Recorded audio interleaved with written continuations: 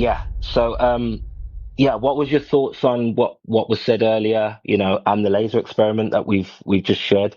We can prove that the Earth's not curving at 18 miles. I haven't watched the laser experiment yet, but I mean, the claim about no one taking curvature into account in every industry, just, I mean, I've seen pilots who make videos about how they took curvature into account, so you'd have to say all the pilots are lying as well. So how did they How do say they they take curvature into account? They say that the flight planning applications they use are based on a globe, I guess. So you're talking about internal navigation systems? Yeah. Okay, so that would mean if you were flying a plane that didn't have an internal navigation system, you would clearly have to fly the plane differently to if you did have an internal navigation system. Would you agree? Yeah, I guess. And why do you think you'd have to fly the plane differently if the plane didn't have an internal navigation system? I mean, it would just be more manual input, I guess. It wouldn't necessarily be a different path. But like what manual input, like, if the internal navigation system is taking into account curvature and rotation, how would you fly a plane if it didn't have an internal navigation system? Now you have to take into account curvature and rotation of the Earth. I don't know. Like, I'm not expecting you to know, but I'm just hoping logically you could see that you would need to have to take into account curvature and rotation if you didn't have an internal navigation system. Yet there are, thousands of planes in commission right now that don't have internal navigation systems, commercial planes, fairly large, medium-sized planes, small planes, they don't have internal navigation systems. They never had an internal navigation system until modern, recent, times, not when. So how are we taking into account curvature and rotation in planes that don't have an internal navigation system? It's just the example I gave earlier where if you're plotting flight paths, I think the angles are based on like a globe or a spherical surface. But I mean, I'm not a pilot, so it's just like, if you say, oh, no pilots ever take curvature into account, it's equally as believable to me as if a pilot on YouTube says I take curvature into account. It's not like I'm not a pilot. Right, I get that. I mean, I can show you a video with probably 30 pilots, maybe more, all cut together from flat earthers, basically asking them, do they take the curvature or motion into account? And a lot of them are saying, yeah, I fly the plane as if the Earth's flat. So it doesn't really matter whether, if half of the pilots are saying, yeah, it's a globe because of the INS system, and half of the pilots are saying, well, that we just fly the plane as flat and level, and there are plenty of flat Earth pilots. Like, isn't that interesting? And doesn't it highlight that they don't fly the plane any differently without an INS system? No, yeah, it is interesting if they exist, but yeah. I mean, it's just like, I wouldn't believe the claim of someone just telling me no one ever takes this stuff into account. And also, like... Well, it's not like you're trained in pilot school with and without INS systems, right? Yeah. That's not, you're not trained differently. You just fly a plane. You either know how to fly a plane or you don't. You don't need to know whether the INS, whether it... Like, surveyors' manuals seem to talk about Earth curve and taking it into account as well. There seems to only be one surveyor manual and one page that says that. Very interesting. Or what's interesting? In the surveyor's manuals, how there seems to be only one page in, was it, book 17, that mentions anything about how to calculate for curvature. But in reality, that doesn't get done.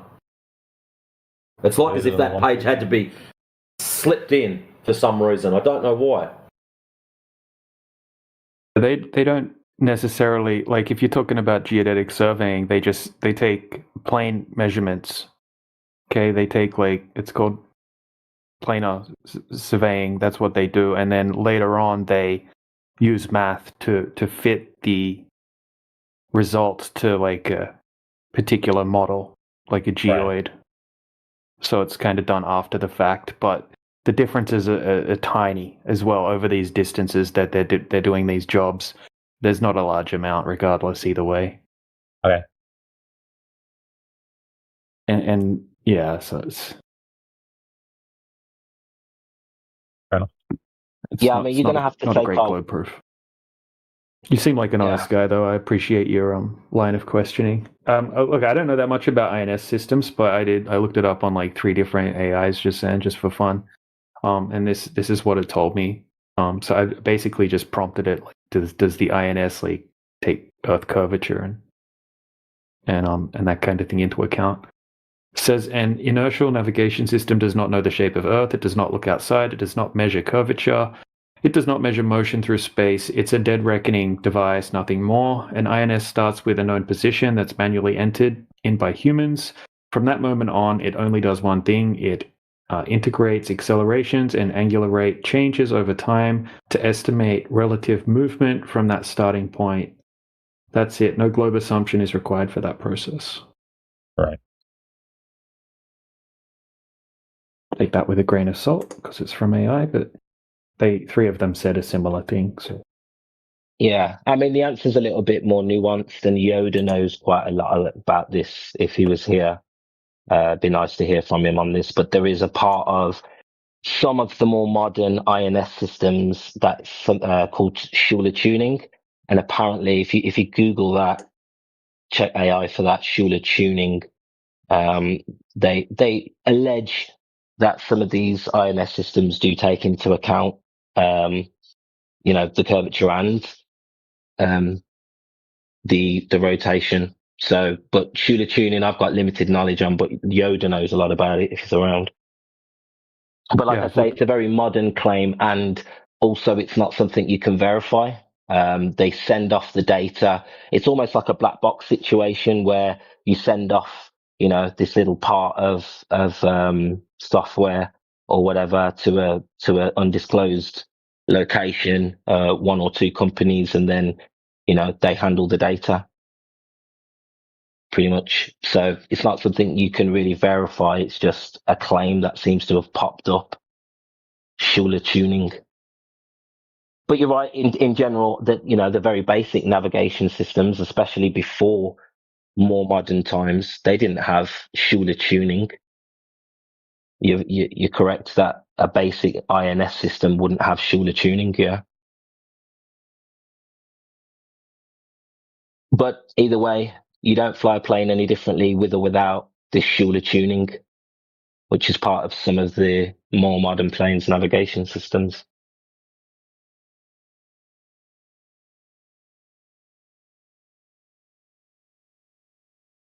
So no Coriolis, no spin, no curvature to be detected or to be taken into account in any industry. Mortarmen are not calculating for the Coriolis. Artillerymen are not calculating for the 8-inch per mile squared curvature rate. Railguns are shooting 100 miles line of sight, and that means straight line, point A to point B, unobstructed. What's also interesting is the aerospace engineers, when they're designing the aircrafts, they treat the Earth as flat and stationary as well. It's in all of the manuals, specifically says exactly that. And even in NASA documents, funny enough. And we actually had an aerospace engineer come in here, and he said the same thing. He says, look, guys, I believe that the Earth's a globe, but I will admit that in all of our calculations, when we're designing our aircraft, we do treat the Earth as flat and stationary.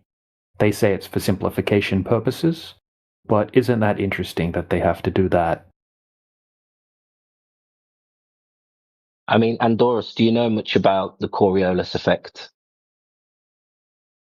In respect to the claim, it's on the Earth compared to the atmosphere. Yeah, I mean, I kind of get. I know it's like if you start at the equator, for example, and you're moving north, because you start at you're basically starting at a location that has like a faster spin speed, and you're gradually moving as you move north, you're moving into an area that has slower and slower spin speeds. You if you kept traveling at the same speed, you deviate relative to the surface underneath you. Brilliant. Yeah, it's a really good explanation. But yeah, that's something that should be clearly measurable. But in nature, there's nothing. There's nothing in the natural world. There's no phenomenon we can observe to say, you know what, this is actually real in respect to the Earth. Of course, the Coriolis effect, and even with the the atmosphere and the change, in the gradual change as you go north, that's not evidenceable. We're talking about two reference frames here and an object going between a moving and a non-moving reference frame. That would be a real world effect that we would have to see in nature. But we don't see it. We don't experience it. Nobody takes it into account. Yeah, they claim it in a few high technology things that we've got now, but traditionally we've never had to take this into account or worry about it in any industry. If I could make a very simple clarification, the Coriolis effect as defined is only an apparent deviation due to the two reference frames, right? So one object is going straight and the other reference frame is the one that you're on, and it is moving. And so the object that is going straight would appear to deviate because you are on the spinning reference frame. That is the effect that you would see. Now, accounting for it would be the plane having to land on a moving platform. That's the thing that would have to be accounted for. But none of this is witnessed on Earth. The apparent deviation does not occur, and no one is attempting to land an aircraft on anything that is moving. Everything is stationary as far as the Earth is concerned. That's all I wanted to say. Yeah, thanks for that. Cleared it up a bit. Yep.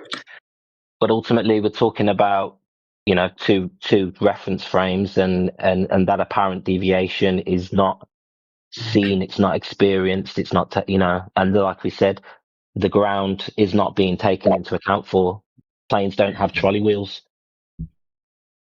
We don't have to take into account what direction the runway is facing. So these are just, I'm just being general. These are just some of the observations that should be apparent in nature. No curvature, no motion observations whatsoever. I remember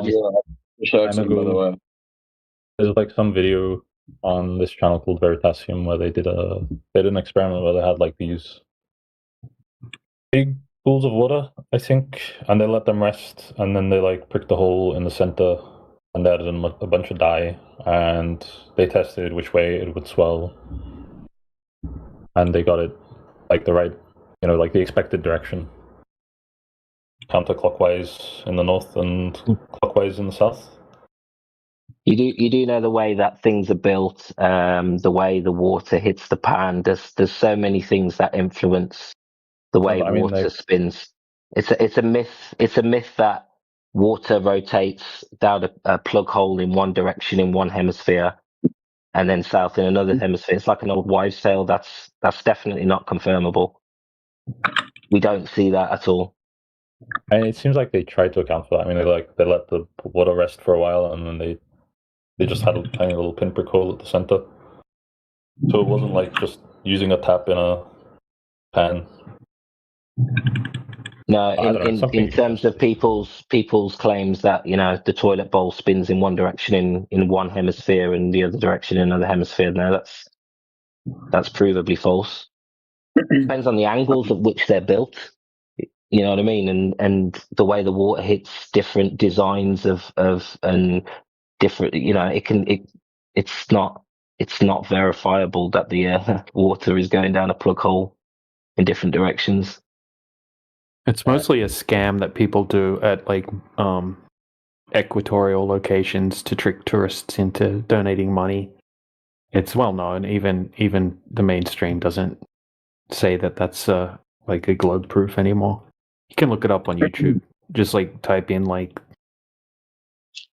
debunking of that. You'll find tons. Not even made by flat earthers. Just explaining how it's bullshit. I'm sorry, guys, for the interruption, but can I know what are you talking about?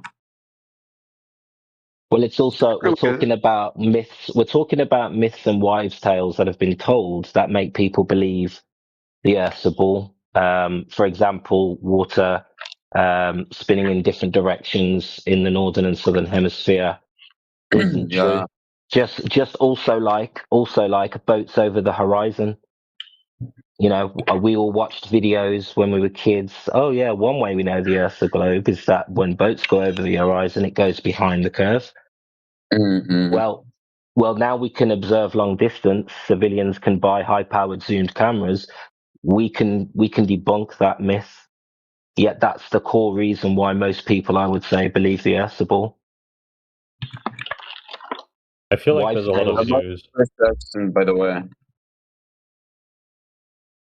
I feel like there's a lot of Okay, videos where like the camera is really zoomed in, and no matter how much it zooms, it doesn't bring it back into view. That's not what we're talking about. We're talking about geometric Earth curve actually blocking out things in the distance.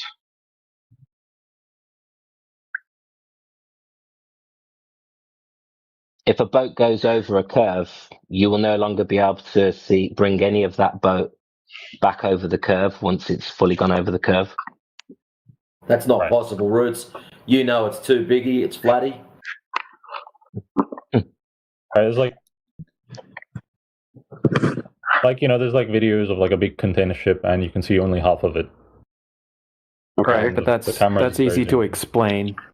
Okay, so quite often when you see those cherry-picked videos, we have specific conditions present on that day. Most often there's large ocean swells. You'll see it's extremely choppy in the footage. The majority of them are cherry-picked when you have those conditions. So obviously if the camera's low to the ground and you're looking out at a container ship and you've got giant ocean swells out in the ocean, it's going to block the bottom of the ship, because as the ship moves away further, its angular size decreases, but you've still got those big waves in the foreground that are going to block the bottom of the ship. And then the rest of the ones that I've seen, we can see an obvious sinking effect taking place, which is a weather, like an effect that takes place due to atmospheric conditions. Okay, and it's more rare, but it does happen, and quite often with those images, you'll see a mirroring effect, right, where you see the horizon, right, where you see the water meet the sky. Quite often you'll see a mirroring effect right at the horizon. Now people have taken footage of those, okay, and it warps over time. Like 3 hours later, you'll be able to see the whole ship again, where it looks like it was sinking behind the horizon. So even if you looked up right now on Google, what is sinking refraction, it will say that exact same thing. It'll say something that would normally be visible on the horizon apparently sinks beneath it, even though it's physically and geometrically unobstructed. And we can recreate this on a small scale, on a flat surface as well, or like a little pond with a toy boat. How big would an ocean swell have to be to like hide half of a ship? Big container ship. Yeah, not that big, and it would depend on how low the camera is to the ground. That's why it's very important to know the observer height. So you know that you could just block a mountain just with your hand, right? But even though your hand's tiny, mountain's giant, just because of the way perspective works. Okay, you could put your hand out in front of you and block a truck or a mountain or a plane or anything like that easily. So if you put the camera down low to the ground, okay, and you've got even just a 1 foot wave, okay, that's just a little bit out in the ocean, as that ship moves away, it's going to look like it's disappearing bottom up because its angular size is reducing as it moves away. Right? Kind of like if you're standing at a fence and you've got a semi-trailer right on the other side of the fence. Okay, you can see most of the top of the truck or whatever, and as it goes away, it will disappear bottom up, and then you won't be able to see it anymore as it drives away down the road. It's just a perspective effect. And then the other time, it can be the sinking effect. That can happen in combination as well. So Yeah, I've never seen a single observation where they've taken those things into account. And what happens when we have extremely clear conditions is the boats just go away and they get smaller and smaller and smaller until you can't see them anymore. You can't resolve them anymore because they get too small to see. Once they get below 0.02 degrees, that is the angular resolution limit of the human eye. So once something gets a certain size, you can't see it anymore. But we can zoom back in and see the entire boat again when that Like, happens. I just searched ship over horizon, and I think this is a pretty solid example. And it seems like they're standing on like a car park, like some amount above the beach.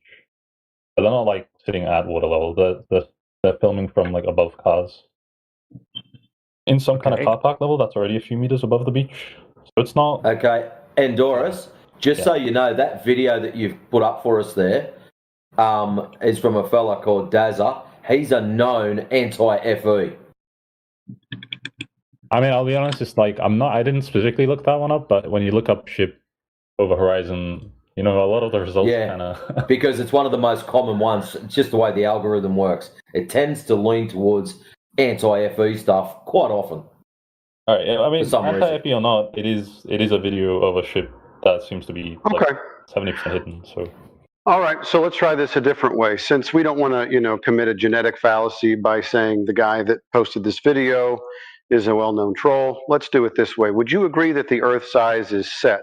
It's not going to get any bigger, any smaller. yeah, Okay. So the claimed radius of the Earth is 3,959 miles. Do you have any argument with that? nope. I could Google it, but Okay, so if we have a set geometry, a size of the sphere that it's supposed to be, then geometrically it would ipso facto have to begin to block things out at a certain distance based on the observer's height and the target height. Would you agree with that? yeah. I mean, I do think Okay. other factors can come into play. Like, just now when I mentioned the ships, I think someone said the conditions, there can be ocean swells, and Okay. I think Ocean in a similar swells. fashion. I think in a similar fashion, like when blue buzzers say refraction, there should be. I don't know how to put it. I feel like there's a knee-jerk reaction to say it's an excuse, but I think there's similar, like factors or excuses that are taken into account. Okay, well, let's take we can take that into account if you want us to.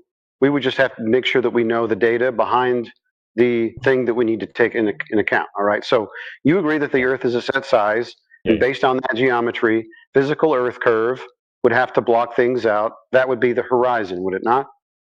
Yeah.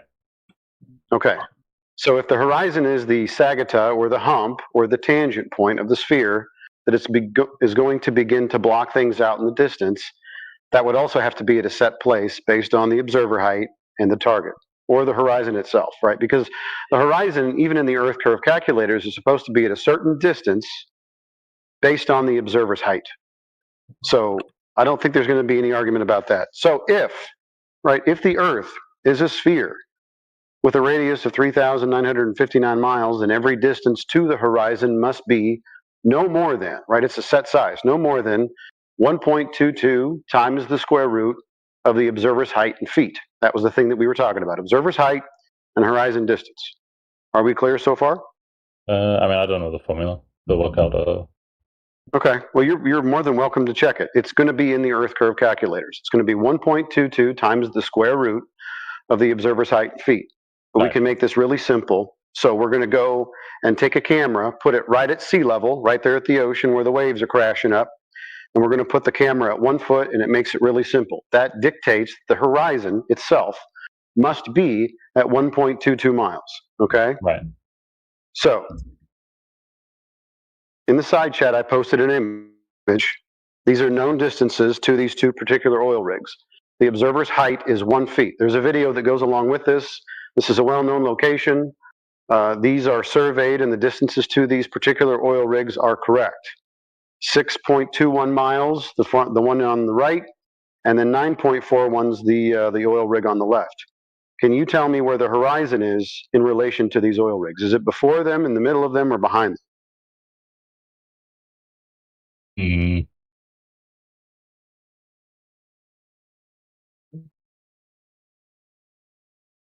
I mean, it looks kind of like you can see behind them, horizon behind them. Yeah, so the horizon itself, the thing that's supposed to be the Earth curve, the sagitta, the tangent point, the thing blocking out the boats in the distance, is Okay. well beyond, right?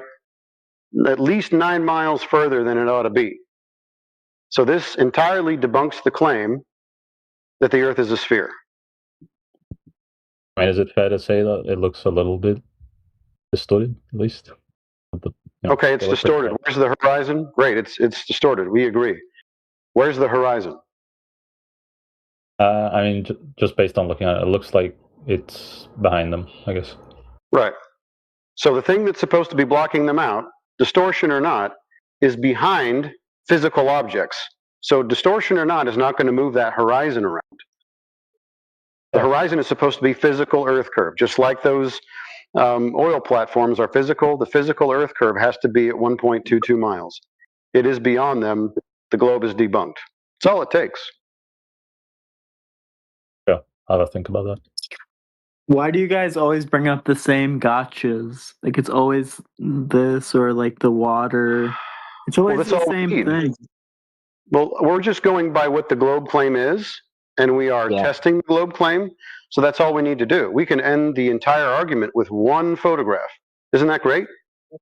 We like to keep it simple.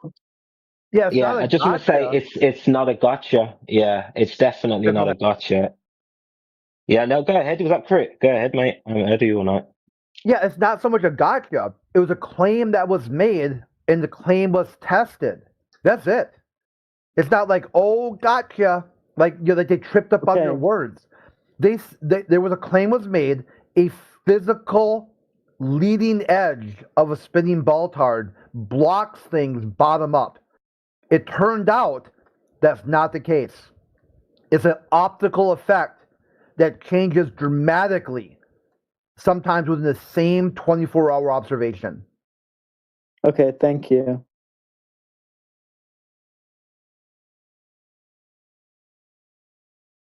And that's an excellent point, because I'm going to show you another image, right? Different day, different conditions, and now we're going to look at where the horizon is, okay? Because some people think that this is a gotcha for the flat earthers, but it actually ruins the globe a little bit more. Here's another one.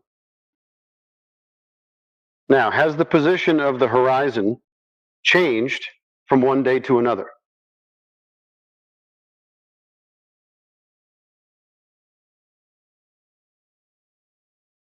I mean, if the horizon is just like how far you can see, I guess it could change, yeah.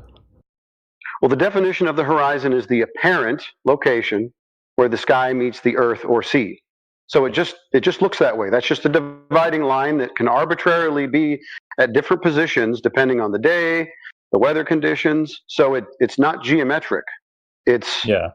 optical. It's an effect. Essentially, the horizon is an optical effect. So it is not physical, and so it is not Earth curve.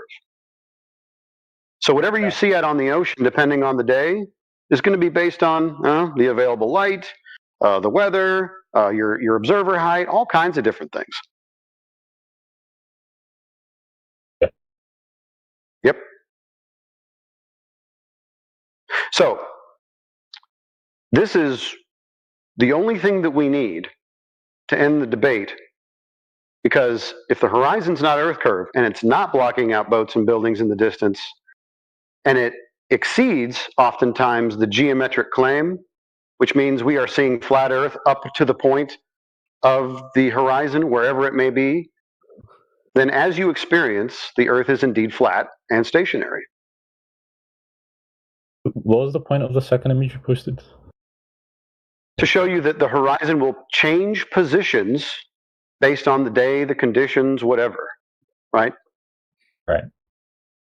So it's not Earth curve. Why would the Earth start changing size from day to day? I didn't say it was to change size. I just think Okay. Is it normal? Yeah, it happens every day. The horizon's constantly. In fact, even within the same day, the horizon can change apparent locations.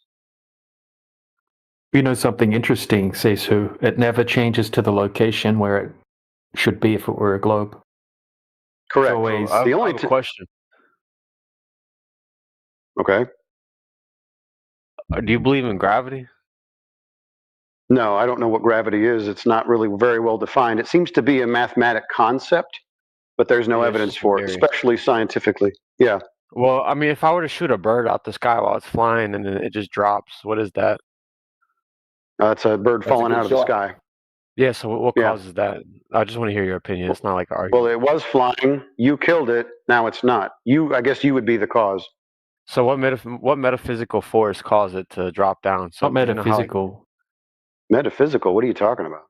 something you can't perceive. Like, can you perceive Okay, oxygen? so the bird had to use its own energy to get up there into the sky in the first place. Yeah. Okay, the bird's more dense than the surrounding air, so when it falls, it's going to sink through the air that can't support it back to where it came from, which was the ground. My Okay, second question is, like, you ever play No, like Black just- Ops 2 Zombies? No, bro. No, you never played it. So like on the select map screen, there's like a globe, and you know that game wow. is very notorious for like conspiracies and stuff. So I was wondering if the Earth was flat, like wouldn't you know how the elites they put like a lot of symbolism in our media? You know what's interesting? Dude. All of those games are mapped, like the actual game maps are all on flat surfaces. You have to use a flat surface for all of these games. Grand Theft Auto, Call of Duty, Red Dead Redemption, all the games use a flat baseline. If Earth was a simulation, Minecraft. that'd be pretty cool. Sweet. So what were you going to say, DJ, about the horizon? Oh, I was just going to say it's never where it should be on a globe. Like, Correct. sometimes it's further, sometimes it's closer, and everything in between, but it's never at that distance where it should be on a globe. Like if we do a 1 foot observation, it's never anywhere close to 1.225 miles. Right. That's something interesting. Would you not expect how far you can see to change based on conditions, though? You would. No, we're expecting the Earth to block out things at a very predictable rate because it's solid and it's geometric and it will always be at that place. That's what we expect.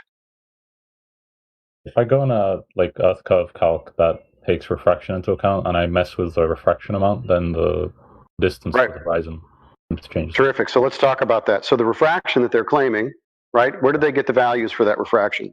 How did they test it? Well, I didn't say that was a big value. I mean, if like I mess with the refraction value, like it's not Yes, really I know that. I'm asking you. They're claiming a refractive effect is going to change apparently the position of the horizon, even compared to other objects, right? So the only thing that moves is the horizon, but not the other objects that you're looking at. But the question I'm asking you is, where did they get the data for that refraction? And number two, if they don't have data to support what refraction is supposed to do, then they're giving you an arbitrary value or an arbitrary sliding scale to ad hoc and match the observations that you see without any evidence. So they're basically taking the optical effects that you're experiencing, the horizon moving around, and let you match it for that day arbitrarily. That's true, but So Reverse I just got engineering. muted. I got muted in the chat because Yoder didn't like what I was saying about I saw the Earth's curve. Well, you sound like kind of an asshole. Hey, I'm just going to tell you right now, you sound like an asshole already since Well, you continue to can't barge project in here. on And me. I've been very no, I respectful. can. It's not Well, I mean, projecting. it's- Somebody was talking in here a second ago, and you interrupted them, kind of like you did just now.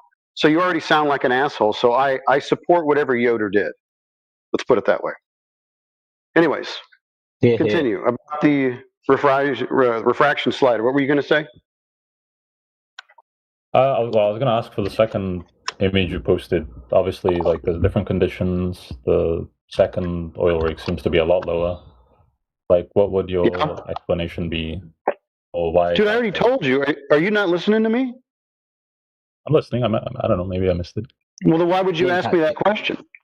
He didn't catch Okay, it. so different day, different conditions. The horizon is apparent. It moves depending on those circumstances. That's the explanation. This is an optical effect. I already told you. Yeah, so in the second, I can't see what he posted because my internet sucks at the moment. But did you post the one that looks like the second platform's like slightly obstructed, Seisu? Yes. Yeah. Yes. Yeah. So that's the thing with these. Like says who said the horizon's just in an apparent location, but where that horizon is like 500% further than it should be on a globe.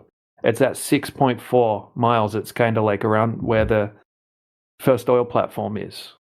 Okay, it should be at 1.225 miles, but we're seeing at 500% further away than it should be at. That's what I mean. It's like it still destroys the globe, and things can become obstructed bottom up on a flat surface due to certain atmospheric conditions, even according to the mainstream.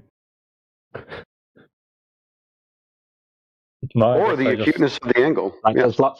there's lots when they say atmospheric conditions, dude, there's lots of atmospheric conditions that can combine together to give the appearance of something large, chopped in half on the horizon.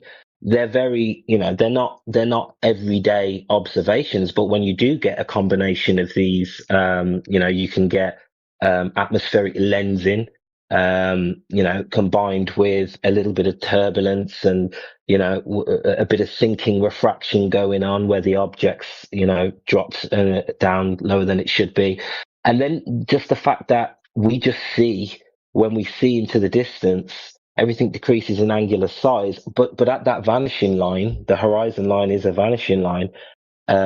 Things do naturally just curve into the vanishing point anyway. So you can get a whole combination of things that make it look like, oh gosh, yeah, that's definitely, the horizon, a physical obstruction of the Earth.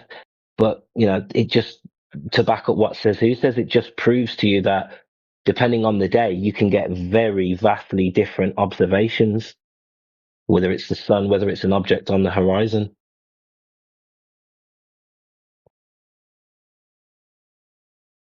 So yeah, when they say atmospheric conditions, dude, there's a lot of different effects that can combine together and give you the appearance we live on a globe. Right. But there's nothing curving in front of us in any direction. And like we said, those oil rigs, 10 miles, you should have 66 feet of curve at that point, and the horizon is way beyond that second oil rig.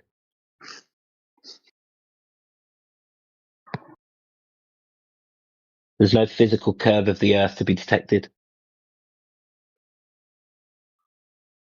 Yeah, bro, I posted Yeah, the video in the side chat as well. Oh, sorry, go ahead.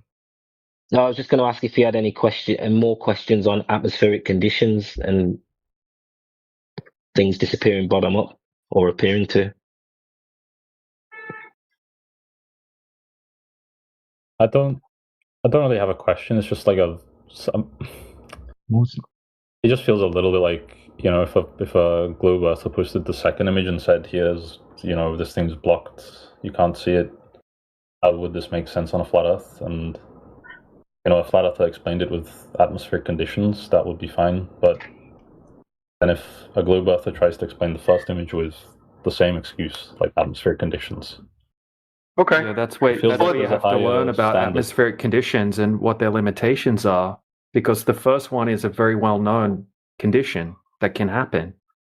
Okay, and it can be demonstrated, like Lat's just posted in the side chat, on a small scale.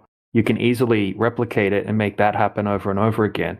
What you're never going to be able to replicate on a smaller scale is the first image that says who posted. You're not going to be able to all of a sudden be able to see 1,000% further and have all of the water look flat. That isn't a type of atmospheric condition that's possible. And the meteorological conditions aren't possible for that kind of thing to occur either.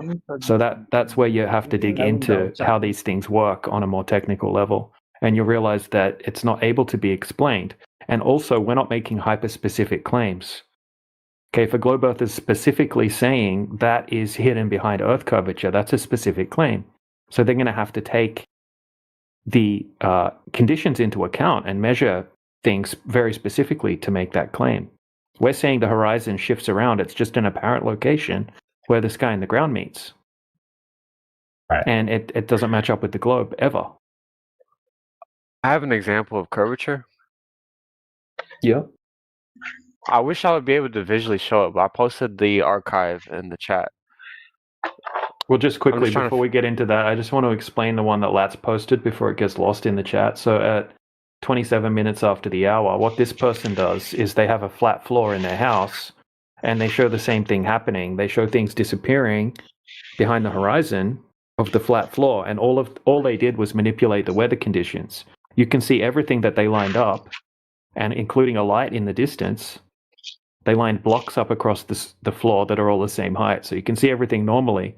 Then they manipulate the temperature conditions in the room, and then all of a sudden it looks like the blocks start to curve over the horizon, and the light in the distance completely disappears behind the horizon, even though it's just a flat floor. Just showing you that this can easily be replicated on a flat surface.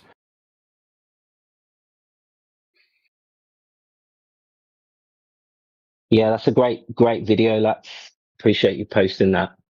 Yeah, no problem. I mean, someone tried to say that's fish lens, but that was using like a VHS camera. They don't have then fish lens. we're talking about a different photo, Mr. Han. Oh, my apologies. Different video.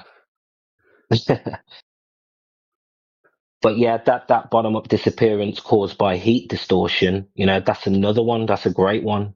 I'm glad DJ brought that up and that's posted it. I mean, you do understand what you're looking at, right? With that bottom up disappearance, Andorus. So did you post this other video, the E-Team video, to try to demonstrate curvature?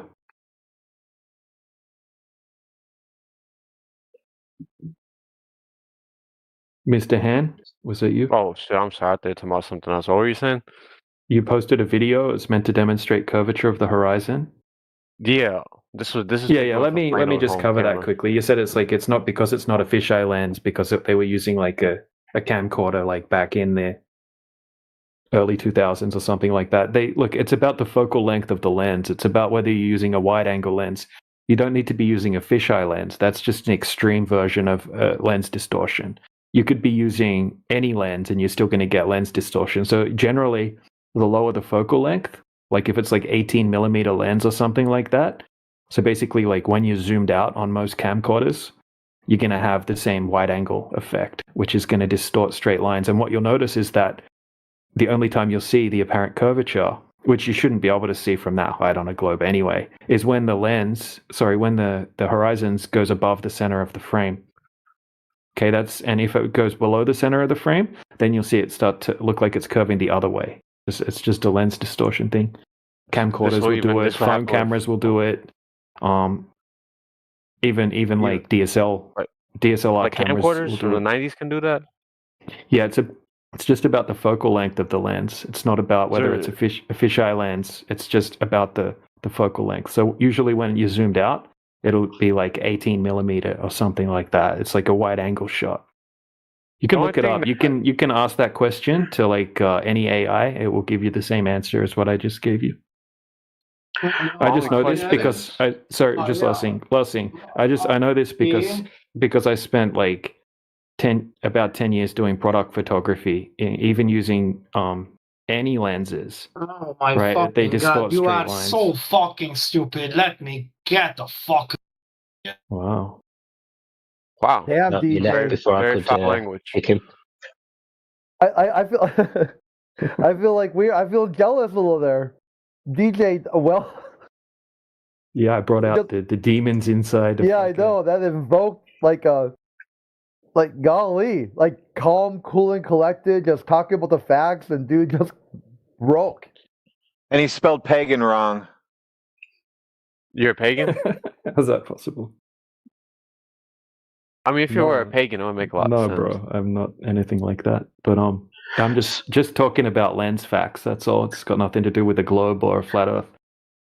It's just how So- lenses work. I used to have problems even using like 35 millimeter lenses. When I would do product photography on picture frames, I would notice that like the picture frame looks bent and it makes the product look damaged, which is not good for the seller to be able to selling a product that looks like it's got a bent frame. It would take a lot of effort to try to get back far enough and use high enough focal length lens that the frame didn't look distorted. So all lenses are going to have a bit of barrel distortion and cause lines to distort.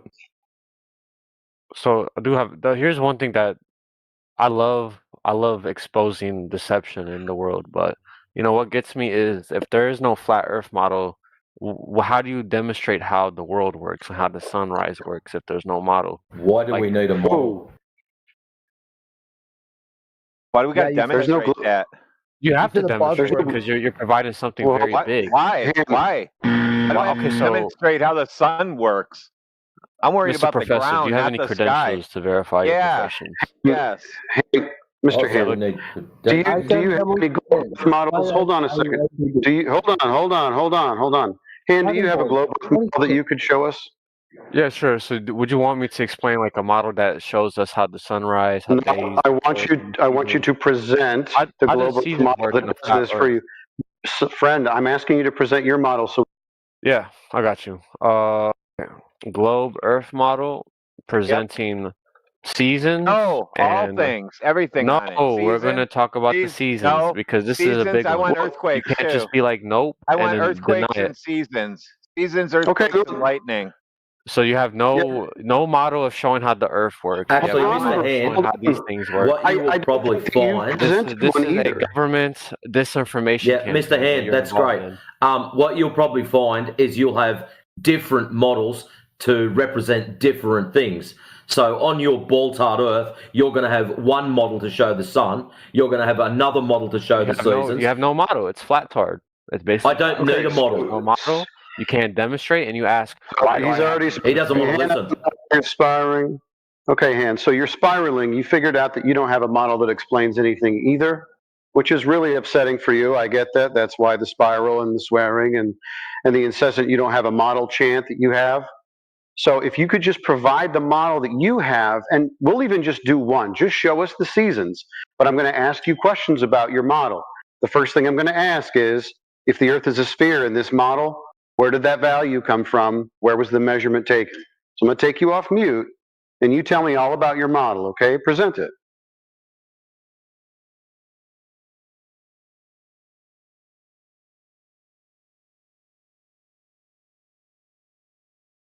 Just One quickly second. wanted to point out one thing quickly. You can just go back on mute for just a second because I just wanted to debunk your footage that you thought was like because it's a camcorder it can't be a fisheye lens.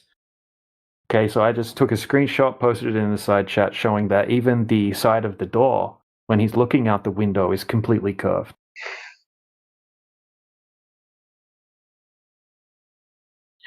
Well, doesn't that video or image also debunk the globe? Because now he lives on a toilet paper roll. Isn't that about right? Yeah, or a little teeny tiny globe. Must be teeny tiny to have that much curvature. Just looking out the window. Hold on, give me 1 second. I gotta take Little a phone call. asteroid. Teeny globe. Little teeny tiny globe.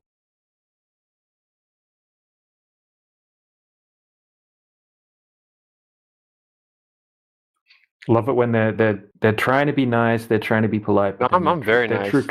True colors come out. Of course. Life isn't black and white. There's lots of colors. Why do you got to lie? What did I lie about? Anything. You lied about being a professor, but you had no credentials, nothing. Yeah, I profess triangles to people. You Yeah, believe he's- gravity he's is show- fake, but he's- how do you explain a he's bird showing us falling his after perf- you Go and shoot get your phone call. He's shown us his credentials. If you have some personal incredulity about it, it doesn't matter. Doesn't matter at all. Are you mad at me? All right, that clown's gone. Do we unmute the other clown, can or we go what? back Or do we to- have anyone that wants to ask legitimate questions about the topic? Yeah, can we go back to Andorras? You showed him bottom-up disappearance due to heat obstruction. So I just felt like we were on a good combo with him. Oh yeah. You there, I just kind Andorras? of moved on to eating dinner, so I was hoping for your, did you get what DJ told you about sort of that image, that bottom-up disappearance due to heat distortion? You saw that, right? yeah, I did get it. It's just, I mean, I feel like the horizon would just move based on refraction, so Okay, so let's attack that really quick. So you think that refraction moves things that are relative to your position to make the Earth look flatter? Is that right? Yeah. Okay, so wouldn't you agree then that it should move everything according to its relationship with the other thing in the distance? If the horizon is supposed to be before the oil rigs, then shouldn't it always be before the oil rigs, except everything looks a lot farther away and a little bit flatter? Or is refraction all of a sudden selecting the thing that it's going to move the position of, like the horizon? So the oil rigs stay in the same place, but the horizon moves around. You think that refraction is sentient and chooses what it's going to make look farther away or flatter? Well, it seems like the oil rig went upwards as well. No, there's a relationship between the oil rigs and the horizon. It didn't move up. That's the only thing that changed.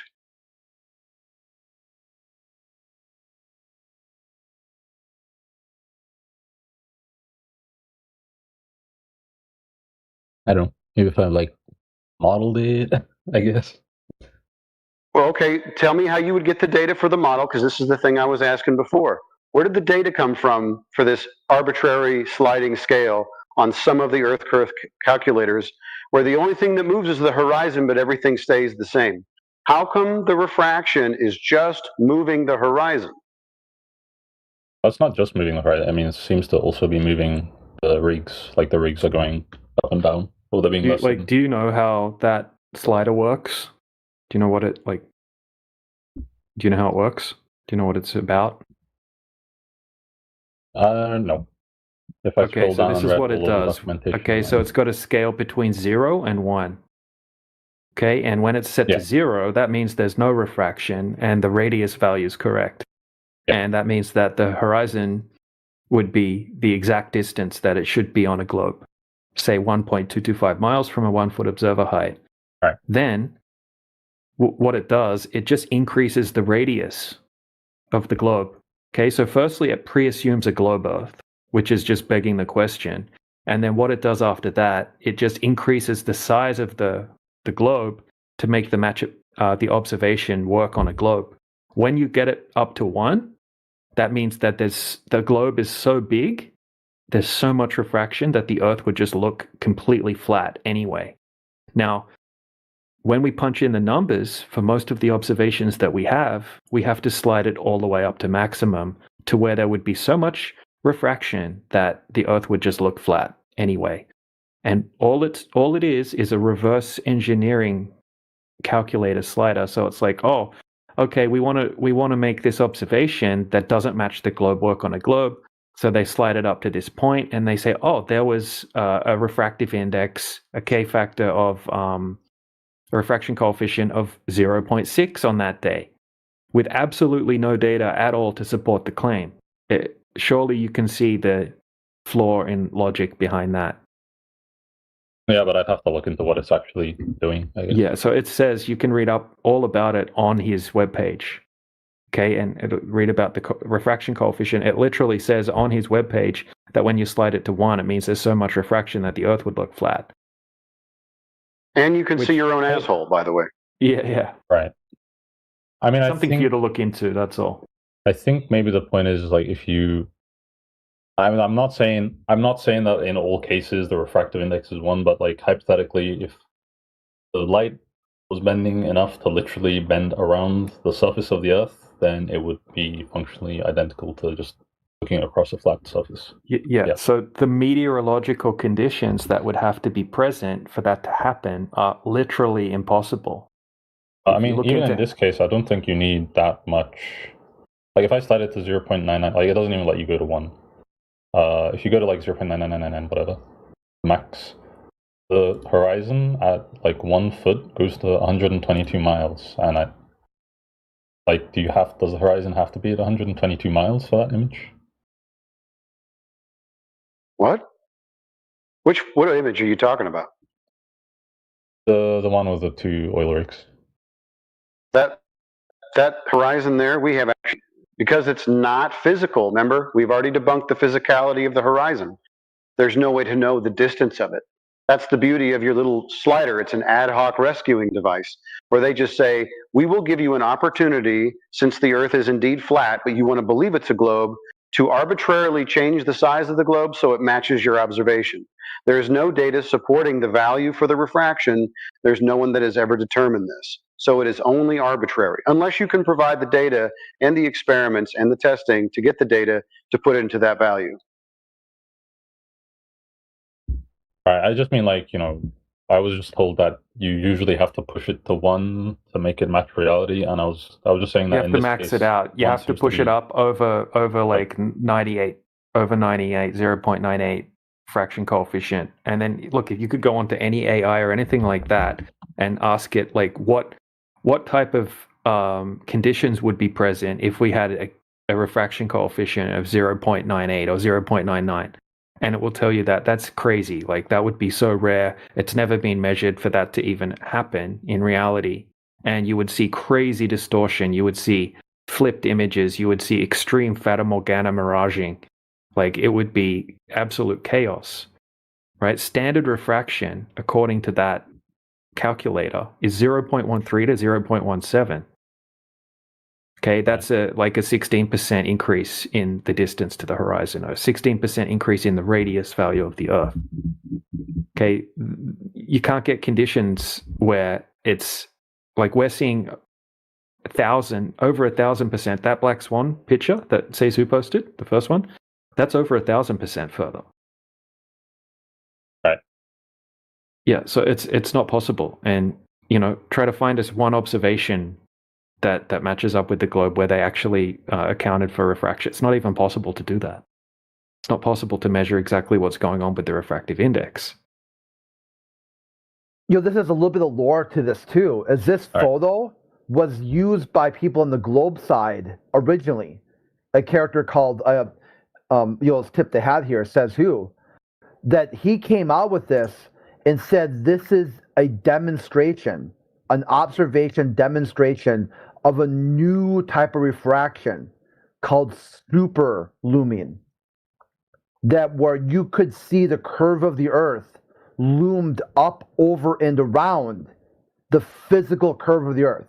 Like you could see behind walls, around walls. And then they asked him, they're like, okay, Rumpus, what's the absolute limit? What's the absolutely, what is the absolute limit you could see on a Baltard? He said, on a Baltard, with enough superlumion, you could see the back of your head. There's no limit. And they said, this makes your globe unfalsifiable. He's like, yeah, the globe is unfalsifiable. So that would make it what? Is it something's unfalsifiable? Is that science? Or is that just dogma? I want to ask you one question. Why is that flat? And the sun is a globe, also the moon is a globe, and all other planets. Why that?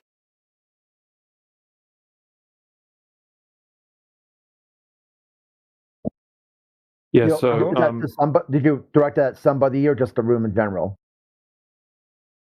Yeah, I think I'm not sure if someone muted that guy. No, he's Volman. Oh, that's Volmir? Yeah, Volmir. Yeah. Hold on, just a second, Volmir. We'll get to that question in just a second. So, and Doris, I want you to just have a look at this picture in the side chat that I'm about to post. 1 second. Would you say that this is less refraction or more refraction on this particular day at the same location?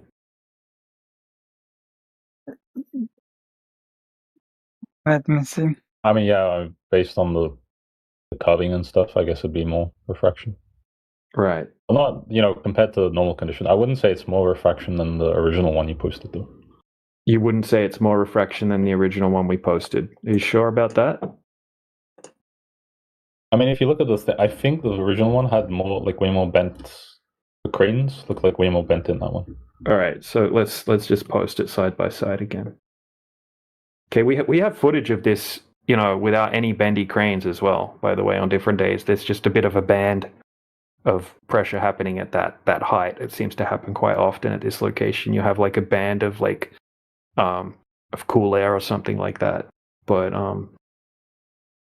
we've got other days where there's none at all. So look, here's the video from the other one. So it's just uploading now. So you think that these have equal amount of distortion?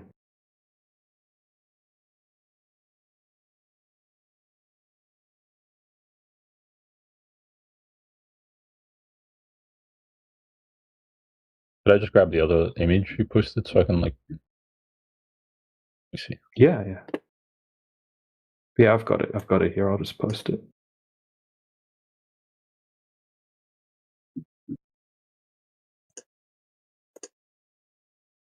Yeah, like if I look at how squashed the crane looks in that one, it's a lot more squashed and bent than the new one you posted. So. Well, this is from a slightly different angle on the beach, and you can see the crane's not even attached to the thing, right? It's actually extends right up into the air, and you can see another crane above it. Like this, obviously, this is called like a Fata Morgana that's happening here. This is crazy, extreme superior miraging that's taking place. You can see a little bit of distortion in the original one there. So just a second, I just want to post a nice clear one. Like this is a different day where he went there first thing in the morning. And look how clear it is, and look how far we can see. So when it's clearer, usually we can see further. I don't know how people could disagree with that.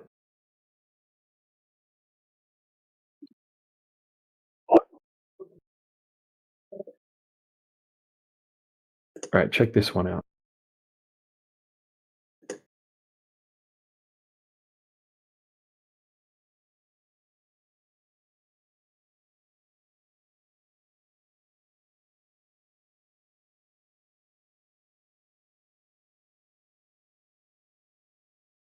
Right, it's extremely clear. We can even see the lights reflecting off the water at the bottom of the platforms. Yeah. Yeah, so the horizon should be at 3.4 miles, but we can see it way beyond the 10-mile mark. I mean, do I know what the observer's height is in that? Yeah, it's 8 foot. And they like standing on a little paved road section. That seems. He's standing on the beach. There's like a little railing thing that's actually on the beach. I have a GIF here of that, and it shows exactly where he's standing. And in the video, he shows his altimeter reading on his phone as well.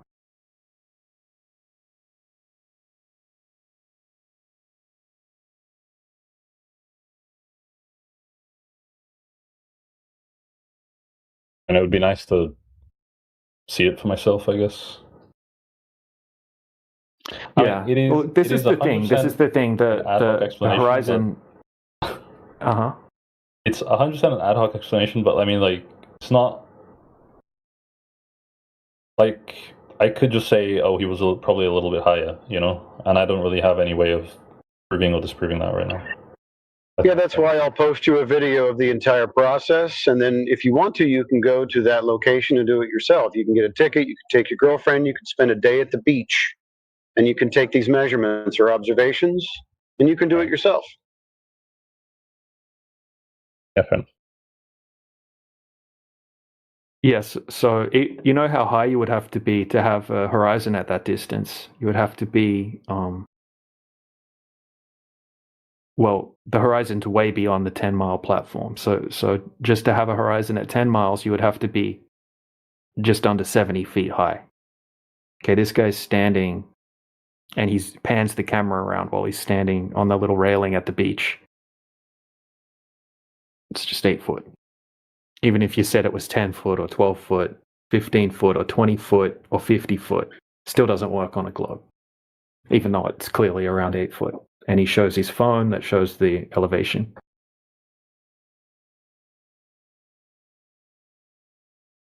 And that's the case for every single observation that we go out and make. Even that one that Alminator posted, we could just use that one to argue against the globe. Right, that one's 500% further.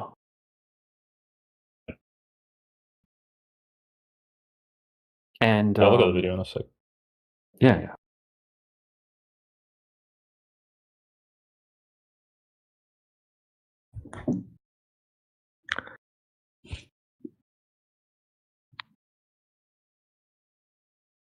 Hello, guys.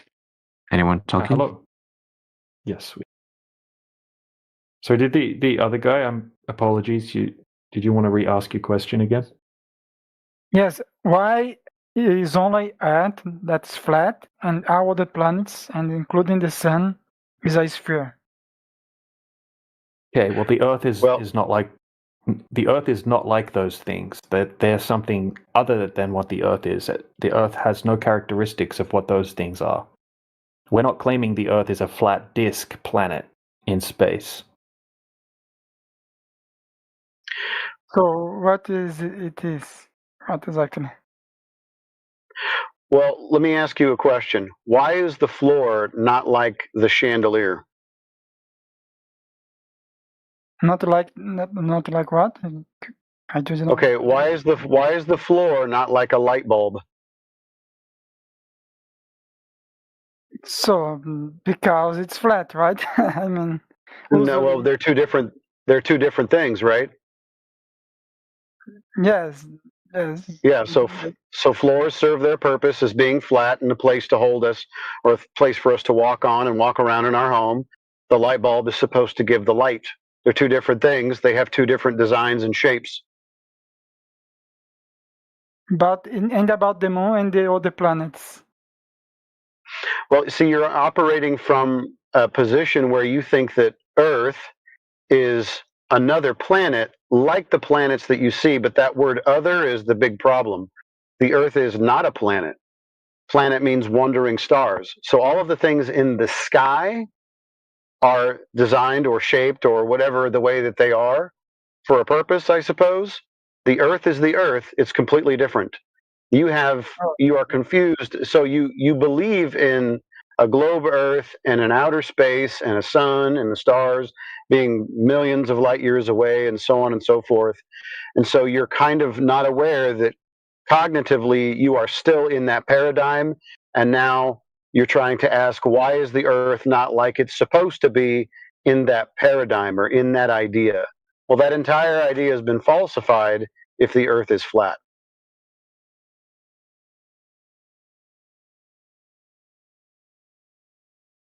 I know I used a lot of words that maybe you don't know, but yes, I understand everything you said. But I mean, okay. You just say that Earth is not a planet; it's another thing. That's it, right? Yes. So, and the sky is the sky, and it's not outer space. And all of these lights in the sky are not millions and billions of light years away. oh, but why, if you point a laser at the sky, if you mean that, why we cannot point like, I mean, that geo that's around the Earth? You said that the stars are not a mile away, right? So why we can't just put a laser on the stars like that if they are too close? If anybody else picked up what he said, you can reply. I didn't quite understand you, sir. A laser into the sky. Why can't you put a laser onto the moon if it's so close and see the laser beam on the moon or something like that? Yes. Oh, I make no claims. None of us can make any claim or have knowledge as to the construction or the distance or anything about the moon. I mean, we see a light in the sky. It doesn't necessarily mean that it is the physical thing that you see. I know that's hard to understand at this point, but if you could reflect a laser off the moon and you could see it with the naked eye or even some kind of telescope, that would be fascinating. But we don't, I mean, even if 250,000 miles away, you're not going to get any laser that we have to make it that far. So even if it was what they claim it to be, a sphere that is orbiting another sphere at about 250,000 miles away, you're not going to touch it with a laser. Yes, but you said that all the other stars, right, are not too far. Are not too far from the planet. All I can tell you is that they're probably. So the distances that we were given for the luminaries, for the stars and the sun and the moon and all of that stuff, number one, all of that is predicated. It means it's based on the Earth being a sphere. Well, since the sphere has been debunked, in fact, it was never proven in the first place, it was only a concept, only an idea, then all of those distances are now up for debate. What the stars are, how far away they are, the moon, the sun, all of that stuff is unknown. Unverifiable. Unverifiable, yeah. Understood. That's okay. All good. Did you know that the word planet, the original meaning for the word planet just meant wandering star? We've No, I changed didn't the know. we've changed the definition of what a planet is. A planet is just simply a wandering star, a light in the sky. That's the original meaning for it.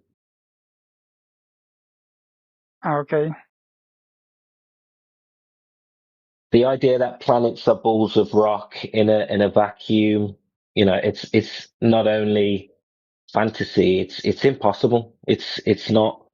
You couldn't have a vacuum in the sky, and the lights in the sky, that they're unverifiable. That's all they are, lights in the sky, and that's all we can verify.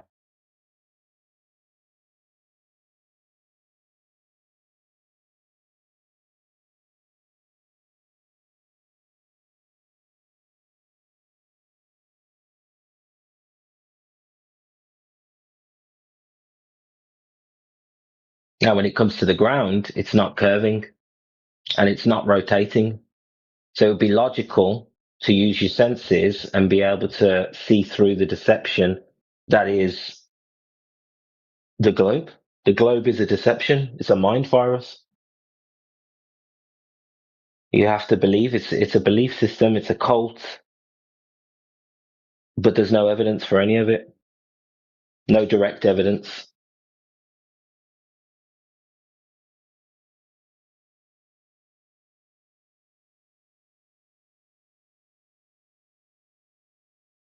So is the topic over, guys? I have a question. No, it's not over, bro. There's no debate though, because we've already confirmed the Earth's not a globe. It's just a matter Yeah, of getting the information to people now. Yeah, it's over. I mean, we can talk about there's no globe if that's what you meant. Yeah, that's part's over. No, I mean someone was talking before that, so I didn't want to interrupt their kind of what they were talking about. It's actually good that there are so many of you here now, like active. I wanted to ask about like satellites. Like, do you see them? Like, do you see the moving kind of parts in the sky?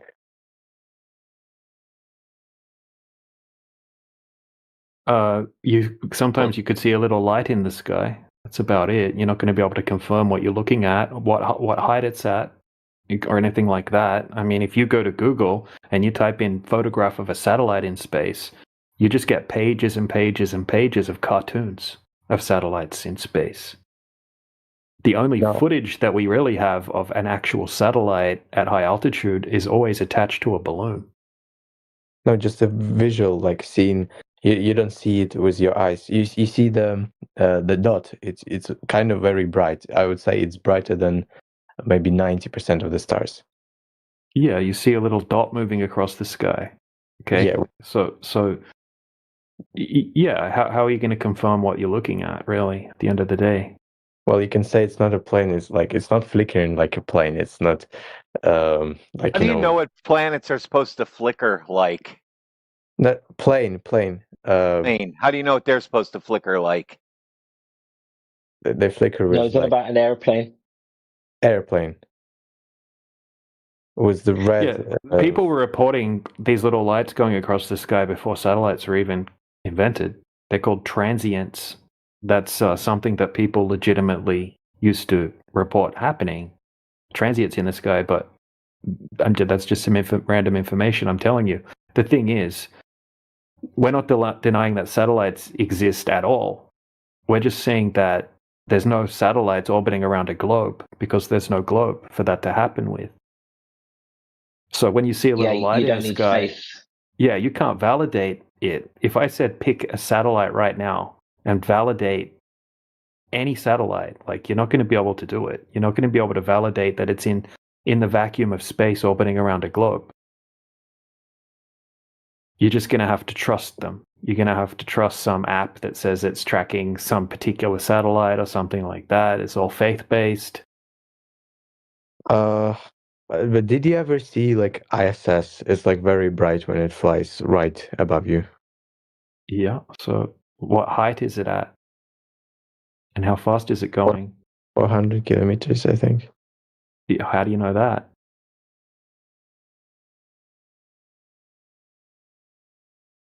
Well, I just googled it, so Yeah, you just have to believe the story that goes behind that light that you can see in the sky that they told you is, you know, and a space station. I mean, there's so much footage where they've been caught faking footage on the space station, using green screens and harnesses and getting tangled in their harnesses and dropping things when it's not supposed to drop to the ground, and using hairspray and using CGI and augmented reality. Like there's 6-hour compilations of ISS fuck ups, basically.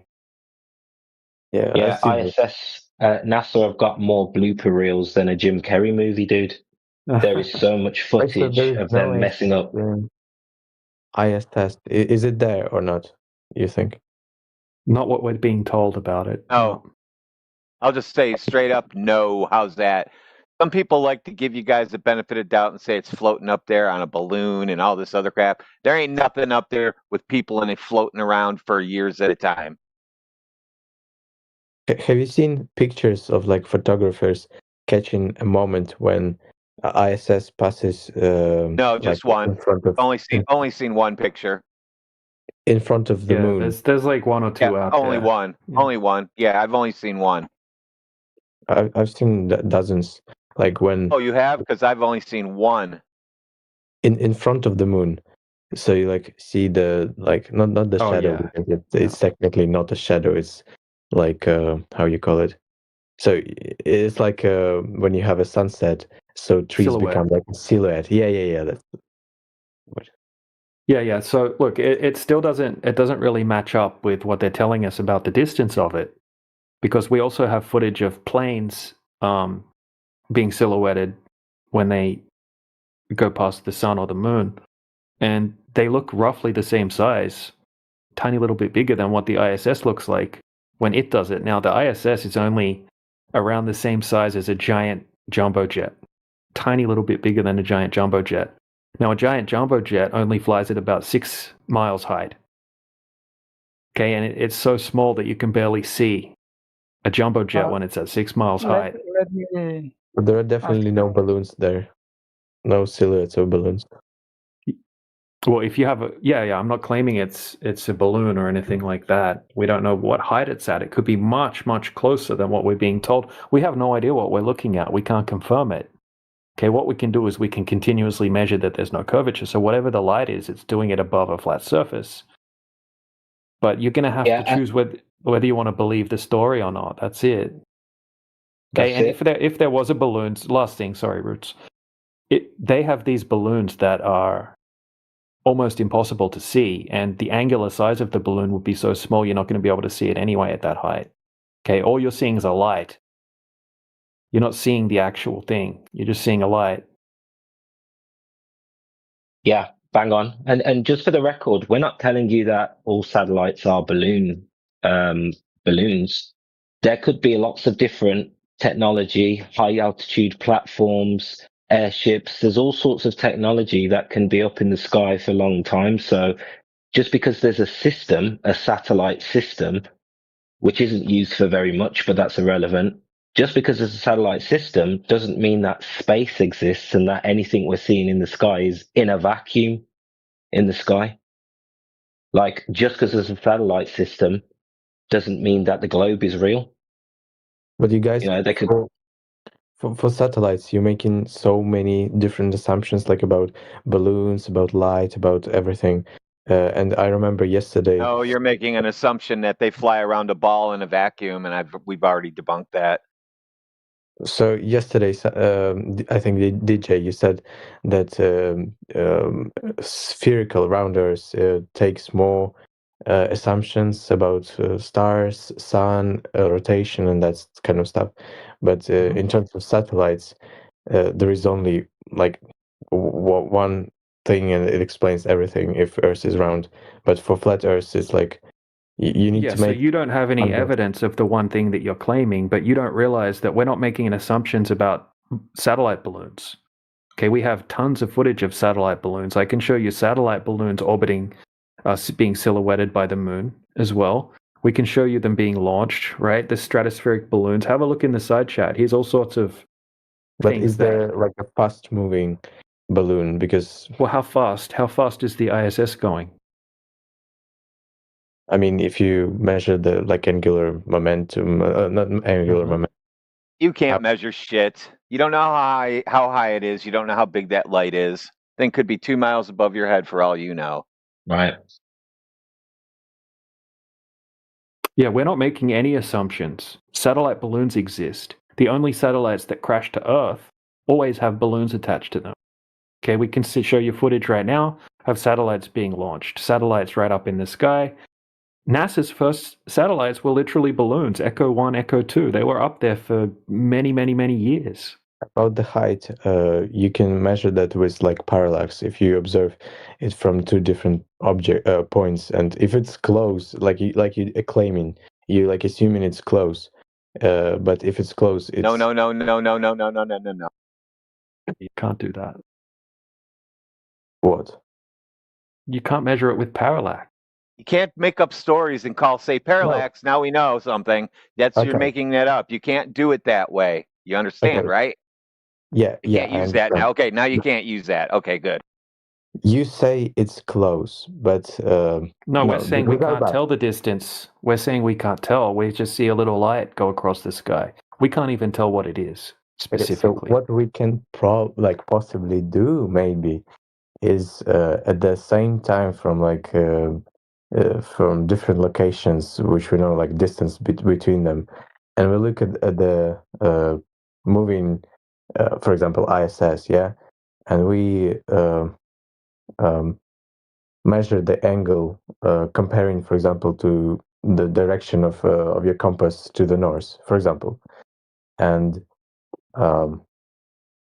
so you have two different angles, and then you can maybe work out it from there.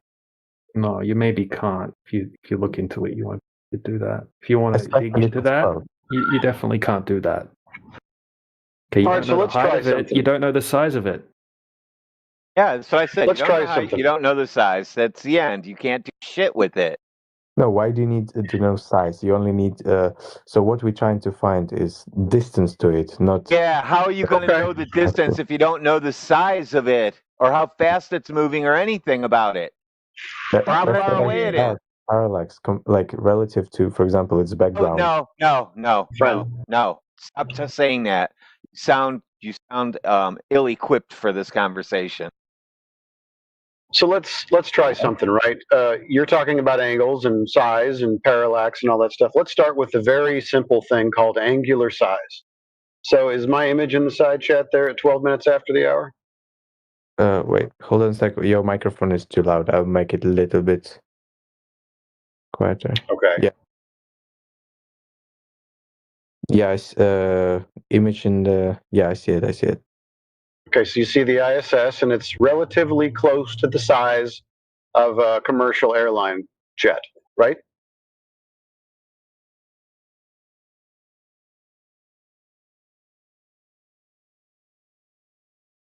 Hello? Yeah, probably. Okay. That's So okay. So the commercial airline jet in that image is roughly 6 to 7 miles away. Let's even say 8. It's 8 miles away and it has a certain angular.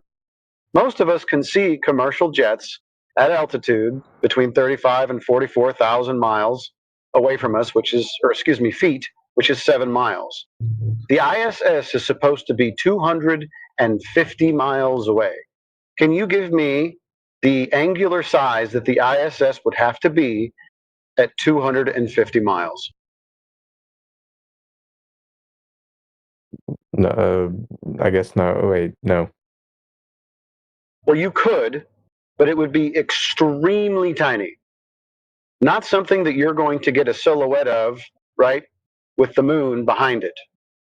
Very small, probably close to the limit of any optic to necessarily, resolve. But not with a regular camera, not with that focal length. We're talking about tenths of degrees, if not hundredths of degrees in angular size. What if it's not an ISS picture? I mean silhouette. Because dude, that's what that is an ISS photograph that someone has purported to take.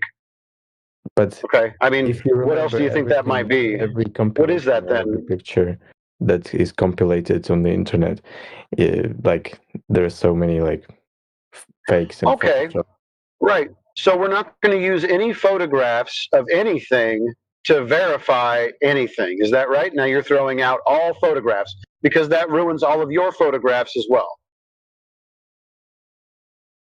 I would at least try to find, like, to make sure it is actually ISS, because ISS is actually big. That's what they say. But comparing to small satellites, There's like no Elon Musk, blueprints for it, though. How come I can't find blueprints for it?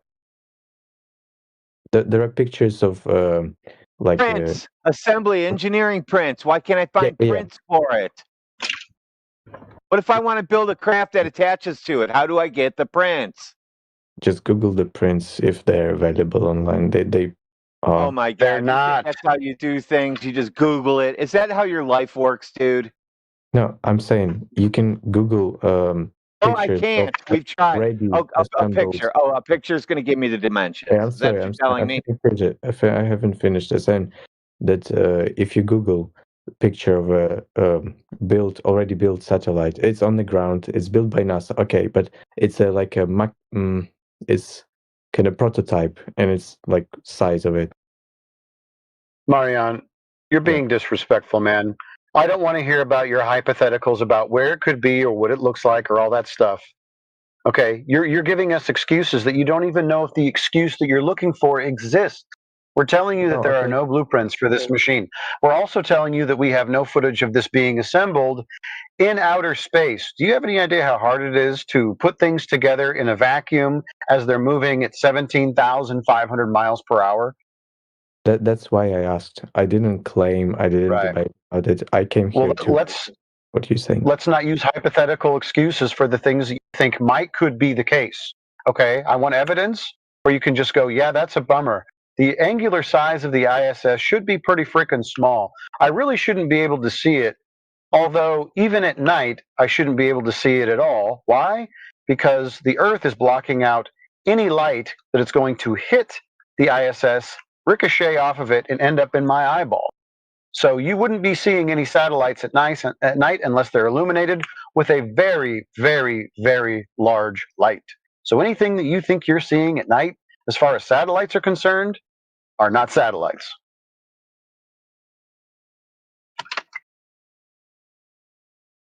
Yeah, that really is a killer point. And look, we have Don Pettit, Don Pettit doing an interview in a mock-up ISS in the side chat there. Interesting. Wait, I just really thought about it. But if it's a mock-up ISS, why does it need the footholds? Because you're not going to be able to float in there if it's on the ground. Wait, guys, it's not loading for me. Oh yeah, one of them loaded. The one I posted at 18 minutes after the hour. Can one of you Globers explain that to me? Why the blue things on the floor that hold your feet in place are in this mock-up place where you couldn't stand on those in there because you're not floating around? Why would you need that? That's a trip hazard. You don't want a trip hazard. Great point. It's like NASA forgot about safety when they put all this shit together. You know, our nut wires have to be so perfect on every job that our guys go around and inspect them, make sure they're absolutely in place, not anything hanging, because you got a wire that's wiggling around a little bit, it's going to break eventually. But in the ISS, it looks like some bad network room.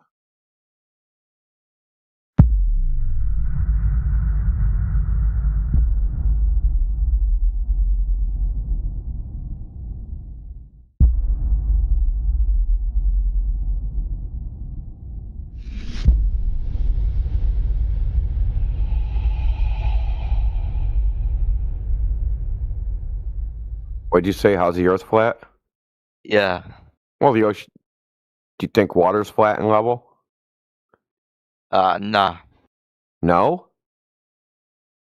Nah, So- the moon moves the waves. Dude, we didn't say smooth, man. Flat and level, a horizontal plane. So like the ocean doesn't have waves. Yeah, they have waves, but there's a different property. Smoothness is not flatness.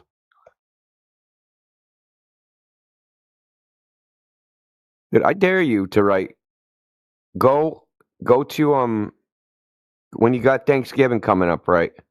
When you go there, be like, that table's not flat because if I take a microscope, there's bumps all over it.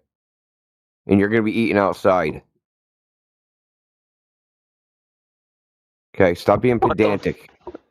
Yeah, because does you that would mean? never talk like this, dude, in real life, dude. This, like, oh, the Earth's not flat because there's waves.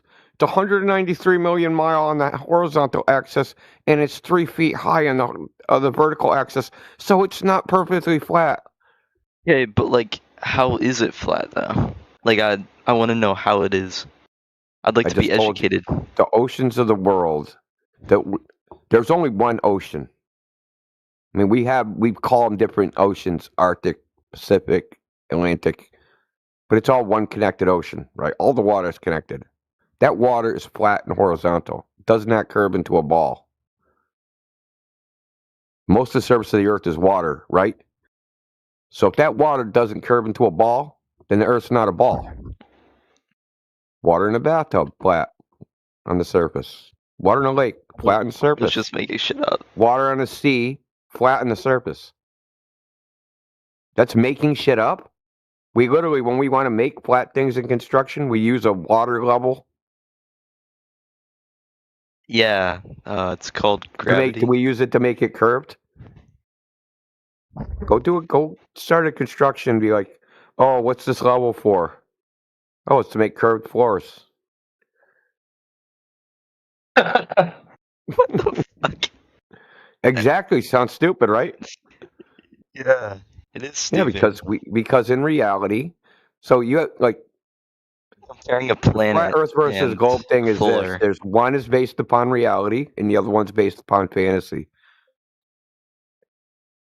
Yeah, the flat Earth Now, you is can- fantasy. Well, I just mentioned how it isn't. Like, in real world, when you actually go outside into the natural world and use it, navigate it, all these things, that's what actually exists. Things like curving water, curving level, curving, all these are just ideas. They don't actually exist out there. See, flat Earth is not on this Discord, it's outside in nature. It's not conceptual. It's not an idea. It's how we actually use and navigate the world. It's how we measure the The world. Earth was flat. Wouldn't you be able to like go into the sky and see the entire planet? No. Why would you say that?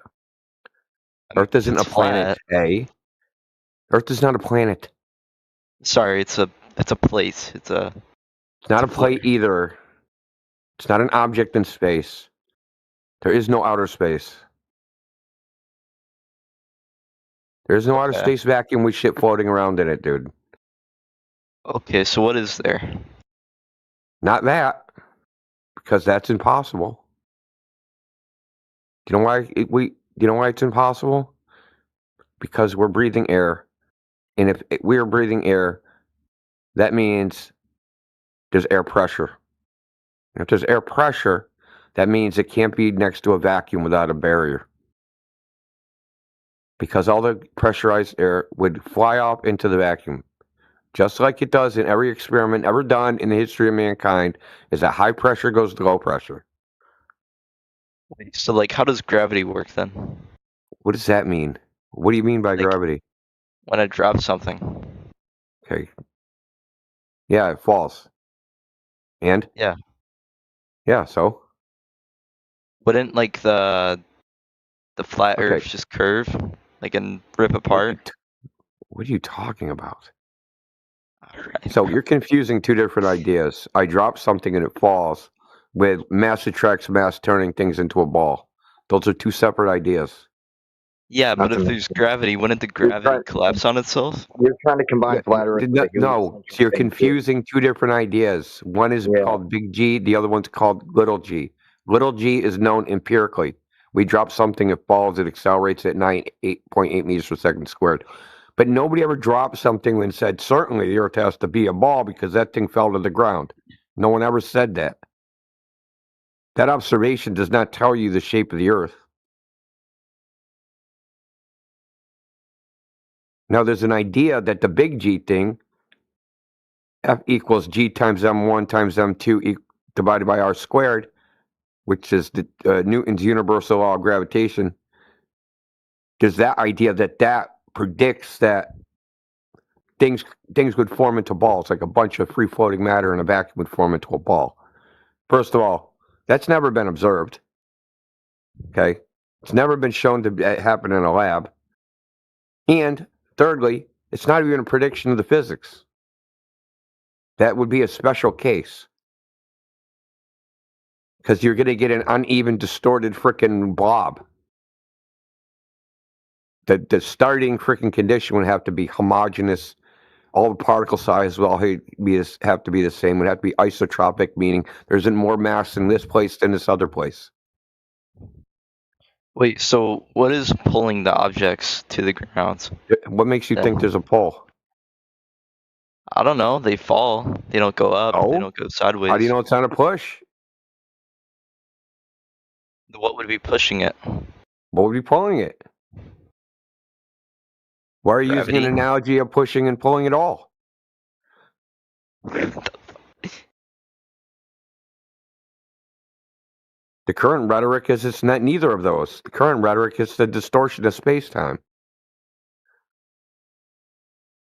That the geometry of space itself is changing. Hey, real quick, I just put 12 different theories of gravity in the side chat. Which one is your favorite? They need to go on a dartboard. Can you freaking get those on a dartboard?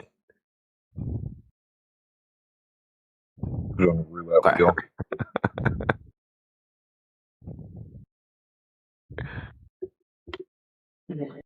Yeah. You probably could with all the division. Gravity bingo card. Yeah, the idea that gravity forms things into balls is a poorly conceived idea. And it's not even the modern rhetoric anyway. But that's what Wait, they is teach everybody in bingo? school. Gravity bingo. Goes up. Yeah, you can't get, like, it doesn't logically follow because something falls to the ground that the Earth is a ball, okay? You can't make that chain of logic. Doesn't, okay, I went outside, I picked up a frickin' rock, I let it go, it fell to the ground, therefore Earth ball. That's silly. Right? You need a whole sequence of a whole logical chain. And then all you would have is a hypothesis. But if I go, hey, dude, has anybody actually observed gravity forming things into a ball? That's a big no. You can say, hey, I look in the sky, I see a bunch of balls. That doesn't tell you how they formed. So, the point of all that is that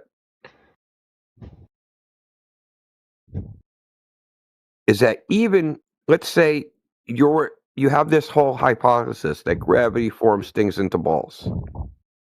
I see you, man. My game installed. Now check. Yeah.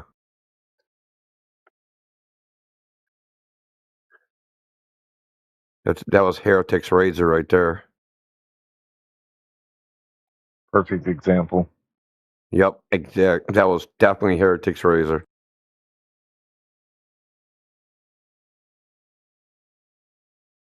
Mind me, Heretic's Razor. Is that people that are dumb that have been bullied by people that are smarter than them want to bully someone too, and they're sick of being bullied, so they come into the flat Earth room and then try to be the intellectual bullies. That's also a bully reverse cycle.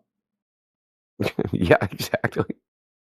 Did Did he say something insulting, like leaving statement there? What do you mean? No, I just like if he. No, he didn't. He with an didn't. But at-home or like, something. I think he thought he was gonna come in and just take a dump all over us, and then like didn't end up being that way. Yeah. No, He probably just thought we were was hard, crackpots. yeah, for sure. Yeah. You could hear him kind of laughing at the beginning. Yeah, just like Mansky said, he wasn't taking it seriously, and then it got so not serious that he had to pull a ripcord, jump out of the fucking airplane. Yep. Mansky, I know you think you proved globe Earth, but I proved concave Earth. That's right.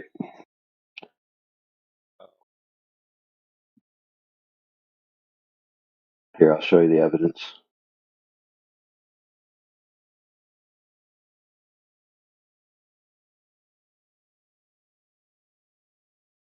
See that, Mansky? It's a photograph. Yeah. That's a digital photo taken of an actual printed photograph taken from an actual negative from an actual camera. That's the airplane wing on the left there. That's the horizon out there. Now you see that horizon? The horizon looks flat, bro. But the problem is it's not flat. Let me show you. So when you put a straight edge up to it, there you go right there. Check that out.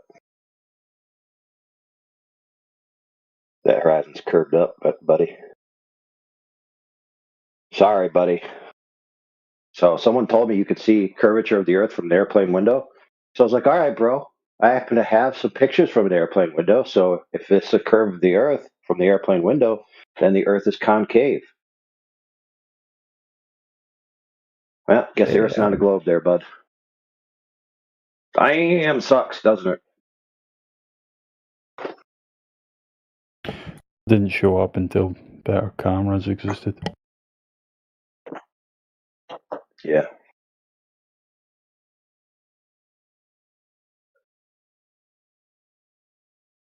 So when someone says, why would they lie? Everyone would have to be in on it. Well, is Kodak in on it? Did Kodak make cameras specifically designed to show the Earth as a globe? To lie because it's actually concave? Is that what happened to Vansky? What do you think, bro? No, I don't think Kodak is in on it. I was talking to this guy a few months ago, and I wasn't talking to him. He just DM'd me, and he said, "You guys are pretty much retarded," but he's got like an idea of how the Earth actually is flat. And he was sending me all these links. Wait, he was saying you're retarded? Is that what you just said? No, he said the guy, like the flat earthers in this room, are retarded. I don't believe you. Show us a screenshot. Well, he didn't say retarded, but he said. So why are you making shit up just to be rude? Oh my god, dude! It's just. Well, if you're gonna slip in insults, don't be mad when we do it back. Okay, dude. What did he say exactly? He didn't say anything because you're making this up. I'm not. I thought he was making up, Travis. Pretty standard. Reference to this room from fucking Globe Zealots is prefaced with "those guys are retarded." Well, even flat earthers Like think Dr. that, Phil or Rich that we're Evans retarded. or something. No doubt. Was that you? Yeah. I would say even some flat earthers would say those guys are retarded, but here's why the Earth is flat. So those flat earthers are retarded for thinking the Earth is flat, but let me tell you why the Earth is flat. So yeah, go ahead. Tell your like a story, novel. Mansky.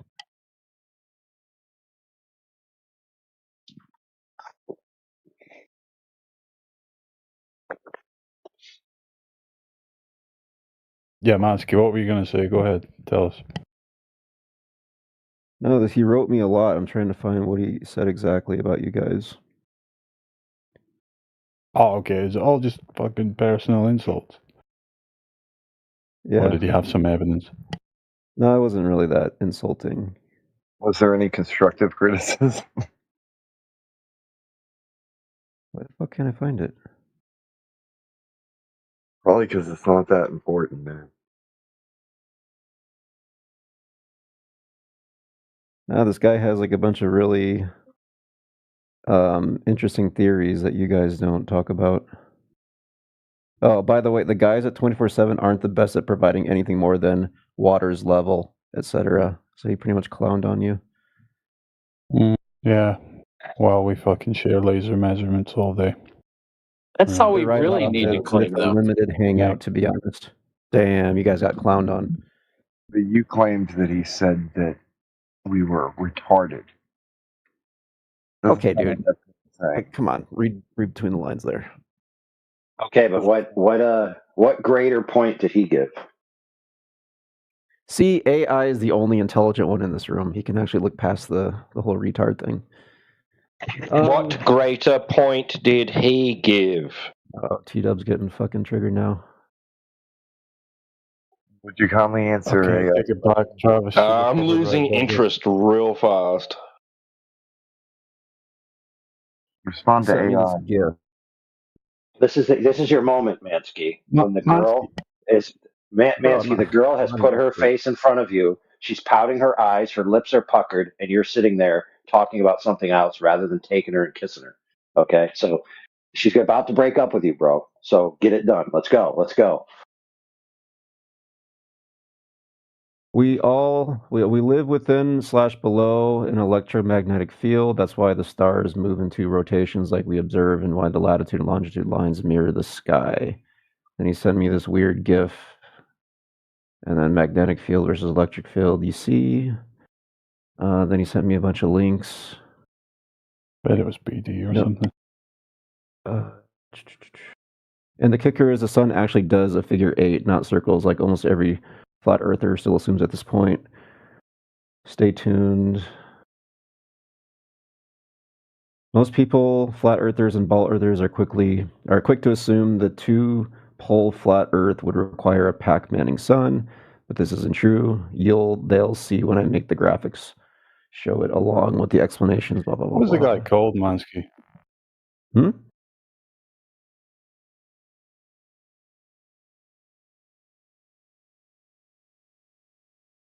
His username. What's his username?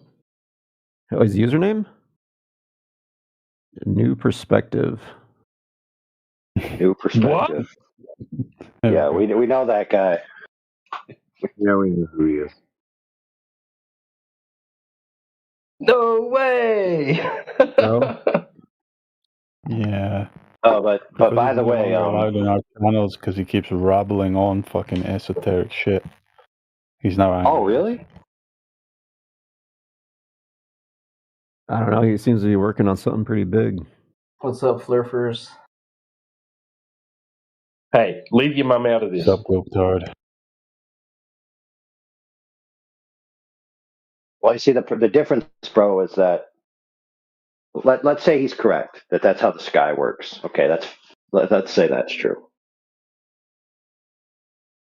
That doesn't change the fact that the surface is flat, and that the gold standards of the surface being flat is that it's benchmarked to water level, which water is flat and level. So he just is mad that he doesn't get to talk about his things here, but he can talk about those things. So Water is not basically, flat. bro, And has. yeah.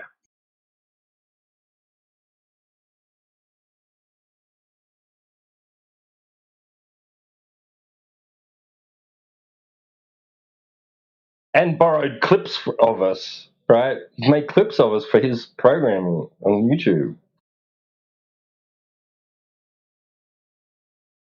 Oh, and the circle, the sun makes perfect circles, or the sun has to teleport. I mean, those aren't necessarily the positions of everybody that hangs out 24/7. So I don't even know what he's talking about. I think it sounds like he's butthurt, but go ahead. Who's Butthurt? He referenced some guys called Ether Cosmology. Do you know them? Yeah. Oh, Shane and that's not. That's Alan. not. Shane and Space Audits. It's like a Yeah. bear. Alan. I don't think they say the sun makes circles or anything like that. Did you guys know that there are little retro reflectors on the moon? There are? Yeah, man. Wow, dude. How did they get them there before the moon landing? Installed by hand, by man. Yeah, sure. Did you hear what he just asked you? Well, quick course he question: did. if there were no retro reflectors, would they be able to bounce lasers back and forth? No. No. So why don't you look up MIT 1961, who was bouncing lasers off the moon many years before the Apollo hoax? Or the Soviet Crimean Observatory, where they also did the same thing. Go ahead and link it. Just look it up. MIT bounces laser off moon, 1961. Google it. Look it up yourself. Fuck, dude, it's on Wikipedia's retro reflect page on the retro reflectors. What, 1961 MIT laser, you said? Yeah, bounce lasers off moon.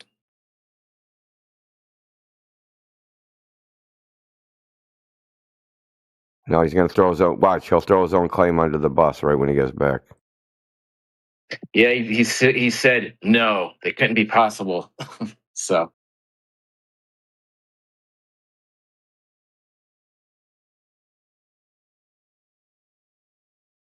Now, what about Shane and Alan? They're saying what? What? You weren't listening, Indio? I only heard part of it. I only heard that back end of it. Mansky has DMs or something from New Perspective, all about how we're shit, we don't go beyond Waters' level, he's got better arguments, blah, blah, blah, blah, blah. We don't go beyond Waters' level. Oh, New Perspective. I mean, I don't know what that would even mean. I wouldn't go by how Mansky's characterizing them. New Perspective's main go-to though is the rotation and trying to land the airplane.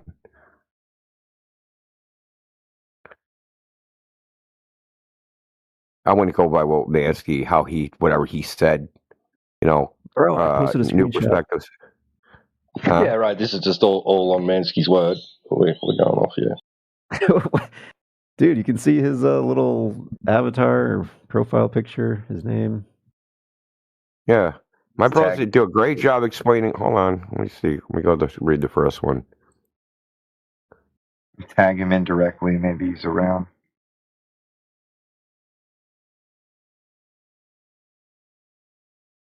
He might even be listening. Like I said, he has come in here to clipped defend us. himself, dude.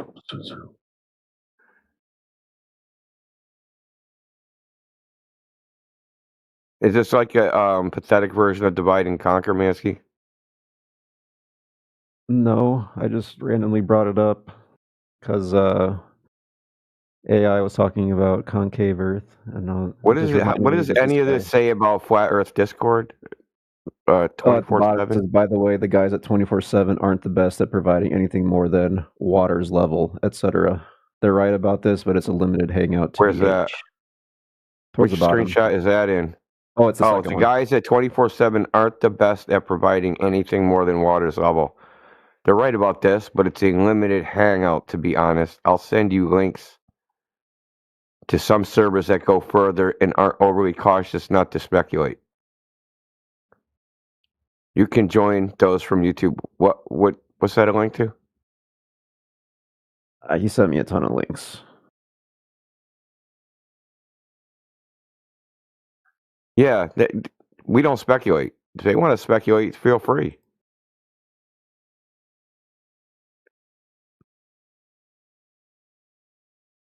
Well, let's preface this, Indio. He started his gambit with, this guy DM'd me that 24/7 guys are retarded. Dude, he did. He clowned on you guys. So somebody I'm on a first name basis with is calling us retarded.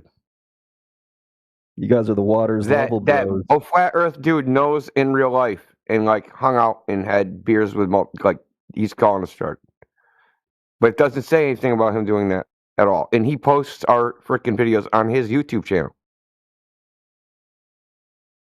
Yeah. And I've hung out with him not only on Discord but also on X. Yeah, Mansky heard somebody say it's 24/7 doesn't. This is what he basically heard. 24/7 limits their points to non-speculative facts that can be substantiated with direct evidence or empiricism. Therefore, they're retarded. I think that's what Mansky heard. So, Ether Cosmology, which is the name of the Discord that those guys hang out on, is about ether cosmology. So they go into the speculation of how the ether and they're trying to explain the sun, the stars, and they go through all that shit. But that's their thing. We're not on that thing. At least I'm not. While it's interesting, and like Nancy, you could actually learn a lot by going to space audits and reading some of their literature reviews that they go over. The homework that you never did, they go over it. You could do it over there. They go over frickin' Michelson Morley, the Reb compound, like all the experiments which got to where we are now. The Earth is like general relativity and all the shit that goes with it. Tests that showed that the Earth is not in motion, like Airy's failure and Michelson Morley. They go through all that stuff. Okay. Right. We have been focused and always been focused on specifically flat Earth. They're on some other shit. What do we have to do? Some fucking monolith where we all hold hands and say the same shit?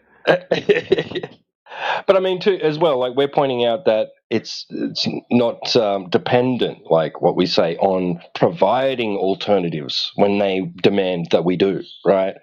Like, well, I say that the sun proves the Earth's globe, so if it's not, you've got to present something else about the sun and the stars and the planets and all that shit, right? Like, we don't have to, but if they want to, they can do it. And probably they just do it because they're interested in it and they want to figure stuff out, right? They're not necessarily presenting it back to Globers as an alternative or as a rebuttal to any Glober argument. You hit the nail right on the head, dude. They're not presenting it as an alternative. They're not saying, hey, dude, we need to replace their bullshit with ours. They're on some other shit. This is like an independent fucking side quest that has nothing to do with anything. It's exactly what I thought. What's exactly what you thought? What you thought? They just shone a light on the moon, but that doesn't. The retroreflectors prove that we went and put them there. How? How else did they get there? They're not, dude. How do you know they're there? We already covered this. You're not well, bro. You're not well, Twanger. How do we know they're there? I like how you almost slipped there, dude. How do we know they're there, dude? You put your mask up really fast, though. You caught your mask there. Yeah. How do you know they're there, Twanger? Because they direct light directly back at us. Really? In the form of what? How is that detected? In light, photons. Yeah. How is it detected? It's round. Yeah, cool story, bro. It's a nice TV show too. I saw that TV show. So you're talking about, right? The TV show. Space is real, boys. After all. Twanger, stop trolling, bro. It looks like we really landed on the moon. Look, Twanger, you're trying to convince yourself, okay? Right. Why does this stupid ideology still exist? Evidence and saying, what's the ideology part? Yeah, flat Earth. Can you tell me what the ideology part is, though? The ideology part? What part is that? Of the flat Earth. What's the ideology stupid part? Belief in What makes you think it's a belief? Because we literally have evidence to prove otherwise. Well, I have evidence. Oh, you have evidence to prove. Well, what is it? I don't want to hear this. What's the evidence to prove otherwise? There's a good video from a flat Earth documentary. That's a good video. Actually disproves them. Really? How do you do that? Yeah. Yeah, what do you do? He shined a light Yeah. like through a hole from a distance. Here, let me just no, let me just show you the video. Yeah, just review it, dude. How high was the light? How far was Sounds the really technical, bro. How dark was the hole?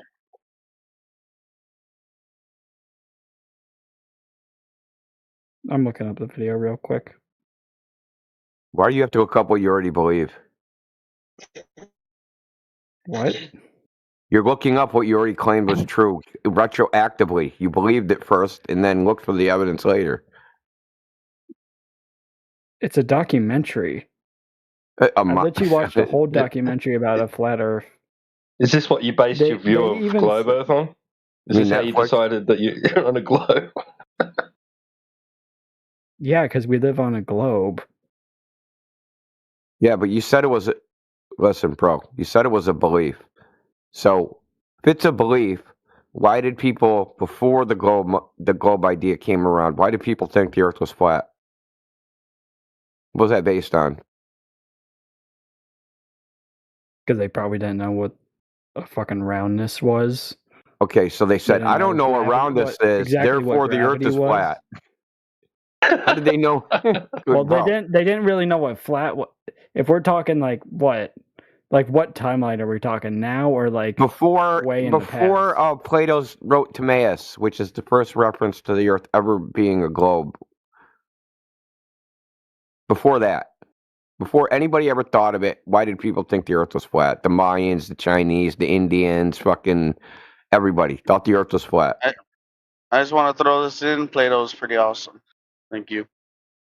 Yeah, thank you. Plato is usually right. Yeah, change the subject. It ain't happening. Why did people think the Earth was flat? It's a very simple answer. I mean, they just did because They they just weren't did. educated elsewise. Oh, they weren't educated. What was their reasoning? And the people who built the pyramids were not educated? Right. What was their reasoning, bro? This is like an honesty on, brother. check where you guys Hold on. can't say the obvious. It's because the Earth looked flat. You know what the answer is. We know what the answer is. But you have to They pretend there's didn't no know what evidence. Earth looked like. They didn't know what Earth looked like, just- so everyone was blind prior to Plato. Everyone was blind. They didn't have the view of space, too. Did they need it? Really? Yeah. Why do they need a view from Yeah. space? Well, why would they ever think space exists?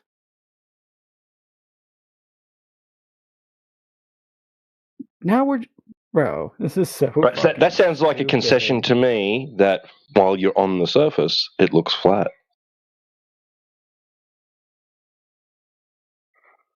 Yeah, so it's not a belief, bro.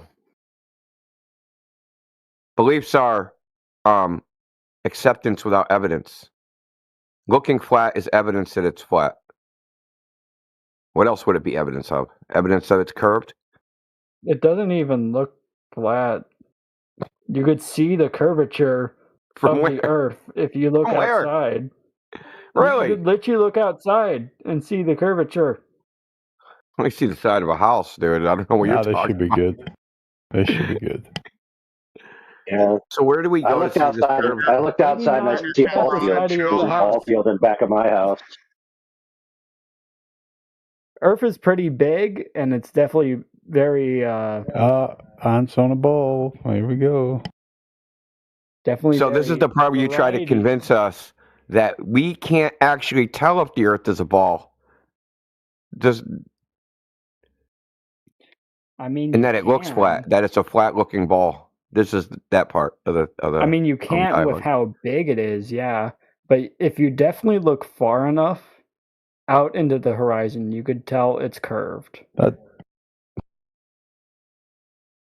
Even My if question slightly. is too: when we look at a moon, why does it look round? Huh? What's the moon got to do with the Earth? No, just a question. Who cares? Oh, Why does your fucking dog look like a dog? okay. Like Does dumb it make it a question, I cat? guess. Why does the Earth look round in space? How do you know that? Because we literally have evidence. Who's we? There's no of it. we. Us as human, I could literally look it up. Us as humans. There's no we. You're not involved in any of that shit. In any way. You're not an astronaut, buddy. I can Google it though. So check this out. How do you know that's what the Earth looks like from that point of view? Maybe it looks like something else.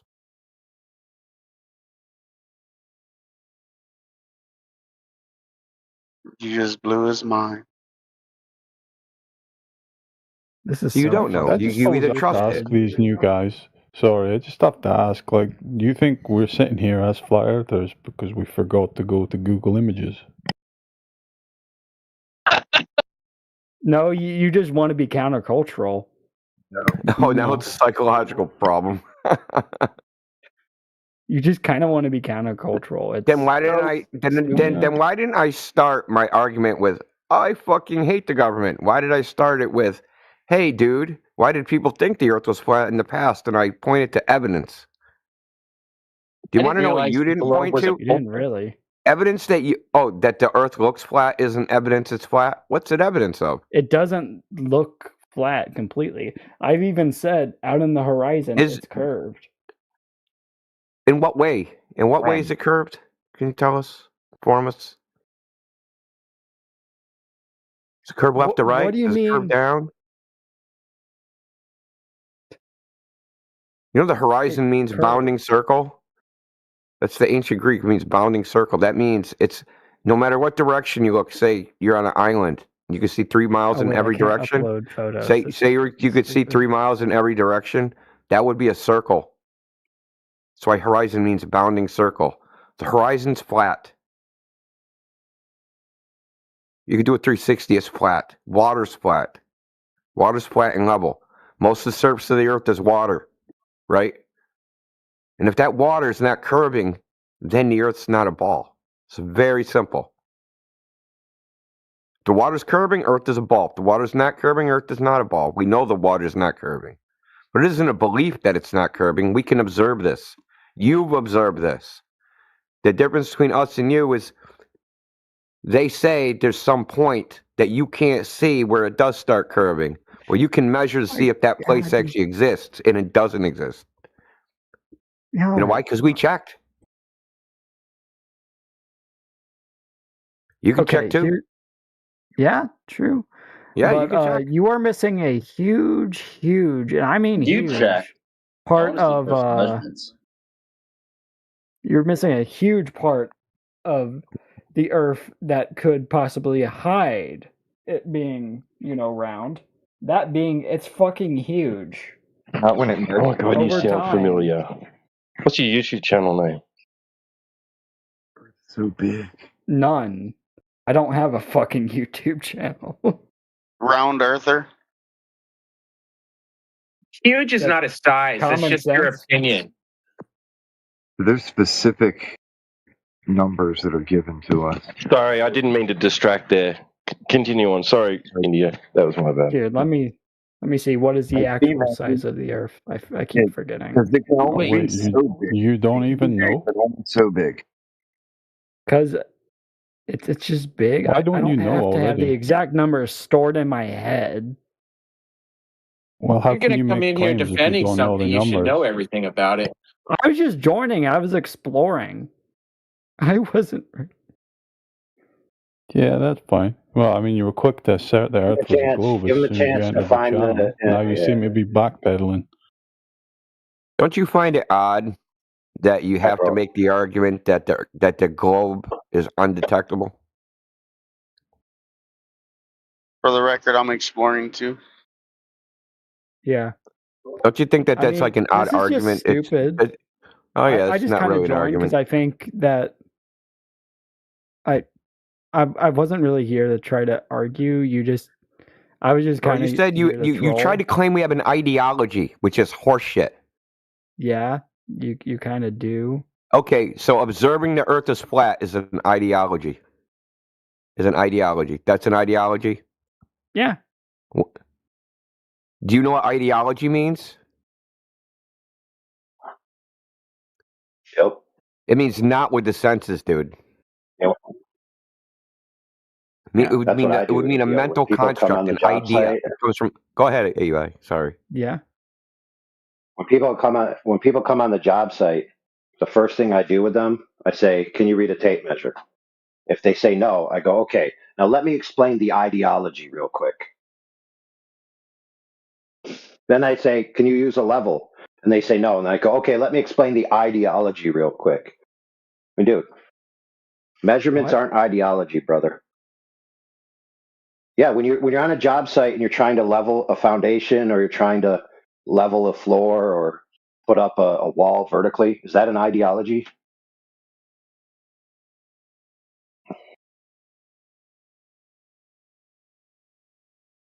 I The feel answer is like no, you're it isn't. trying to misguide me.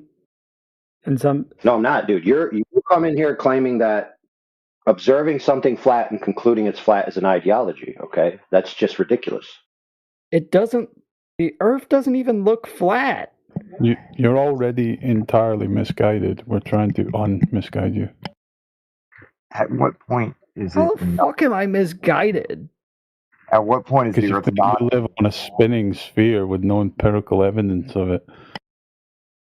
Misguided by believing in Where does gravity come from? Is it just is like gravity Here flat we too? go. Which gravity?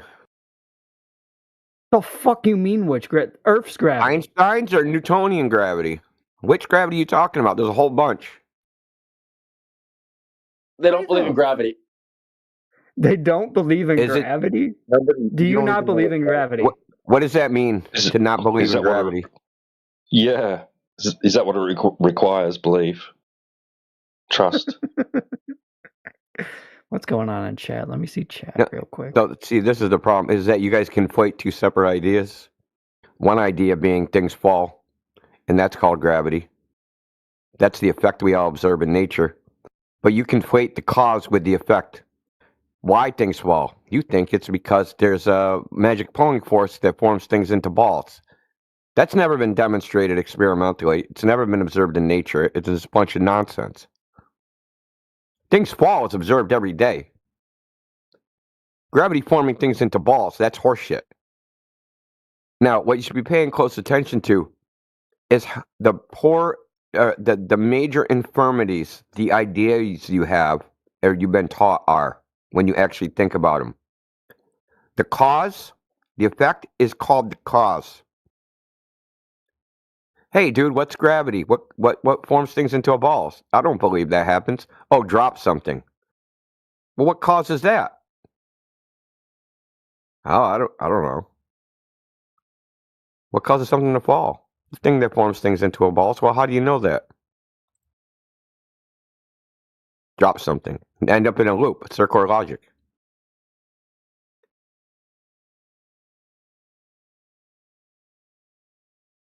Okay, I do have one question. Why do you think that gravity would turn something in the balls? It's what you guys think. It's what you No. guys think. It's not what I think. Why I would don't know you? why anybody thinks that.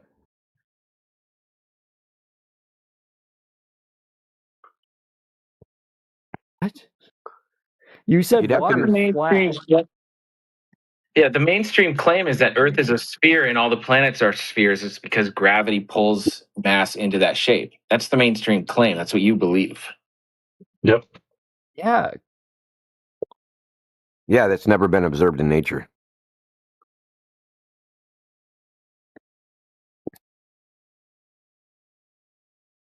I always figured one of the first things they did on the ISS was take some Cavendish balls, put some water in there with them in a vacuum chamber, and showed us water sticking to them. But they never did. Yeah, they always show us them going to the bathroom for some reason. Let's hear what Ice has to say. He's about to spiral because he thinks looking up proves things go less into balls. thinks that's the evidence that that's how they form, by just seeing them, and they may be spherical. No, I'm pointing out that very basic reason to conclude that when the other guy says there's no reason to think that gravity turns things into balls when everything we see in the place where gravity would turn things into balls is a ball. What? So, What place is that? Try How do we again. find? Hold on, Ice J Fish. How do we find that place in the first place? Oh, it's very simple. You know how air pressure, like there's less air the higher you go? It's not a method of finding something. No, where I'm it is. explaining it to you. So the place where I'm talking about is where there's less air. So the higher you go, the less air there is. If you keep going up, ostensibly, Yeah. How does that tell me where the place where there's balls flips are? around, Nothing. You're not. it goes down to basically zero. Because if it keeps You going said down, that in the place we expect to find a ball, we see the stuff that would make the ball. No, we see balls. Why would we expect in that place to be a? Hold on. Why would we expect that place in three-dimensional space there to be a ball there? Because we're looking at distances that are so far away in a place where there wouldn't be any air, which means that large masses, according to gravity, would collapse on themselves into balls, spherical shapes. And that's what we see in the sky. Okay, that's not a prediction of Newtonian gravity. You're just saying two it is separate things. Thank you bro. and good night. Or I might Hey, bro, in the side chat. Hey, don't you freaking. Oh, you weasel little. Fucking broken, man. Little bitch. You guys are fucking mentally delusional. That's really a good argument. Oh well. Oh, you want to pick up for him? You want to pick up his argument for him? No, I just want to ask one question. What gave you this conclusion that Earth is flat? Paying attention to reality and They've stop been living in sticking by fantasy Earth. land. When you actually observe the world, look, what did it is I actually observed the world instead of taking what the world is on based upon what someone told me. I said, "Hey, dude, what people are telling me." So you're let's go saying you check were that. never Let's go check influenced that. by anyone. No, let's go check that. We fact check. So you were influenced by someone. Stop interrupting him, B man. I'm trying to hear him. And in every sentence, I'll tell you what I was influenced by. He was interrupting me earlier. Okay, I'll tell you what I was influenced by. There was in Michigan, there was a news story on the weather, on the local news, that they showed a photograph of Chicago across 52 miles across Lake Michigan, and they said it was a mirage. But it didn't look like a mirage. There was no double image. It wasn't an inferior mirage, wasn't a superior mirage, wasn't a Fata Morgana. And then I looked up the math, and the Chicago shouldn't be visible. So I'm like, oh, that's interesting. Then I looked, there's more observations that bust the globe. More and more and more and more and more. That the globe makes certain predictions of what we should see of the world, and none of those predictions are actually in the world. So wait, can you see Bangladesh from where you are? No, and you shouldn't. Exactly. Do you know why? There's no reason Yeah, why you because of the meteorological conditions prohibit it. It's a transmission Because factor. when I look at my local weather app and it says visibility 10 miles, that's based upon the meteorological condition Yeah, and the guess what clarity. your weather app's based on? So my Earth weather app is a around you. curve calculator. Has nothing to do with curvature. Yes, it can. My weather app is a curve calculator. That's what you're saying. Would it need to know my elevation? Yeah, it would. So I have to punch before I can use my weather app, and it gives me the visibility. I have to punch in my elevation. No, what? You're being so fucking disingenuous. It's crazy. Well, because how far you can see on the globe is based upon how high you are above the surface, right? You can see farther from on top of a mountain, right? I'm seeing over the curve of the Earth. So the visibility would have to be based upon, if it's calculating the curvature, I would need to know my elevation to make that prediction. Yeah, it's not based upon that. It's based upon the transparency of the air. And guess what? The air's not transparent for fucking 9,000 miles or however far away Bangladesh is. Okay, if the air isn't transparent, how can we see the moon and the stars? My goodness gracious. Well, you're not looking horizontally, are you, at the moon? Much easier to look up than it is horizontally. There's less. And in fact, the sun is 23,000 times less bright on the horizon than it is at noon. Yeah, Yeah, where 23,000 does it go times. at night? Where does it go at night then? Somewhere where you're not. Is that Away. that's a crazy. Okay, so why is there sun in Japan while I don't have sun here? Same answer I just gave you. The air is not transparent. If I'm underwater, personally, I let's feel say like I'm at 400. Let's say I'm at 400 meters under the surface of the ocean, and it's noon. Can I see the sun? What? I'm under the water. Me It's personally, noon. I feel I'm like underwater, and it's noon. I'm 400 meters. Can I see the sun? It matters how clear the water is. Oh, really?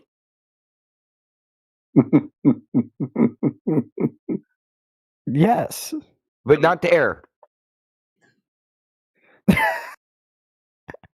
Guess what air contains? It contains a lot of water. Yeah. It's called humidity. Then there's dust. Thank Then there's you, the air whatever itself. your name is, for these images. This is It's called Snell's window. yeah. So I you know don't what Snell's window understand is. by your own admission there, V-Man, you just contradicted your other claim. What or do you mean? assertion. Well, the clarity of the water, right, is relevant Yes. to how far you'll see through it.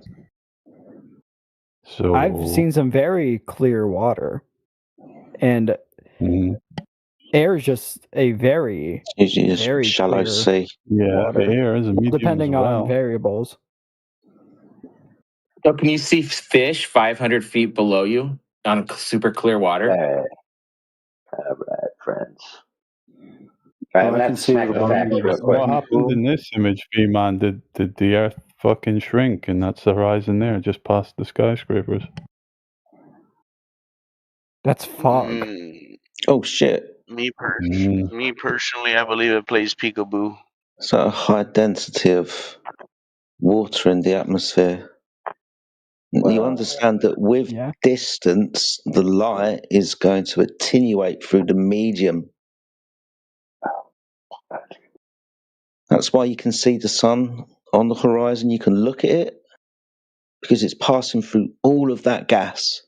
As to when it's above your head, you can't look at it because there's not so much of density of that medium to distinguish the light. Same reason why you can't see to the bottom of the ocean, or like Indio says, see the sun at noon when you're 400 feet down, because the light can't get through all of that water, even though a small portion of it might be transparent to you. Over distance, it's actually translucent. Funnily enough, my friend, they actually have a equation that you can do. It's called the Rayleigh Atmosphere Extinction Coefficient, and when you apply it to the ambient atmosphere at the base altitude, so zero altitude, you get pretty much no more than 350 miles that you can see. So the idea of seeing from one coastline to the other coastline of thousands of miles away is impossible. You can't see through that much atmosphere. It's just that simple. Now, you might say, well, hold on, Fred, real quick. So you might say, well, if the Earth was flat, I should be able to see everything I should be able to see within that range. Well, guess what? There's observations off the west coast of California where people are seeing islands and out in a range that's within that range, but greater than the range of the alleged curve of the Earth would allow. So in other words, off the coast of California, you can see everything that's within that range. So if anything, friend, your argument that I should be able to see things beyond what the curvature of Earth would allow is correct. We see those things all the time.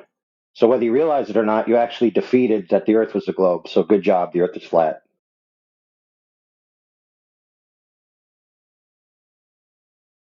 Doesn't matter. By his own admission, he said, if the Earth was flat, I should see things beyond the curve of the Earth. They should present themselves within my field of view. And I presented him with an example that that is true. Therefore, by his own logic, he now concedes the Earth is flat.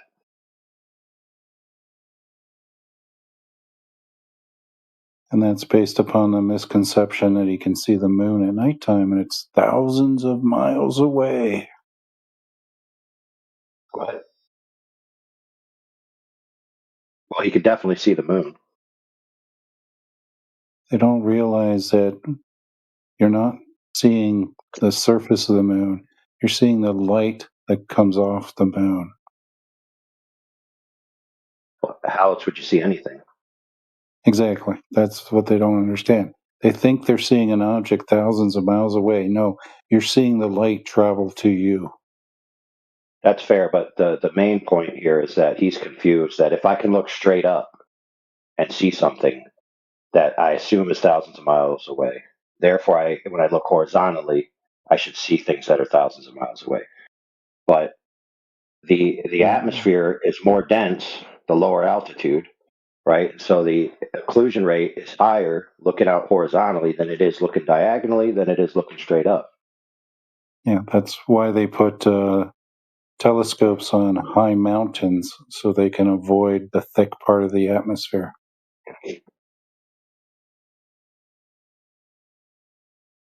They prefer mountains that are 12,000 to 14,000 feet. Right, so if he's still here, what was his name? Is it V-Man?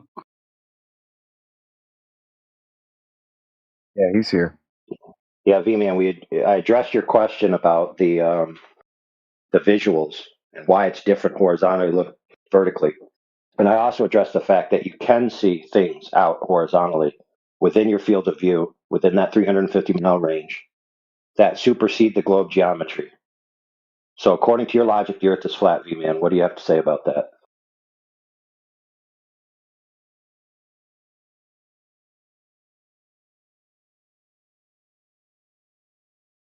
All right, he pleads the fifth. The jury convicts. The Earth is flat. I rest my case.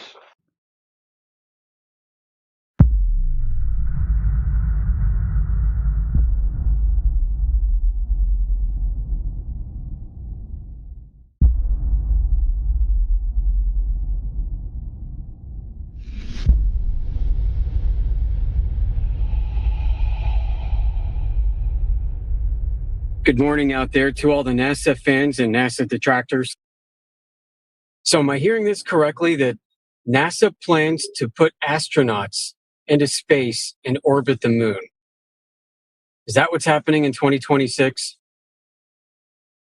Has anyone made predictions yet? What's going to happen? And when is the ISS supposed to deorbit and burn up in the atmosphere? When's that supposed to happen? So it looks like Flare Fighter 76 has been text muted again. Brand new account created yesterday. Says he's an aerospace engineer and a pilot. 24/7 Flat Earth just happened to be his first stop, I guess. His first stop on Discord itself. Amazing. But his microphone's broken. Imagine that. Why would you join Discord with a broken microphone? Like, you guys ever read those system requirements they have for software? Must have a 386 DX 33 megahertz. I mean, everybody who's anybody knows that Discord is meant for discussing and having Discord. Plenty of people have Discord on their phones too. Is your microphone on your phone disabled? Doubt it. Nah, I don't think that's a new account. I think he's one of our biggest fans, to be honest. He's incognito. I think he's been around this discussion for so long. For so long that he can't believe that it's true. He can't accept that flat Earth is true. And for many, it's a coping mechanism. They don't want to accept that flat Earth is true, but they know it's true. So they come in and they argue with us. They argue with us because they want to make sure that they're not going crazy. They want us to defeat their arguments so that they know that they're not going crazy. But they're not ready to accept the psychological and emotional consequences of what flat Earth means. Intellectually, they fully understand. And this cognitive dissonance keeps them coming back for more, again and again and again. Some people try to monetize this behavior out of them, out of anyone who comes in. Not us. We are volunteers. We do this because it's fun.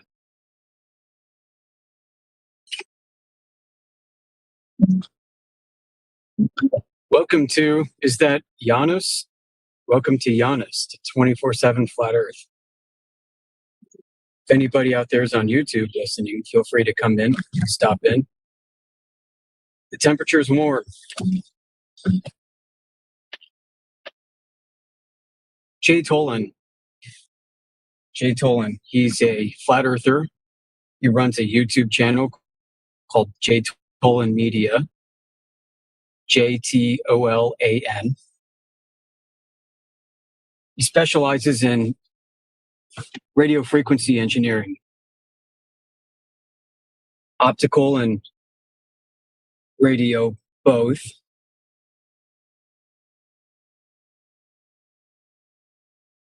He's worked on and designed communication systems and guidance systems. One of his hobbies is to take high-end infrared cameras on aircraft. To look sideways out the window and zoom right on in on the horizon. See what you can see.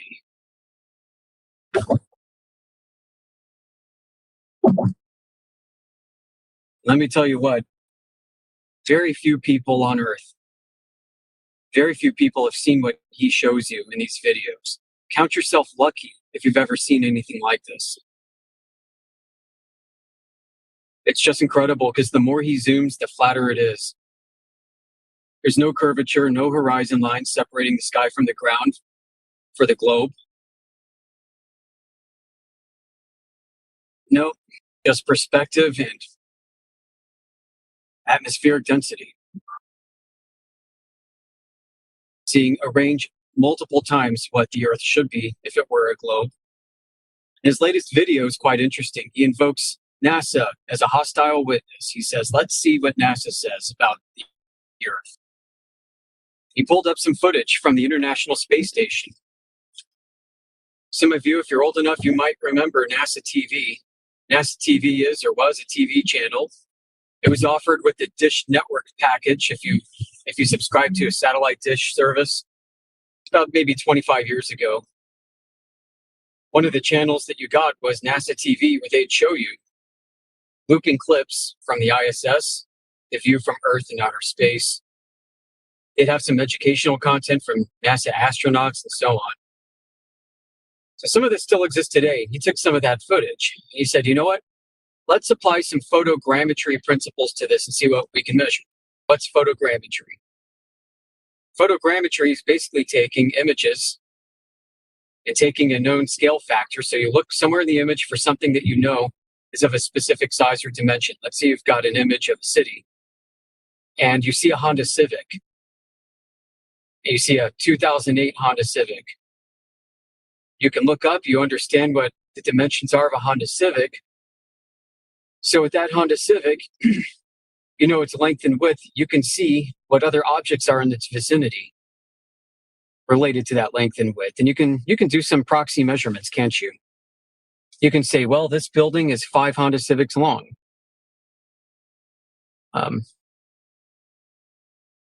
It gets complicated because you can factor in your perspective, you can factor in your motion, you can factor in your camera lens, the focal length, field of view. And you can start to get pretty technically savvy. And you can start figuring out how far things are from the camera. I dare say this is one of his specialties because he has numerous videos doing this and providing tutorials on how to do it. It's pretty fascinating stuff. So he took ISS footage and applied photogrammetry. You know what he found?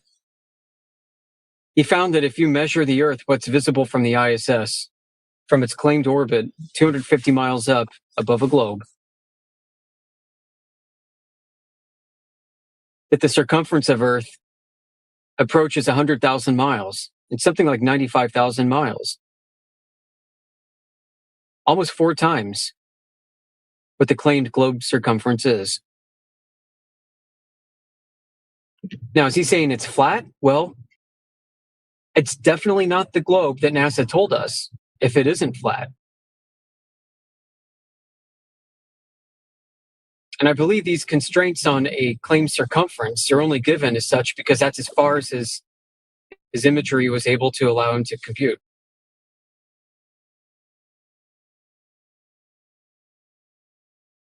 Could it be a sphere with an infinite radius, in which case it would be flat?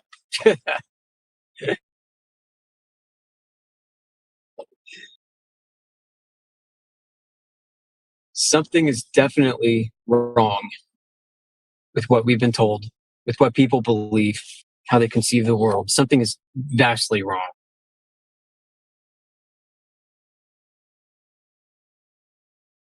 All right, I'm going to read an article here. The article is titled, The Great Disappearing Act, Why Gravity Isn't Crushing Your Gas. We need to talk about the atmosphere. Specifically, we need to talk about the absolute mess that standard hydrostatics makes of gas physics. You know the story. The atmosphere is a stack of blankets. The bottom layer is crushed by the weight of the layers above it. Nonsense. If you treat a gas like a stack of bricks or blankets, whatever, you are missing the most beautiful part of physics, the motion of gas. The gas is not settled. It is chaos. It is billions of tiny molecules bouncing off the walls, off each other, going 1,000 miles per hour. Let's look at the math that makes the weight argument fall apart. We're going to make mass disappear. The heavy misconception. Standard textbook physics wants you to believe that pressure is just weight distributed over an area. And if that were true, a column of heavy gas should crush you much harder than a column of light gas. But look at Avogadro's law. It's empirical. It says if you have a box of hydrogen, 1 atomic mass unit each, and a box of argon, 40 atomic mass units, at the same temperature and pressure, they have the same number of molecules. But wait a minute. Argon is 40 times heavier than hydrogen. If gravity or weight were driving pressure, the argon box should have 40 times the pressure. But the fact is, it doesn't. It has the same pressure. So how's this possible?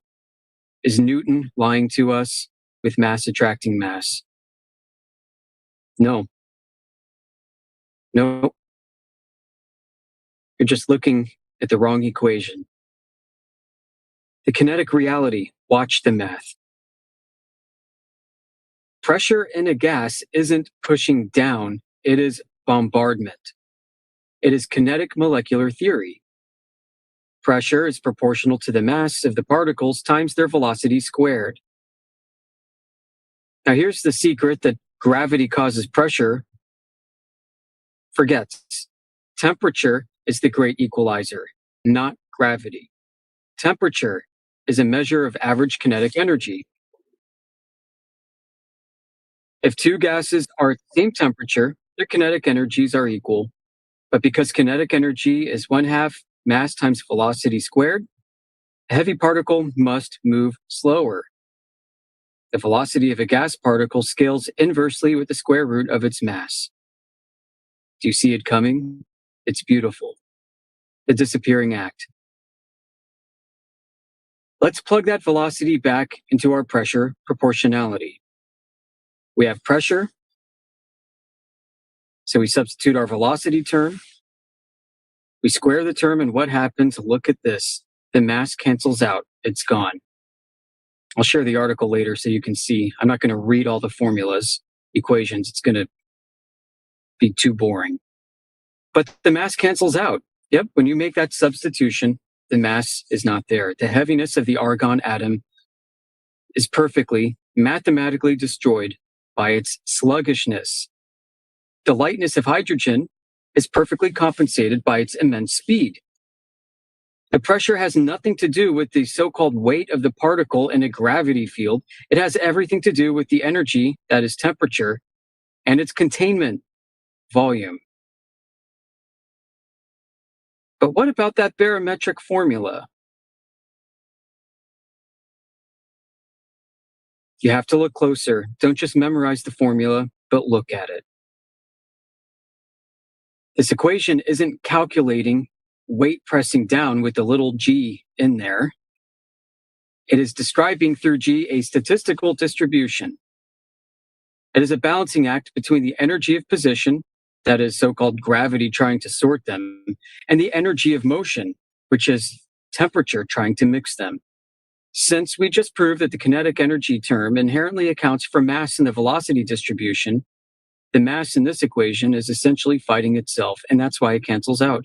Gravity isn't a force compressing the gas. It's just a description defining the gradient of the density. The conclusion, for you skeptics out there, if you take away the container, the gas expands. It doesn't matter how much gravity you have. Without a lid, the pressure gradient dissolves into the vacuum. Do you accept thermodynamics? I hope you do. So next time someone tells you atmospheric pressure is just the weight of the air, you tell them to check their kinetic vectors. Gravity doesn't compress gas. Containers compress gas. Gravity just describes where the particles might like to hang out as they bounce off the walls. For this article and more like it, please visit our server. We've got a repository called Flat Earth Central. You can check my profile for the link. Please join today. All right, so I've just started an event called Flat Earth Explained. It's just a Q&A if people want to come in and ask us questions about Flat Earth, because most people don't know anything about this topic. So proposal, if you have any questions or anything like that. Yes. Can I ask where are you from? Yeah, I'm from Australia, but I live in Poland at the moment. Did you travel across the world? Yes. So what countries did you visit? Been to Southeast Asia a bunch,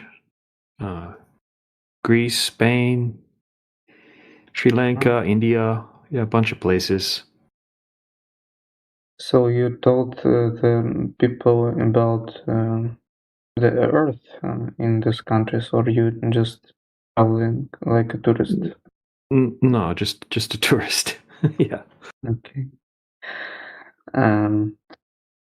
This like a joke meeting, or you actually believe in flat Earth? Yeah, no, this is a genuine flat Earth conversation, not a joke. Okay. Do you wanna tell me like some facts? Sure. So we're not claiming to know the shape of the Earth, and we're not claiming that the Earth is like a flat globe, right? If you think about the globe model, where you have a big vacuum, which is the universe, and you've got all of the planets, and then the globe is one of those planets. And then people hear about flat Earth and they think, oh, okay, so it must be a flat disk instead of a flat ball. That's not what we claim. That's misinformation. And so we're not claiming to know the shape of the Earth. Flat is not a shape, but the Earth is flat. Okay, but we're not claiming to know the shape. When we say flat Earth, we mean the surface of the Earth, mostly covered in water. Okay, the known surface area of the Earth is over 70% water. And then when we test over the surface of the water, over long distances, it's flat. It's not curving. Interesting. Yeah, like we're doing laser tests, long distance observations, and we're calculating how much curvature there should be. For example, over 20 miles, there should be about 80 meters of curvature, which is about 260 feet or something like that, approximately. Okay. And that means that there should be consequences of what you would see if you're looking over that distance.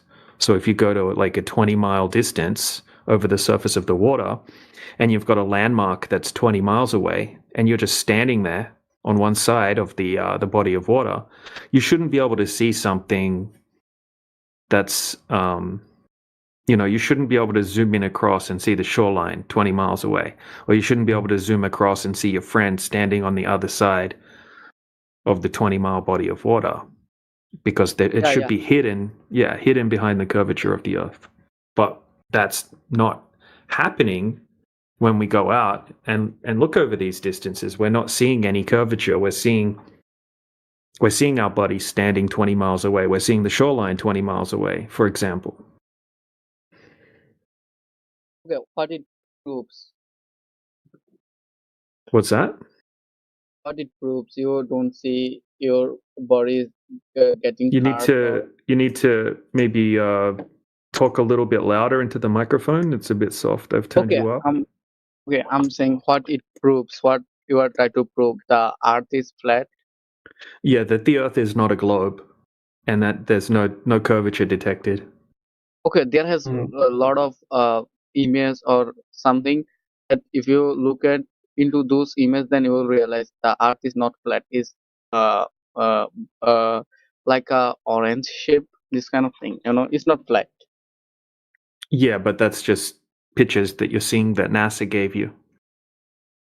Not NASA gave you. There has like okay.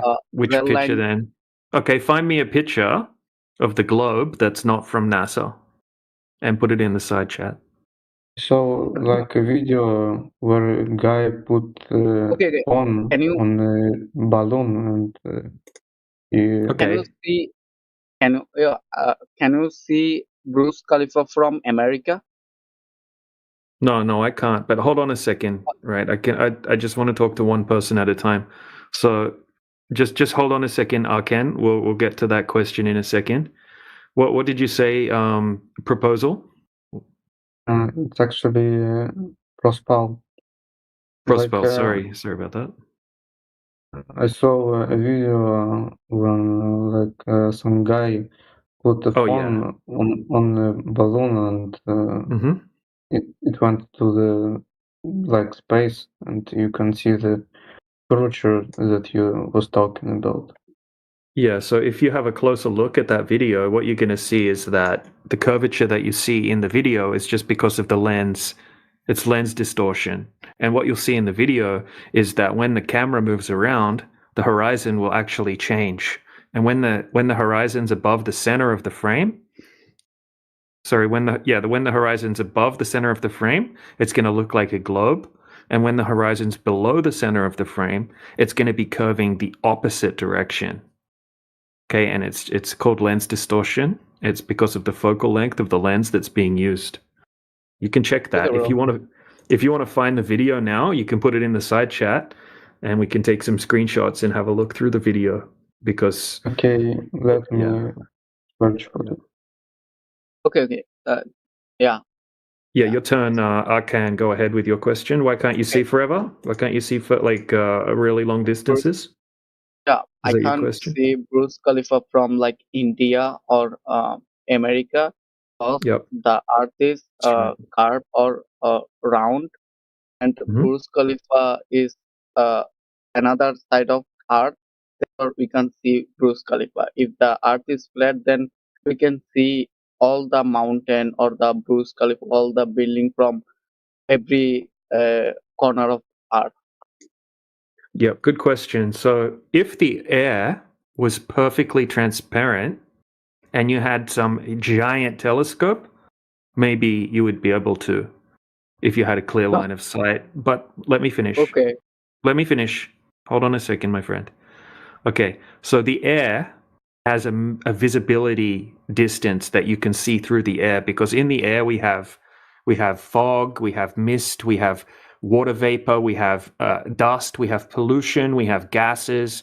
All of these things means that we have a visibility limit. Now, if you go on the internet right now and you type in what is the visibility, the average visibility or the maximum visibility in any place that you want to type in the world, and you're going to find that it's not a very long distance. It might be 10 miles, 20 miles, 30 miles if you're lucky. Okay, but that's the maximum distance that you can see. It's kind of like if you go up on a mountaintop and you look out over more mountains in the distance, each mountain that is further away is going to become less and less visible. And then eventually it's just going to be too difficult to see because the air will make it opaque, and because you can't see forever through the air. The air itself is only semi-transparent. You can't see forever through the air. So even if you had the best telescope in the world, you're not going to be able to see forever through the air. Okay, I don't know what. Yeah, I feel like you are living in a cave or something. You don't have No. I live in Poland. Yeah, I live in Poland, and yeah, I just gave you a perfectly. You live in Australia.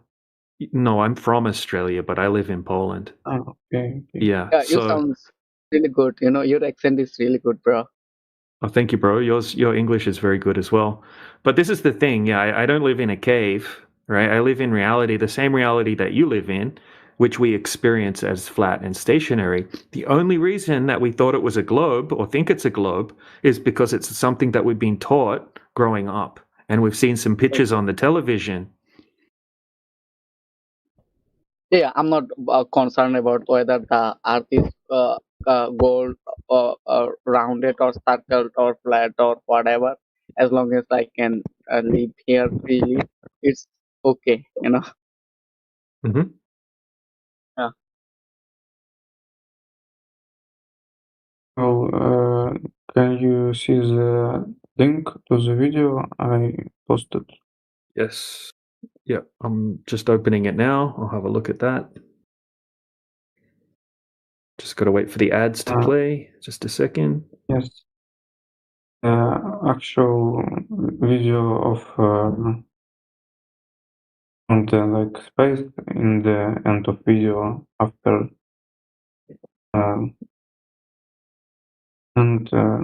so yeah. So this is just it's just like a GoPro lens, like a fisheye lens.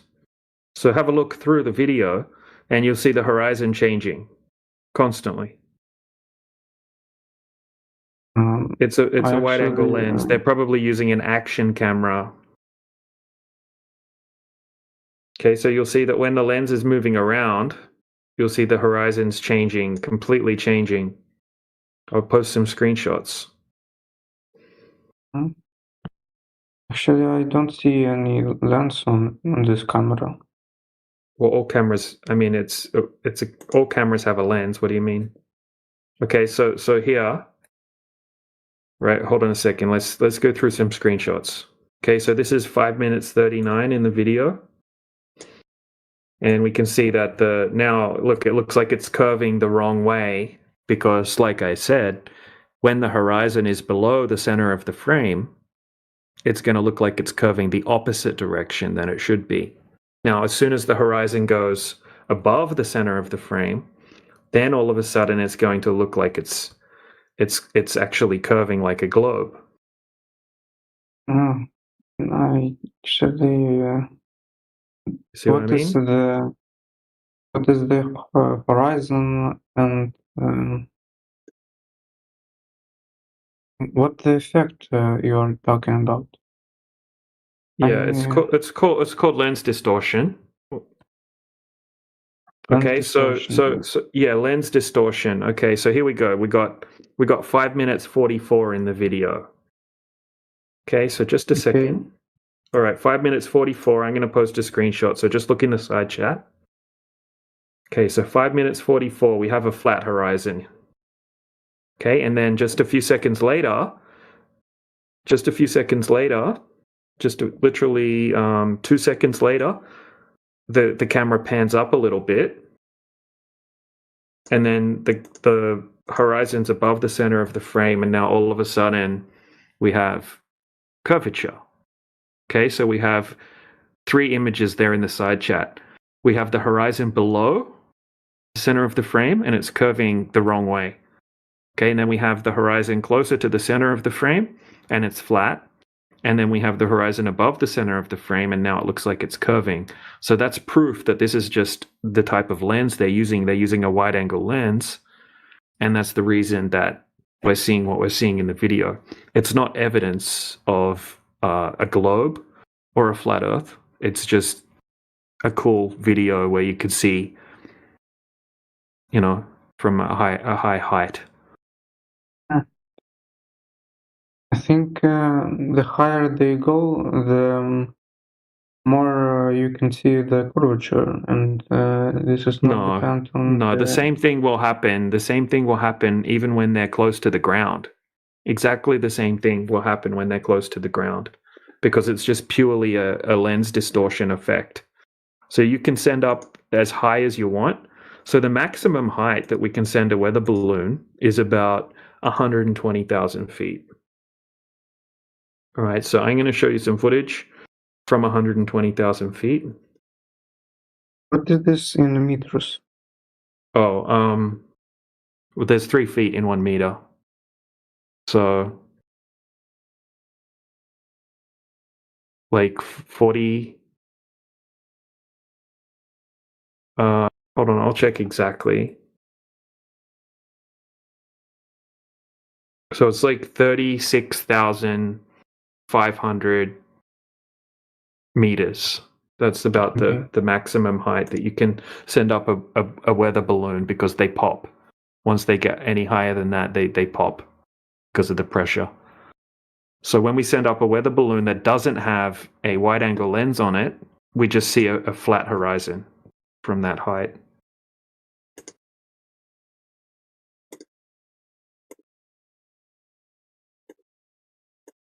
And I'm not saying that that's proof that the Earth is flat either. I'm just saying that from 120,000 feet, we don't see any curvature. We don't see any curvature when we go out in reality. And then when we go up into a plane, we don't see any curvature. And then when we go up and look at footage from a weather balloon, we don't see any curvature. Okay, we experience the Earth as flat. I googled like how high-angle lens look like, and the people that making this video are not using it. Well, I showed you proof. I showed you proof that they're using it. Okay, unless you think that the Earth is shape-shifting, then obviously they're using a wide-angle lens, because you can see within just a few seconds it looks flat, and then it looks like it's curved, and then it looks like it's concave. So that's proof that it's. So there's 2 options: a wide-angle lens is being used, or the Earth is shape-shifting in front of your very eyes, which is obviously not the case. The world is round.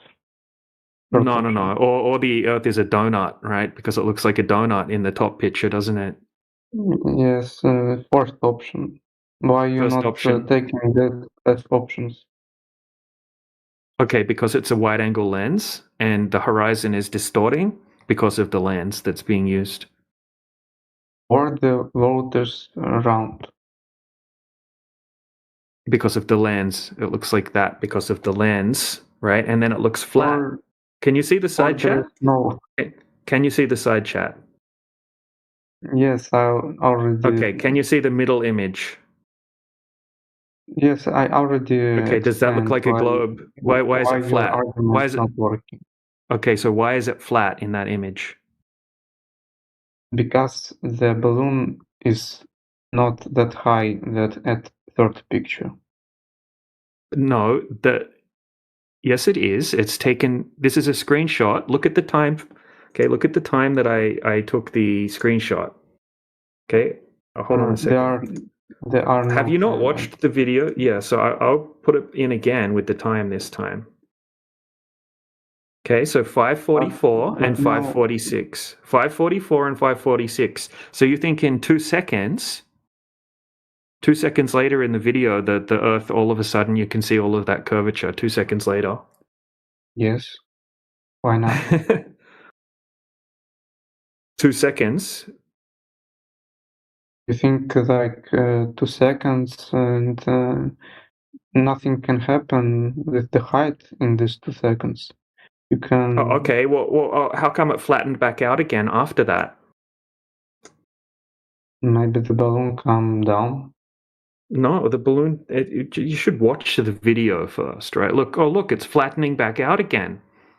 Wow, maybe it's a lens effect. Maybe they're using a wide-angle lens, which is obvious in the footage, and that's why this is happening. Or maybe the world is the Earth is round. The outside. Yeah, and it shapeshifts. It shapeshifts. Does it? The Earth is shapeshifting.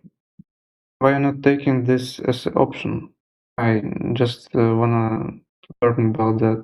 Because in the footage, you see the horizon distorting. You can't cherry pick when the horizon's above the center frame and say that that's proof that the Earth is round, right? Obviously, you don't know anything about how lenses work, and even when it's explained to you, it doesn't click in your brain to just concede and say, okay, obviously it's not shape-shifting, and maybe I'm going to check how the lens works.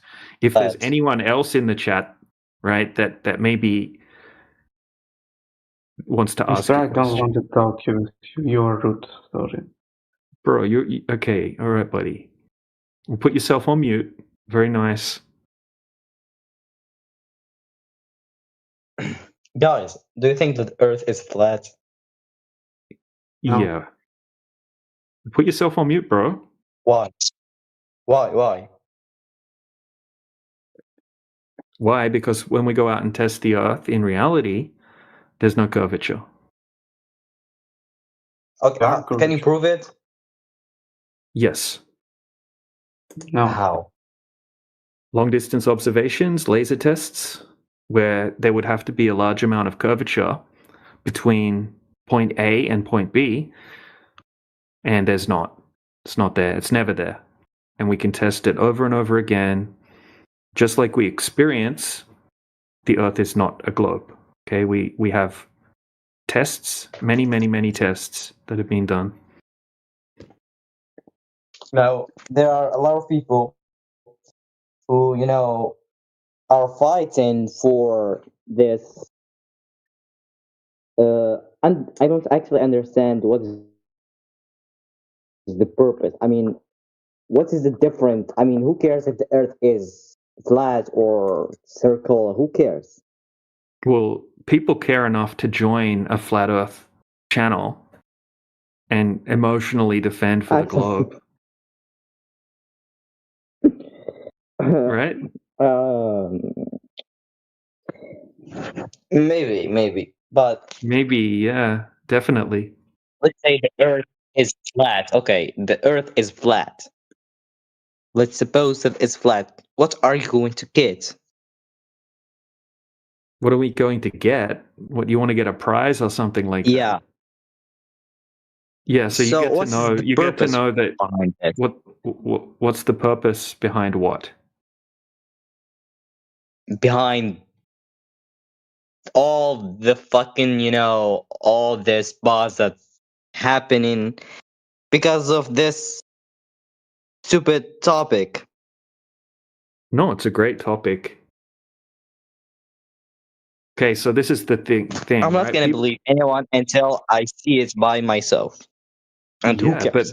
But okay, so this is what you already see it every time you go to the ocean or to a lake, or anywhere, right? You don't ever see any curvature of the Earth. You experience the Earth as flat and stationary. The only reason you think it's a globe is because that's what you were told when you were growing up, and you saw some movies, and you saw some pictures from NASA, and you thought, "Oh wow, the Earth is a globe," and that's the only reason you think it's a globe. But you experience it. I don't believe that it's globe. I don't believe that it's flat or not. I don't know. Okay. I can't. If you ask me, I'm not gonna tell you it's flat or it's not. I'm gonna tell you I don't know because I didn't see it. I must go to the space and see it by my eyes. Okay.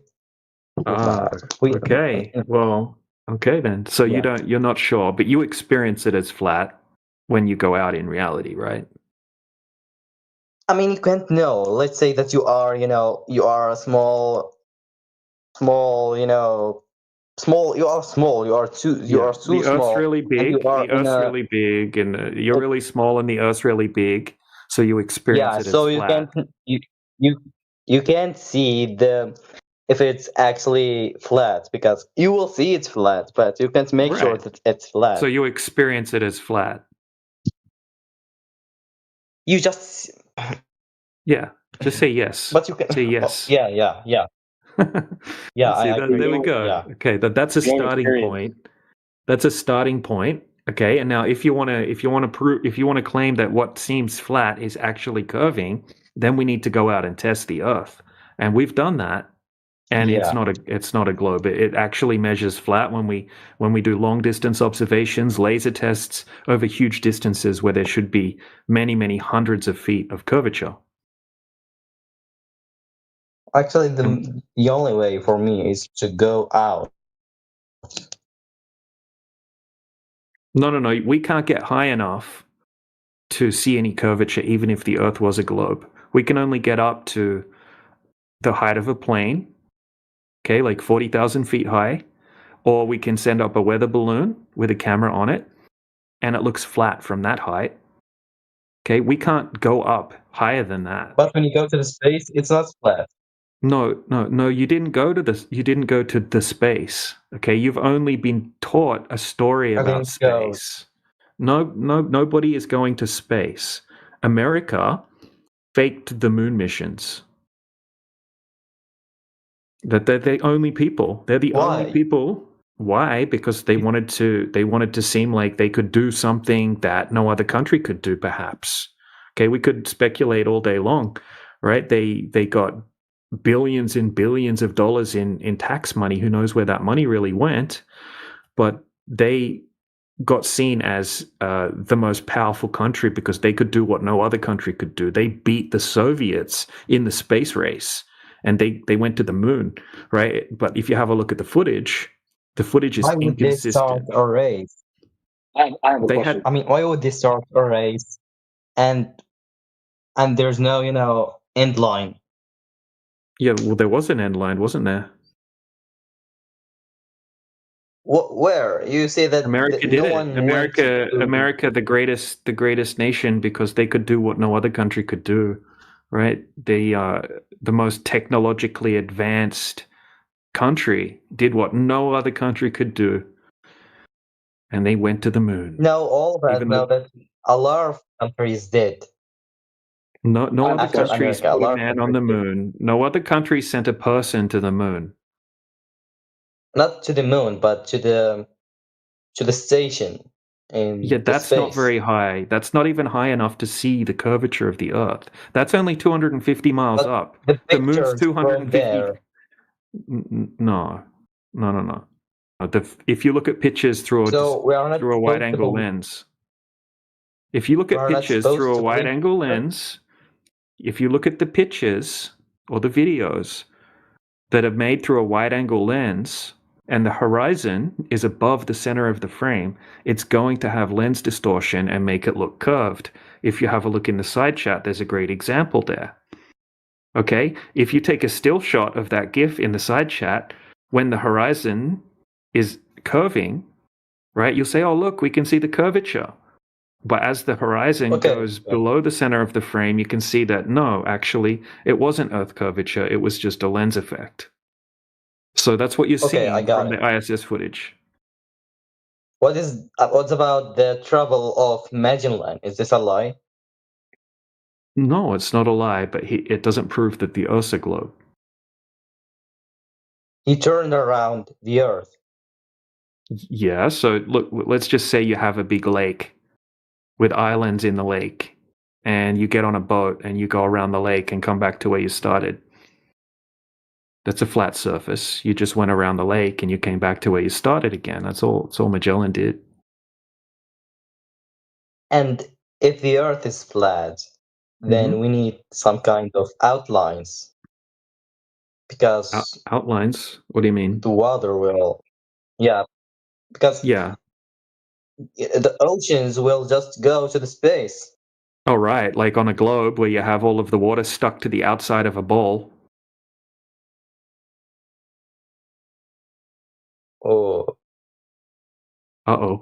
Yeah, think about it, right? We're claiming that water needs a container. You have to have a container to have a large body of water, like a pool, right? You have the pool, and then you have the edges of the pool, and it's the container that holds the water. Yeah, that's what I'm or talking about. if you have like a lake, like if you have like a big lake or something like that, right? Obviously you can't fall off the lake, and the water, what's containing the water, right? It's the container. It's the low spot in the land where the water gathers, and then you have a shoreline at the edge of the body of the water.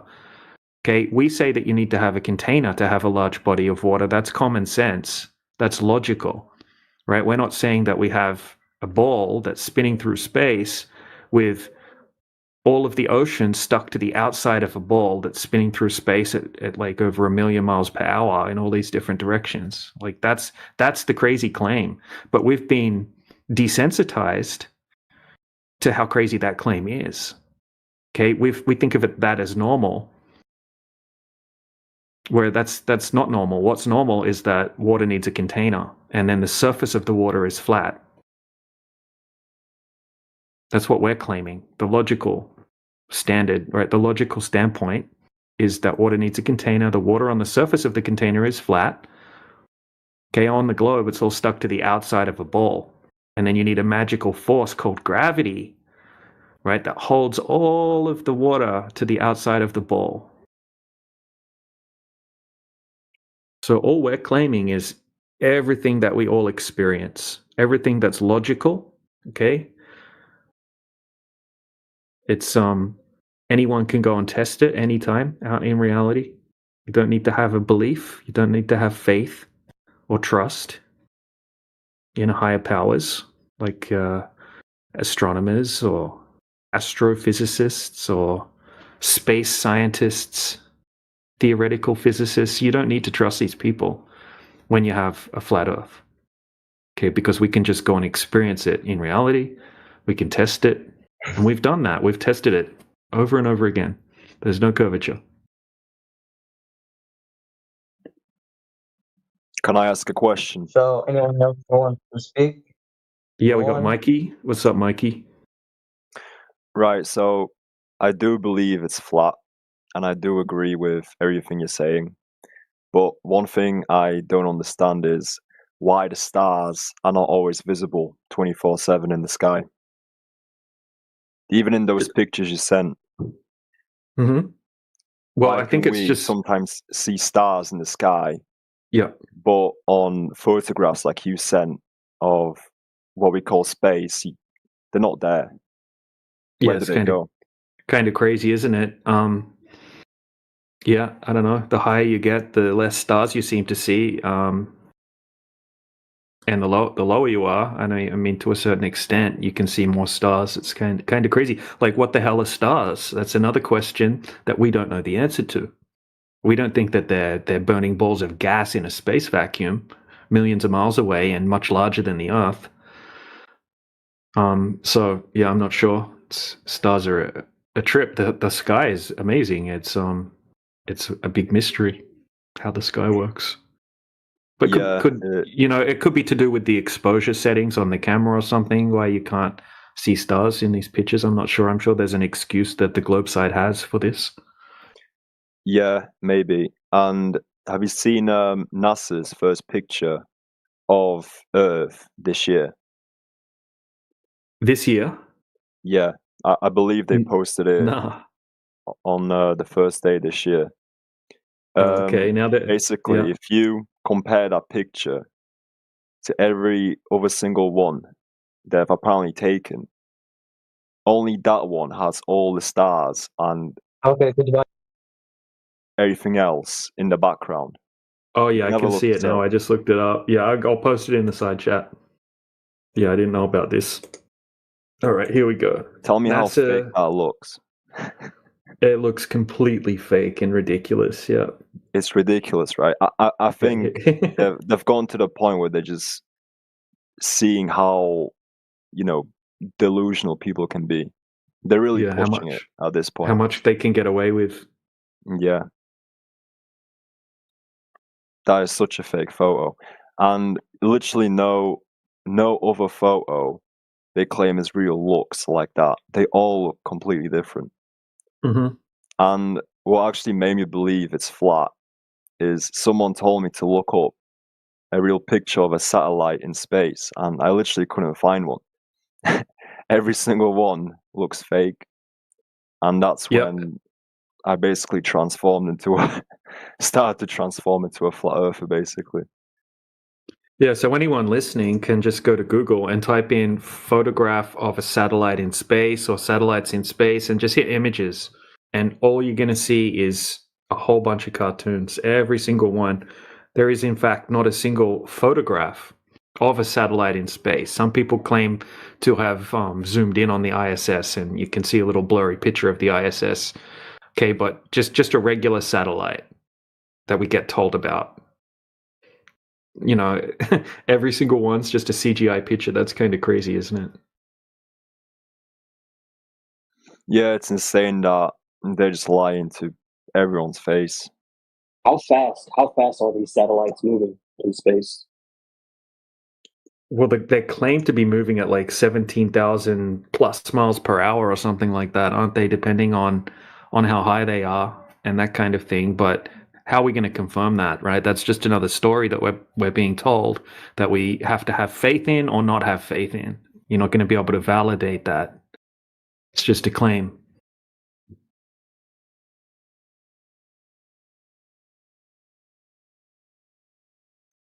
Yeah, the thing with the speed is, it's another thing that just doesn't make any sense. For anyone that doesn't know, a bullet from a gun travels at about 2,000 miles per hour.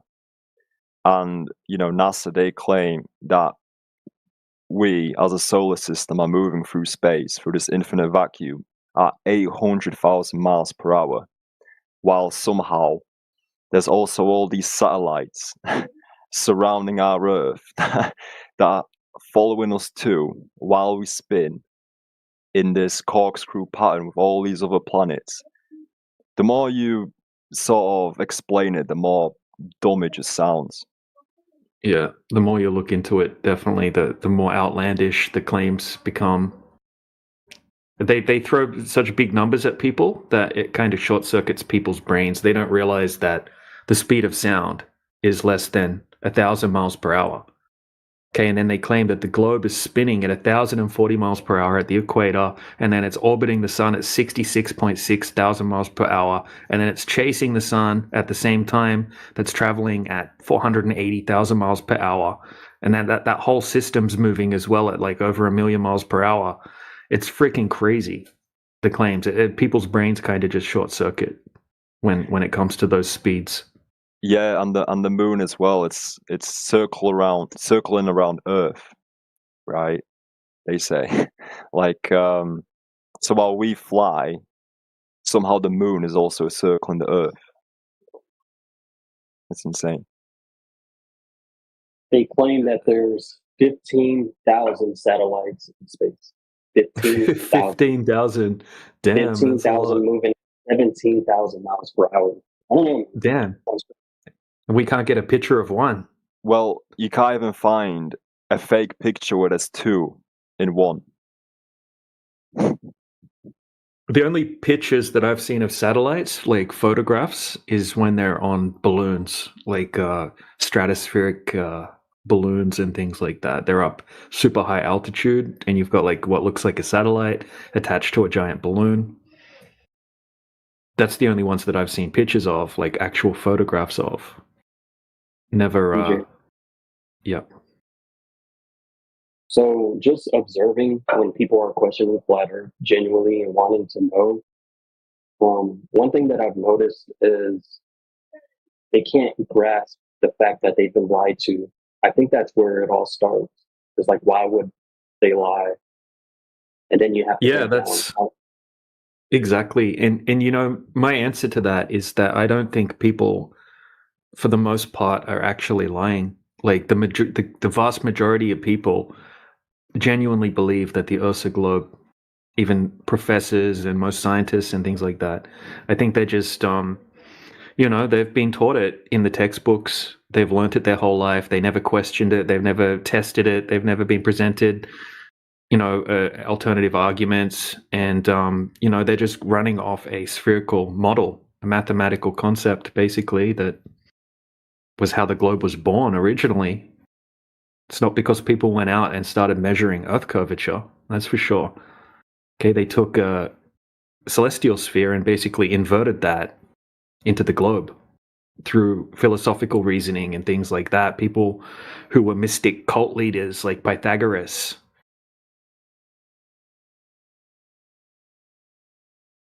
You're correct. I wouldn't consider my 6th grade teacher a liar just because that she had been indoctrinated and just doing her job. Exactly.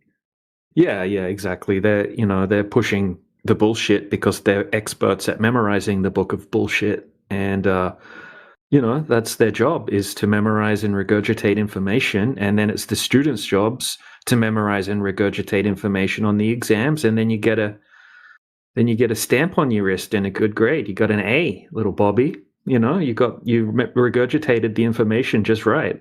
Well done. You're smart. Top of the class. I think you're doing a great job, DJ. I think you're doing a great job. Cheers, Charlie. Just trying to get some information out to some people, that's all. Not trying to convince people. Just like, hey, check this out. One thing that I've noticed too is that we tend to look up when trying to prove that the Earth is flat. I think it'd be best if we just stay on the ground and explain how the Earth is measured, rather, because that's the first thing that they go to is, well, what about the moon, or what about space? You know, and that is all irrelevant when it comes to how the Earth is measured, in my opinion. Completely agree. It's usually the globe side that will do whatever they can to try to divert the conversation back into outer space where none of us can really validate anything empirically.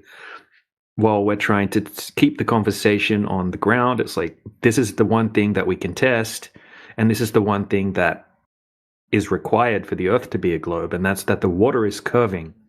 Most of the surface of the Earth is water, and that water has to be curving at a specific rate. So we can just calculate that. Okay, and while we may not be able to see the curvature because we're so small, and if the Earth were a globe, it would be so big it would appear flat to us, but there would be byproducts of that curvature in the form of a geometric horizon at a certain distance, and then things that go beyond that will start to become obstructed behind that horizon. It has to happen if the Earth's a globe, and that's how we check for the curvature. And there is none when we check. For sure. I completely agree. I got to go, but DJ, like I said, you're doing a great job. Cheers, Charlie. Catch you next time, man. Thanks for, yep. So you see that video that Miguel posted about the stars? Yeah. That still doesn't really answer the question of how when we do go really high up, you still can't see them.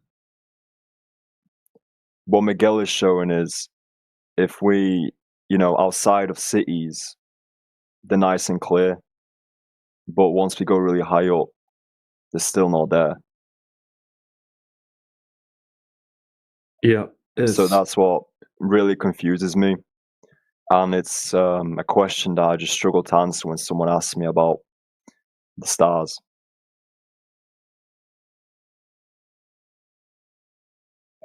Yeah, it's crazy. Why would that happen?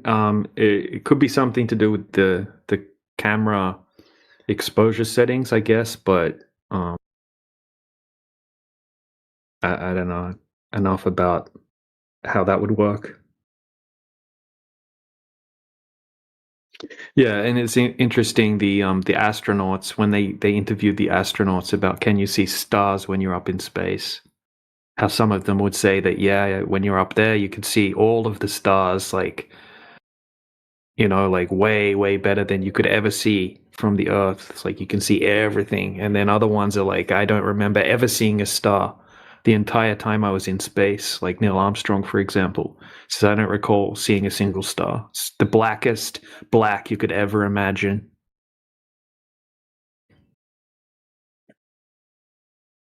Contradictions all over the place.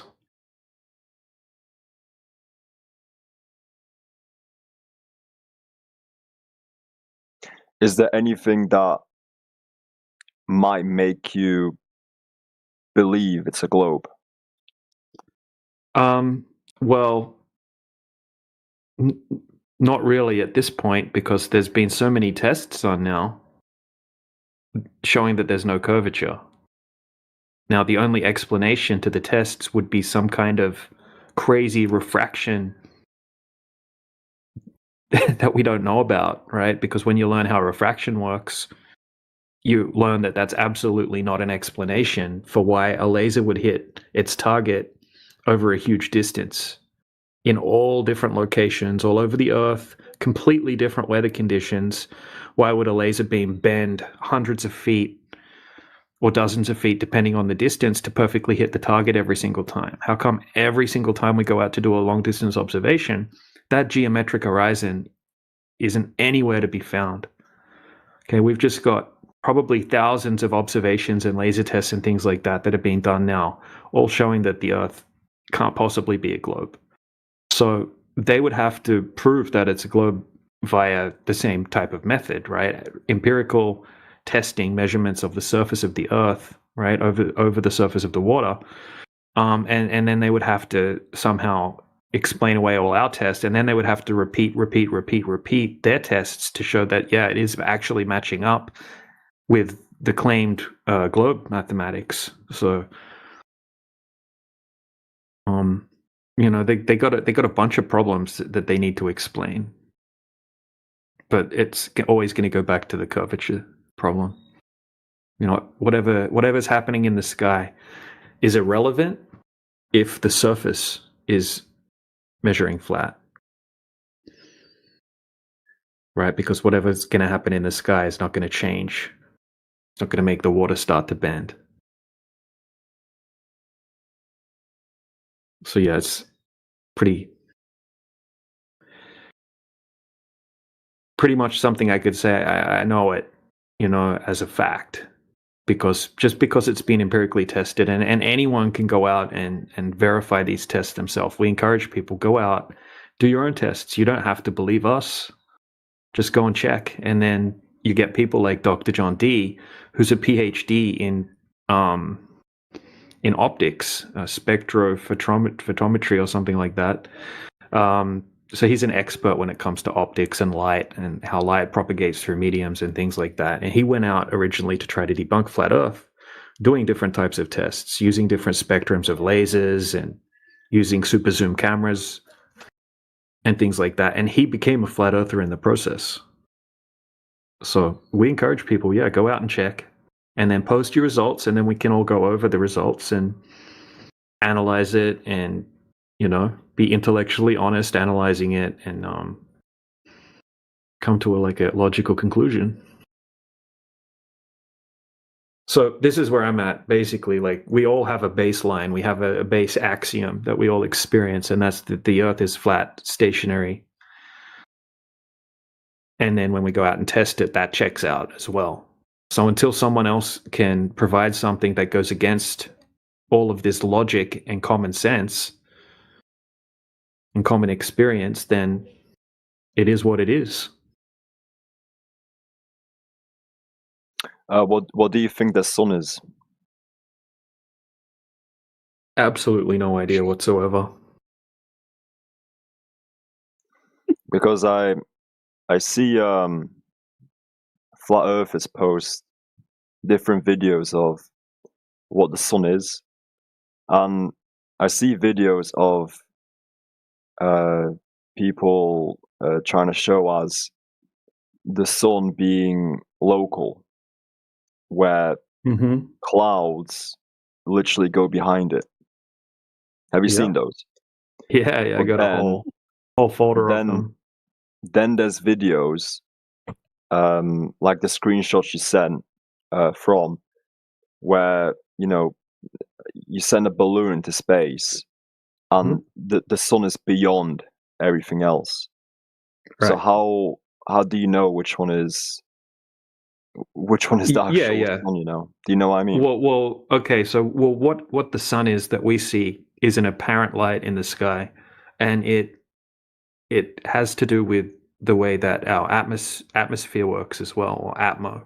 Not atmosphere, really. It's not a good term, but it has to do with the way our atmo works. Now, David Weiss, not that I like David Weiss that much, but David Weiss has a great test that he did with his wife in his house, and they kind of gave a good demonstration of how the sun that we see is apparent to each individual person. And if you have something that represents the atmosphere in a demonstration like he did, he sort of showed how the sun can appear in different places for different people, and that what we see is an apparent sun.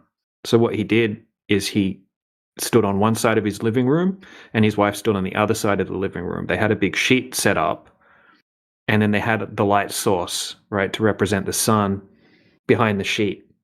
Now, from David Weiss's perspective, when he looked at the sun, he marked where he could see the sun. He could see like a round sun that looked like a sun on the sheet. The sheet is to represent the atmosphere, okay, because we're looking through a medium, a big, thick atmosphere. So they put the sheet there just for this example.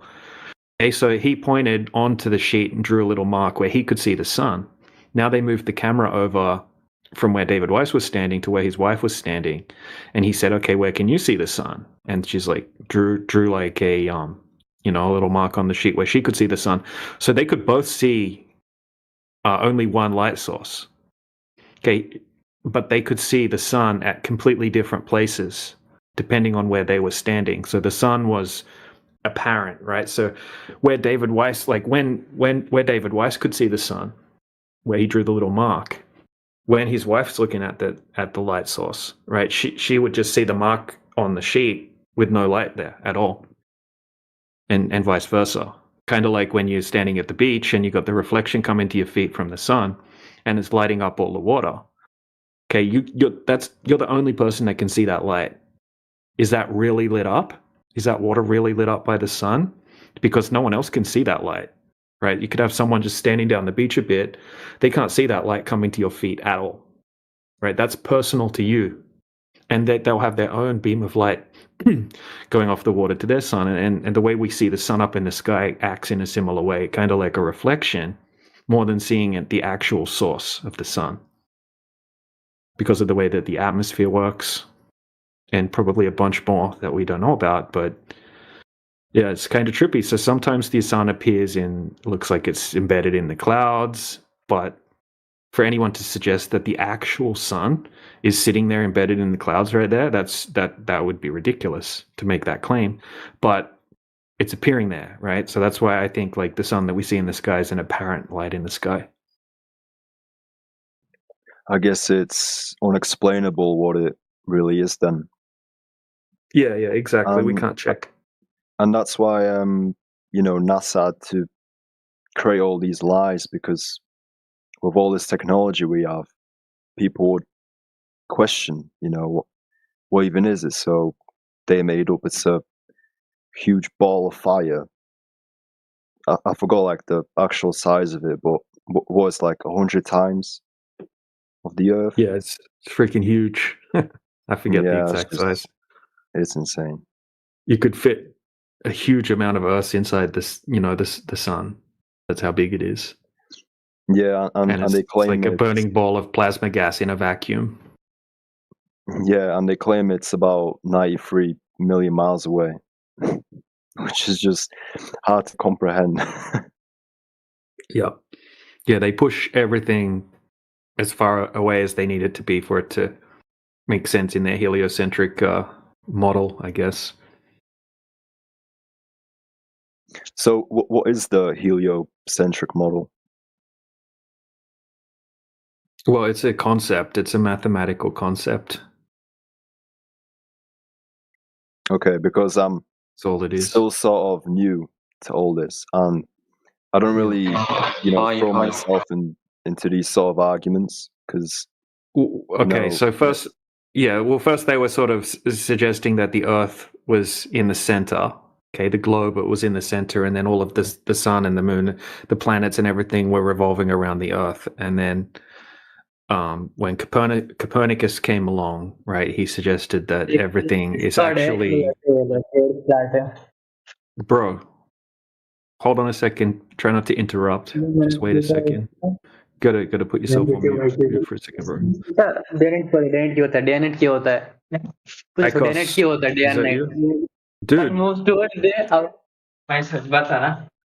Dude. Crazy. Yeah, so first there was the geocentric model where the Earth was at the center, and then came the heliocentric model where they put the sun at the center. Everything's kind of revolving around the sun. We're orbiting around the sun at 66.6 thousand miles per hour. That kind of thing. Whereas before they didn't think the Earth was like orbiting around the sun. The Earth was just in the center.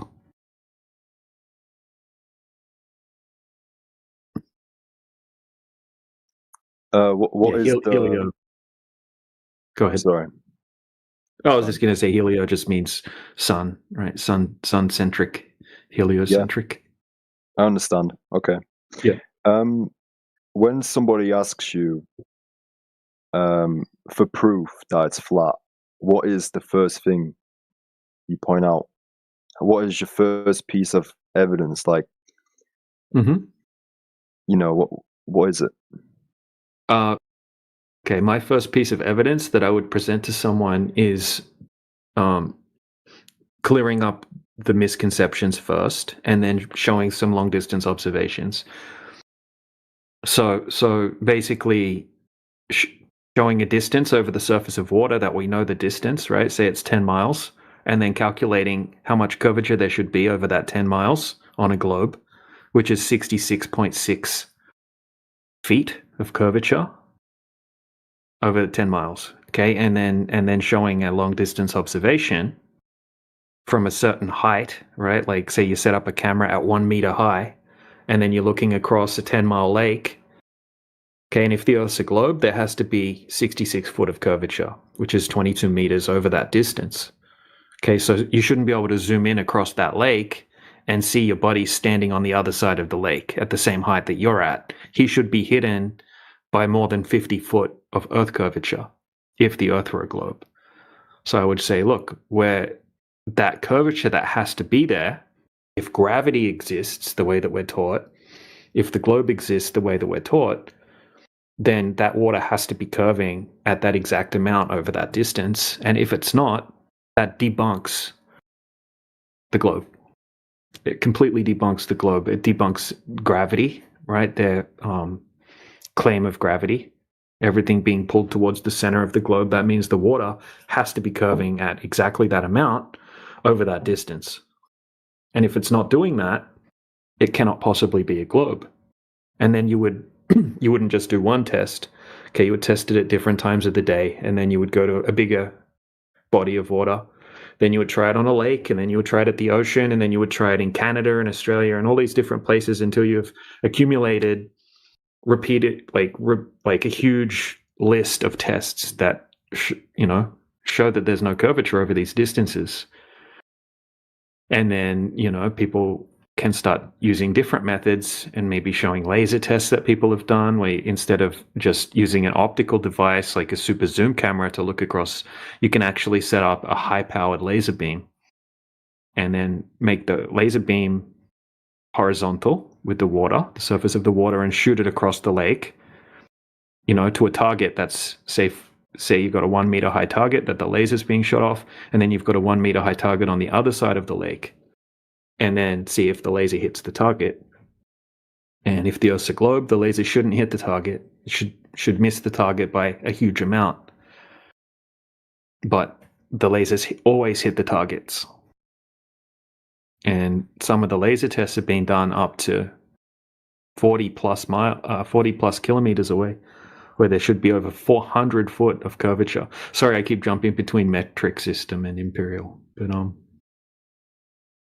yeah. So just testing for the curvature. That's where it starts and that's where it ends. Really, like that's the death of it. Obviously, there's tons more arguments we could get into, but every single globe argument requires that curvature to be there. If it's not there, it's not a globe. It's always going to come back to that as well. Any argument will circle back to that curvature requirement. Like the eclipse argument, for example. They're like, oh, how come we see a curved shadow on the moon during an eclipse? Okay, well, that requires this water that's in front of me right here to be bending at a certain rate. And it's not. So whatever you're seeing in the sky and making assumptions about is incorrect because the water is not curving.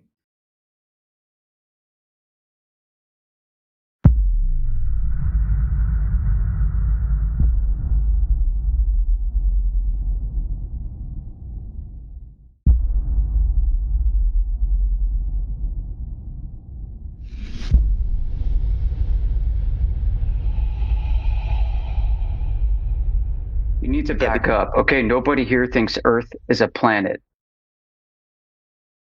Okay, what is the Earth? It's the floor of the universe. It's the base.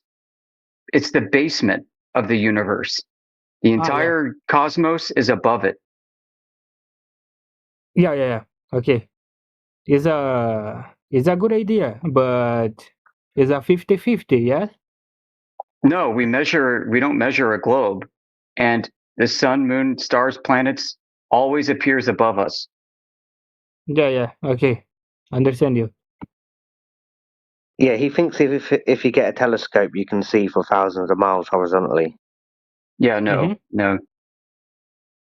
Because of weather, because of the diffraction limit of the optic. Mm-hmm. Yep. And because of topology, which is to say terrain.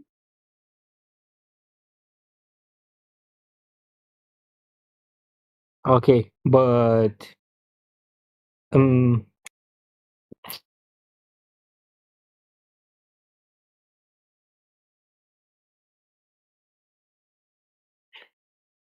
yeah, but I think it doesn't make a sense because it's a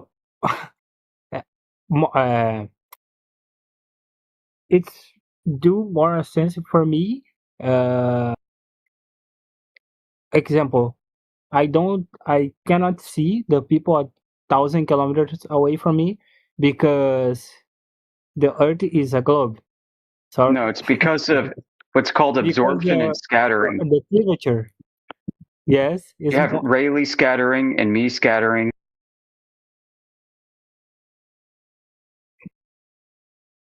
And also you have the absorption of light due to water vapor in the air and particulates.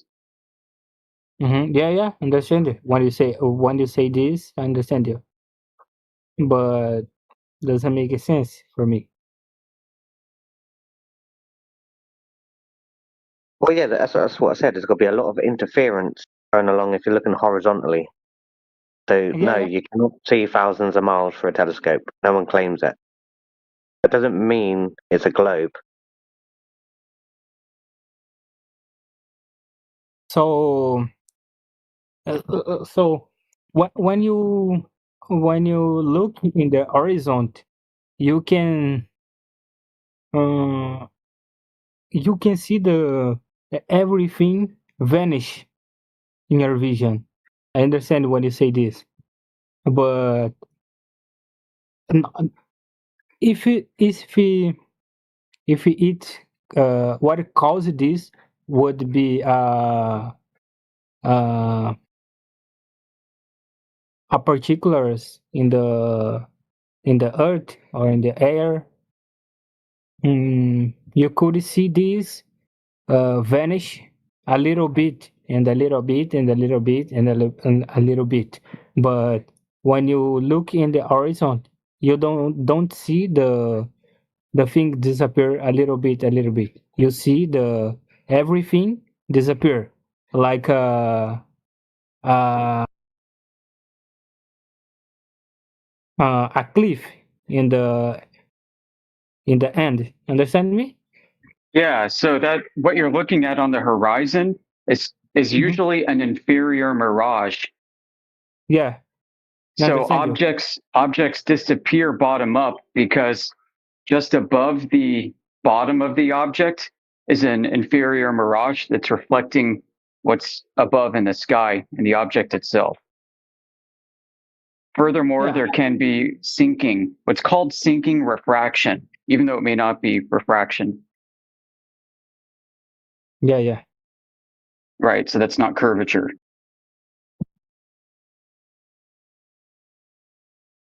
Quasar, are you trying to say that the horizon is the curvature? Is that what you're trying to get at? Yeah. What do you think the horizon is?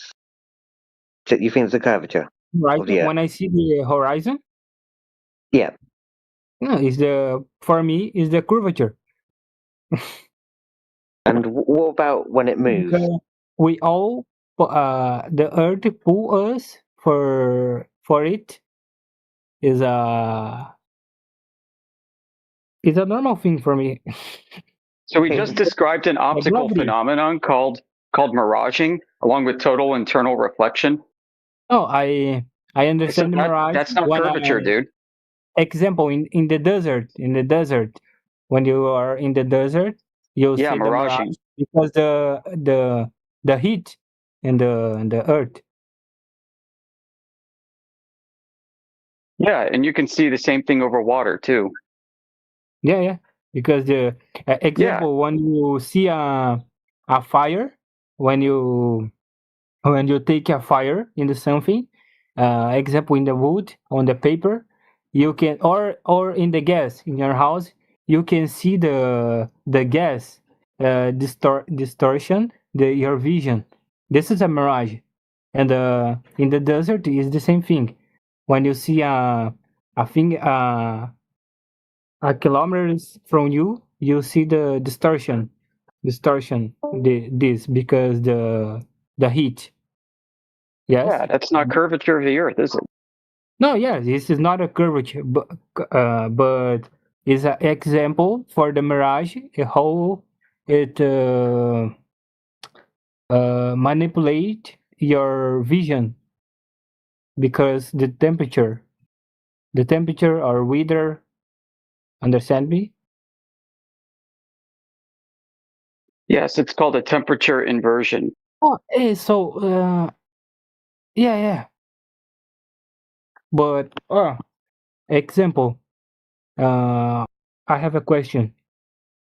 If I looking for the horizon and in the stand, if I stand up and I see for the horizon, you trust in we cannot see because the weather, yes. In summary, because the weather. Right, weather conditions. Yeah, you can more broadly call it meteorological conditions. So, but example. Listen, hold up. 56 minutes past the hour. I posted in text chat. This is a boat going over the horizon on a man's driveway. Hey, but if I stand up and I look for the horizon and I see and I use the something for the meter this and I have 1,000 kilometers example and I 1,000 kilometers and I see, but if I am in the fly I can see far away. Right, just like in the example I posted at 56 minutes past the hour. If you raise your vantage point above the critical angle for the mirage to take a path to your eye, then you don't see the mirage anymore. You also see the bottom of the boat again, just like in the GIF that I posted. This is what people mistake Earth curvature for all the time. People think this is Earth curvature when it's an optical effect, and demonstrably so. I have a last question. if the flat Earth, if you trust in the flat Earth, why the flat Earth is not a trust for everyone? What is the difference and you trust in the global Earth and the flat Earth? What is the understand me? Why do people believe it? Because they were told to believe it, and they were told that if they don't believe it, then they're not very smart. They're not intelligent.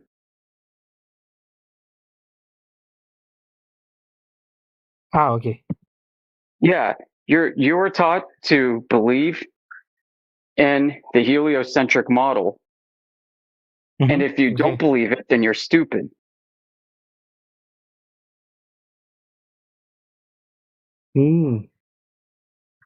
But what you can do, Quasar, is go find out for yourself. So, but it is. Wait a minute.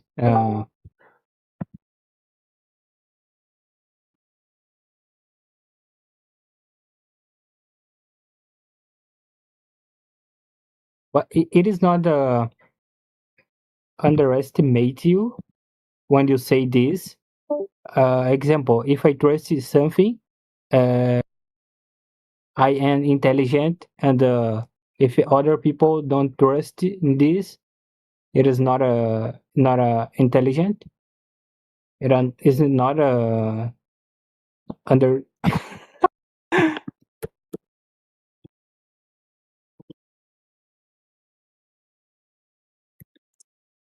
Overestimate you. It is not a overestimate you when you say this.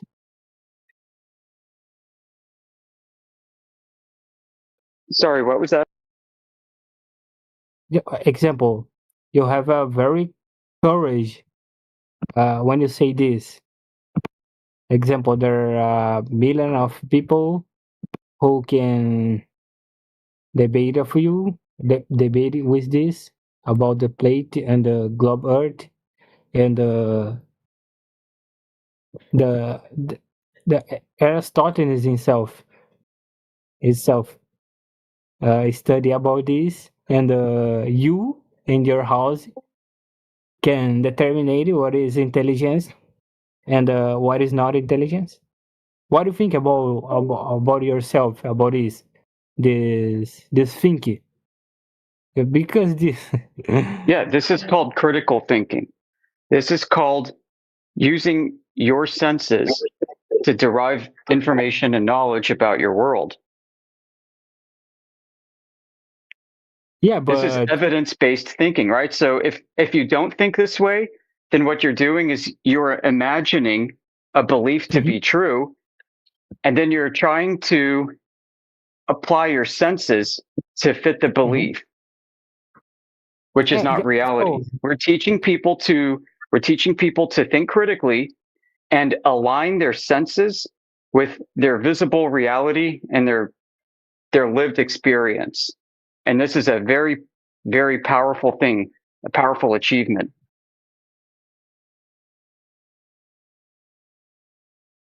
See, but do you know the exist a thin line between arrogance and critical thinking? Here we I go. do, but Here we listen, go. I know that this is true and I can prove it. You can't prove what you believe is true. That's the difference. Yeah. Yes, I can prove it because my intention here is only see how you thinking about this. My purpose here is not a debate with the people about this, because so you're claiming that you can prove your belief, but you're not going to? No, I don't see this. I really cannot prove this for you, because well, no, you can't prove it to yourself either. Stop. Wait a minute. Sorry. Wait a minute. I cannot prove because I didn't study about this enough. I study other things. But apparently you study a lot about this. Is a good thing, but for me you have is a lot of arrogant. How I say this? Oh my god. You think we're arrogant? You think we're arrogant because we're smart? No. I don't see this. It's a very arrogant for your part. Open. No, we're just right, not arrogant. We're just right. You can't prove it. You can't prove us wrong. So we're allowed to be arrogant. We're allowed to be. That's a good point. We have facts, we have reason, we have evidence, we have proof. No. You don't understand me. Sorry. Arrogant for you. Open a room in the Discord and say this. Example. I think the word he's looking for is bold. You guys are very bold. I think that is the word he's looking for. I call it very intelligent. So yeah, we're unapologetic. So yes. Why you don't or you don't go in the university and debate with other professional? Or yeah, they come here. Some of us are from the academic environment. We debate physicists. We debate NASA employees. They come here all the time. Here? Yeah. We debated an astrophysicist a few weeks ago, a couple months ago, actually. Yeah, but here we recorded it. Here in the Discord, the people. Yeah, it was a special event. Can speak everything. So somebody could probably post the link in the live chat if you want to watch. You know what he said at the end of the debate? That he couldn't prove that he had even hands. Yeah, but I see a lot of not, but a little bit debate about this. But I stopped to listening. Okay. About the flat Earth versus globe Earth. Well, you should probably look into it if it piques your interest, because the more you look at the globe, the worse it gets. Yes, but thinking about this is impossible. The proof the both sides, because there are a lot of things the people cannot explain in the. No, it's not true. And absolutely not true. No. We have measurements. No. It's impossible because if other people appear and say the Earth is a other thing, and the people will debate about the things he cannot explain. Example, there are a lot of things we cannot. This isn't about explanations, it's about evidence. Listen, have you ever met a good liar? Somebody who lies for a living has explanations for days, and their explanations seem very plausible. That's what makes them a good liar. So you know what we do with liars? We fact check them. So we go out and we do the measurements that these liars have never done, and we prove them wrong. That's what we do in here. And the time, what do you say about the time in the Earth? Example, my friend is in Japan, and is the other clock time. What? So the sun comes and goes throughout the 24-hour day and night cycle? Why is that a problem? So in the flat Earth, the shine of the sun cannot take everything. Yes. No, that's not true. The problem is how does it work on a globe? Did you know that the sun changes its brilliance by 23,000 times from the moment it's above the horizon to the moment it's directly over your head? This cannot be predicted with your globe. Yeah, but how many kilometers in the moon is from the Earth, in the flat Earth? Nobody knows how far it is in either case, and it doesn't matter. Non sequitur.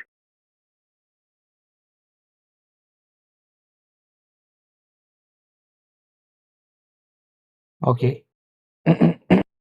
Okay, but so okay, let me think.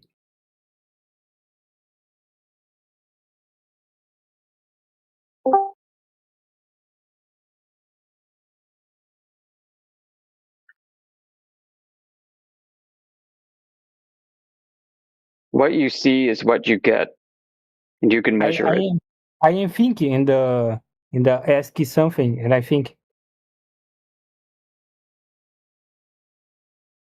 I create a a question. Okay. Okay, yeah. Just don't strawman my position. Hey, so if I get into the into the fly, it's possible I see the example 100 or 50 cities and I see 50 cities in the horizon, and is it possible I see rain in the city and the other sun in the other city and the other rain in the other sun? Is possible I see this in the flat earth? But that you can see it raining on the horizon in a distant city? Yeah. Yes, it's possible I see the different weathers in the cities. For example, as example, snow in the one city, in the other rain in the other sun. We see exactly what you see. Nothing. Our eyesights are the same. We don't see anything different. We do see the same things, you know. How? But you understand it when I say you get into the fly and you are thousand millions for in the air, and you when you look for the horizon you see a 50 or whatever 10 cities is possible in the air, in the fly in the air 1,000 kilometers up in the earth, in the sky. It's possible you see the different weathers and weather will get in the way. You can't see in the visible light 1,000 miles. Yeah, but except in infrared, and that's one of my points.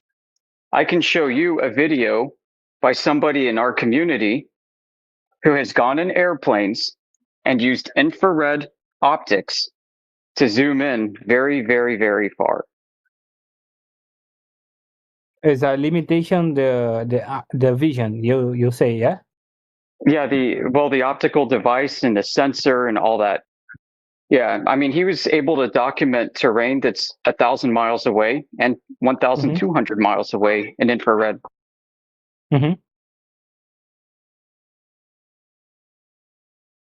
Yeah, do you know how far away the horizon should be? From, I don't know, 35,000 feet, maybe 10,000 meters? In miles, it should be about 250 miles away, which means you should not be able to see the surface of the globe beyond 250 miles. But in infrared, at that height, you can see beyond 250 miles. You can see to 400 miles, 600 miles, 800 miles, 1,000 miles, 1,200 miles.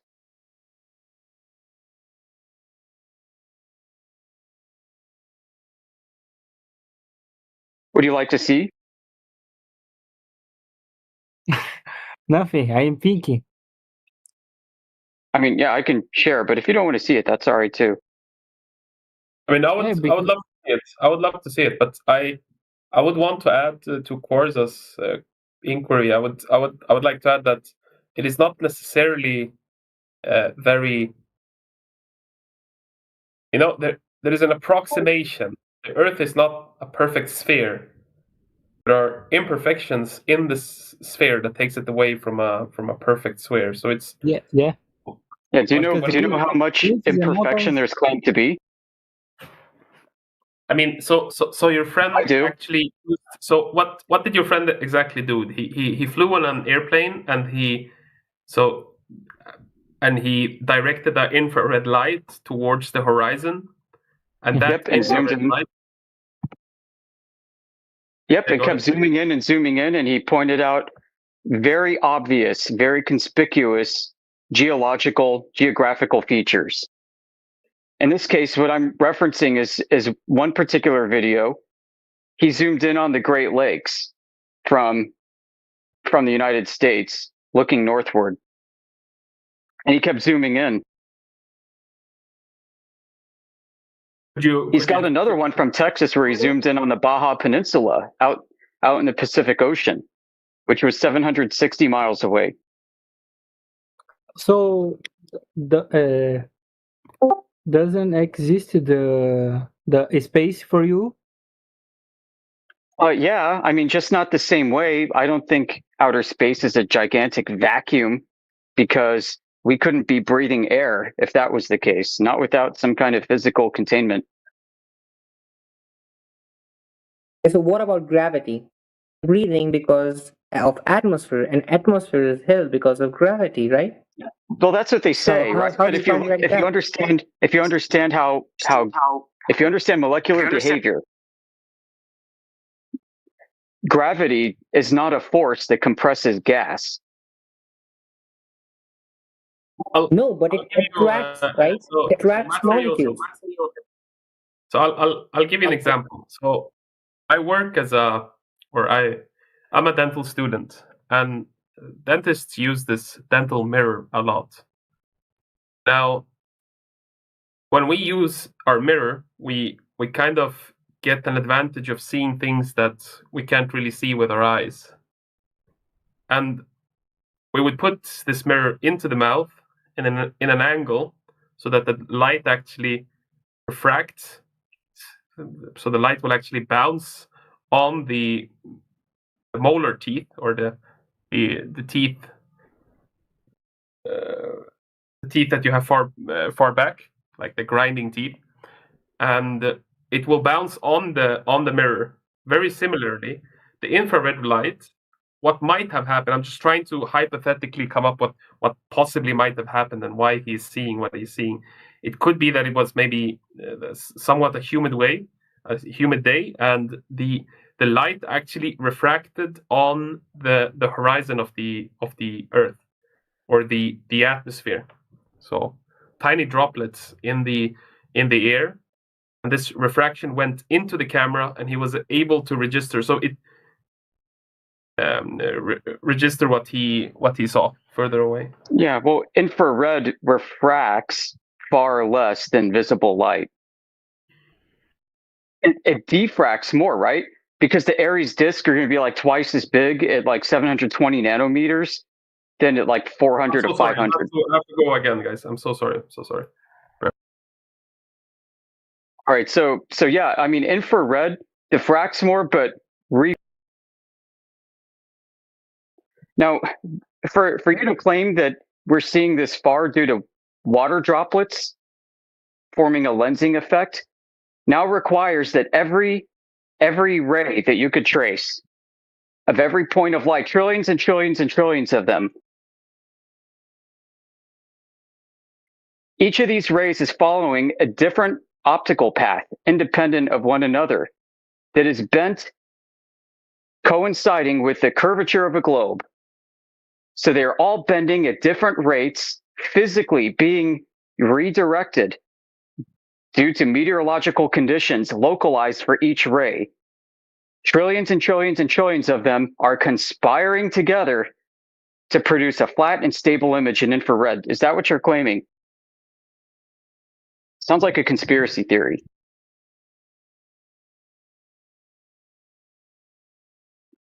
And doing it in a wavelength that's not visible to begin with. It's freaking hilarious. So I'm going to need some evidence for that.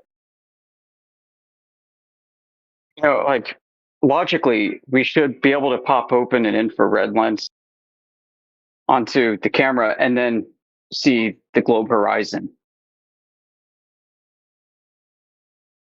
Instead, the opposite happens, right?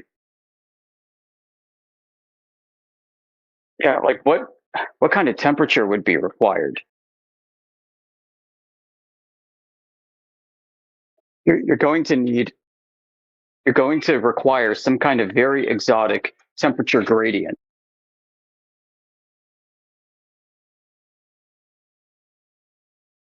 The temperature gradient must be somehow conformal to roughly 8 inches per mile squared, and it altering an optical path in the infrared spectrum, not the visual. That's what's so insane about this COPE. Like the more you guys claim some kind of atmospheric refraction effect, the worse it gets for you.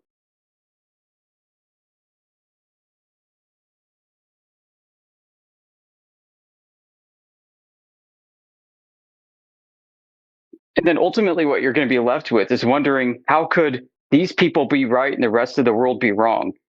How is it that it's more difficult for me to accept the reality of the world just as I see and experience it in the face of a world population that doesn't?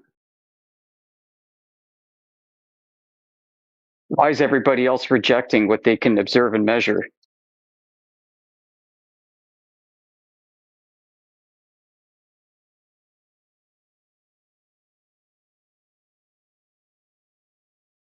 I mean, it's like we've got people right now in chat who are giving us their best evidence for the globe as a flat Earth, and I find that ridiculous.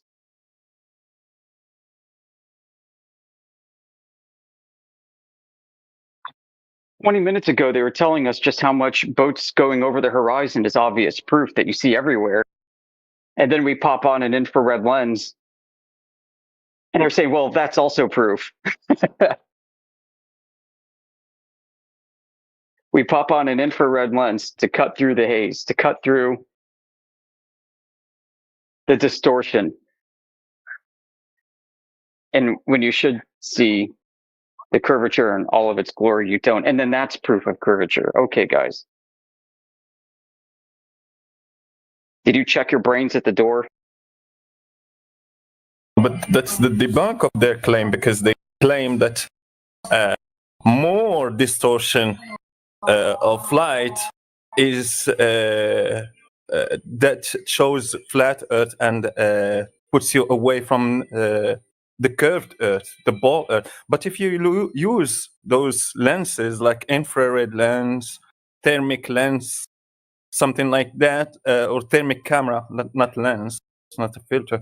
So if you use those, you would expect, like you said, to see the curvature where it should be, to see that horizon where it should be. But it's not. It's just farther than you expect on a globe. It's farther than when it was with naked eyes. Yeah, so it's like, oh, when I see an obvious mirage, then this to me is obvious curvature. And when I don't see a mirage at all and it looks flat, then that's also obvious curvature.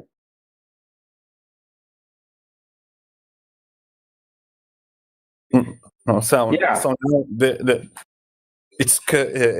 the curvature of the Earth with refraction or no refraction. They are just talking with the opposite things or contradicting things with the same mouth. It's just nonsense. More refraction. You see more refraction. You see like those observations where they put their finger on the distortion on the crane in those oil rigs. Because there is distortion on the crane, so meaning that it was that distance to the horizon, it was just because of refraction. Now just let us diminish that refraction and that distortion of light using infrared lenses or thermic camera. And they will claim it's proof for the globe also, meaning that the opposite effect is also on the side of the globe.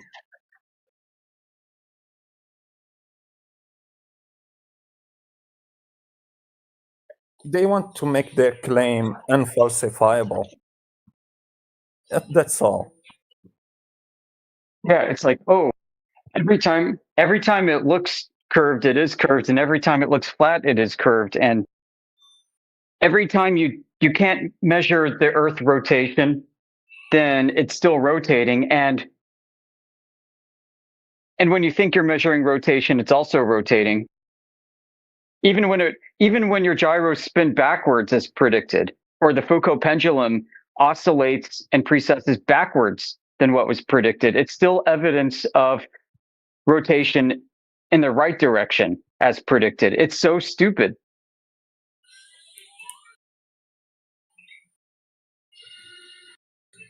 It's like when in Hafel-Keating, when they took the atomic clocks on 747s, flew them in opposite directions to test for relativity. Well, some of the clocks actually went backwards in time when they should have gone forward relative to the ground, and some of them went forward in time when they should have gone backwards relative to the ground.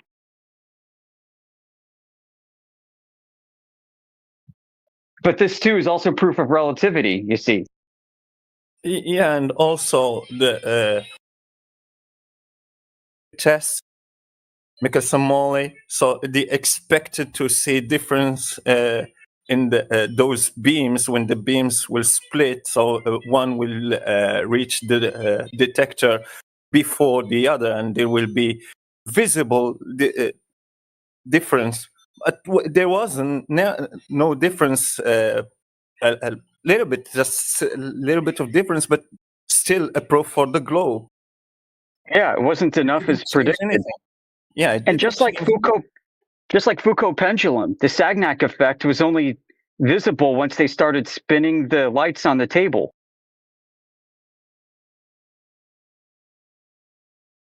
Yeah. So you put an optical measurement device on a table and you spin it and then say this is proof that Earth is spinning.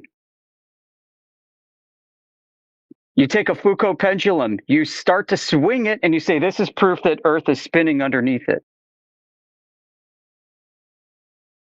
But somehow you can take a torsion bar, hang a couple balls from either end of it, suspend it on a string from the ceiling, call it the Cavendish test. And if that thing starts to oscillate, then it's totally not due to Earth curve or Earth rotation. It's due to mass attracting mass. Yeah. I mean, no matter which way you slice and dice all these claims, they are bizarre and contradictory. And what it is evidence of is data fitting, backfitting observations to match previously held expectations. This is an affirming the consequent fallacy. It's fallacious. It's a bias. And what makes it bad is how dishonest people are about their interpretation of the results. And so they're basically being dishonest about it. And then they have the gall to come here and say, why would people lie? Why would people lie about the globe? And then they give us a Foucault pendulum. They give us Hafel-Keating. They give us Cavendish. They give us the Sagnac effect. And these are prime examples of them lying. Also, yesterday we talked about a test that was similar. When you drop different object with different masses, like a bowling ball and a feather in a vacuum chamber, with the explanation of gravity that it's dependent to the mass, so the more mass, more attraction. That's what they say. So you will expect that the bowling ball, because it has more mass, so the exchange of potential between the Earth and the bowling ball will make the bowling ball fall faster than the feather. It didn't. Still, it's proof for gravity. You should expect to see more attraction between more massive objects. It didn't happen. Why? Isn't gravity dependent to the mass of the object? More attraction if the object is more massive? why was the attraction between the Earth and the bowling ball that is more massive than the feather, same as with the feather? Right. And at this point, the question is, or the statement is, you don't understand. You, Flurf, you do not understand. You're not smart enough. Yeah. So somebody else did it, and they're smarter than you, and you're just denying their intelligence. Yeah, I don't have a degree. Because I don't have a degree. So they will ask me, what degree do you have to be able to talk about those things, to be able to question them? So I have to have those kind of degrees from those people, those same indoctrinated people that I don't believe. Well, then we get those people with the degrees in here, and we talk to them, and they don't know either, because somebody else with some other degree always has the answer. Nobody seems to know who that exactly is. Yeah, true.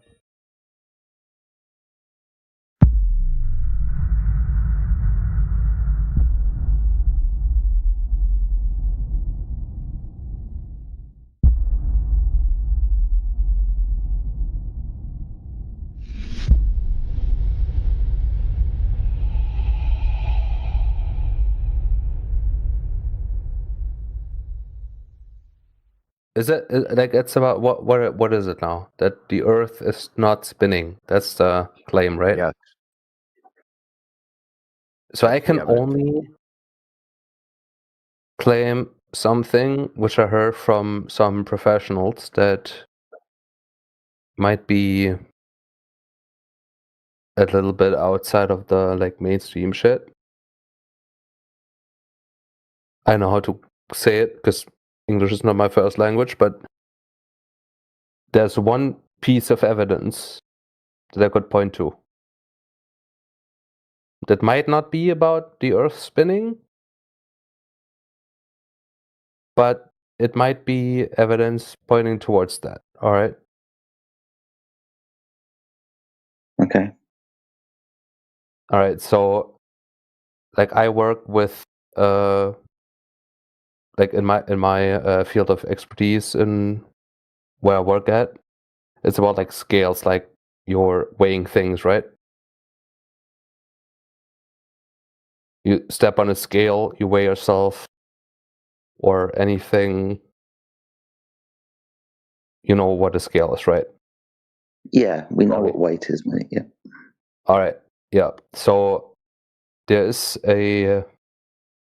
like the scale thing is like regulated, so you have to have a like an experienced person come to your place where you have your scales if you work in like industrial stuff, right? So they are calibrated. So like a scale has to be calibrated by a professional, right? And they came to my place and I asked them about how it works when they go to different like latitudes, right? Like if they go further south, they actually have to take that into account because the like weights that they have, like they have to calibrate it based on like the latitude, or like was it longitude? Well, that's the old. That's the new news. Let me give you that's the old news. Let me give you the new news. That lore has since been updated by Neil deGrasse Tyson. He says because the Earth has a bulge, the bulge and the more mass that's under the bulge exactly cancels out the centripetal force that would throw you off the Earth. So it just ends up being the same anyway. So yeah. I mean, that's not what the guys told me because they still have like zones if that if there's more land, right? So there's supposed to be a bulge at the equator that's 11 miles high, so it's 11 miles more Earth, right? So that's going to have more pull, right? 20... So hold on, Rossi. So the claim is that something will weigh less at the equator than the poles because of this Earth is spinning, right? And it's throwing you off. Okay. But now they're saying, well, that's not actually the case because there would be more mass there, and that mass compensates for the centrifugal force and would all equal out. That's not what That's the new shit. the person was saying to me. Well, he's full of it, dude. They'd be doing fucking gold arbitrage. I mean, they are calibrating the scales, so they are equivalent Every time to you turn on more a northern digital hemisphere. scale, it has to be calibrated every time. Yeah, but why would that be when you go further south? Like, I know that Neil deGrasse Tyson has said that we have a bulge at the equator, you can but it doesn't matter in MA. Calibrated. Every time you turn it off, when you turn it on, it has to be recalibrated. Yeah, but when you go further south, there's like a... Yeah, but if you go further south towards the equator, there's a measurable difference. Yeah, you're saying that, but that's not true, dude. That's not true. Okay. Somebody told you that because somebody believed that, but it's not true. Want me to show you it's not true? Okay, I'll show you extra data taken. I mean, I asked a guy that was at our place. Well, I'll show you data. So this won't be word of mouth hearsay. This will be data that people took with scientific scales, the measurements performed by scientists. Okay. I mean, he was an expert in his field, so I would take his word for it. So what? To a degree. What, sorting out scales? There was an old woman who used to do that where I worked. He had to recalibrate the scales every single week because of, standard weights and measures and so on. You can't be selling more or less of something and charging somebody a different price. So, yeah, just because somebody can press a few buttons on a scale doesn't mean they're some kind of expert in why the Earth does the shit that it does. They've just got a job of work, mate. Yeah, I understand that, but it's like kind of weird that depending on if you're further or... Again, it's not true, dude. What you're about to say is not true. You just believe it. Yeah. I don't believe it. I heard it. I asked him. You heard it. He's wrong, dude. What will you say? He's okay, wrong. so okay. Well, maybe he was wrong. So this would be the test, buddy. This would be the test. You'd be at 45 degrees latitude, and then you'd take your scale, you'd weigh something, and then you'd go to the equator, and without zeroing it, you would weigh it again, and then measure some difference. Shut the fuck up! Earth is not flat; it's round. Retard. Okay, have a temper tantrum. That's awesome. Anyway, that's on me. So this is what you'd have to do. But here's the problem: when you're in transit, when you left 45 latitude and traveling to the equator, your scale is going to lose accuracy. So you have to zero it when you get to where you're getting, which negates the entire thing. No, yeah, but the fact that you have to zero it because of transit. That's a... Yeah, but because it, like, you want your scale to be at like at regular, you want to be at 0, right? And if you travel to the south, there's like a difference in the weight that it's gonna say. No, there isn't. Right? Okay, well, I guess. Yeah, Rusty, what you're looking at here is what can be asserted without evidence can be dismissed without evidence. But we're even better than that. Inyo can show you quite the opposite.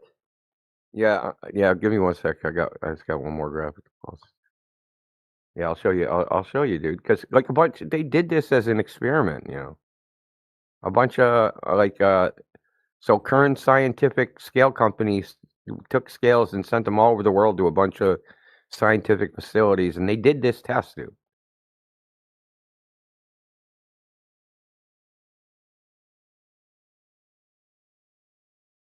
So there's the graph. Well, hold on. There it is. If you look in the side chat, you see the measurement graph, the predicted change of weight based upon latitude versus what was actually measured. It's just a freaking sawtooth nonsense.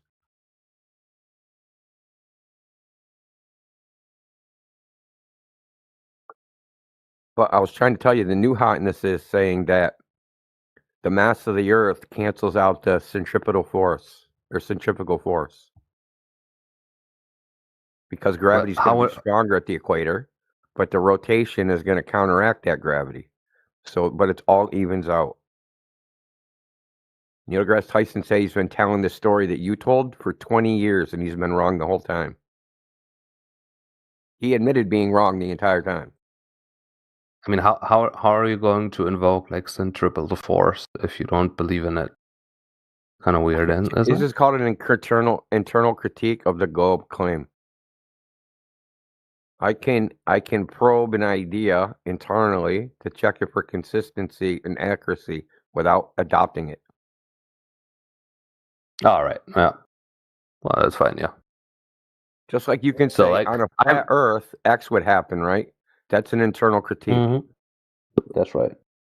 Yeah, I was just like the thing I was putting forward is just a real life experience I had asking a professional in his field about the difference in weight based on your Well, I mean, way where know something about professionals in their field, that they're full of shit just like everybody else.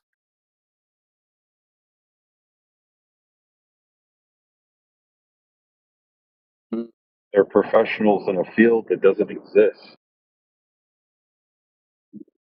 No, it is a field that exists. It was just that maybe I asked him something that wasn't true in the flat Earth sense. Yes. No, it's just his preconceived idea, and probably something that he got told by somebody else when he was training to do his job or at university, because, you know, we all live on a sphere. Interesting fact about living on a sphere, apparently, if you move locations, scales work differently. What is heavy here is not so heavy over there, blah, blah, blah. Yet this is just what, at best, now an old wives' tale. It's not true, dude. It's just one of these things that people have picked up over time because, you know, we live on a sphere and these stories exist. And what they go to work, you ask a question, he pops up and goes, well, did you know that when we change location because we're on a ball that spins, blah, blah, blah. It's just storytelling, mate. It's an old wives' tale. Now, the story's changed. That's what Indio's pointing out. Different story now.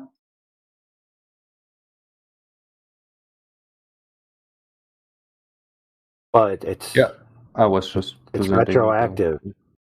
It's like in the fiction world, they call this retconning or retroactive continuity, where they update their story in the present to make excuses for things that have occurred since they last made their claims or story points.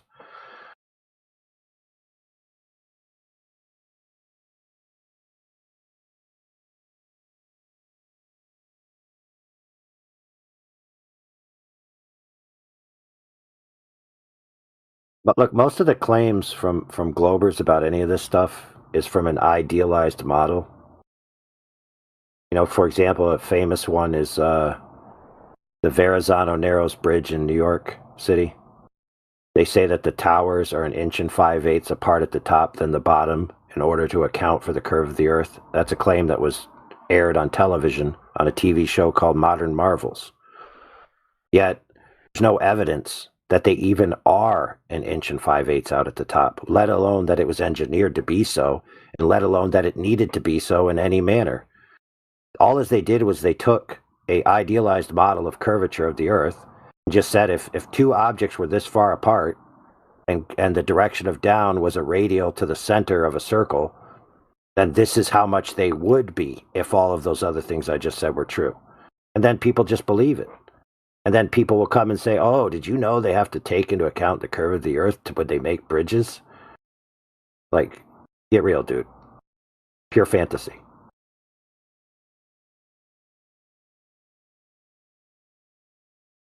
Listen, friend, it's not even possible to construct a bridge made out of the materials that they made the Verrazano Narrows Bridge out of to be intentionally 1 5/8 inches out at the top. It's not even physically possible.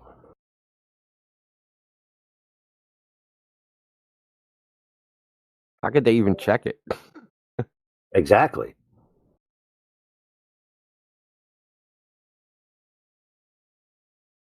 building methodology. They checked it in the winter and then checked it in the summer. They're going to get different measurements.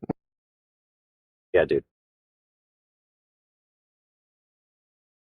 The deck that the cars drive on that bridge elevates and declines the distance from the ground, like 11 feet throughout the year. 11 feet. So if you're driving at the peak of the expansion, you're 11 feet higher. Sorry, 11 feet. 11 Lower. feet higher. Lower. Oh, because it's suspension, so it's contracting. So you're being pulled up. Yeah.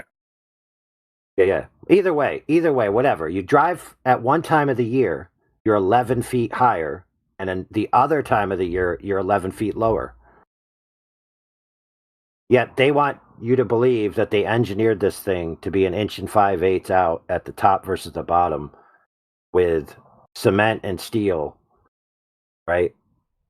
And me and T-Dub looked it up.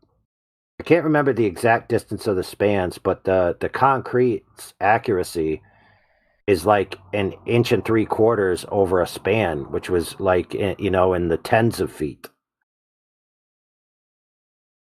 versus hundreds of feet that the towers are.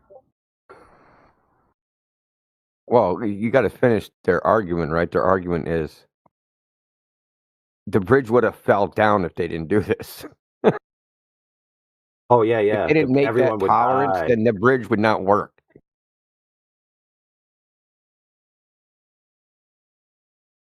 Well, when they were taking the engineering measurements of that bridge, they could only take it at nighttime when the temperature was even.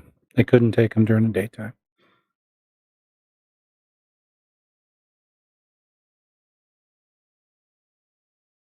They have this whole thing in building structures, like you just said. You have to do different things at different times, but you even have to build it at different times. The holes on the stuff don't even line up. You have to wait for the material to match temperature so that the holes line up. Man, then you can put the bolts in. Well, because I would only see them doing like lining up because they do a lot of construction near here, ironworks, right?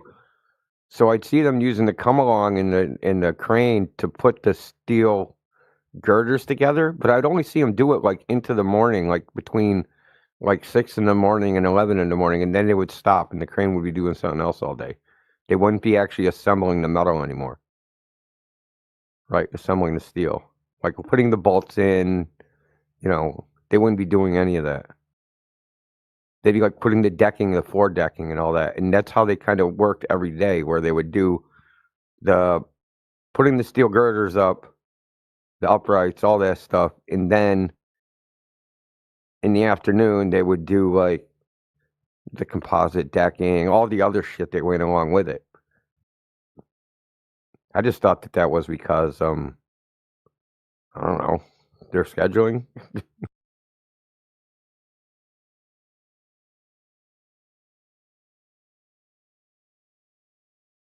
Yeah, there's even a wrench specifically designed for a lot of these dudes called the spud wrench, and it has a wrench on one side, and on the other end it has a tapered end that they literally stab through the holes to try to get them to line up. And now, if you know anything about bolting things together, you're going to have play, right? It's not going to be a perfect match over the entire span of all of these things you're putting together. The little millimeters or micrometers off are going to add up over the distance.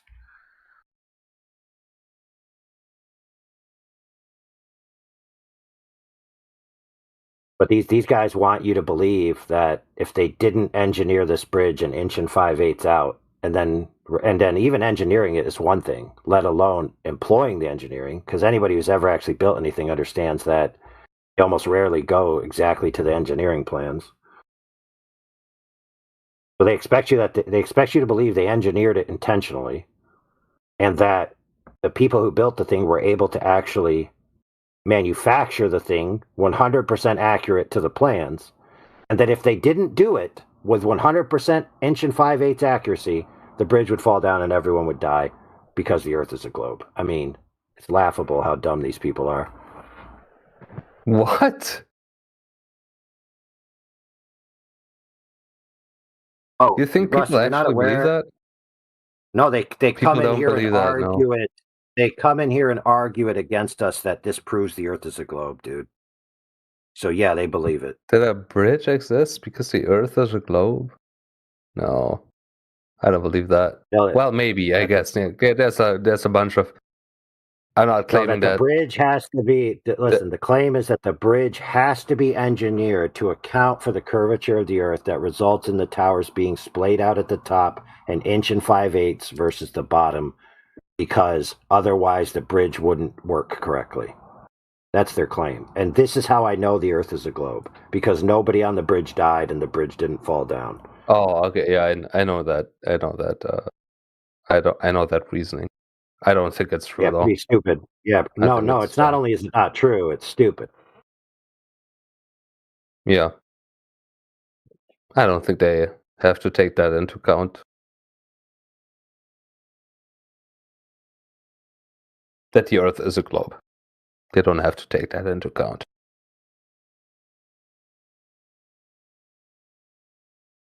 Yeah, just the weight of the steel cables to form the towers.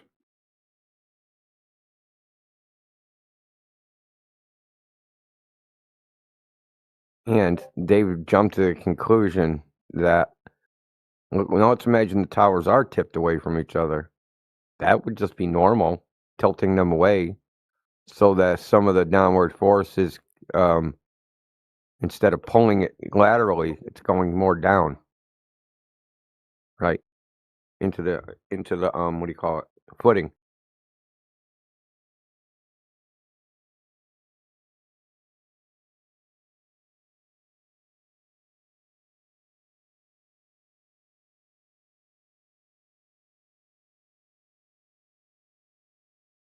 Too long didn't read version is the more upright the tower is, the more lateral stress will be placed across the tower, across that span.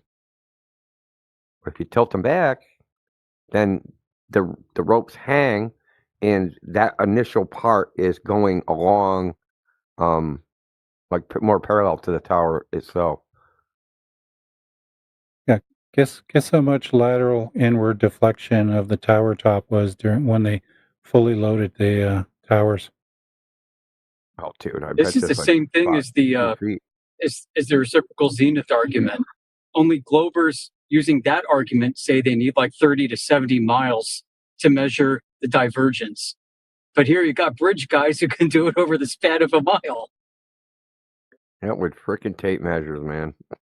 Yeah, they had to build the towers 36 inches taller than normal because the weight of the bridge shrank them, and a lateral inward deflection was 18 to 20 inches. Yikes. Yikes. So this 41 millimeters or whatever they accounted for the curve, completely destroyed by this 18 to 20 inches.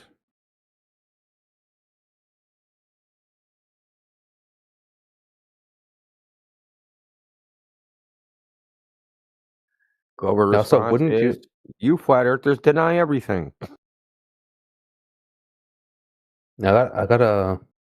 Wouldn't you want the towers of that bridge to be kind of standing straight up? So you would put the stress of the cables like equally on each side, so that they wouldn't be separated at the top at all when you're an engineer.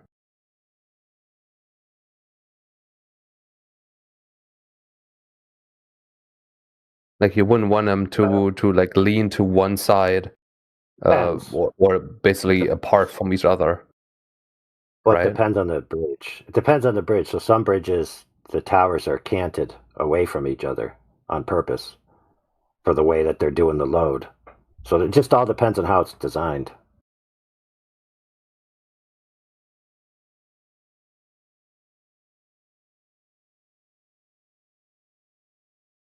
We used to have a guy that hung out with us who was a civil engineer, and he actually built bridges. And he would come in here all the time when everybody was talking about the bridges, and he would say, dude, I build bridges and cant them, and this is the type of bridge, and this is how much we have to cant it for the distribution of the load and the flexion and all these other different things to take into account. And the idea that we have to take the Earth curve into account is retarded. Literally impossible. I think that too, as a glober. I think there's no point in using bridges as a... Yeah, because it's like, it's one of those things that, check it out, bro. It's one of those things that if you think the Earth is a globe and you try to include it, it's going to be irrelevant, because the actual building of the bridge, it's going to be, whether you include it or don't include it, it's not going to matter at all. It's almost like it doesn't exist. Actually, it's exactly like it doesn't exist.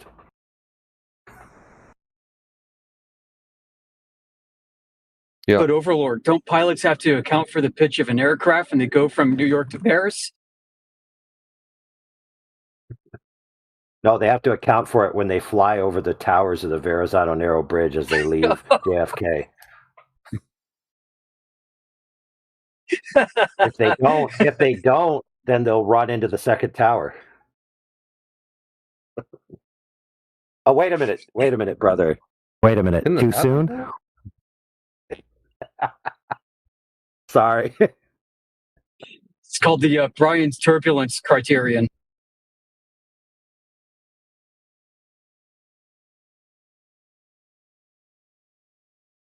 You know what? One of the first major, really popularized bridge catastrophes where the bridge failed had to do with? Anybody? Super world famous suspension bridge. The one that was swinging in the wind there? Yep. Aerodynamics. It's resonant destruction, actually. Takana, caused by aerodynamic sway. It was the Tahoma Bridge, right? Tacoma? Tacoma Narrows? Yeah, Tacoma Narrows. It sounds familiar. Tacoma Narrows Bridge, yeah. Famously collapsed 1940 due to aerodynamic forces from wind. The galloping Gertie for its up and down motion.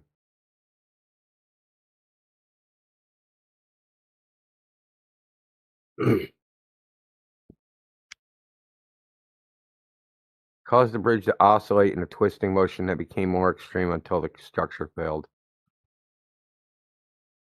The video of it is pretty freaking cool, though. You have to admit.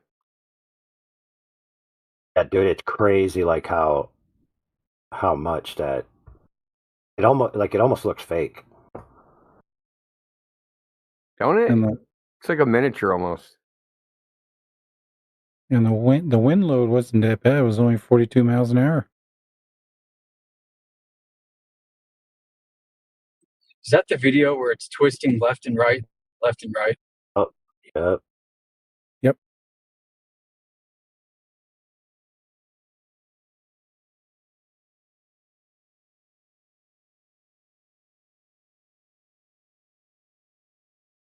Here, I'll give you some 40 there propaganda. You can watch it.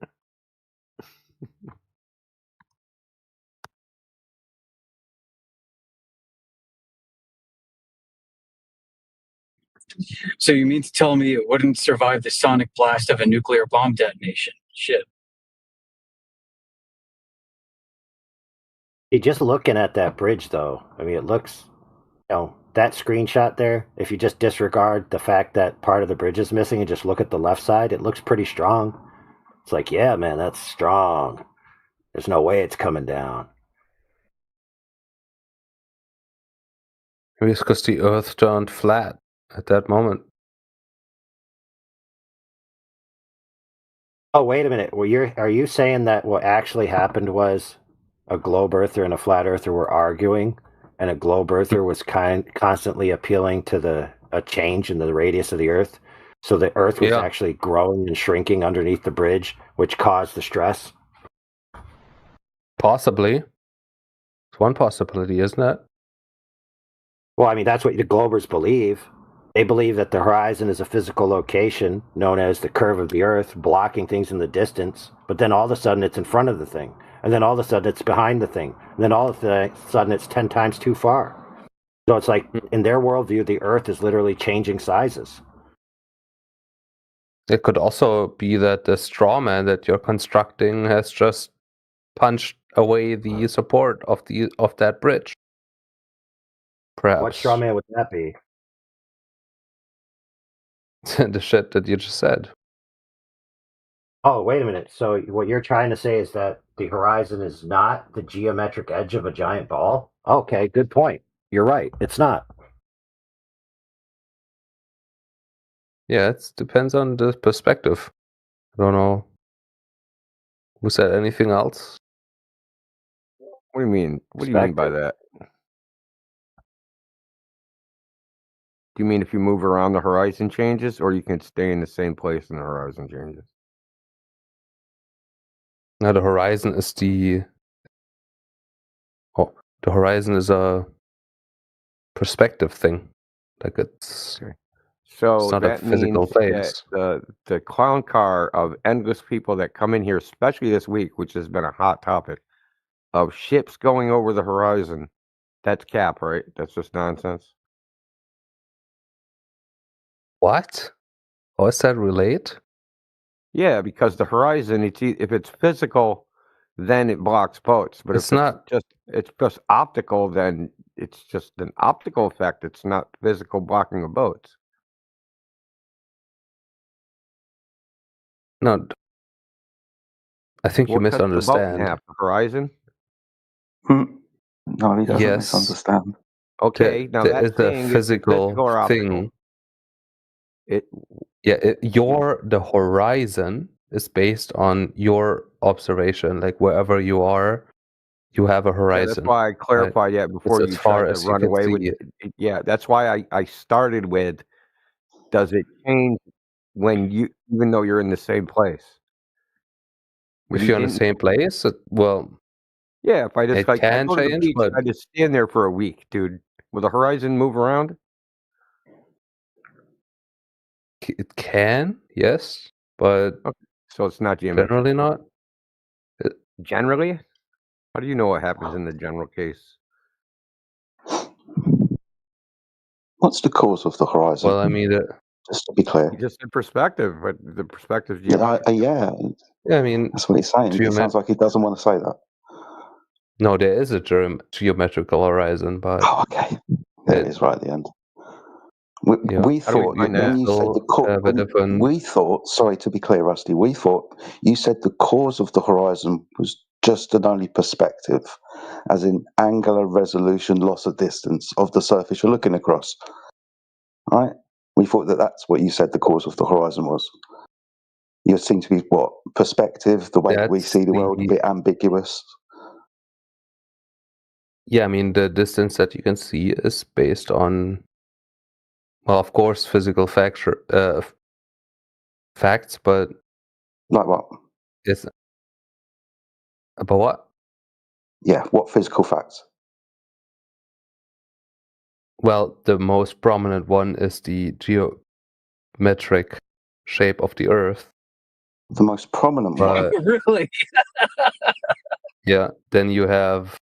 So the overarching factor in the horizon is the curvature of the Earth. That's the most prominent one, yes. When you mean prominent, the one that you said didn't exist. Yeah. Because you said it was perspective instead. Yes.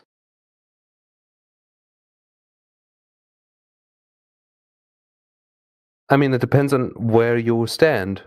How far the horizon is away from you, isn't it? Beach, 6 foot off the surface of water at the beach. Like Indio pointed out, if he was to stand there for a week, what's the cause of the horizon and does it change? Depending on the air between you and the horizon, yes. Okay, but so weather conditions, the air, that's going to cause a factor as into how far you can leave distance. Yeah. Yeah. Anything else? So we've got one. What's number two? When we are looking using an optic. An optic. Yeah, we've got the air that we're looking through. Is there anything else? I'm using the words optic to hopefully remind you that obviously we are looking. Is there anything else we should take into account when we are looking through the air at the Earth? Yeah, the temperature of the Earth, of the air, of the air. Yeah. Density. I mean, you said the word earlier. The height of where no, you. the height stays the same, but okay, we'll take into account the height. Okay. Yeah. You said perspective earlier. Temperature of the ground too, right? Yeah. You said perspective earlier. Do you not want to mention that again? And what do you mean by perspective when you say it? That's the perspective that you have when you look at the ground based on your,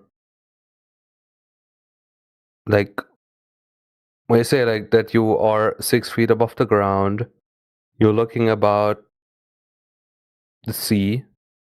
In that case, like I'm just looking at the picture or a GIF at this chat right now, and yeah, basically. So what else?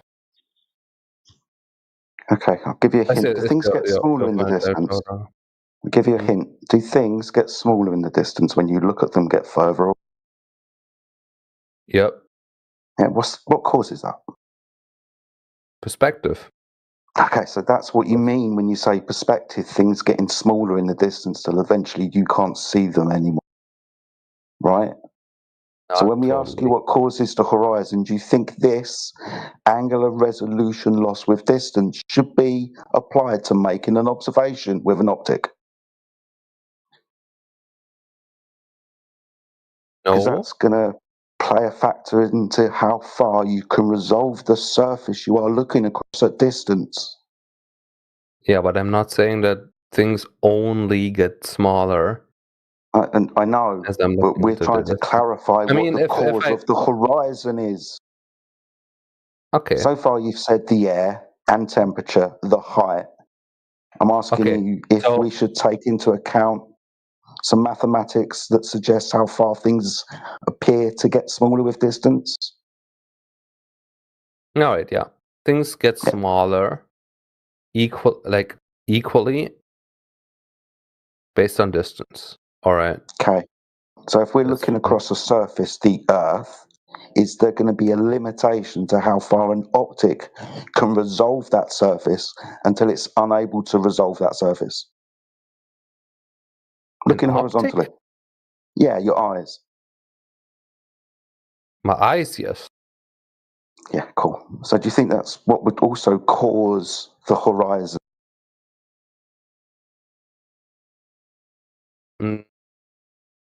Probably, yes. Probably. Okay. Probably optics have got something to do with it. Yeah. You don't sound so sure. No, I mean, if I look out into the horizon, of course I can't see like a very small thing. By Which distance. is caused by what? By the distance that I'm looking at things. Okay, so far you said the obvious factor was the curvature of the Earth. We've mentioned the air, the temperature. We've probably been speaking about, how we see the world and angular resolution loss with distance. Okay. Now, where's the curvature in this?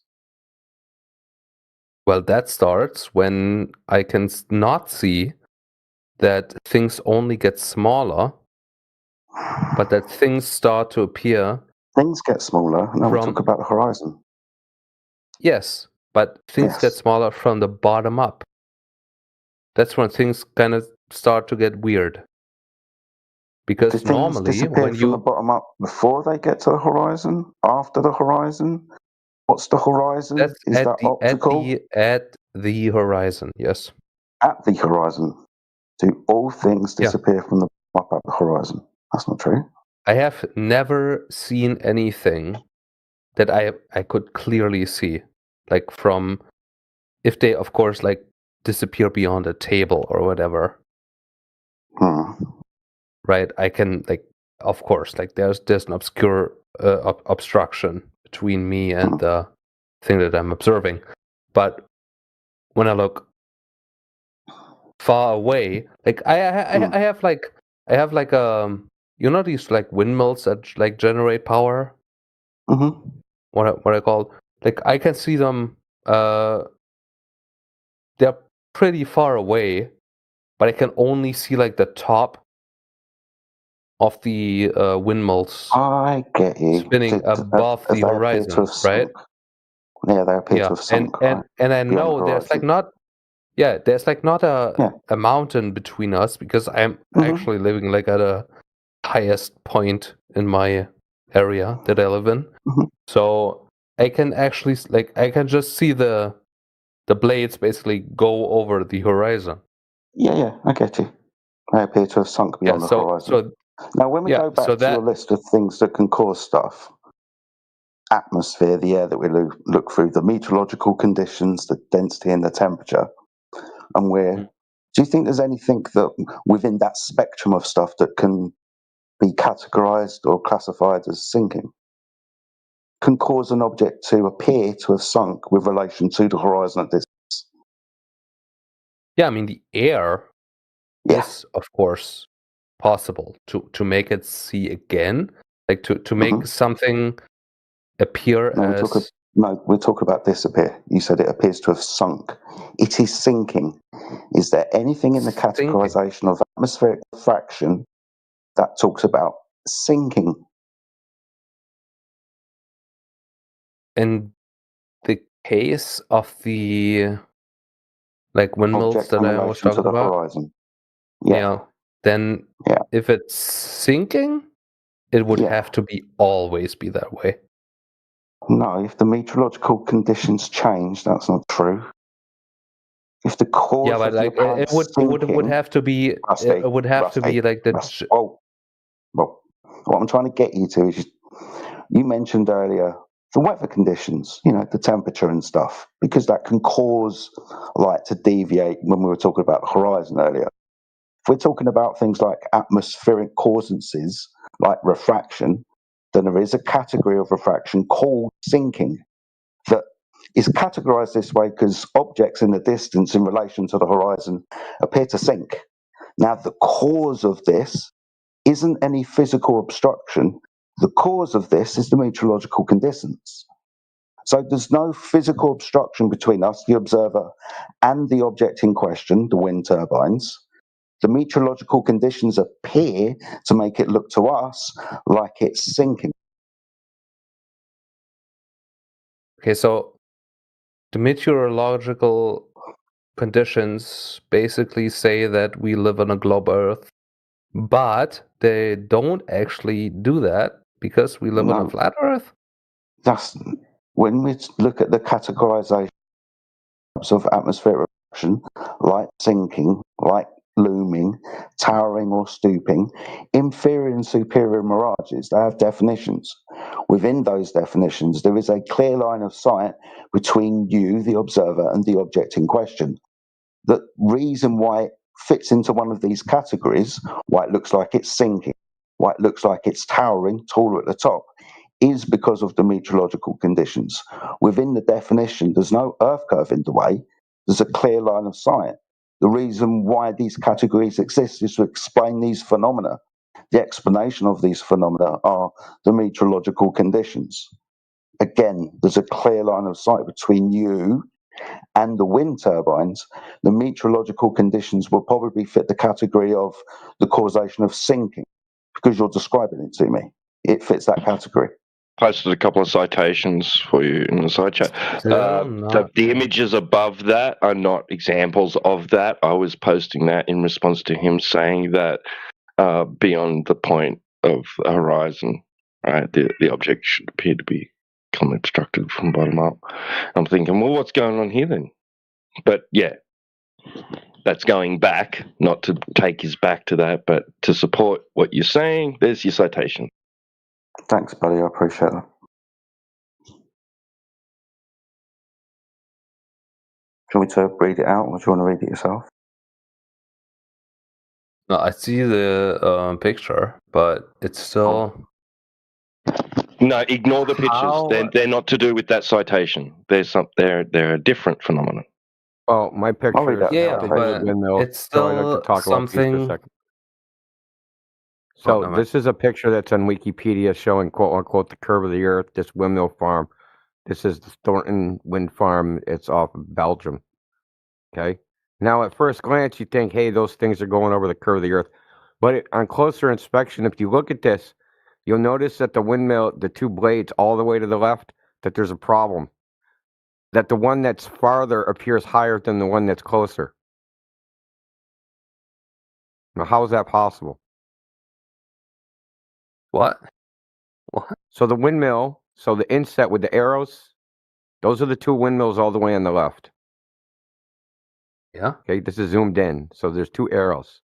The windmill that's closer appears lower than the one that's farther away. But that's not how perspective works. The farther away one should appear lower than the closer one.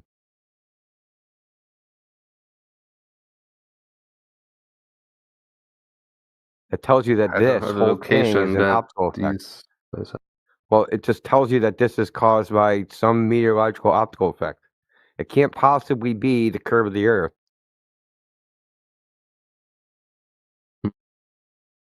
In fact, if you look really closely at the image, you can see almost a line that's right on the horizon. Never mind like almost like this blur line. Do you see that? Like right above the horizon. It's like a little, I don't know what you call it. It's like a little whitish, like discolored almost. Oh, you think it's like photoshopped? Well, I mean, Fake? Glober photoshopped it with a fucking very old camera because it's been on Wikipedia since like 2011.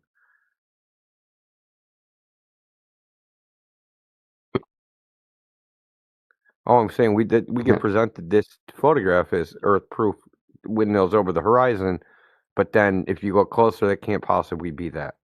And I've seen lots of other windmill photos where the windmill blades are going into an inferior mirage and all sorts of stuff. Fact of the matter is that dividing line of the Earth and the sky is not the geometry of the Earth, and can't be, because it's never at the location it's supposed to be. Well, okay. Well, I mean, I challenge you in any other globe Earth period. Show me a single horizon distance measurement that matches the globe. A single one. Now remember, then listen carefully what I said. Horizon distance measurement that matches the globe. Where the horizon is predicted by the globe Earth math to be a certain distance away based upon the elevation of the observer, and it's actually there and not someplace else. That's kind of impossible, but yeah, liars. Because it's not geometric. Because the horizon is not geometric. It's easy to calculate where it should be, but it's never there. It's always somewhere else. That's not the reason, though. Well, I mean, you can't claim a geometric horizon doesn't exist if you can't see it ever.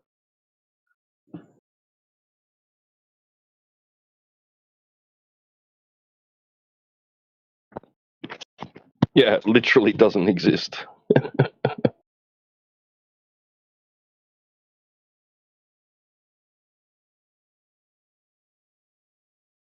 Perhaps I'll be right back. Oh, okay. You see the horizon?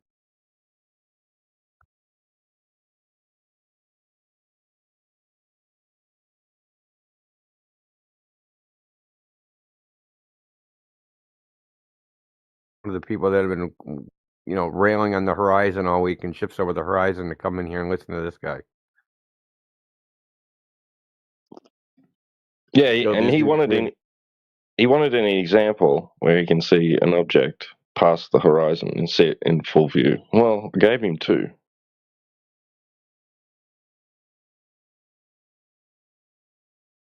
Wait, do y'all see the GIF I posted on the side chat? Let me check it out.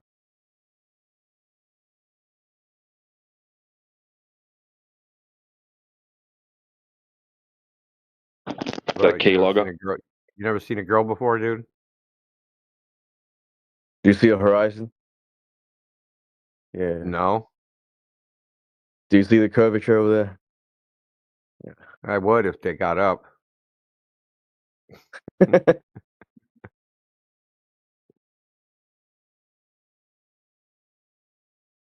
You like it?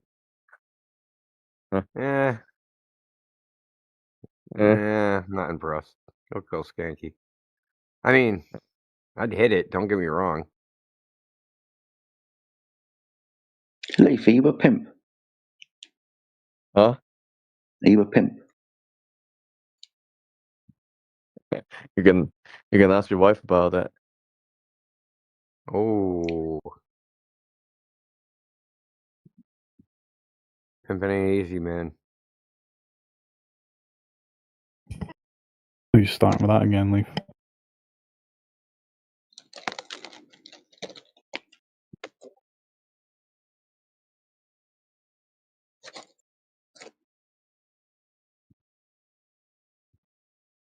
So what else is new, guys? Oh, I wanted to ask you, did you catch Shiva Part Duh? No, there's a part duh. Oh no. Yeah, I didn't catch it either. Oh crap. Uninterested.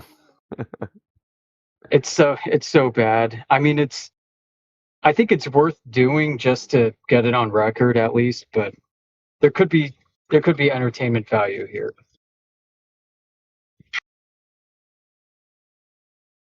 I mean, McToon's involved, so you automatically that's like minus 10 charisma points.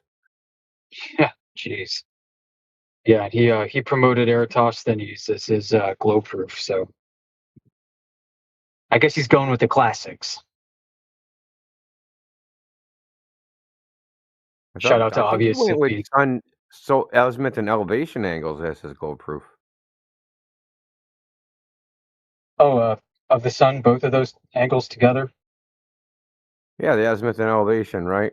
So you can just like look out your window and use the McToon's globe Earth model to see where the sun is supposed to be. Because McToon thinks he's gonna just grab something off the shelf and use it, and like if you're gonna use a globe Earth model of the sun, you're gonna have to invent it. Yep. But that'll work great until the moon gets in front of the way on the horizon.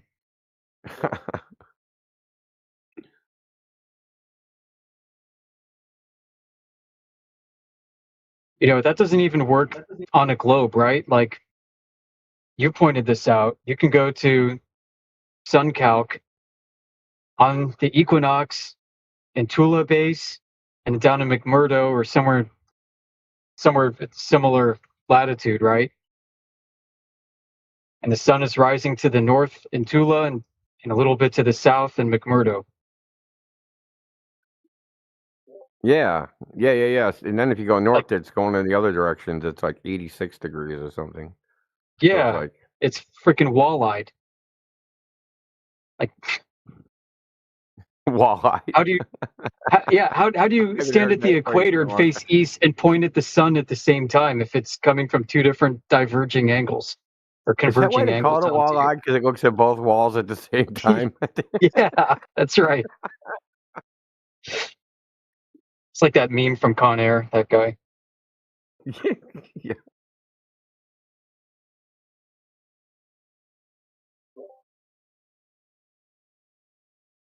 Yeah, so what mathematical hypothesis is McToon going to put up? Is he going to do the equation of time? Huh? Is he going to compare the mean solar time with the actual? He said something to me today, like, Kevin said he was going to bring a flat Earth model and didn't. Or no, he didn't say it to me. He was just making this general post. But he said something to me, and I was like, dude, don't you remember, like, freaking 4 months ago when you were talking about, like, Antarctica, and I told you didn't have a globe model?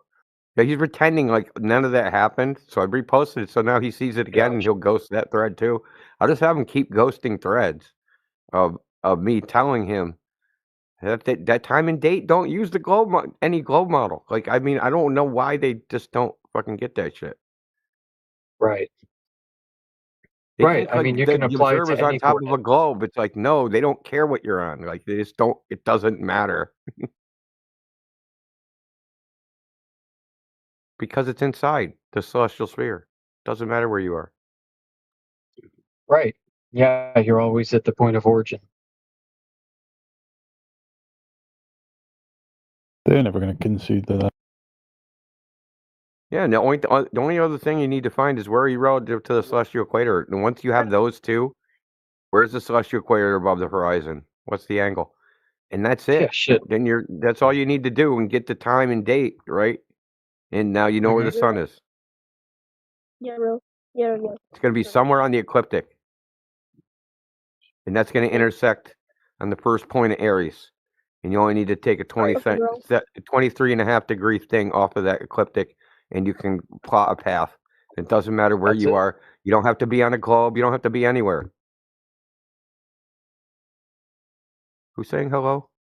What is people in here with badass mics, dude? Sounded like Albino, bro. Fucking long time. People have said, and like Dave Weiss and others, that the North Pole and the South Pole, wherever those are, that's where all the magic is. And I just keep coming back to where the equator is. Where the hell is the equator? Like, there's so much play, so much loosey-goosey bullshit happening, you could say, between the tropics, that I think if there's anything going on, that there's a lot of mystery, wherever that is. A lot of unaccounted for mystery. Yeah, and they're pretty much the hardest places to map, right? Because you're just like overgrown freaking jungle. No matter where you go, like no matter what land the so-called equator crosses, it's just overgrown jungle. Good luck surveying that. Right. Imagine surveying through a rainforest. You can't even do the astronomical piece of it, right? Because you can't see the sky because you're underneath the canopy of trees.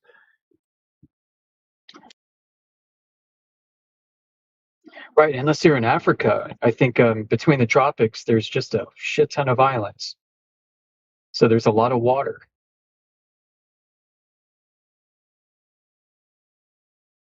I keep coming back to how the spherical coordinate reference system, by its nature, by its use and utility, cannot project onto a flat world without distortion. So, that being the case, since we measure Earth flat, we know that those coordinates will not add up over distance unless there are other kinds of corrections introduced. What are those corrections? And what are the consequences of them? Are they guiding people? Are they guiding things, ships and planes, into gentle curves that they themselves do not pick up with their instrumentation? Does it all match the sky? I don't care. Well, you know what I think they're doing? The same thing they did back in the frickin' 1400s. I think they have frickin' radio beacons, and they're using basically a modern version of a Portland chart and taking headings into a direction. Right. And that's all they're doing. So, yeah, I got you. Rum lines. Yeah, you know the old Portland charts that will show like a location, right? And you got radiating lines out, and they just connect you from one place to another. Like, hey, if I frickin' just point my boat southeast from here, I'm gonna smack into frickin' Cairo, right? You know what I mean? As long as I maintain that heading, I know where I go.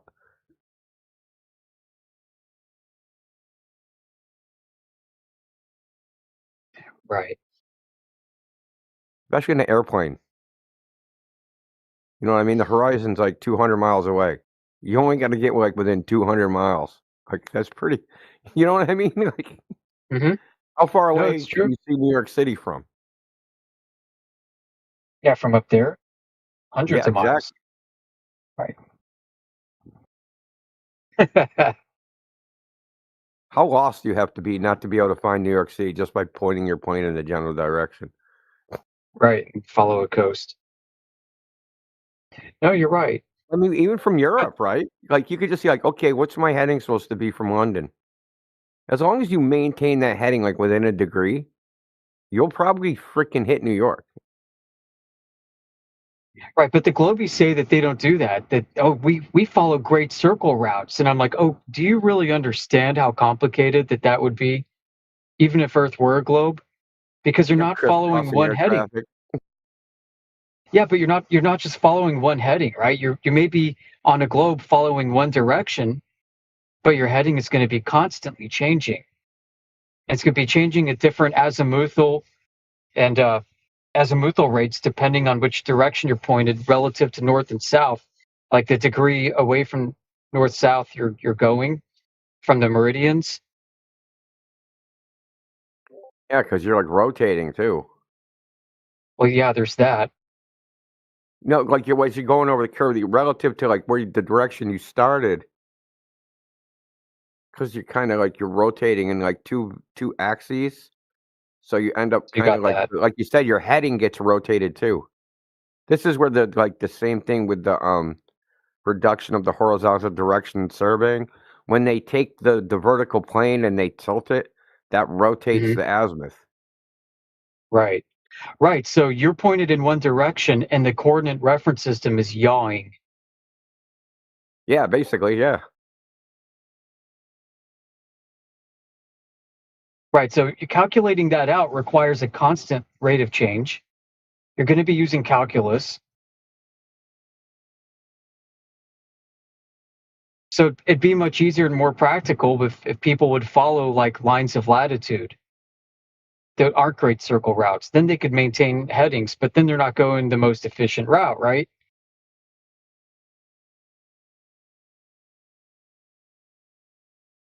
Assuming east-west. Who said that's even a consideration? Quite honestly. Yeah. No airline exists that isn't government subsidized. Were you in here at that time when I said that? And the dude was like, not the Qatari Airlines. Yeah. Okay, dude. And then you Googled it right in front of him. Yeah, and it was like 100% government subsidized. It's like not even a private company. Yeah, private oil profits. exports. Shoot. Private profits, public capital costs.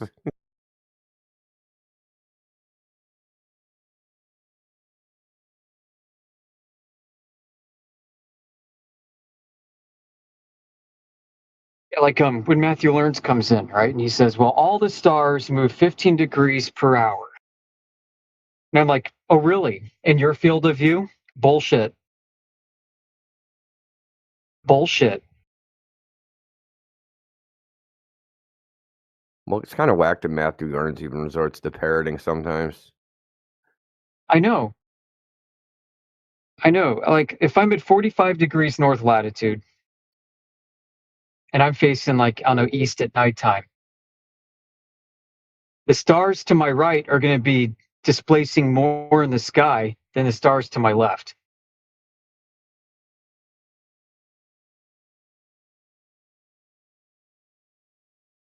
Oh, I'm going to unmute Jen. He's muted.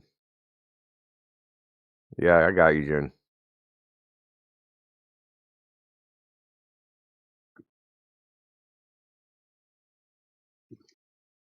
You know, particularly as the stars rise up from the horizon. Same with the sun. The sun is going to be moving slowly in the morning and then hauling ass directly overhead and then slowing down again as it sets from anywhere north or south of underneath the celestial equator. Any time of year.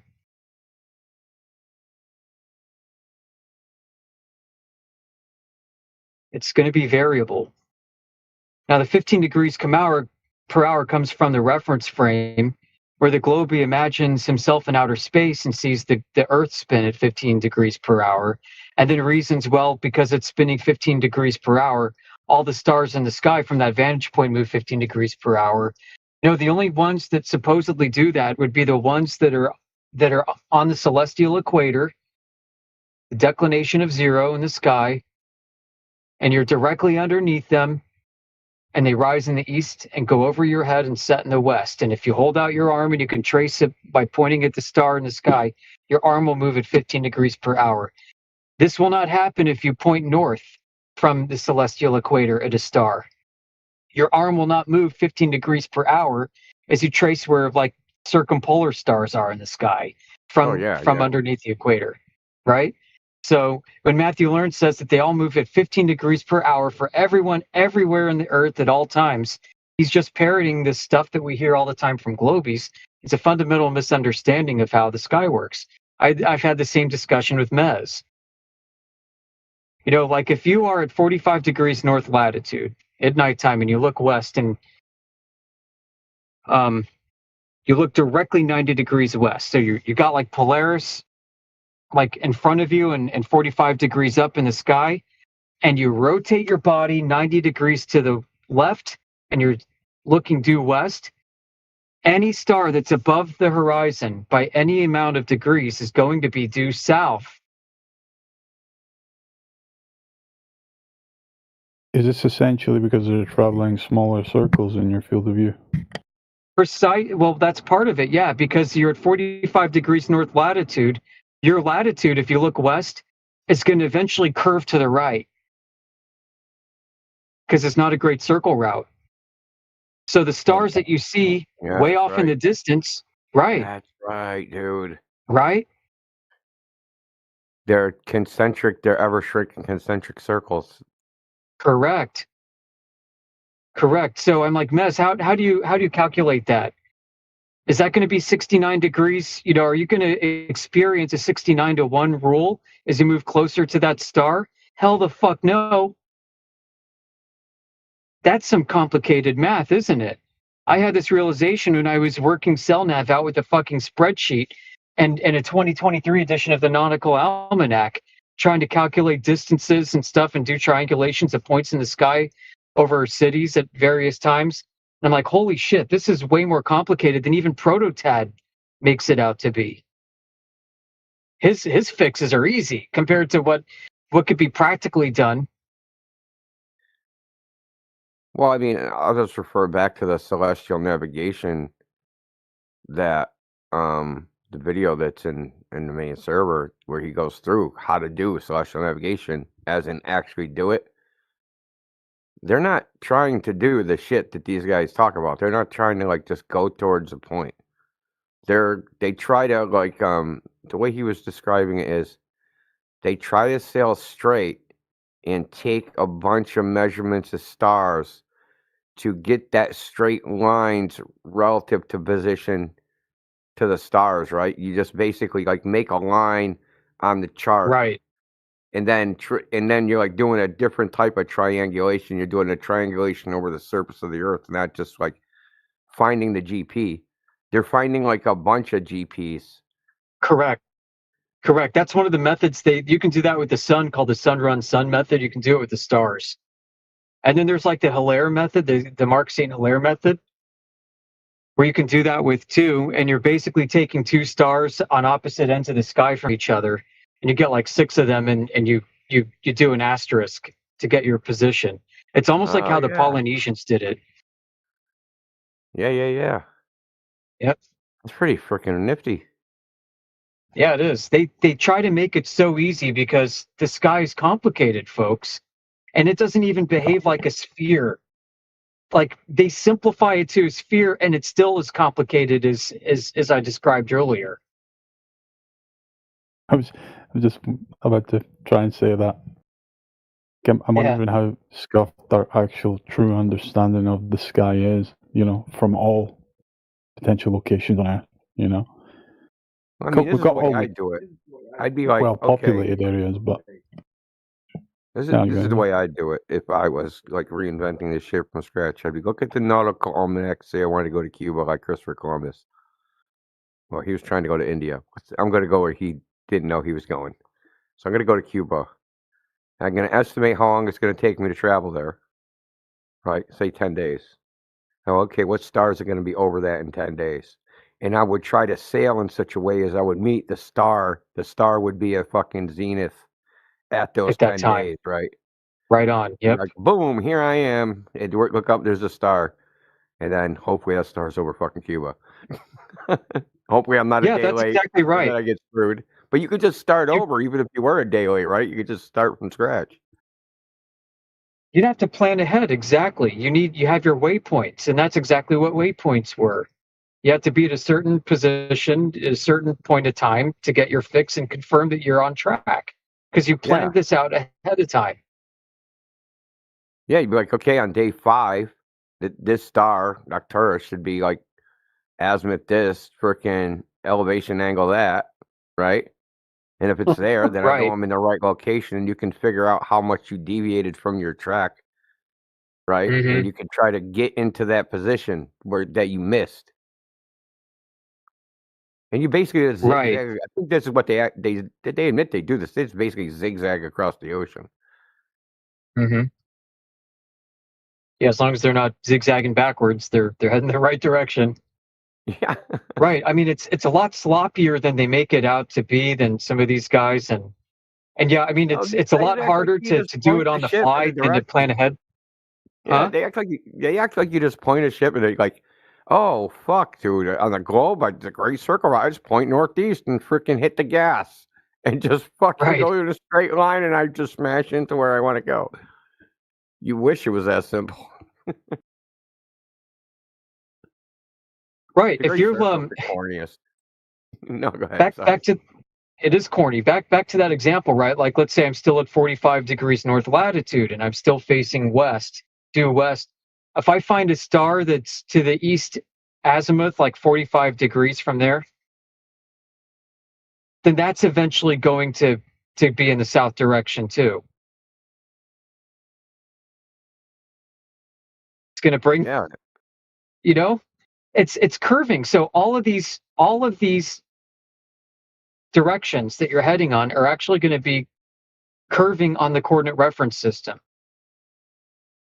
Could we actually say, I was mentioning this earlier, but straight line travel is a myth? Yeah. Yes. It's a bad myth. Because that's been what the topic in a couple of days has been brought up. Why don't you just travel in a straight line? And I'm like, well, who's doing that? Because I don't think that you understand navigation if that's what you think is happening. And Listen, I think the only straight lines you can actually travel are along the meridians. Period. Potentially, according to the coordinate system. Anything else, you can't freaking do it. Not without having constantly updated headings to maintain a straight direction, and even then, you're going to be curving downward. And what frustrates me is when flat earthers accept the 60-1 or 69-1 rule. I'm like, oh really? What happens when you do 69-1 and you go 360 degrees in a great circle route in any direction you go? What object are you actually mapping out? You're mapping out a ball, the surface of a ball. Flat earther.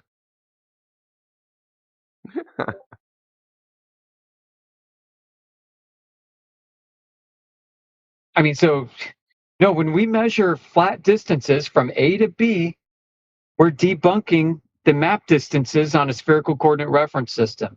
Full stop. We're debunking their distance and their potential, therefore their true location and true orientation with respect to each other. Those are the consequences of measuring the Earth flat. They're big.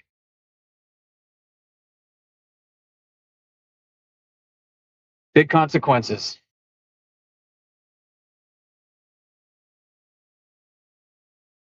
So what's happening is the true distances between point A and B are going to be less and less verifiable the farther they get. And the error that creeps in is going to increase too, but you won't be able to quantify the error unless you have a way to maintain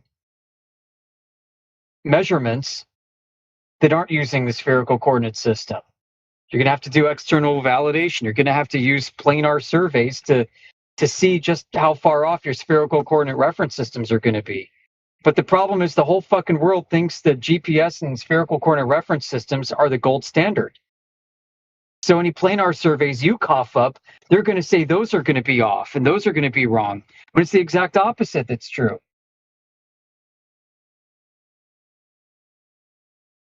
Isn't that nuts? Oh, yeah. I mean, so. I mean, you got it. Like, just in my mind, I contrast between what the average run-of-the-mill Glober thinks is going on versus what is actually going on, and they're so far apart from each other. Just like it's not even close. You're not even playing the same game. You're just like, what about a great circle route? If I go in a straight line, I'll end up back in the same place. Like, just what buffoonery that is.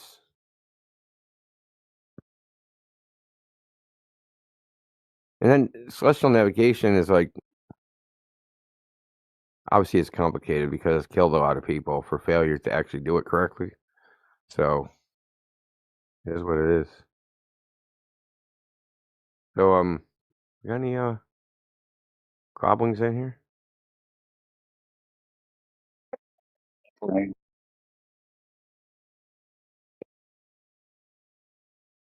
I think Invalder wants to speak, maybe. It's what Antonio Subarats used to call them all the time. And his live streams, his videos are still an untapped resource for many of us.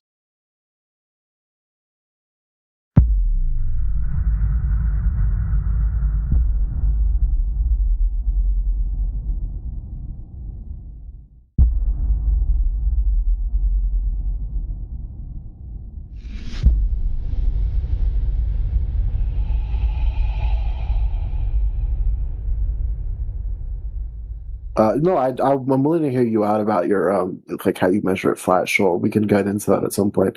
I genuinely am more curious about the other stuff, though. That's why I came to ask. We talk about flat Earth in here and our measurements, so you're in for a treat. Yeah.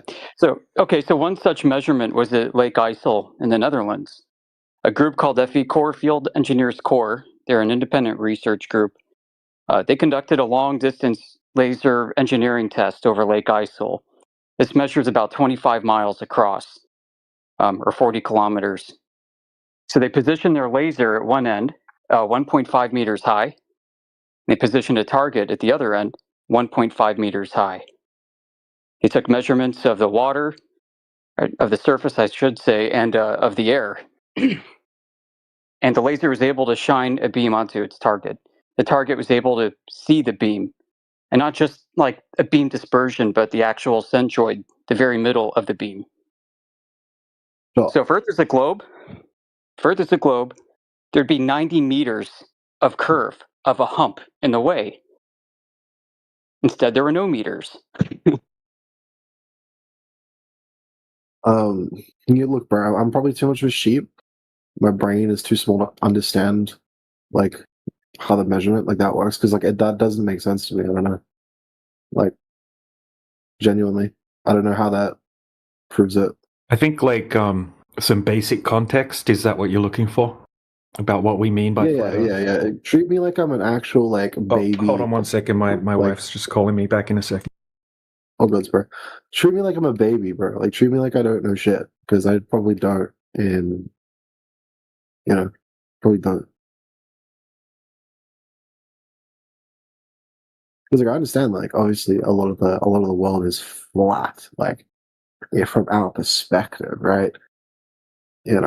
Also, the what I find really interesting, the photos of Earth are like Photoshop from space, right? I find that interesting. But I don't understand what you mean with this laser thing. Like, I don't understand like how that denotes it. Like, you're gonna have to explain the context as to why that would be proof. Do you realize you just said treat me like a baby, and then talk about space, and then return flabbergasted to lasers not having curvature on the surface? Yeah. Where are you going? I'm just having a conversation with you, man.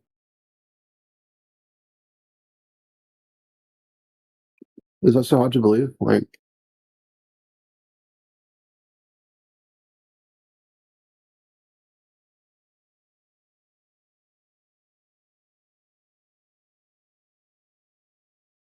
What's the radius of the sphere that you believe in?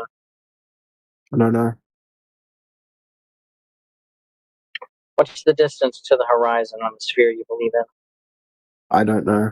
I haven't come here to argue that the Earth is round.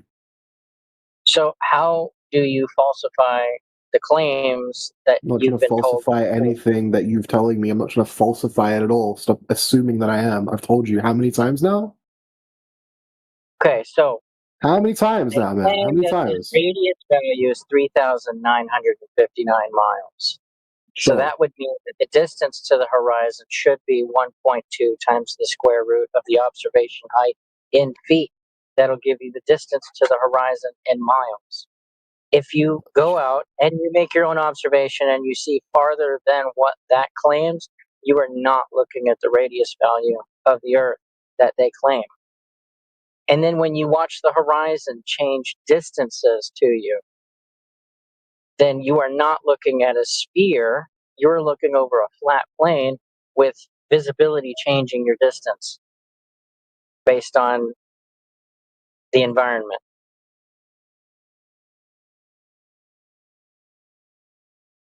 That doesn't make sense. Your sphere from school is falsified by math and reality. You being on a sphere is falsified by reality itself. The horizon being the conjunction of the Earth and the sky, objects are supposed to be disappearing bottom up due to the ground, its shape, causing obstruction, similar to you and your buddy standing on a hill. Walk away from each other and the hill is now in between the two of you, and your feet are covered, and then your waist is covered, and now you're only staring at each other's heads, peeking over the hill. Yeah. That doesn't happen with the horizon. You can see like boats disappear bottom up. There's plenty of reasons and why that happens, and it is not the case that it has to be due to the ground. You could put a little sailboat on a driveway that's flat and then lay down on the ground and watch the boat disappear bottom up because the heat from the concrete begins to distort the base of the boat. You can put a coffee can on the floor in your house, walk away and lay down, and then you'll see that as you get further away from the coffee can, the base of that coffee can will disappear because its angular size is shrinking. Yeah.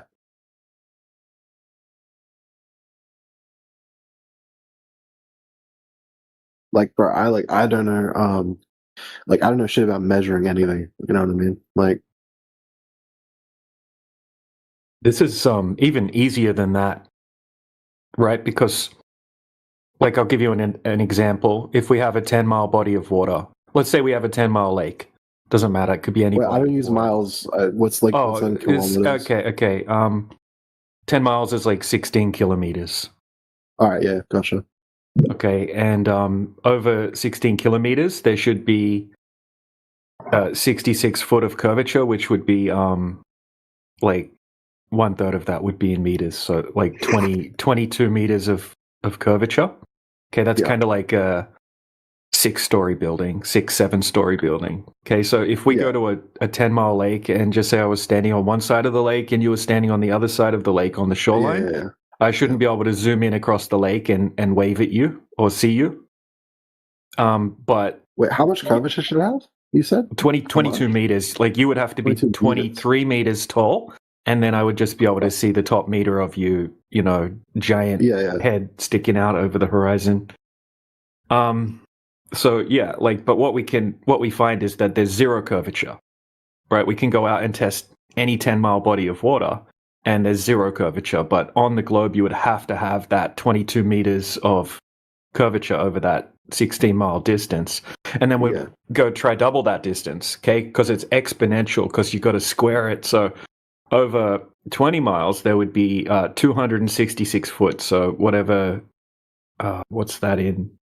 200. So 20 miles, that's like 30 kilometers approximately. And then that would be 266 foot of curve. So it's like 80 meters or something like that, 85 meters. But once again, we can just zoom in and we can see the shoreline clearly, and we just see flat water the whole way across the 20-mile body of water. That's not possible on a globe. You have to have that curvature there if the Earth's a globe, because of gravity, because of the way that it's explained to work on the globe model.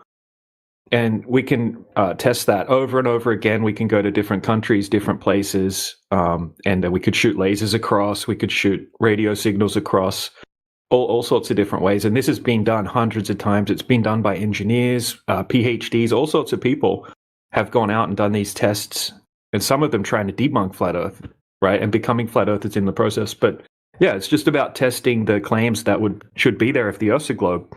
And then in the context of what flat Earth means, it's just large distances that don't have any curvature. It's like a surface description, rather than, we're not claiming to know the shape of the Earth. We're not claiming the Earth's a flat planet. We're just saying, hey, the surface of the Earth seems like it's a topographical plane. Like topographical, like it has like landscapes and mountains and stuff. But most of the surface that we know about is covered in water. 70% of the globe, they say, is covered in water. And if water's flat on the surface, then it can't possibly be what they're telling us. So then you would probably start digging into, okay, how can I refute these tests that are being done? Because you can go and do it yourself. Or you could just go online and like look throughout all of history. Anyone up until this time, throughout all of history, that's actually gone out and validated that the water is actually curving over distance. And you're going to get disappointed. The more you look into it, the more holes you're going to find in the globe model, right? You're going to find it's a whole bunch of it. It's more of a mathematical concept, and that's how it was originated, conceptually rather than actually empirically. Okay, you explained it in a decent way. Like the lake analogy is a good analogy. Because I'm terrible at math. I'm not gonna like pretend I'm good at it and like measuring, and like I'm not an engineer or anything. So. The concept of it even measuring around is like, I'm not here to argue that, like genuinely. And yeah, I'm not trying to be like, like, if it's around, like, if you guys believe this and you just believe in all these like wacky conspiracy theories, no, not at all. I'm genuinely curious about like what that would be then, because, fair play, like, why don't I just go out and like test if it is? It's just, I don't know. Like, you don't need to, and we're not even trying to convince you. We're just showing you some information, and then like encouraging people to think critically and weigh up the information if you want to. If not, that's cool. But look, here's some doors you might not have looked through. Here's some tests in the real world. You can go and repeat them. And we're trying to sort of help people understand, which you already admitted, that like they just believe that the Earth's a globe because that's what we're fed from a young age. And then it gets reinforced by teachers and college professors and stuff, and they're just regurgitating the information as well. Most people have never gone out and tested it. Like we talk to physicists and engineers, satellite engineers, all sorts of people come through here, mathematicians, and they suck at providing empirical evidence that the Earth's a globe. They're just good at memorizing the books of bullshit that they studied. Yeah. Okay. Yeah, but then there's a ton of questions. You'll be like, oh, what about this? And then you'll think of something else. You'll be like, oh, what about like the boats over the horizon claim? And we hear the same set of like 20 questions from pretty much everyone that comes through here. Sure, yeah. That's a very fair reason to believe it, right? You guys are believing this based off like empirical, evidence. Like you're making your measurements, you're doing your stuff. Like what do you think about these explanations though? Like that measure it around, you know what I mean? Like curvature of, I don't know, like eyesight and stuff like that, or like sea level. Yeah, sea level, according to the globe earthers, is why the water would be curving at a specific rate because of gravity. So that's why that curvature would have to be there if the Earth's a globe. Whereas we would use the proper definition of level, or different definition would be like actually just a flat surface. Kind of like if you wanted to level a section of land to build a property on, you're not going to make it curve, obviously. You're going to make it perfectly flat, right? And that's what leveling something means. So we would say that it's just horizontal, just like what we experience, right? To have a large body of water, you need to have a container, whether it be a pool or a pond or a lake or a bucket, whatever. You need to have a container, obviously. You can't put the water on the outside of the bucket. That's retarded. Sure. Okay, but they'll tell us that all of the oceans are sticking to the outside of a globe, and then they'll have like a magical solution for all of these things that defy logic and common sense, being gravity, which they, where does gravity come from? What is gravity? Oh, they say, well, we have no idea. We just know it has to exist, right? Otherwise, you can't have all of these things. Yeah. So if you have gravity, that means that 22 meters of curvature over a 16-mile lake has to be there. And if it's not there, then that debunks quite a lot of things that we get taught about this reality. Yeah, that's a great point. Like, because like gravity, right? Like, so what would you just believe? Like, I'm not going to make the claim that you guys don't believe gravity exists, but like, do you believe? Like, we believe gravity depending on how you define it. Okay, so if you're just defining gravity as that things fall, if you lift them up and drop them, like most things will just fall. Yeah, if you're just thinking that that's what gravity is, then sure, we agree with that happens. But if people start saying it's because the Earth's a globe and it's a big mass, and then that mass is attracting other masses towards it, like that's different, right? That's like a different claim. That's something you're not going to be able to prove, like in an experiment. That's something you have to have that type of gravity to have a globe, and then you have to have a globe to have that kind of gravity. It's kind of something that it's like a globe thing, right? In reality, we would say we live on a flat plane. That's kind of, you could think of it kind of like the foundation or the basement or whatever, or the floor of this system that we live in. And then, we have celestial bodies in the sky that are like lights in the sky that move like a big giant clock. And they're responsible for daytime, nighttime, seasons, a whole bunch of other things. But gravity, like, why does something sink when you lift it up and it's more dense than the air? Like, air is a very light medium. So if you lift something up, most objects are more dense than the air. So they're going to sink through the air, and they're going to go back to where they were, basically. Like if you have a rock sitting on the ground, it's never going to move ever. Unless something comes along and like displaces it. So if you displace it, it's just going to sink back down to where it was. Just say it was not a rock, it was a helium balloon. Okay, it's going to go up because it's actually less dense than the air. And then if you change the medium from air to something else, the object's going to behave differently. Like you can drop a tennis ball through the air, it's going to sink. But if you drop a tennis ball in a medium of water, it's going to go up because it's less dense than the water. So yeah, it's pretty easy to explain why things like go up or down, like rise or sink on a flat Earth. On a globe, you need to bring in magical forces and things like that. For things like gravity, right? Yeah, I kind of get it. Is your basis of reality just based on like what you can see with your own eyes? Then, like, is that no? Because if the Earth was a globe, you would still experience the Earth as flat and stationary anyway. So you would have to go and test the things to find out further. So we got kind of like an axiom or like a baseline. It's like everyone experiences the Earth as flat and stationary, but they say, oh, you're so small and the globe's so big that you just experience it as flat anyway. But really, it's a ball. Really, it's curving. So we go looking at, we're like, okay, if it's a ball, then what characteristics or byproducts of that curvature would be present in nature? And that would be a physical geometric horizon that, like boats go over the horizon argument, or things get hidden by the curvature of the Earth, that kind of thing. So we can go and easily test for that in reality. But most people don't know how big the Earth is. Like you say, oh, what's the radius? Most people are like, oh, I have no idea. I'd have to Google it. And if we say how much curvature there is over 16 kilometers, they'll say, oh, that's not a big enough distance because the Earth's so big.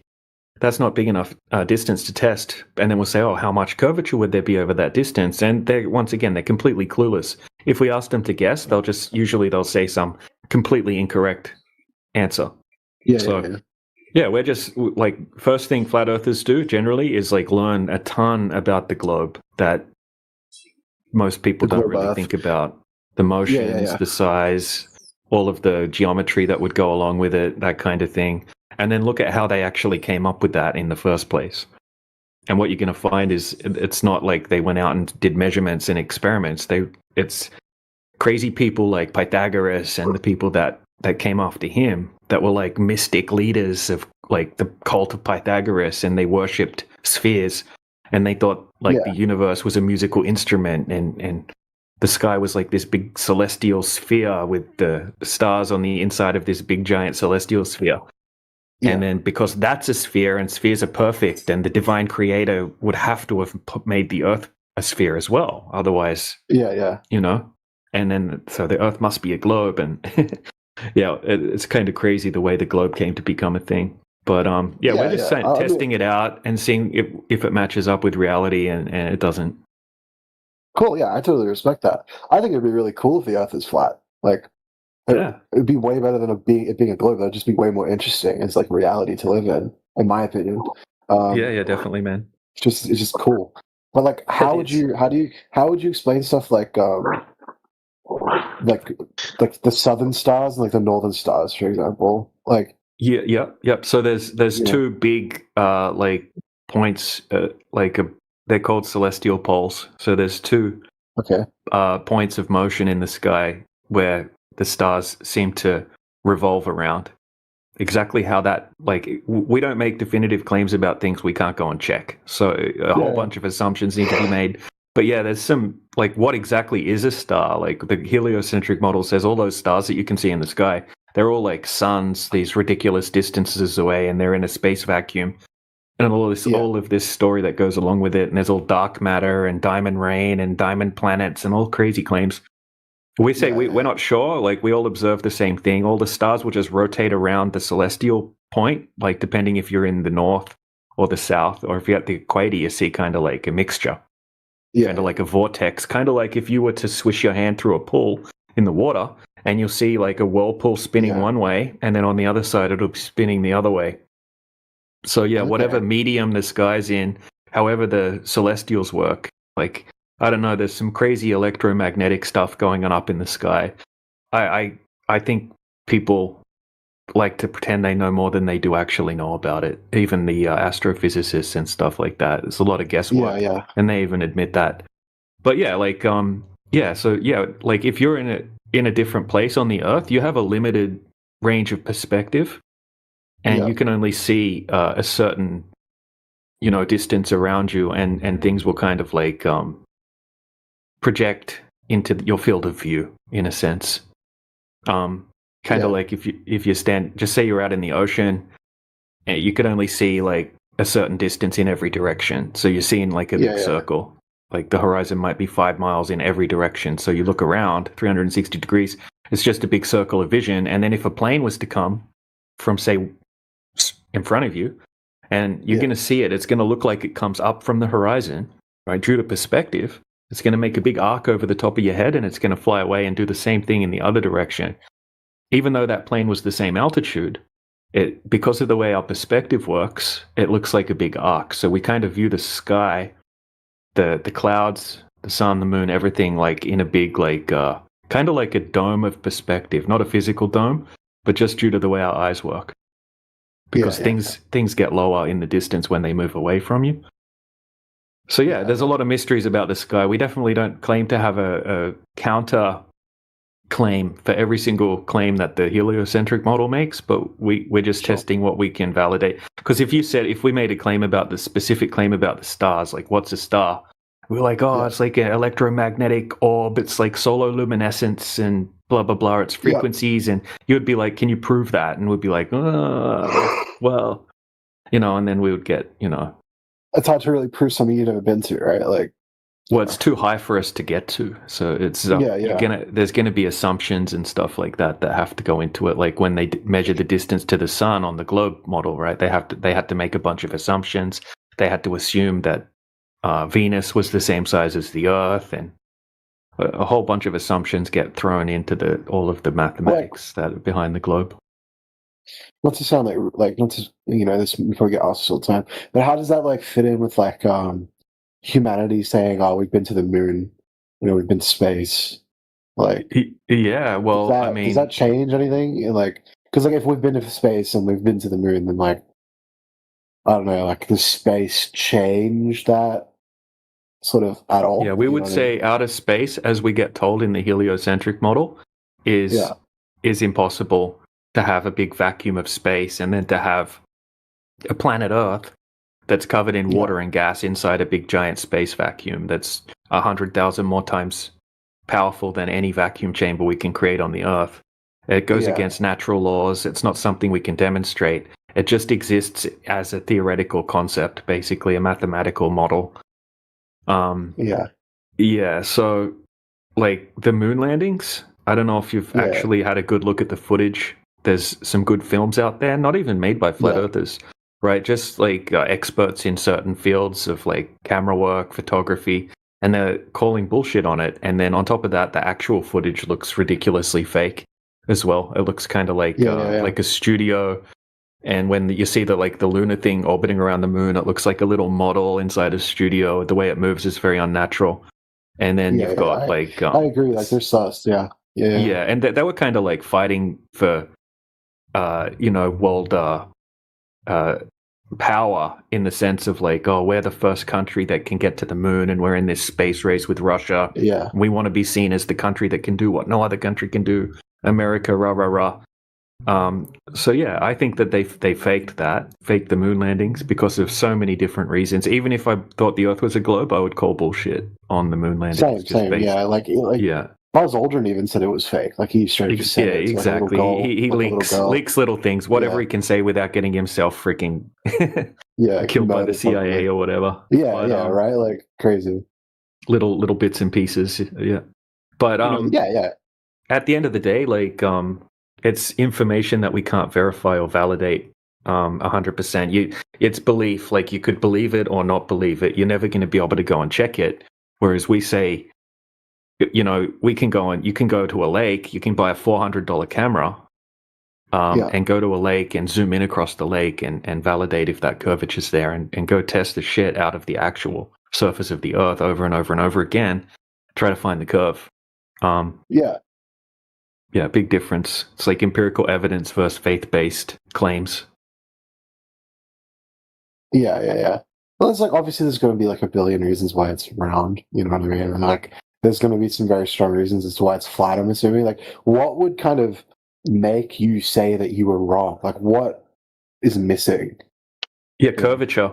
That's all we need. It has to be there. It's like the prerequisite for the Earth being a globe. Just a sec. I just got to go on mute because my wife's asking me a question. All good, man. Well, anyway, we talk to younger generations all the time, and it's shocking to find out that many of the people we talk to, they haven't looked at the original Apollo moon mission movies and photographs. They haven't done it. Like those of us older folks who are maybe born not too long after those missions took place, we were surrounded with this stuff in our childhood, and there was controversy then even growing up. But yeah, like the Zoomers today, a lot of them haven't even bothered to check, but they believe that the Apollo moon missions were real. So we encourage them to go check. And often when they do, they come back to us and say, oh my gosh, I can't believe I bought that horse shit. Looks so bad. Yeah. It looks fake. I think it's fake, to be honest. I think a lot of space stuff's fake, like genuinely. Like, I don't know, like even just being believing the Earth is a globe right now, right? Like, the whole Katy Perry going to space, I think that's all CGI. Like, that's going to be fake. Like, there's a few things, man. Like, yeah, it's like a propaganda. Yeah. Like, and like, I understand, like, maybe I'm coming in here being like, I don't really want to hear about the measurement. Like, I just don't understand it. Well, like, he's making great points, but, like, I don't know. Like, how does this might be a funny question, maybe not funny, but like, how does flat Earth fit into like religion? You know what I mean? Like, yeah. Well, most of the world religions are like the old religions are. They all describe a flat cosmology. Christianity through Judaism, the Babylonian cults all had a flat Earth cosmology. The ancient Norse and their pagan myths, they believed in a flat Earth as well. The Vedic texts from India are flat. The Egyptian texts are all flat. Ancient China was flat. In fact, the Chinese were flat Earthers until the 1600s. Yeah. So we are really at a curious point in human history where we don't accept the flat Earth as a culture, as a species. Yeah. All of our forefathers, our ancestors were flat Earthers. Yeah. Good point. That's really true. That is a great point. Because it would be really When's funny all if, the like, water going to fall off the sides? Yeah, it doesn't fall off the side, does it? It's contained.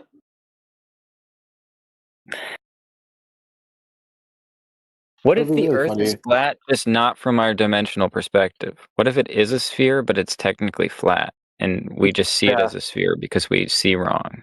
That'd be interesting. So that'd be like four spatial dimensions, right? Like a hypersphere. No, dimensions aren't like outside of each other. They're packed on top of each other. Our That's exactly what I perception just mean. determines the dimension that we essentially, like, quote unquote, live in.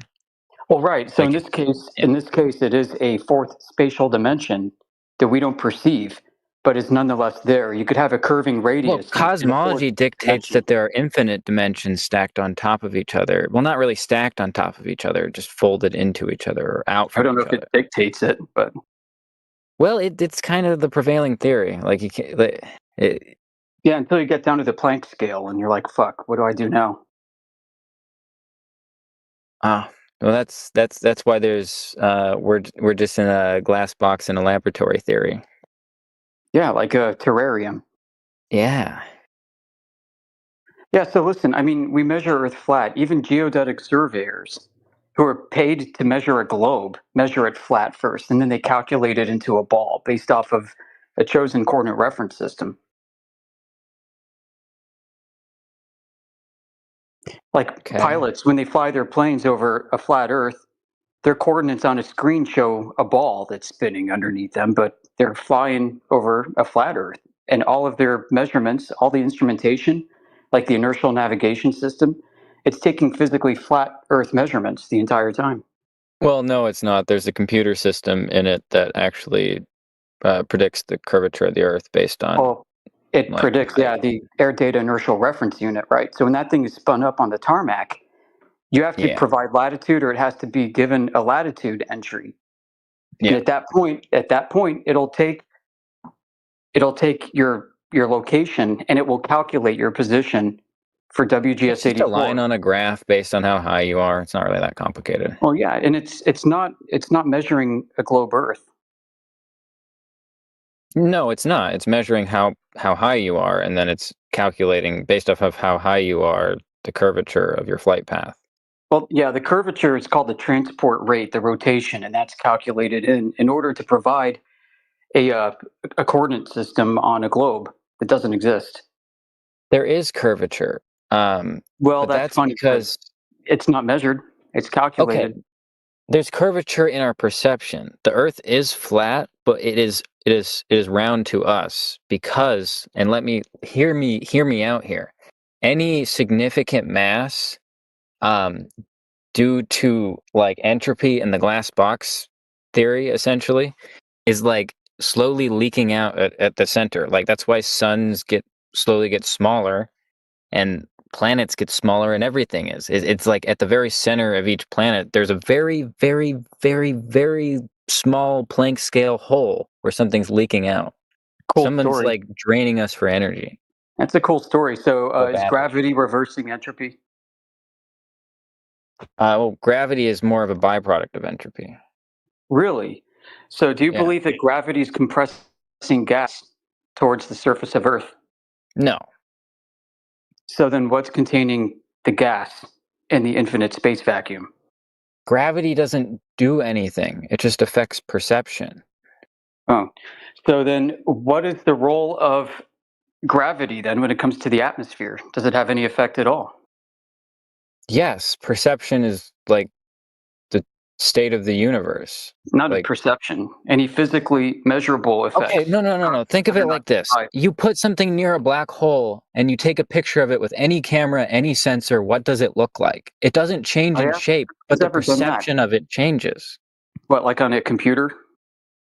Anything. You can look at it. You can look at something through just a magnifying glass, or I mean a telescope, that's next to a black hole, and it warps its shape. It doesn't physically warp its shape. It warps the perception of it. It's because a black hole is just a larger hole in the fabric of reality, or the big glass box we live in. How do you know that there's gravity around a black hole? There isn't. Gravity's not real. It's like the force of entropy. The force of entropy, so it's a force? No, it's like nothing. It's like you poke a hole in the bottom of the pool. Like the suction isn't anything. The water is just falling.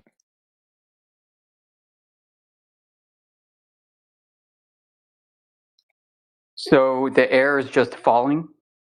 No, the nothing is falling. Space is. Energy. Well, what about the anti-energy. then why isn't the gas that we're breathing exploding into the outer space vacuum? Because it's a tiny, tiny Planck scale hole at the center of our planet and every other ball out there. Because it forms it by its very nature. And the mass dictates how fast that leaks. We can track this with math. This is an actual theory, by the way. Like this is like yeah, but this doesn't make any sense because we can actually test the behavior of gas and know that it expands without work, without any energy. Yes. So if the space that we occupy within the universe is expanding, then it's not. Why is the gas? Well, it's not. Okay. Okay, so it's more like, you know that force on a yo-yo when you throw it out and it's pulling back as it's going out? It's like, again, like imagine you have like a kiddie pool and you have it propped up and you swirl the water in it and at the bottom you poke a hole. That swirling is our universe expanding. It's inconsequential. What's consequential is the hole at the center of literally everything. Well, I mean, the hole doesn't have any space in it until it's filled up with the fluid that flows into it. No, it's leaking out through it. It's like it's because no glass box can be perfect. No glass box can like never have any leak whatsoever. You can't make a perfect structure that resists entropy. So the structure we live in is just slowly leaking, and that's what creates gravity. So what prevents gas molecules from escaping into the vacuum of space? Us spinning. The atmosphere being created by gravity and our centrifugal force. All right, so wait, gravity causes the Earth to spin now? Well, yeah.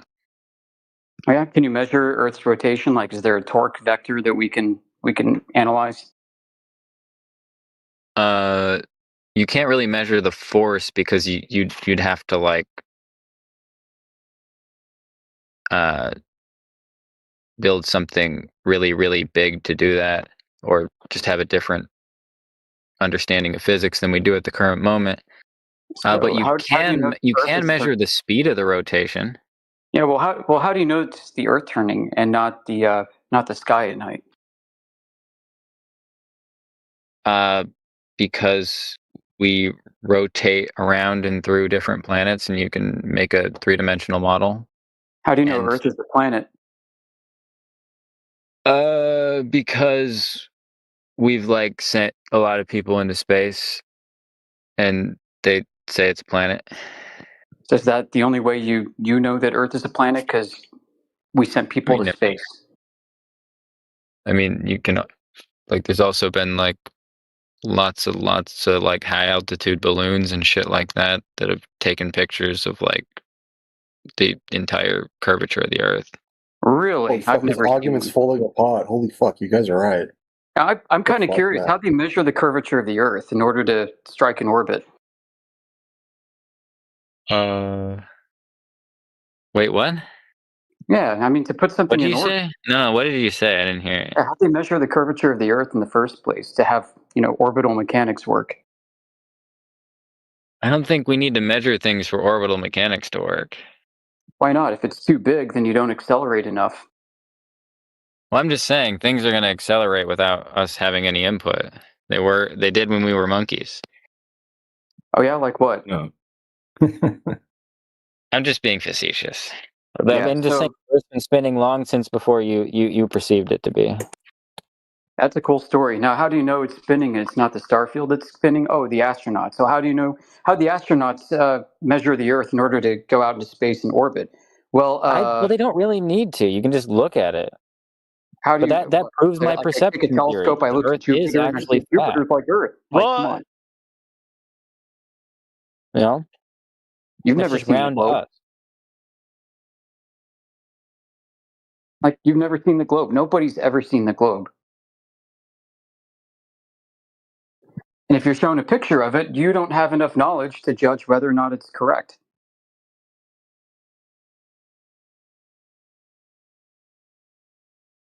So, has anyone ever measured the curvature of the Earth to know that it's a globe? Yeah, a lot of people from different like- countries and stuff too. I'd like one measurement. Please, for the love of God, can somebody get us a globe curvature measurement that we can verify? I'm sure I can look that up. Yeah, we've been looking for about 10 years as a community, and we talk to people through all walks of life. We record our conversations 24/7 and have for the past 10 years. And so far, they've been unsuccessful. So maybe you're the one, Neo.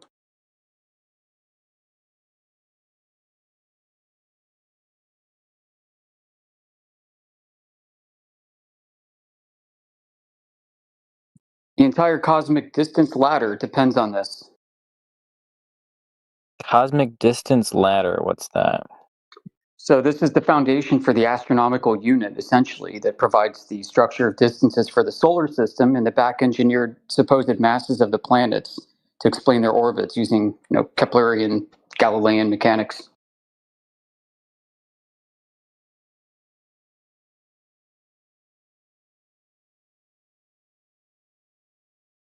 Okay. Providing some kind of physical reality to them, even though. Oh, the most common test to prove the Earth is curved is you can go on any spot on the ocean, and if you go far enough away, then the ships start to disappear on the horizon from each other. That's a great urban myth. Everybody says this, but nobody can produce the results. What we do have is extensive evidence of a well-documented and well-understood marine layer. There's an inferior mirage that takes place very commonly just above the surface of the water, where the water is often evaporating, and you have a temperature differential between the air and the water that's below it. And this distortion is often confused for ships that are being gobbled up from the bottom up as they recede into this. And as they recede further, they recede into the atmospheric haze, subject to Rayleigh scattering. There's like an atmospheric fence, and there's you can look up a video of like the ship slowly. You can see like less and less of the ship. No, that's like I grew up on the coast. I grew up on the east coast of Australia on the Gold Coast, and we have there's like a hub there where we have cruise ships that go out all the time, like giant ships. I grew up fishing a lot at the ocean and surfing a lot, sitting there waiting for fish or waiting for waves, watching the boats go out. What you see most of the time is just the ship will get smaller and smaller and smaller, and it'll just kind of like fade off into the distance. It'll get too small. Because you can't see it with your eyeballs. It's at like several miles, 60,000 feet. Yeah. You need a very powerful telescope to see it. Okay, so in the side chat, I just put an example at 28 minutes after the hour, and now we have consumer grade cameras that have crazy zoom capabilities. So we can use these cameras, and it can look like the ship is gone, right? From when you're just standing there That is not like looking, 8 miles. That is like no. that's The like horizon 2. should be at 3 miles away if you're 6 foot tall. No, I'm and saying you're standing at the beach. No, this effect occurs at like 8 miles away, is what they're saying. Well, after 3 miles, the bottom of the boat should start to disappear if you're standing at the beach looking out, and that's well within the range. The calculation of I'm looking at is 60,000 feet. Feet? No, I said 3 miles. Yeah, that's like I'm saying the calculation I'm looking at says like it starts at 5 kilometers. I'm saying miles. No. It doesn't start at 5 miles unless you go up higher, like say you're like 12 foot height or something like that. It might be 5 miles. 6 foot height is 3 miles. I remember them teaching me this at school, but I've been researching this for a long time. I know it's 3 miles if you're 6 foot tall. And then at 3 miles, that should be the line where you can't see any more water, like where the horizon's defined as the line where the sky and the ground appear to meet. It'll be easier to see the effect if you're like up on something taller than 6 feet tall, though. Just get up on a platform. I know, but we can get up. We've got observations all the way up to the height of airplanes where we can see orders of magnitude further than you would possibly be able to see if the Earth were a globe. We've got observations from 3 inches above the surface all the way up to the height of an airplane, where in every single instance, we can see so much further than you would possibly be able to see on a globe, and we can't find that curvature. We can't find that geometric horizon that should be there at a certain distance. I'm like looking at videos of this right now. Yeah, I just put some in the side chat there. If you think you've got a video where someone's done an observation and it matches up with the globe, then that's what we're looking for. But no one's ever been able to produce one that's legitimate. So if you think you have evidence of this kind of thing, then we'll go over it in good faith, right? We'll check all of the details, we'll analyze it critically, and we'll just come to a logical conclusion. But you'll be disappointed once it starts getting broken down, if you can find one.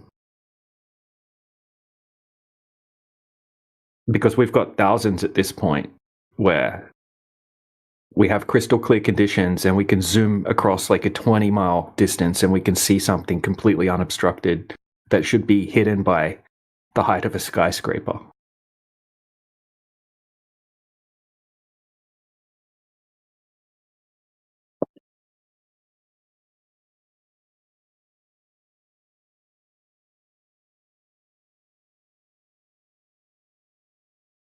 Have you not been in an airplane? Yeah, plenty of times. I like airplanes enough to What's have research. What's an airplane? What's an airplane? Define airplane. Oh, for fuck's sake! It just doesn't even look flat. What, through 3 panes of glass on the passenger side? I've looked out of open windows while flying. I have family members who are pilots. Yeah, so if Earth is a globe, you might not still be high enough to see the curvature, right? Because if you're seeing horizon curvature, then there's something wrong. Both on land and on sea. Which way? Curvature like left and right, or curvature forward and backwards? Are you retarded? No, I'm not. It's a very important question.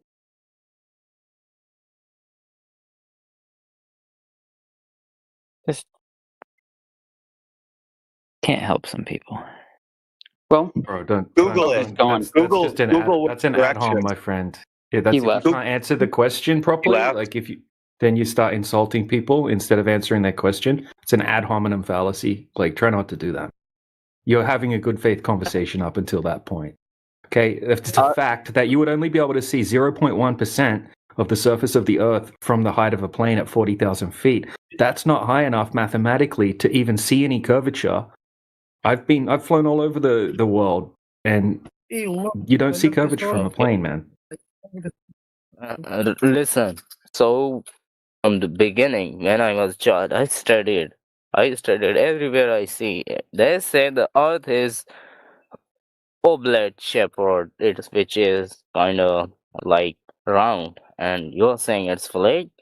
That's weird, and that means the Google is lying. Everyone is lying. So it's flat now, right?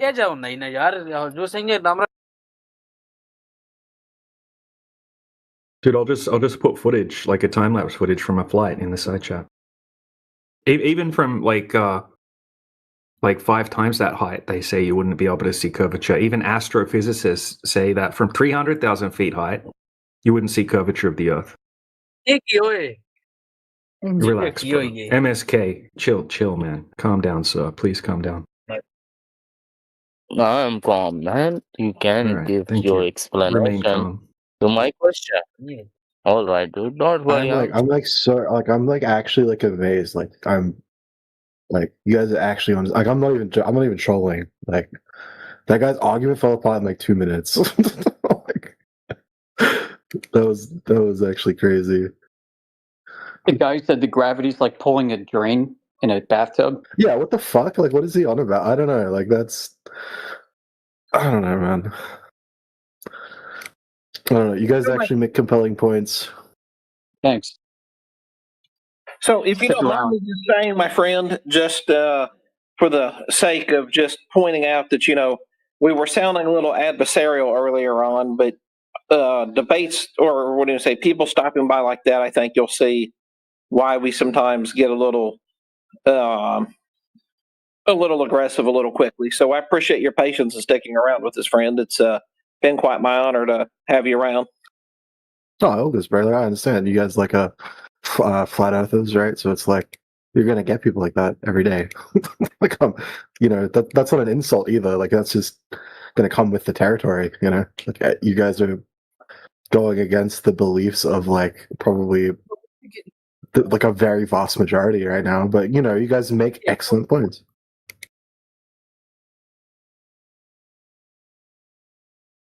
Yeah, it's usually like hardcore soy boy atheists that are the most furious about flat Earth, or like extreme degenerates. It like completely triggers them because they think that we're coming from a religious point of view, which we're not even. But yeah, like it seems like the more degenerate people are, like the more flat Earth angers them and enrages them. So you passed the not a degenerate test for sure, bro. I appreciate that.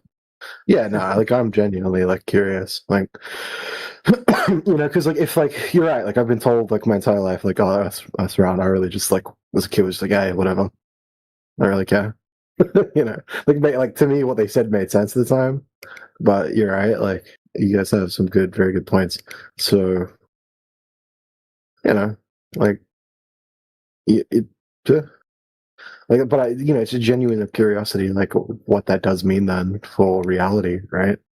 Like if the Earth is a flat plane, that's what I'm like. That's curious. Like that's curiosity. Like I still remember the first time I was like driving home from work, going through this early on, and I'm looking at the sun and I'm looking at the clouds, and I'm like, "What the hell is that thing? What the hell is the sun for real? Like, no, seriously, what is it?" And the whole sky just felt like it was closer, like the ceiling was a lot nearer, because I knew the outer space Big Bang vacuum story was fake. Yeah. Fuck. Wait. Does that make is it Big Bang fake? Is there like big holes? Yeah, in there? totally fake, dude. Jeez, really? Okay. Yeah. Flat Earth basically unwinds everything that we've been told, and yeah. It would, wouldn't it? Like, yeah. Yeah, that's true. Like, because it really would, like, genuinely. Good point. It's all bad. Like, it's kind of like they need this system to work for it to actually like everything else to make sense. I don't know. Right. Right. They've had hundreds of years to build this up mathematically and provide explanations. So, we took up the task of unwinding that. Like, we can tell you exactly how the globe was created and how it's not a measurement at all. And it's just a concept in people's minds that they've reified into reality. It doesn't exist in reality. The territory is not the map. And in their case, they created a map in their minds that became the territory of the real. That's interesting. Oh, it makes a lot of atheists angry. Is that what you said? Like, yeah, atheists get really mad. Super attached. Yeah, like they're very attached to their science, right? Right, their materialism. They think they have it all freaking figured out. Yeah. Well, so then we say, okay, humbly asking for a curvature measurement of the Earth. Do you have one? And what we get are excuses, just tons of excuses and redirections.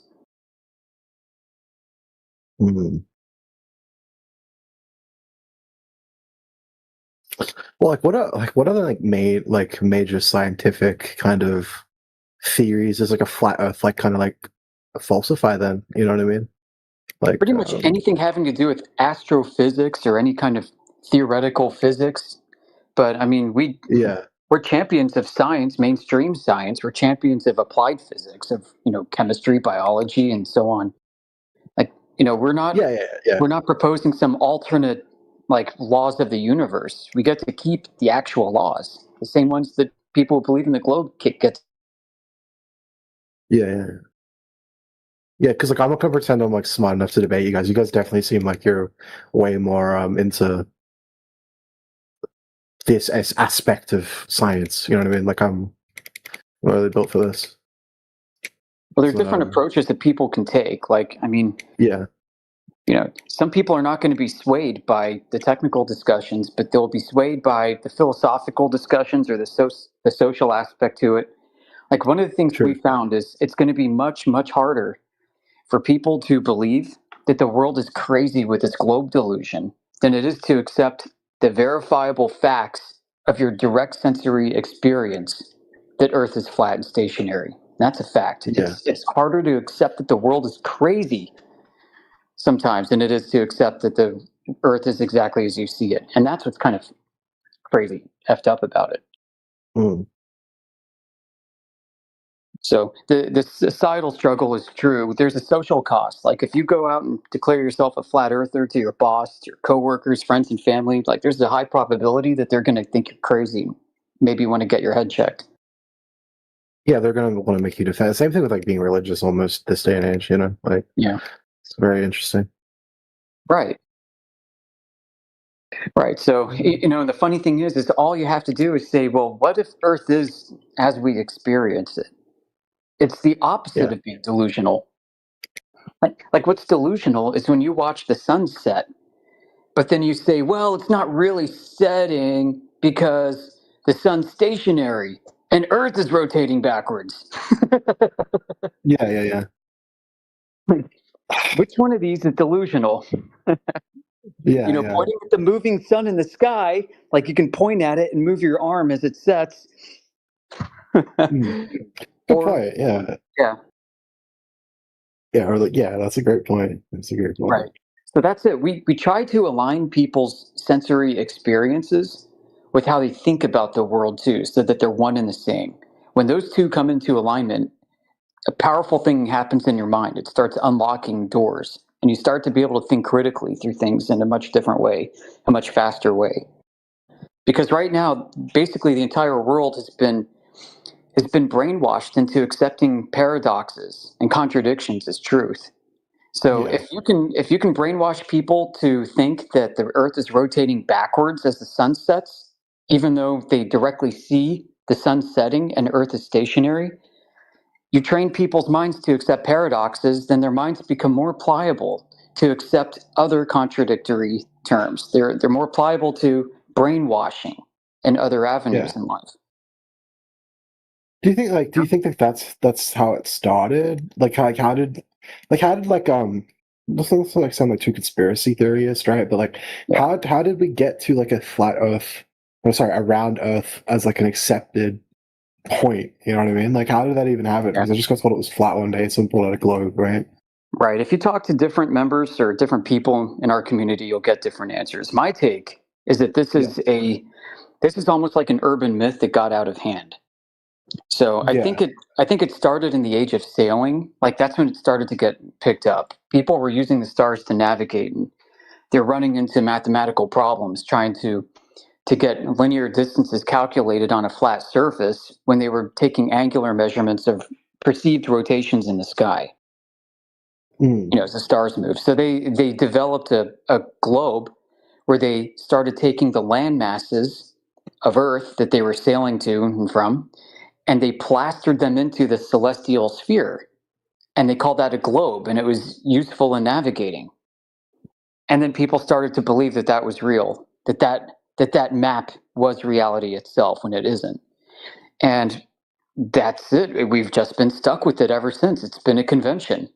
And you know what? It works. Like, I'm not denying that spherical coordinate reference systems, latitude and longitude, will not get you from A to B. I mean, it will get you there. But the question is, what route are you really taking to get there in real life?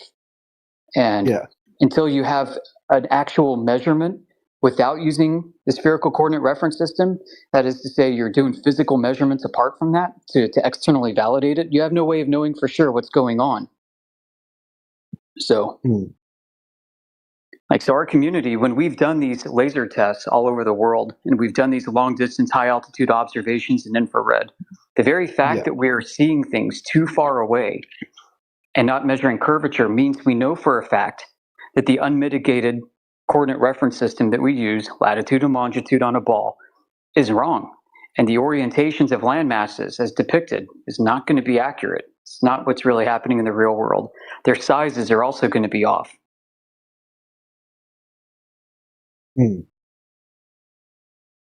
Because those are created by calculated distances between points on the coordinate reference system, regardless of what distances they're actually measured to be. I see. Yeah, so it's kind of like, maybe a bad example, but illustrative is, you ever use like the old GPS devices, you plop them on the windshield, and like you're driving, and your car looks like it's going off road somewhere. And then a second later, it snaps back to the road again. Yeah. While this is not happening for this reason, but if Earth is a globe, or if the spherical coordinate reference system is a globe and Earth is flat, then your navigation system is going to have to snap your little car to the grid against where it's actually going on a flat Earth.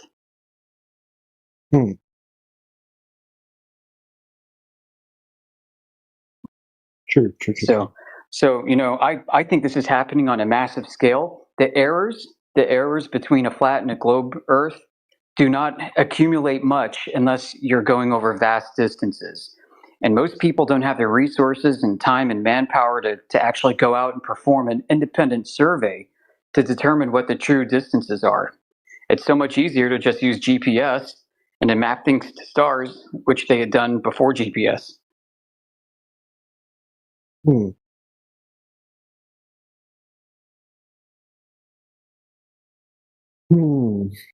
Yeah, I mean, this goes deep. So you'll hear flat earthers going down the conspiracy theory rabbit hole, almost to say like NASA knows the Earth is flat and they're hiding it from you. And I don't think that's the case at all. My take on NASA's story is unique. Yeah. Well, tell me, Sean. Yeah, so let me pop open some references I got for you. I saved these in another server. The history of NASA, it's quite fascinating. Most people don't know this, but what I'm about to tell you is openly verifiable. Where the hell did I put it? DJ, you there? Where did I put it? Is it under space and rockets? There it is. Okay. All right, so there was a presidential directive in 1951 in the United States. It's called the Directive Establishing the Psychological Strategy Board. So why would America need a psychological strategy board? Well, a few years prior, America was one of the victors in World War II, and there was this great campaign to cement the Allied victory into the minds of everybody into the world, to make sure that everybody knew that the Allies won definitively and that America was number one and not to be messed with. So the Presidential Board, Psychological Strategy Board, was developed for this propaganda campaign purpose. The whole point was to strategize psychological operations. And this is actually the genesis of NASA. A couple of years later, in September of 1953, President Eisenhower rebranded it. It was no longer called the Psychological Strategy Board because it was too obvious. He called it the Operations Coordinating Board. So now, he starts to bury it.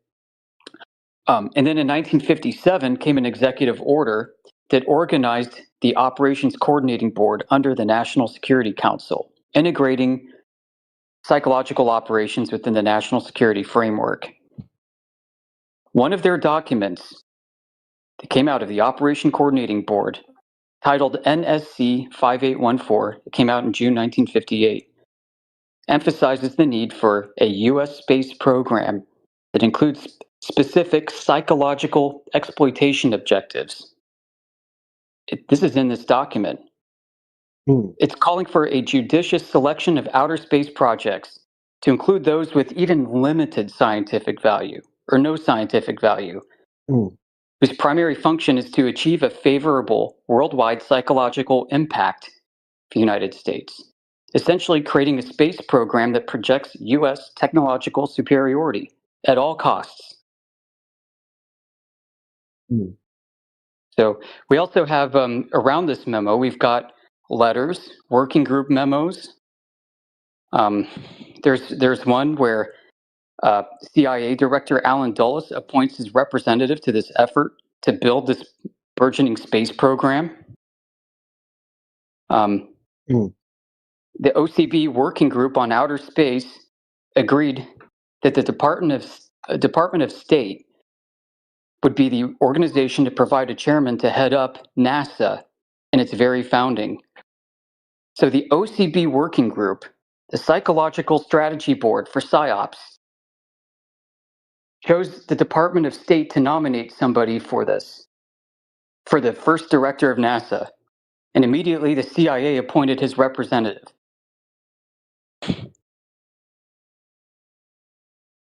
Yeah. That's fucking crazy. It is fucking crazy. There's language in here like how they plan to use satellites as a psychological exploitation tool to strike fear into the enemy. And I mean, the whole thing is psyops, psyops, psyops, and missiles, Can you missiles, send me that? missiles. Yeah, that's great. So I don't get that they're hiding flat Earth. Like NASA's primary objective, if you ask me, based off of its historical founding, the primary objective for NASA, which might be oblivious to 99% of the people working there, is propaganda to project technological capabilities that may not even exist. Yeah, you know what? Honestly, that like does make a bit of sense if you actually look at like what they do. To be honest, like They genuinely, can still think Earth's a globe. yeah, genuinely, man. Like I agree with you. Like I've been like seeing, because like I guess like the big part of me that actually makes me question all this shit is like how unverifiable space really is.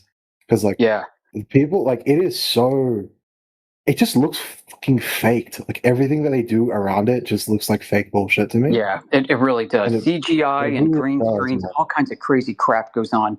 And you know what? There might be like a cadre of people at Jet Propulsion Labs or somewhere like that that are still trying to work out like how to actually go to space and do real orbits. And maybe it hasn't happened Yeah, yet. like Maybe they think Earth is a globe, and that's why they're fucking up, because they think Earth is a globe and it's really flat. Yeah, it could be. Yeah, bro, it could be like genuinely like, right? You know, it's right. Yeah, like very thought too. That's actually like, it's weird to think about. It's super weird to think about because like I don't trust them. You know what I mean? Like I don't really fully trust these like fucking people. So you know, like I don't know. Yeah. I mean, the moon landings are so obviously fake. So what else are they faking? You know, there is stuff that we can see in the sky, and these objects in the sky do appear to be broadcasting some radio telecommunications. But even that might be in contention. But there is stuff in the sky. But you know what's really weird? Now this is where it gets weird. The subject of transients has come up again recently in the media. There's, I think, some kind of like Harvard graduate who was enamored with this UFO phenomenon that's resurging in the news. And she and her team actually studied some old like US Army, US Navy research on the upper atmosphere from like the 1940s and 50s and found that there were what they called transients, that there were lights that were seemingly orbiting the Earth, but flying in constellations, like patterns of 5 equally spaced apart, and that they would reflect light as solid metallic objects would. This is before satellites. Yeah. And those transients are now coming up again in the news. So what's really going up there? I don't freaking know. It's possible that maybe satellites are explained by a technology, but they really have no idea what the fuck they are. Yeah. That's interesting. And in order very interesting. In order to keep us from going into a panic about aliens and shit like that, they tell us, "Oh yeah, it's just Starlink." Yeah, could be aliens. How'd that work? If like flat, I don't know, aliens. Well, like I would say they're interdimensional. Yeah, I think. interdimensional. That's a good point. Exactly. Yeah. Or the flat world could be much bigger than we thought, and there are other regions. Where there are other people living, and who knows? Because if it's flat in the terms of like it's like the ground, if it's like the ground, you know what I mean, like the floor of like, I don't know, like that's how I'd say. Like if there's no edge, for example, it's just flat floor for as long as it goes, and then everything else is above that. I don't know, like. Yeah, could there be other worlds with other suns that do like a 24-hour Antarctic sun thing? Yeah. You know? Yeah. What about like digging underground? Who knows? Because like if you dig underground, it still gets hotter. You know, like yeah. Well, it just so happens, that this world is structured that way, right? Like if you go up higher and higher and higher, things get less dense and less dense. And if you go down, things get more dense and more dense and hotter. And as you go up, things seem to get colder. As you go down, things seem to get warmer. Yeah. Yeah, the farthest, have you heard this? The farthest they've ever dug is just barely 8 miles. Yeah, it's like fucking nothing, eh? Like, yeah, that's so true. And what was funny is like the world's top geologists were working there and made all these predictions about what the drill would find, and they were wrong every step of the way. Yeah, that's cool. So I don't know. Yeah, so how do they know? How do they know what's really under the earth? You've got all these seismologists that are like, yeah, we've got this big karst layer here, and we got this mantle over there, and I mean, just making shit up. Yeah, I think part of this could be just attributed to like ego too. You know what I mean? Like people really want to be right about everything. Like, yeah. That I find this topic, if you approach it right, does require humility. You have to be open to being wrong about everything. Genuinely. Yeah, that's so true. And you do this like knowledge inventory. You're like, okay, so I need to know the difference between knowing things and believing things. So let me take inventory of everything that I consider to be true, and let's separate it into 2 buckets: one of knowledge and one of belief. And when you go through this process, you find out like, holy shit, there are very few things that I actually know to be true in this world.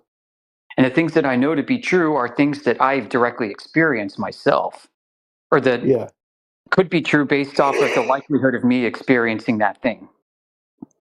So all the beliefs go in the other bucket, and you start to find that most of the things in that bucket are things that most of the world people accept as truth, as knowledge, when it's not. Yeah. So, yeah. And I can tell you that for what little knowledge we can actually acquire in this world, knowing that the earth is flat and stationary as we experience it is something that you can know for sure with 100% certainty. And we can teach people to go find out for themselves. And we do. We give people, we help them with methods and execution. Yeah. I appreciate the conversation. Yeah, thanks for letting me babble. Well, good. It's like genuinely, I got arguing open mind about pretty much anything. You know, like it does make a lot of sense to question it. You know, because if they can't prove it's round, then by definition, like it should be flat. You know, like just based on what you see. Yeah. They can't prove it's round. Yeah, everything they claim is a measurement really is not, and that's what's so striking about this whole thing is not only do they not have a globe measurement, but we figured out how they calculated a globe to become Earth in the first place. Yeah. You know, so we know how the magic trick is done, so to speak. We saw the little trapdoor under the magician's desk. Yeah. That he pulled a rabbit out of the hat. And once you see it, you can't unsee it. Does this mean like global warming? So we have that, and on the other hand, we have our own positive proof claims of flat Earth, because we have people who've conducted these extremely well-engineered laser tests in Hungary and the Netherlands and across the UK. In fact, one of our members of our server, he doesn't come around much anymore. His name's Dr. John D. He's actually a physicist and specializes in spectrophotometry. So if anybody knows how the optics of light works, and knows what refraction is, it's going to be a guy who's got a PhD in this and specializes it for work. Yeah. And he tried to prove that Earth is a globe. He heard about us and flat Earth. Yeah. He thought it was crazy, so he took his laboratory equipment and ran all these tests. to try and measure the curvature, and he couldn't freaking do it. He's now a flat earther, and he actually takes his laser gear on a road show throughout the UK from time to time, and sets up demonstrations on the shore, and people can come and watch, and he'll show them flat Earth measurements in real time. So that'd be really cool to stuff. He's got a YouTube channel. Yeah, man. That's interesting. So, this is where we are in 2026. If you Google flat Earth, you'll find all kinds of crazy shit, like on TikTok and Facebook or X, that does not reflect what we know or accept as true. You're going to find like people with fantastic, I call it flat Earth science fiction stories. Flat Earth sci-fi is out there, and it's thick, and I hate it. Makes us look like a bunch of crazy retards. Yeah. Well, true that. Yeah. True that. There's a lot of stuff out there trying to discredit flat Earth. But they really want to people really want to shut you guys up. It's sad because you should just let the facts speak for themselves. To be honest, it should be if the Earth is really round, I shouldn't have seen that guy fumble as hard as he did. You know what I mean? Right. When he came in questioning, guns blazing, he fumbled so unbelievably hard, and he was coming in here trying to prove the Earth is fucking round. That's what's amazing for bystanders to see, right? I mean, they hear people come in like this time after time after time for months and years, fumbling around come on, I thought it was so easy to prove that Earth is a globe. Yeah, prove it. Yeah. So this topic really attracts a bunch of nutters too, which is what I was going to say before. I mean, there are people that call themselves flat earthers who are flat Earth believers, and they consume a lot of flat Earth content, but they don't really know how to think critically. And and that stuff is frustrating. This topic was also congressionally censored. We've got a video from C-SPAN. C-SPAN is a channel in the United States where all they do is set up cameras inside the House of Representatives and in the Senate, and they just record legislators. There's not even much commentary, if at all. It's just set up and live stream stuff all day. They've been doing this since the 70s. We got a C-SPAN recording where members of the tech industry were subpoenaed to come up and testify in front of Congress. And in this segment, one of the members of Congress is asking the head of YouTube, "What are you doing to censor flat Earth?" It's crazy. A topic so freaking stupid and ridiculous, right? That it requires Congress to have YouTube censor us. It was crazy? If you were to check Google Trends during this time period for the search query flat Earth, you see it climbing. I mean, it was more popular than Britney Spears and Justin Bieber at one point. And as soon as that censorship went in place, boom, flat Earth as a search query dropped down to the bottom, just straight down, nosedive to the basement. And suddenly flat Earth was no longer a trending topic. Imagine that. Yeah. Well, what's the old saying? What's the old saying? If you're guilty, or if you're not guilty, you got nothing to hide. Then they wouldn't have to sentence you if it wasn't true. You know what I mean? The fact that they're censoring you says something. Genuinely. Right. So because if it is flat, somebody we would have the capabilities to actually travel beyond it. Governments would have that. You know what I mean? They would have that if it is if there's no edge, for example, if it just continues on. That's the plane of existence, right? You would be able to continue on. I don't know, and it'd be easier just to keep it a globe secret, I guess. I don't know. Mm-hmm. Well, they still believe that Earth is a globe, I think, and what they recognize is that if flat Earth becomes popular, then it creates a divide, a distrust of government and institutions. That's what they're worried about. But here's the thing: since we know the Earth is flat, we know that governments and institutions actually have a lot to lose in terms of credibility. And true. And I think this topic needs to be handled delicately to make sure society doesn't fall apart. So, that's fair. And that's why I think it's gracious to also almost give the benefit of the doubt. Say, it's not that people are hiding flat Earth. The government's not actively hiding flat Earth so much as they're just projecting technology and power that may not exist. Yeah, that's a good point too. And That's an everybody excellent working point. there still thinks Earth is a globe. So, But do you think like the what's it called? Like the whole, because I like this idea that NASA is just projecting stuff that they don't have. You know what I mean? Like, because it does make like it honestly makes a lot of sense to me. Like, just with everything I've seen, like the moon landings and stuff. Do you think like the Mars rover is real, or do you think it's just like out in the desert somewhere? You know what I mean? Like, yeah. I'm pretty sure that it's out in the desert somewhere, or potentially near Greenland. Yeah. Have you heard about this? Near Greenland? No, I haven't. No. So there's an island. There's an island called Devon Island, west of Greenland. It's in northern Canada. NASA has a Mars expedition test site where they have full-size Mars rover replicas cruising all over this island. It's like uninhabited, never inhabited, desolate and sparse. And I tell you what, if you take their footage and you apply like a red filter, the rain looks just like Mars. Oh, dude, yeah, totally. Absolutely does. Really? Yep. That's, you know what, man, I will look into that, like, genuinely, because like it like, I don't trust NASA, like, genuinely. It's just, you know, like, everything with space just seems like such bullshit to me. Like, I don't know. It is crazy, dude. Really... And here's the other thing. I think that facility was actually not publicly disclosed. So what happened is people were wearing fitness trackers. And when you wear a fitness tracker, your app will connect you to a community and you can see where other people are in the world wearing your fitness tracker.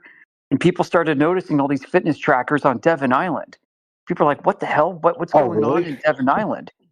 Like, you're not supposed to go there. Like, it's a nature preserve. And then NASA's like, oh, guys, hey, yeah, hi, we have a Mars expedition test facility here. We're just testing rovers. On the one place that looks exactly like Mars on Earth. Lovely. Love it. Wow. Yeah.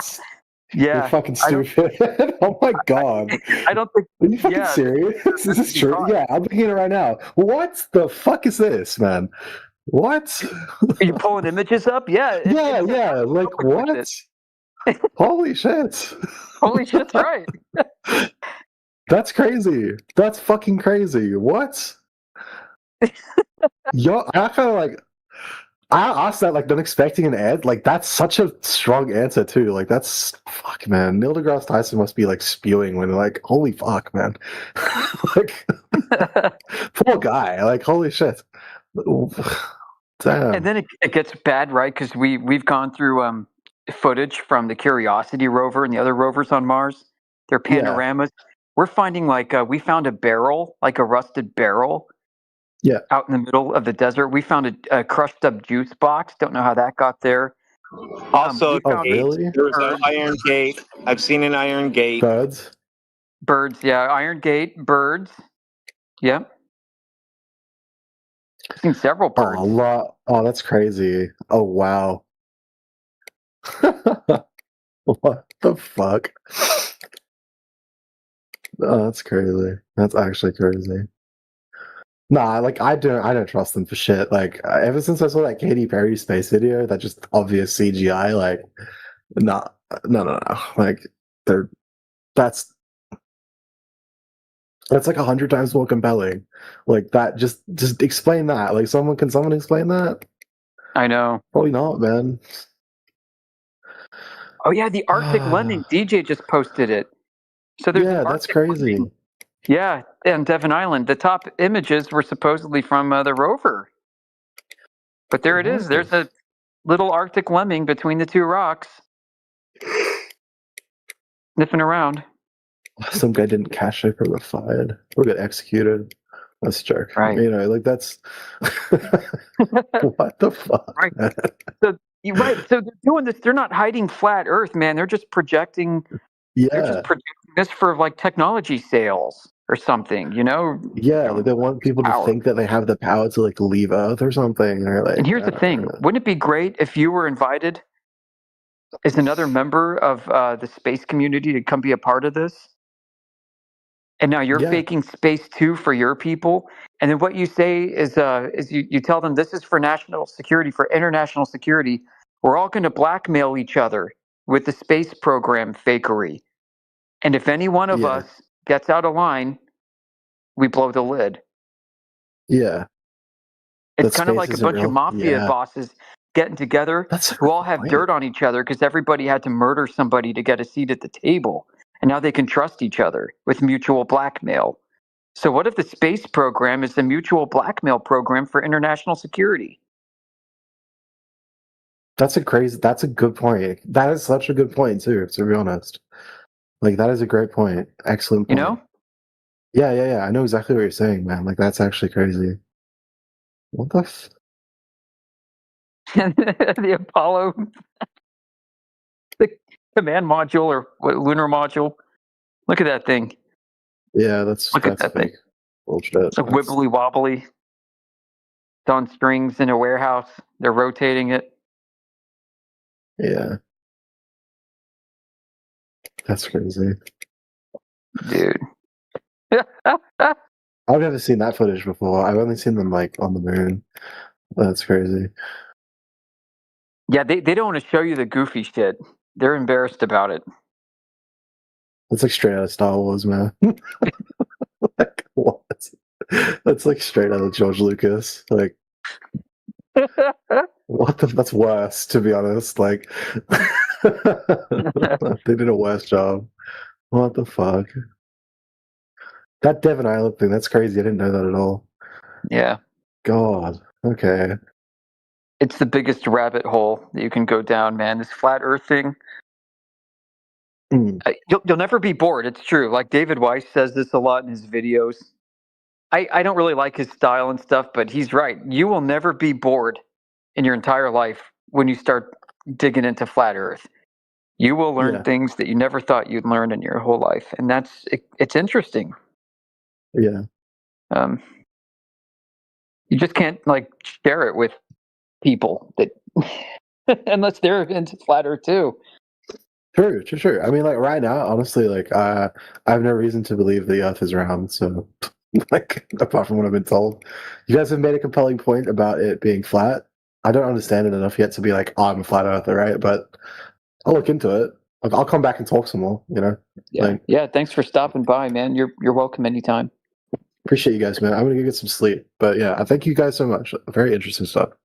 All right, you're welcome. Have a good night. Thank you, man. You too, man. Catch you later, man.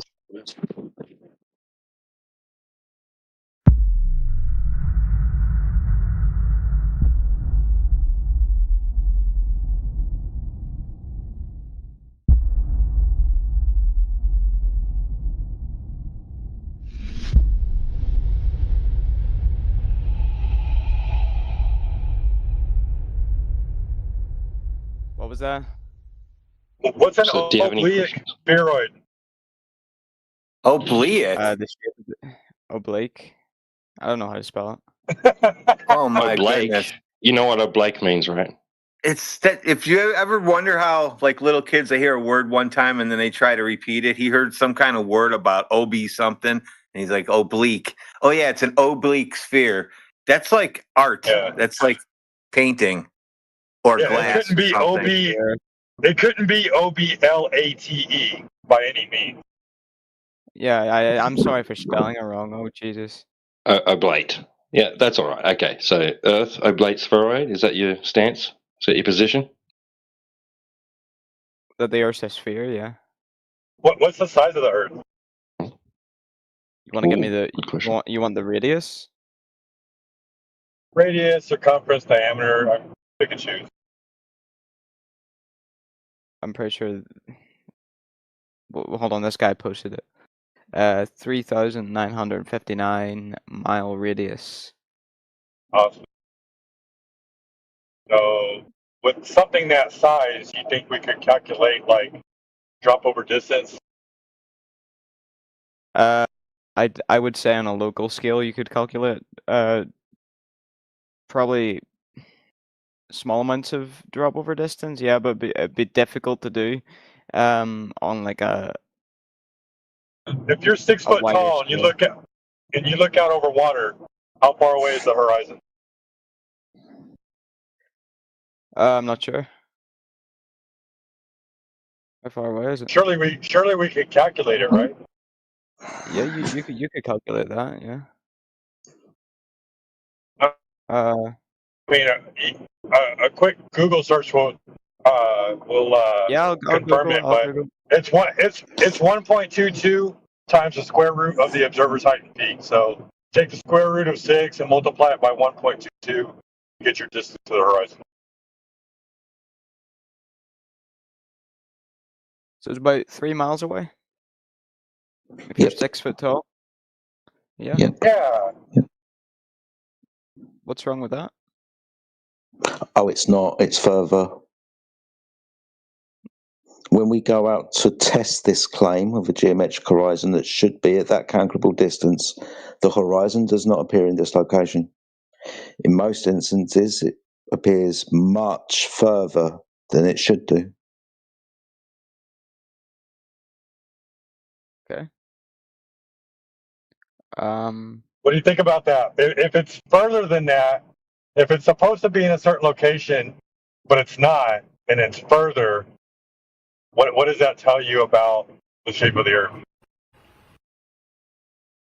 It doesn't really tell me anything, really. I mean, there could be multiple explanations for that. Well, it can't be bigger, because if it's bigger, that means the story they told you about how far away the moon is and what it's doing in the sky is wrong. Like, everything's wrong. The whole story's wrong.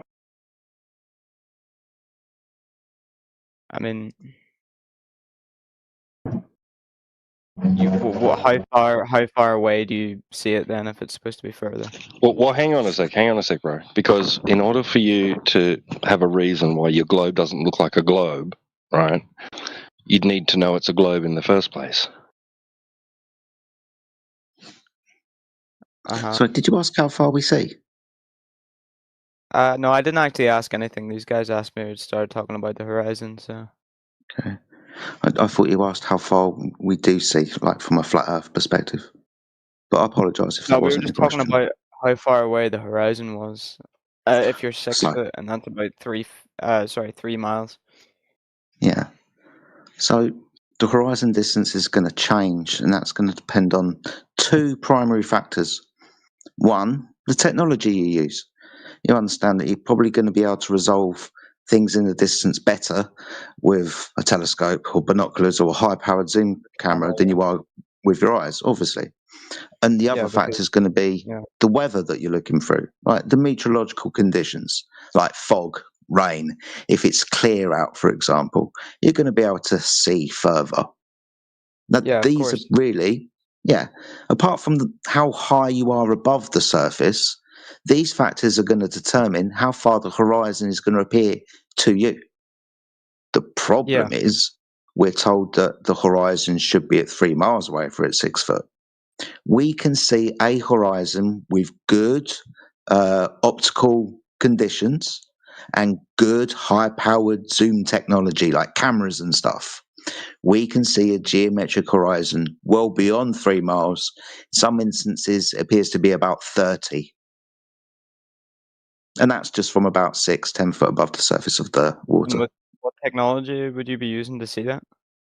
So a high-powered zoom camera, so P900 or 1000, you can use high-powered telescopes. You can actually see further by changing the spectrum of light.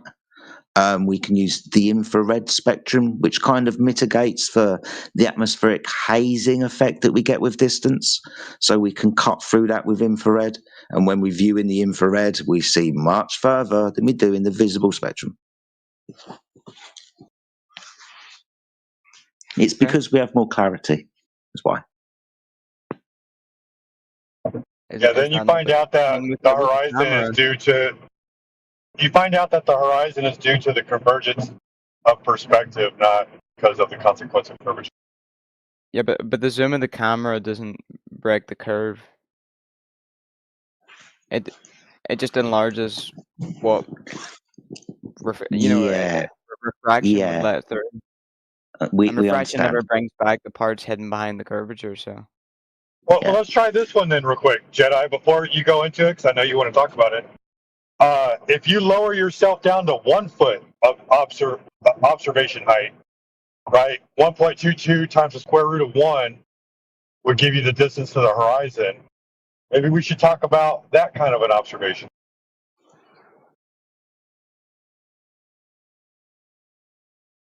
are you talking to me? Yeah, how far is the horizon from a 1 foot observer height? Do you want me to search that up? I mean, what's the square root of 1 times 1.22? Man, I'm not good at maths. I Square root of 1 is 1. 1 times 1.22 is 1.22. Okay. Cool. So the distance to the horizon for a 1 foot observer will be 1.22 miles.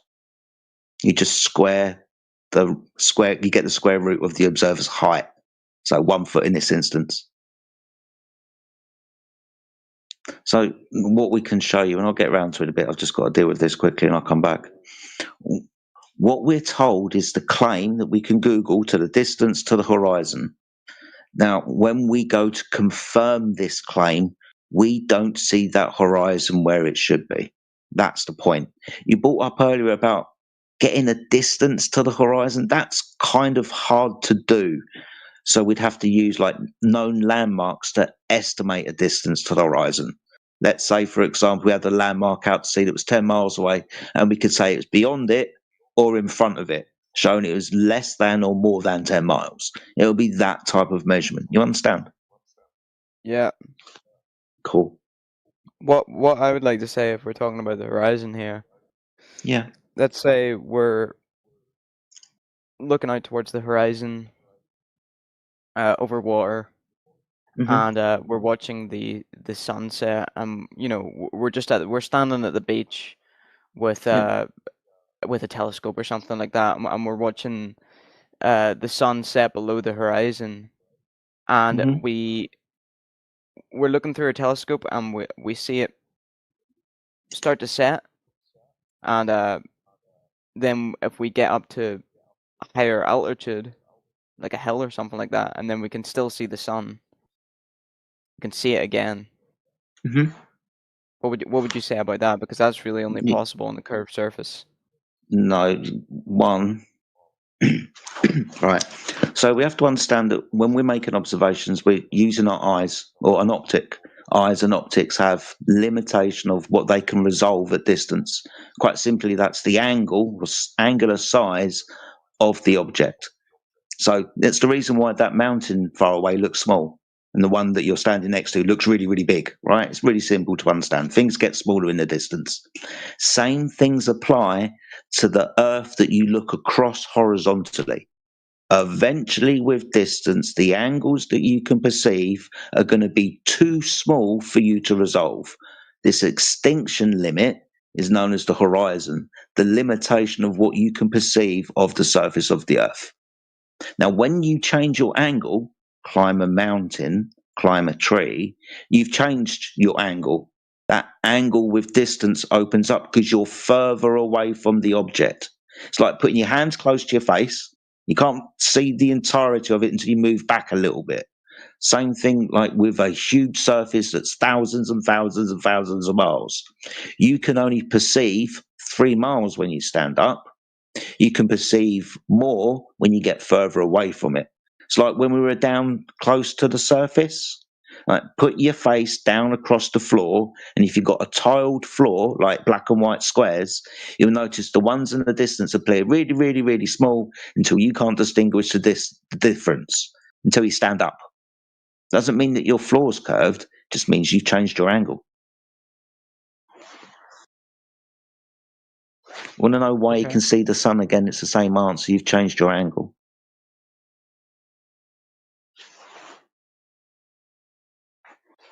Yeah, but where would the sun be going? I don't think it moves away. Away. Now, again, this is just going to be perspective. as why the sun in the distance appears to go down, where earlier on during the day it was above your head, more or less. So the reason why it appears to go downwards is due to perspective. This is convergence, right? The same reason, like when you look down a hallway or a corridor, the walls appear to get closer together. The ceiling and the floor appear to get closer together. The ceiling and the floor aren't actually getting closer together, right? They just appear to do so. Same thing with all objects that are above your eye line. When they move away with distance, they will appear to you to descend downwards towards the horizon. So that's why the sun appears like it's going down. It's not. Okay, even if we're standing on that beach and we're watching the sunset, if the sun were just moving away, it would shrink into a tiny dot as it gets farther. But that's Sometimes not it what happens. does. It stays. No, it doesn't. It stays the same all size all day, and then it drops Oh my below the gosh. horizon. This guy's seen every sunset apparently. So you've seen every sunset on Earth. What's that got to do with it? Like, I can go out and watch the Because sunset. you're saying nuh-uh, because your experience is that it never happened when you were paying attention. You don't realize that there are other situations. Yeah, I know you've not seen it. Other people have seen this. Other people have seen the sun go into a tiny dot. See. Hey, do me a favor. Look in the side chat. I'm gonna post a GIF for you real quick. All right. Oh yes, my favorite. Keep in mind, evidence, a GIF on Discord. I know, right? It's just a video made into a GIF. It's just a time lapse video made into a GIF. A girl is And where's the painting video from? on a high. Oh, let me guess. YouTube. A girl is painting while a sunset is happening. She's not a flat earther. She's just painting while the sunset is happening. The sun gets smaller as it moves away.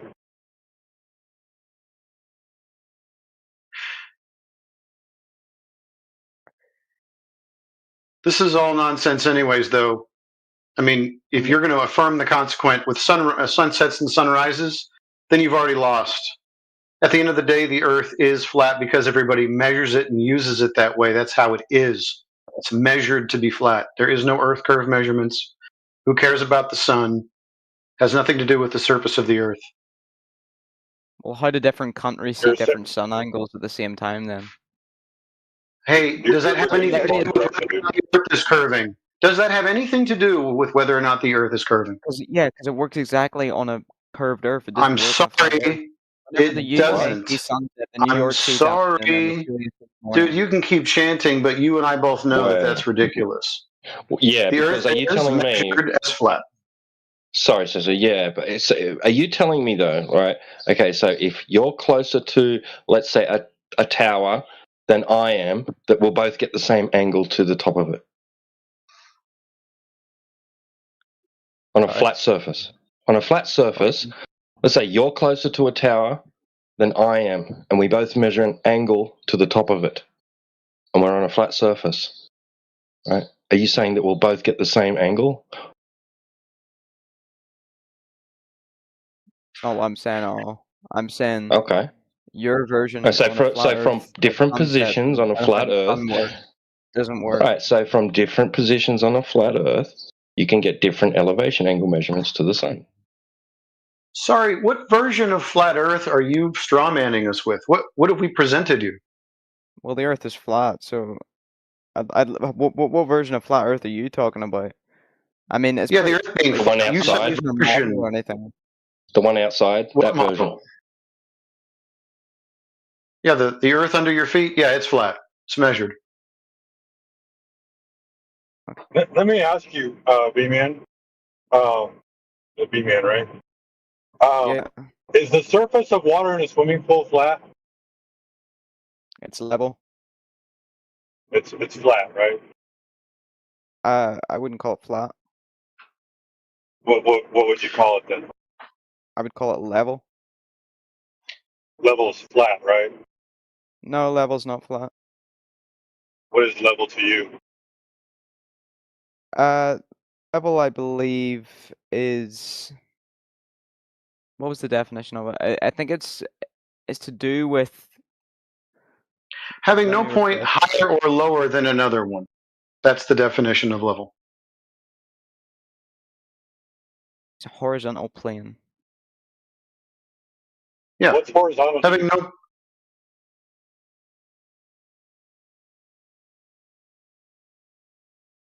What's a plane? What's horizontal? It's all flat. It's perpendicular to plumb.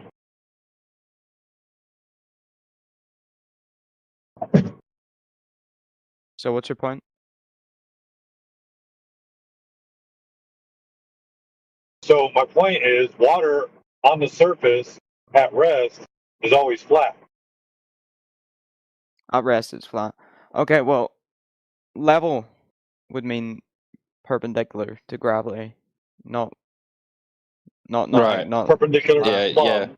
You can't have perpendicular to a ball. There's no such thing as perpendicular to a curved surface. Yeah, there is, because Right. on a globe, Call it gravity pulls if you towards like, the right? center, so level curves around the Earth. Right. Perpendicular would be a 90-degree angle. Right. Perpendicular to vertical would mean 90 degrees, yes or no?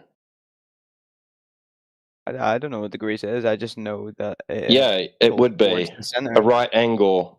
Perpendicular would be a right to vertical would be a right angle.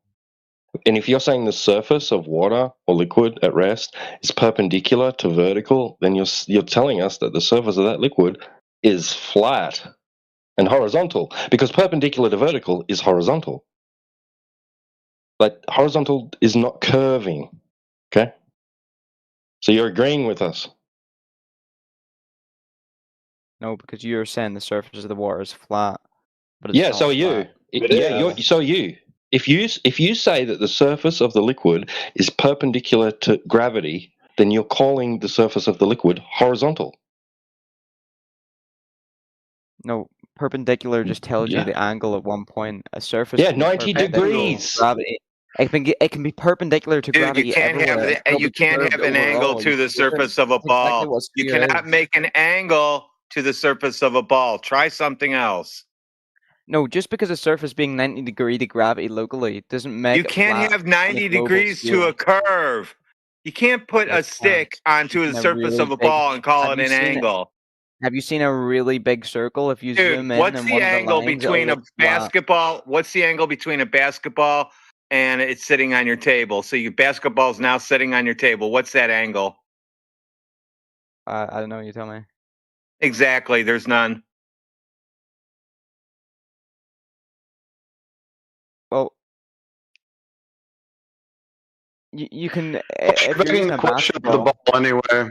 There is no sphere Earth. You'd have to have a curvature for that. So if you don't have any curvature of Earth, I'm sorry, you just stuck with flat water, perpendicular. no, hold on. You're saying you're talking about the basketball, right?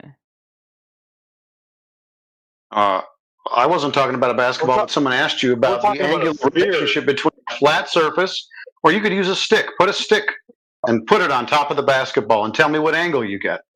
Yeah, that's the same exact thing.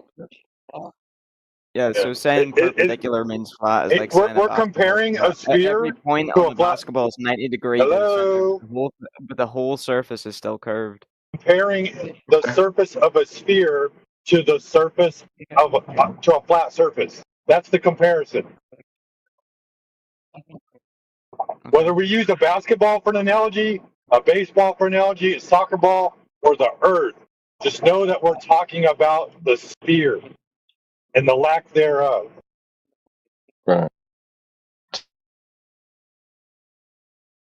If you have two lines, right, that meet, right, can you have an angle between them if one of those lines is curved? One or more? Is there an angle? Can you measure an angle between the two lines? I don't know. Can No, you can't.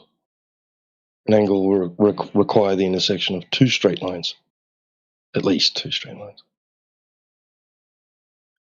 Okay, well, tell me this. You guys believe the Earth is a flat plane? Yeah. Here we go. Negative. Now we're going to It's not talk a about belief, something bro. else. What do you believe in? It's not a No, belief. sorry, it's not about belief. The Earth is Okay, measured to be fine, flat fine. by What do you know? everybody. We know that the Earth is measured flat by everyone. There is no curvature measurement whatsoever. The Earth is not a sphere. It is indeed flat as it presents itself to be. So where's the edge, and why has no one found it? What edge? Uh-oh. Well, if What it's edge are you flat, then talking it must about? be an edge. Or there Really? must be Says you? Well, you okay? Well, then you tell me where I should find it. I don't know. If you just circumnavigate the world, see what happens. Earth is not.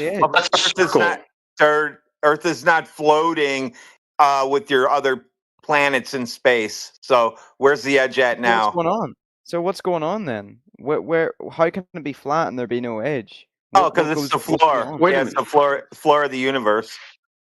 It's the floor of the universe. What is that? I'm just curious why you think it has to have an edge. Where would this edge be at? Are you fucking stupid? Have you ever seen something flat? You talk about basketballs and shit like that. Let me tell you about my floor right here. Are you standing on a floor? Is there edges of your floor in your house? No, listen to me. If you get the top. No, listen to me. Have I ever seen anything something flat? You said, have I seen something flat? Yes. Okay, so I got this flat floor in here. Where's the edge of my floor at? Whenever it meets the wall. Oh, okay. So it meets a wall. Okay. Yeah. Where's the fucking wall in the globe? Is that an edge or is that a limit? All right. The flat Earth. Where's the wall? Where's the limit? Where can you? Oh, I don't know. Where do you think I ought to find it? I don't know. Where do you think I should find it? You guys don't know shit because you can't we've circumnavigated the Earth. Circumnavigation is in a circle. It's not about going to the limits of anything. It's going in a circle.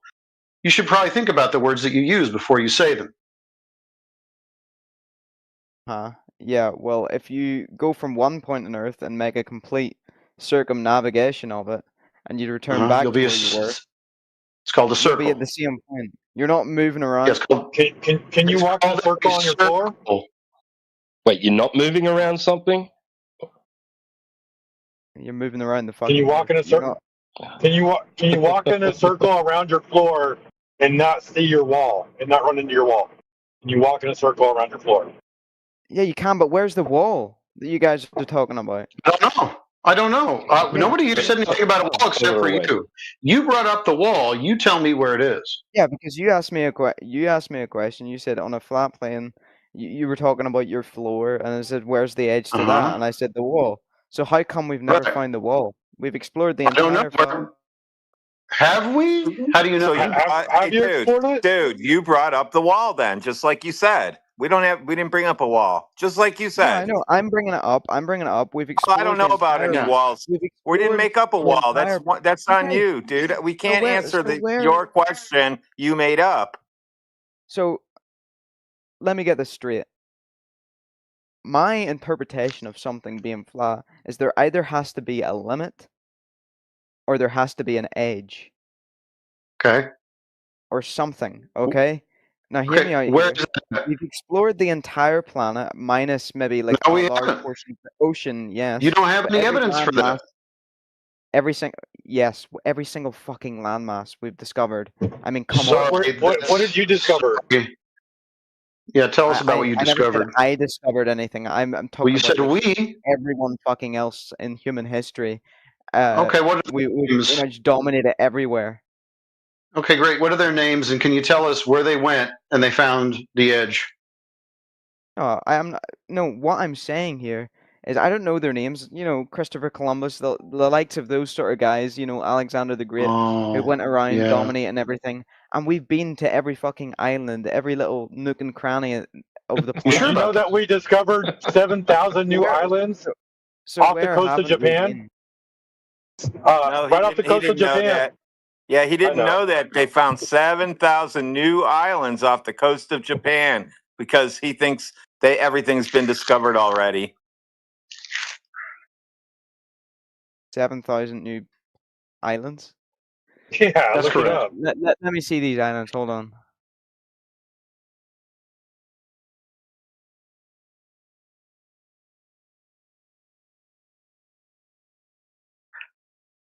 This is going to be a surprise to him.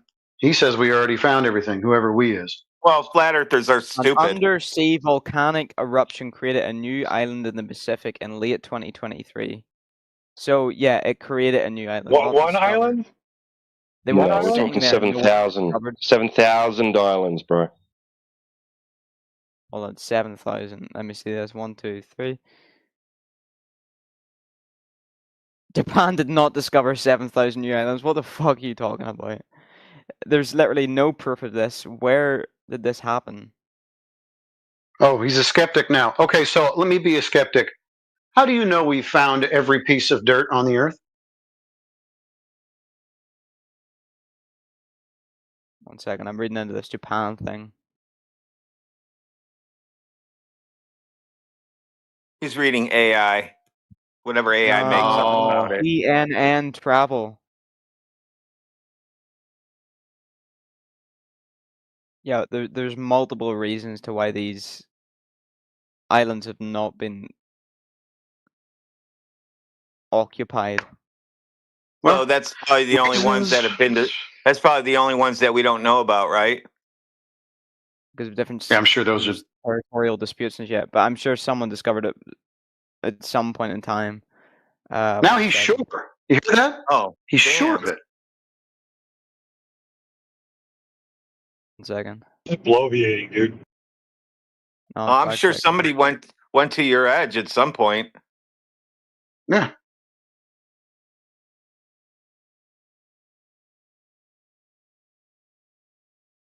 Okay, so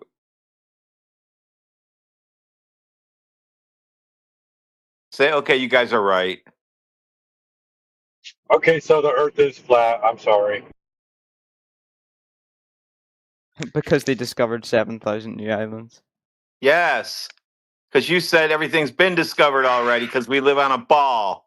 And we said, no, the Earth is flat, and they discovered 7,000 new islands. And you said, bullshit. Then you looked it up. You said, they did discover 7,000 new islands, and the Earth is still a ball for some reason. And that doesn't You want make to know sense why they to us. discovered 7,000 new islands? Because most of them are just small, barren fucking rocks that go underwater half the time.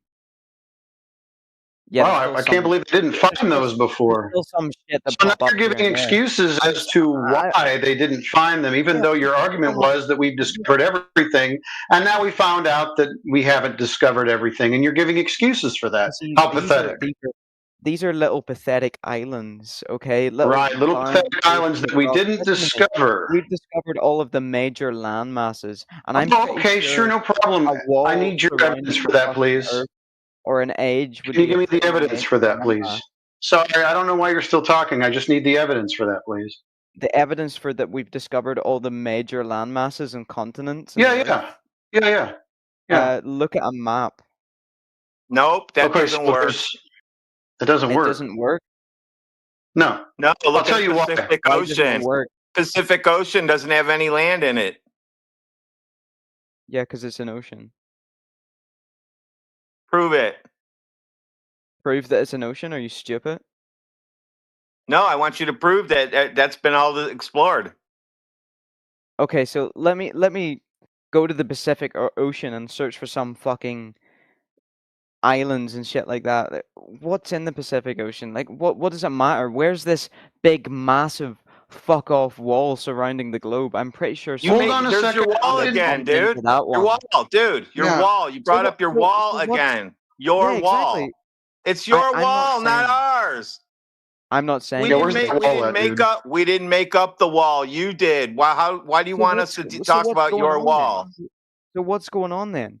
I'm just saying, in my reality, on a flat surface, I'm looking at my desk right now. It's pretty flat. There's an edge to it. I'm looking at the floor. Okay. The only thing that How do you know it's flat? How do you know your desk is other side flat? of the floor. How do you know your desk Do you isn't want me to curving? measure it? It looks flat. Sure, why not? Measure something, goddamn. I don't know what the fuck he's talking about. But once I go to the other side of my room, I see a wall. Okay. There's a. So you think the Earth has a wall? Okay, well, where is it? You're the guy. You're the people that believe this shit. If the Earth is flat, No, I didn't. Did I say that the Earth has a wall? Did I say that? If the Earth Sorry. is flat, if the Earth is flat, if the Earth is flat. Okay, finally. No, we just said it was flat. Like we didn't make any claims after that. We just said it was flat. Captain You're Hook saying it needs to have a wall or an the edge. earliest historical charts of the Ice Age That's a in nut. the Chukchi Sea. The Ice Age? How long ago was the Ice Age? Talking about Ice Age. Not talking about that dumb shit. That was one of you guys that posted that. So Sorry, called do your you think room that, fucking police. do you think that we say that there's a ring of ice around the world? Is this what you've seen in like media and so on? No, I know you guys don't believe that shit anymore. So what is surrounding us, or what is stopping us from reaching the edge? Is what I want to know. No idea. A dense No hydrogen idea. ocean prevents anything from leaving the Earth. Okay, that's interesting, and also a claim that can't be validated. The more honest answer is we don't know. No, we could definitely make a scientific conclusion that it is a hydrogen. Really, based upon what hypothesis and experiment? Okay, so on the Earth, we can take hydrogen and get it to Is this extremely... going to be a hypothesis and an experiment? Right. But the difference is if my hypothesis...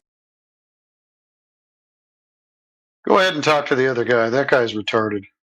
Cool, fair enough. I thought it was. Argue with each Yeah, don't give up on Phil Platt so soon. I just checked him into our home server. Oh Gosh, poor Phil Platt. He's got to wait his turn. So I'd rather talk to Phil Platt than B Man. I mean, he's been around for here sure. so long. My B-Man gave goodness. up a long time ago. Yeah, B-Man should just listen I now. haven't given up. Fuck's it now. Let me explain it before you dismiss it. I mean, what you're doing is literally what pagans do. If you tried to convince them their worldview is ridiculous, they'd wave you off and say their authority and consensus disagrees. So just listen first before you dismiss. We're not trying to convince anybody. Right, but I'm not trying to convince anybody either. I'm just trying to state what I believe it could be. And it's being hand-waved immediately before I even finish. Oh, yeah, because we don't want to hear about belief systems. I'm not talking about Yeah, belief this is- systems. I'm talking about something Talk you about could what you do believe. yourself. You said you were talking about what you Yeah, Phil, believe. you You're not said it. saying that that's not a belief system. Hold on. I saying- don't want to get off, my friend.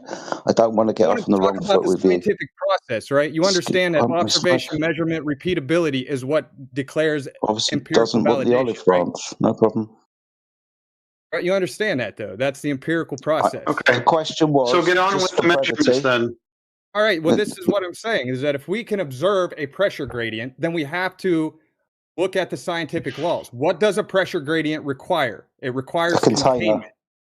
Right. So now when we look at the containment, we can see our pressure gradient has hydrogen at the top. There's no reason to assume that hydrogen doesn't continue past the magnetic field.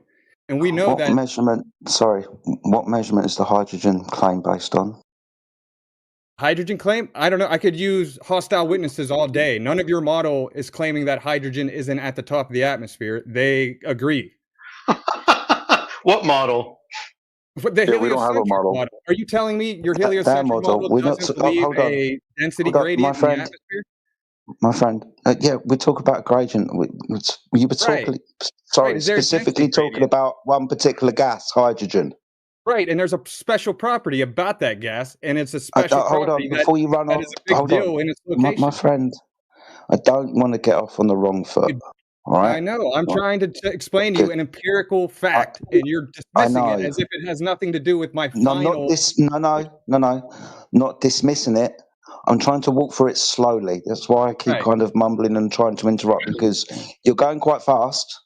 So Right, slow okay, down. well, slow it down then. Do you agree with me So that, back to my that the question. atmosphere has a density gradient, and at the higher an altitude That's not in question. But we're Pressure talking and about the density firmament, so gradient it's important what elements exist around the firmament. Is your foot constantly down on the accelerator, or do you think you can just ease it off a little bit? I don't understand. You're interrupting me, and I'm just trying to I explain something. have already told you I'm trying to slow down and go through this step by step. That me Right. trying to interrupt you is trying to slow you down because I want clarification before we move Right. on. Yeah, I made the So- claim that it's probably a hydrogen ocean, and then I was trying to explain why I think that, and that's what you keep cutting off. Someone else can try. Phil, take a deep breath. We're trying to communicate with you, but you don't have to keep talking over us. Just you say something, and then somebody else will say something back to you. Right, It's but I that didn't simple. get to say anything. Okay, go ahead. Go right now and then stop when you're done. Okay, what I'm saying is that it would be a hydrogen ocean. We can objectively confirm that we live in a pressure density atmosphere, and that the higher in altitude we go, the lighter the elements are. Hydrogen, under a scientific framework, you can test it in a lab that under extreme cold temperatures, it gets really dense and it liquefies. And the properties of liquid hydrogen is diamagnetism.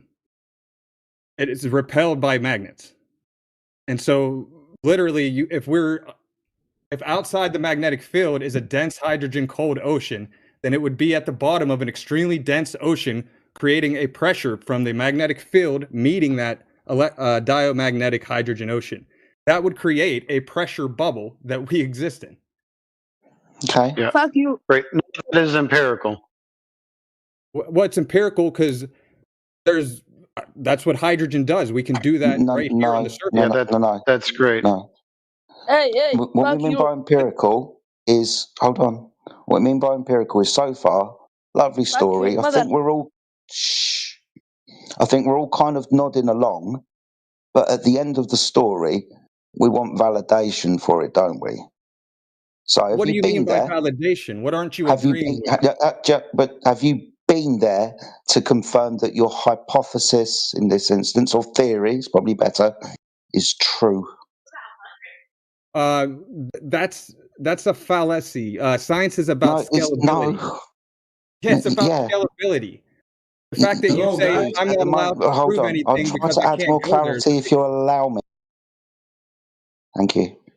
So at the moment, like I said, we're all nodding along, right? Right. We still want verification that this is actually the reality in which we live. So basically, so far, sounds like flat earthers just deny everything because their whole point is that they don't have the resources. I'm really trying my best to communicate with you, sir. You're telling me I can't say a word because I can't travel to the firmament. No, at the moment, I'm really trying to make my point. Yeah, but you understand that theories can exist in science, but the point is that can't contradict empirical laws. Yes, I agree that theories exist in science if they have undergone hypothesis verification for experiment. You can then base your theory. I'm just saying, you would agree that the heliocentric model saying gravity prevents entropy, it contradicts the scientific law. Dude, right, I'm literally trying to hold out an olive branch to you. If you let me say more than fucking 15 words, you'd agree that I'm trying to reach an agreement with you and hopefully add some clarity. Now, so far, you've given, and I'm like, try my best to steelman you and give you a good representation of what you think you're trying to give. So give me a moment.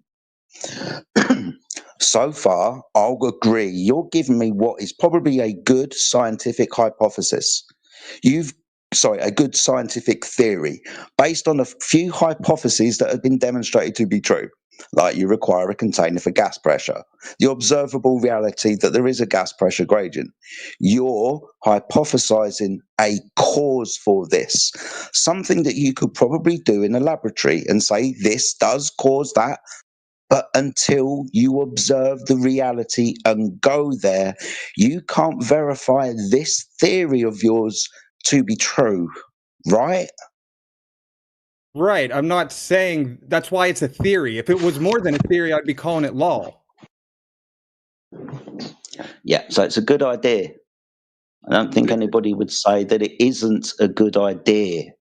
Right, but I'm not saying it's law. I'm saying it's a theory. You can have theories as long as they don't contradict law.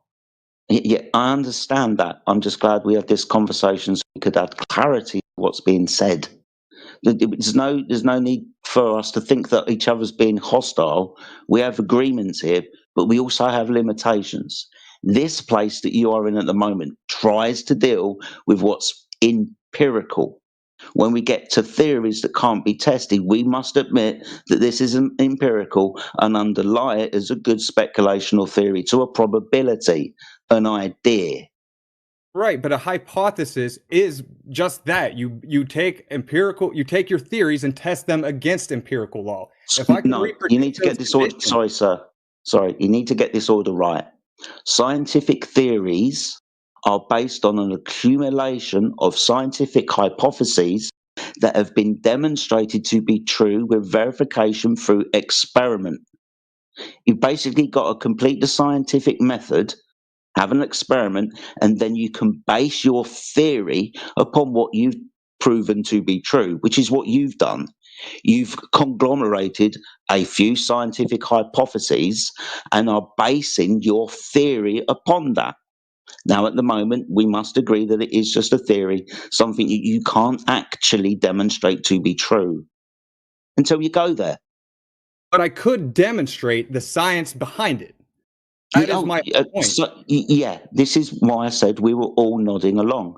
Yes, we observe a gas pressure gradient. We were agreeing with you, right? Now, the cause in your supposition, the cause in your supposition, we would also nodding along to, right? Hydrogen in this state, it acts like this. It could be the limitation to our gas pressure and maybe our whole environment. Okay? Right. It's a nice idea, like I said, but we can't go there to verify this theory. Well, because what I'm understanding is, I heard the question where somebody asked what could, be the firmament or whatever, and I'm trying to give a theory that replaces the debunked theory that gas prevents entropy. I get you, okay? Maybe, and I'm not being hostile. The question was more specific about the ice wall, the Antarctic ice wall, as in when you go out horizontally. But I will concede eventually you would meet where the sky reaches the earth. So if this is what you were speaking about, yeah, okay. But again, we must caveat it with this is a speculation. And dealing in conversations in this channel where we try to deal with empirical truths, things that we can validate to be true or not, then speculation must be underlined and pointed out. Well, sure. I'm not claiming that this is fact. I'm claiming that this is this can replace the defunct theory that gravity prevents entropy. That just objectively can't be true. Well, we don't need other speculations to replace the already existing speculation of gravity holding gas to the Earth. But that is the exact scientific process. You create those speculations, and they hold if they don't contradict. And there's just no, that's not the scientific process. That's completely false. I want to ask Phil this. I want to ask Phil a question. Phil, do you think your hypothesis could happen over a flat surface as well? Yes. All right. Yes. In fact, I look at the Earth as a microcosm, macrocosm. I think it's a direct macrocosm of the atom itself. And hydrogen atoms bond to each other, and they would create an inertial plane in between them. Phil, you don't have any hypotheses. Well, I'm just saying, you asked me if I believed it could happen over a flat Earth. I told you what I believed. No, that was a different question. I'm talking about your whole hydrogen ocean. Yeah. You don't even have a hypothesis yet. It's not scientific at all.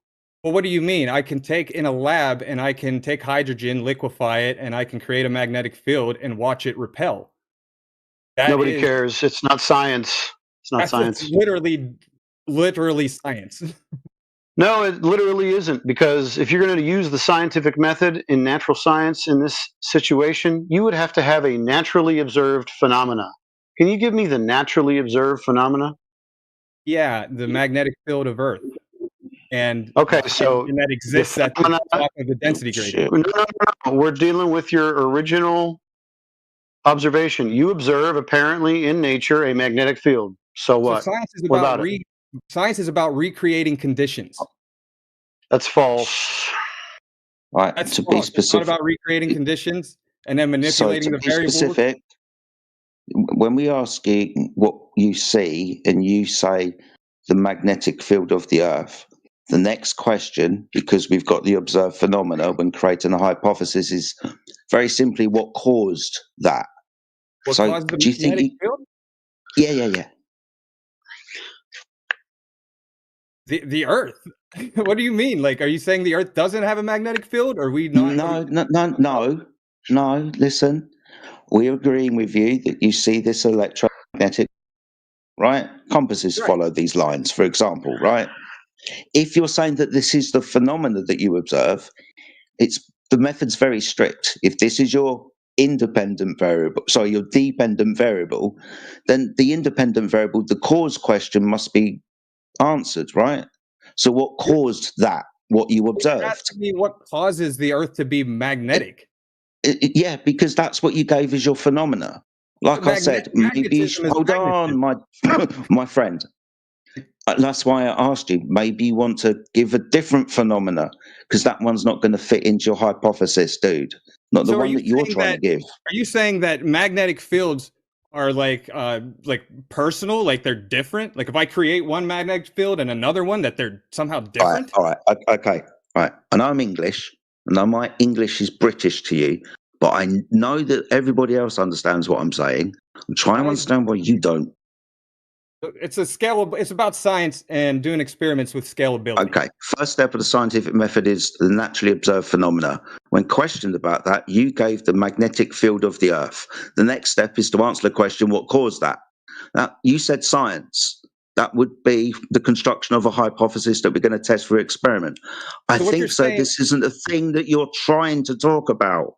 Well, let's put it this way. Isaac Newton came up with the equations to describe the laws of gravity. He literally said that he can't tell you what causes it, but he can tell you the laws it must abide by. So are you saying he didn't follow any scientific process? Yes, that's exactly what we're saying. So the guy that's responsible for every piece of infrastructure that ever existed on Earth didn't even follow the scientific process to come up with that equation. What equation? Scientific process to come up with an equation.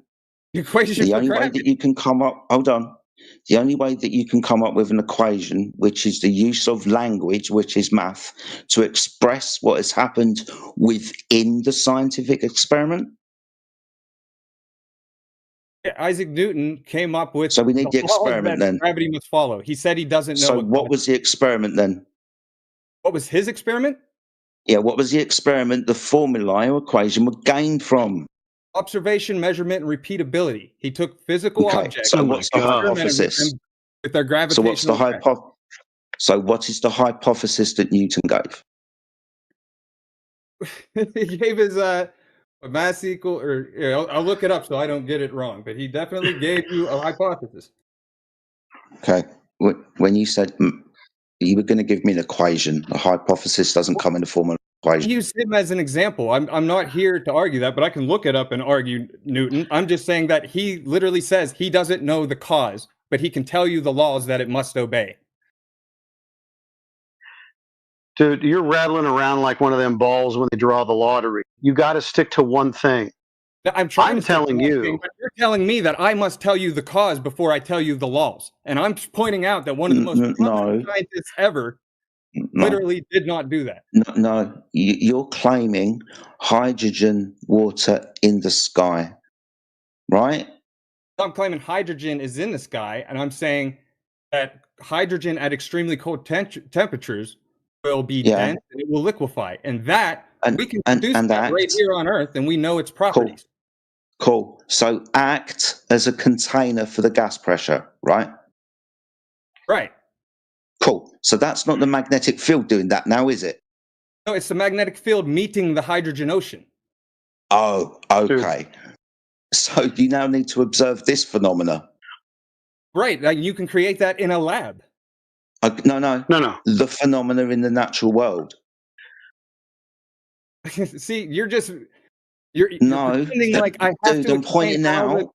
The Earth has a magnetic field. It's objective. Yes. I don't have to tell you what causes it to say that it has Phil, a magnetic I'm gonna steel man you real quick. I'm gonna steel man you, Phil. What you're saying is the magnetic field is encapsulating liquid hydrogen around the outer edge of the atmosphere. Yeah, a good way to put it is like, I know this is a silly way. Think of like SpongeBob with Sandy under the ocean with her dome. She's inside an ocean. Picture that ocean as a hydrogen ocean, and that the dome is a black dome, but a magnetic field repelling it. You have no evidence for it other than just a hypothesis and what you think might be going on in your mind. Right, that's what I'm trying to give you, a hypothesis, and I can test the hypothesis. It's not a hypothesis. I didn't verify it. It's not a hypothesis.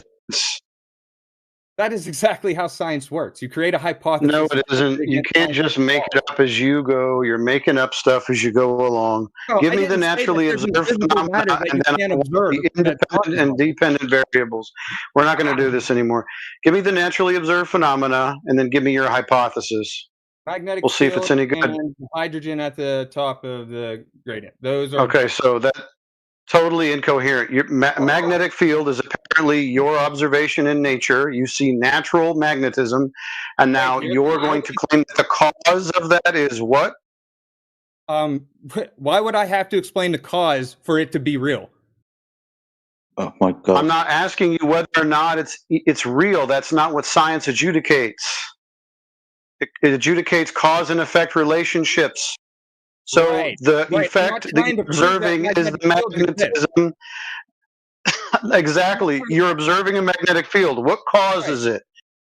I'm not talking about the magnetic field. I'm talking about that is affected by an existing magnetic field. Nothing else is being affected by it right now. You would have to show me liquid hydrogen being affected by an electromagnetic field or a magnetic field in this scenario. Yeah, that can be produced on a smaller scale. Why wouldn't you be able to scale it? Yeah, you can do this on a small scale on your countertop. That's fantastic. We're talking about the grand scale of the Earth, and you don't observe this to be happening. The only thing that you can point to as a naturally occurring phenomena is the gas pressure. And the magnetic field that the Earth has. Spot on. And you cannot connect the two.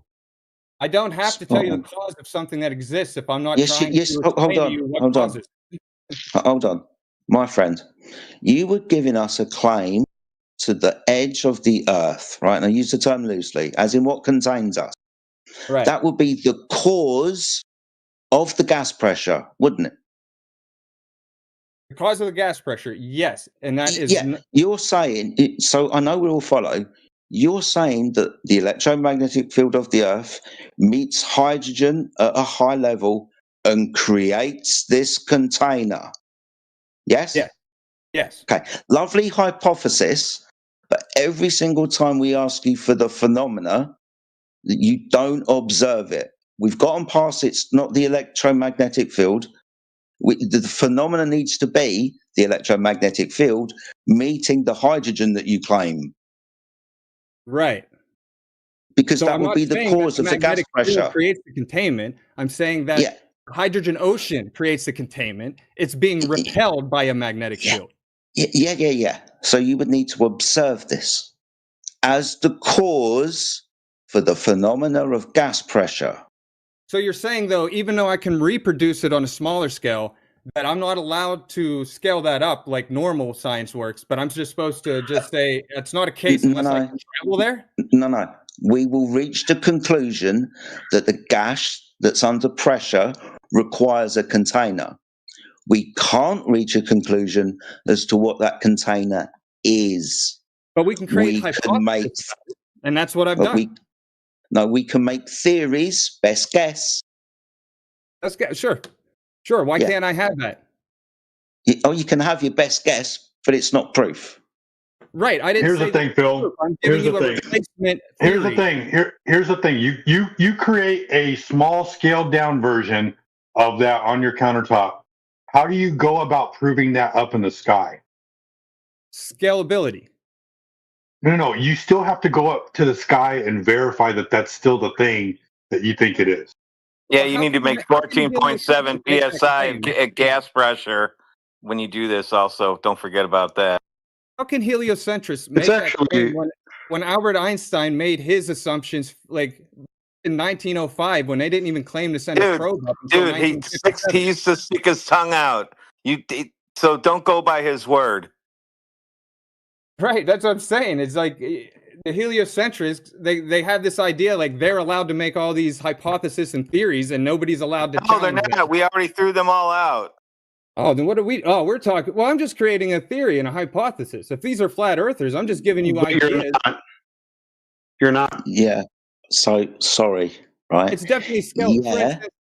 My friend. Claim that gravity can prevent entropy. Like you can produce an experiment right here on Earth that proves that's not possible. No, you can't. Yeah, No, if you create the conditions at the edge of the atmosphere that heliocentrism claims, you can recreate that in a chamber. And then you can put a chamber right on top of that with a vacuum that's not even nearly as strong as the claimed vacuum of space. No, you can't. See, now that's just ridiculous. You're just denying the scientific process. Okay, so let's try this again. Hey, Phil, can you show me that someone has taken a big giant vat of liquid hydrogen and then they've taken some kind of magnetic field and created some kind of magnetic force field to hold back the hydrogen ocean on a small scale? Can you show me that? I mean, it's producible. There's lots of citations that talk about it. Just get me the study that they did this, please. Okay. Give me a minute. I'll look it up right now. I mean, this is how I came up with my hypothesis, was looking at this stuff. Right. So you saw a liquid hydrogen ocean with a hemispherical bubble inside of it created by a magnetic field. Did you? In a lab, you can produce it. Yeah. You can take hydrogen. I want you to show it to me. I want you to show me this exact thing. So let me get this straight. Are you a flat earther or are you a globe one arguing? Who cares? I could be in anybody. I could be a flat earther, I could be a glober. And this would still be a great question. You either not understand the scientific process of scalability, or you don't understand what's behind. I'm not worried about scalability. I'm talking about cause and effect relationships, which is what science is all about. Listen, dude, you didn't observe an ocean of hydrogen that you're going to scale up to.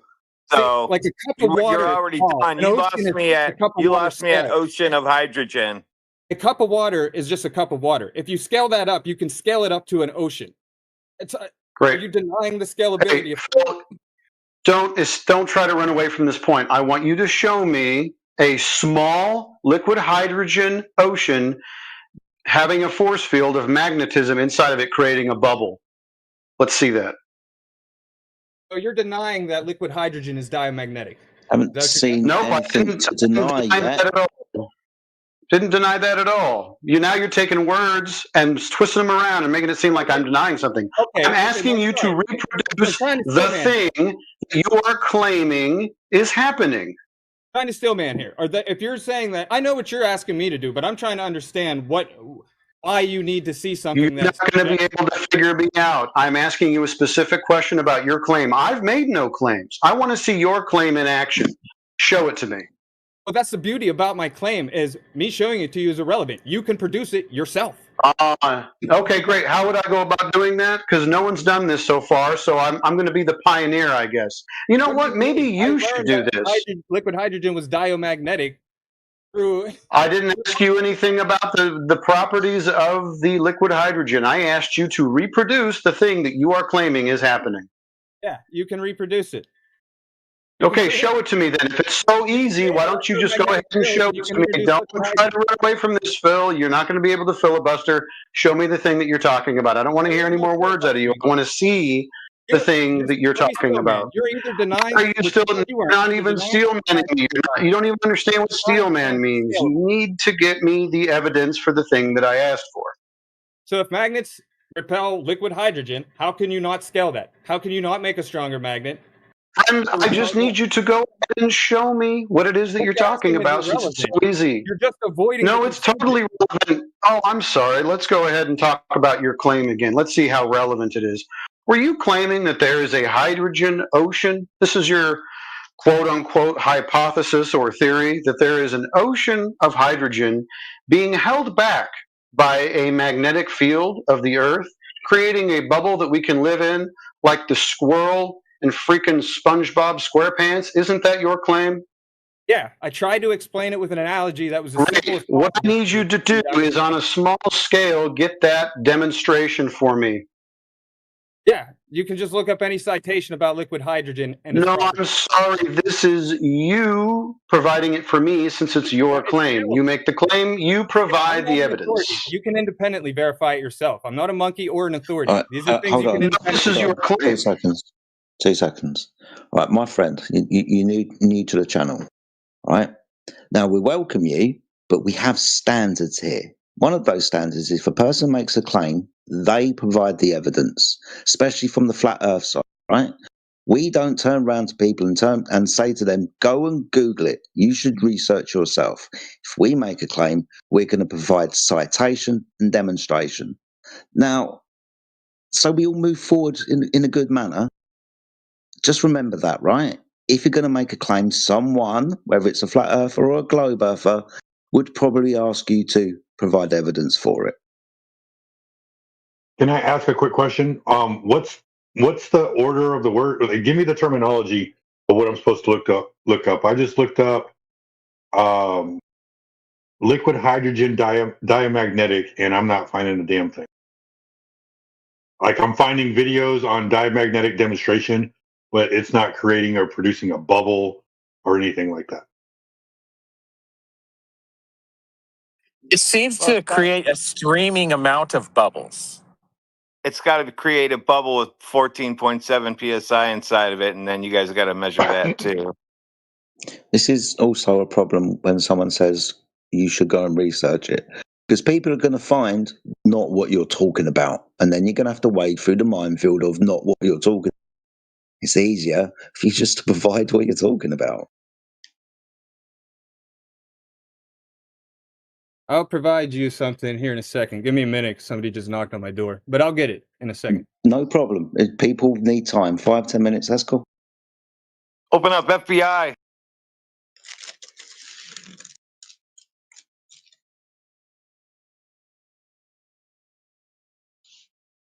I knew it. They busted him for knowing that the sky is liquid hydrogen. Yeah, he let the secret out. We probably all are in danger now. I mean, when I look up the liquid hydrogen diamagnetic, like hydrogen is laying flat and level in the petri dish that they're using to test, or the bowl, or whatever.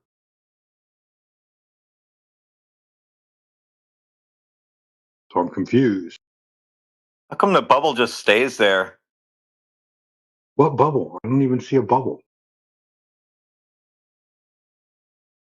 Are you talking about when they produce a frequency and then like they got the little drop to hover? No. I'm confused. Which bubble? I'm not seeing a bubble. He says you can use frequency or magnetism to create a bubble in liquid hydrogen. Where's the bubble go? I want to. That's what I'm trying to look up. Like, give me the exact phrase that I need to look up in order to get this. You gotta look up. Just Google. Let's make shit up. That'll. Remember, wink, wink. Somebody Timbo came to the coming in door, hot. so he's probably looking it up right now. He's having ChatGPT put it together for him.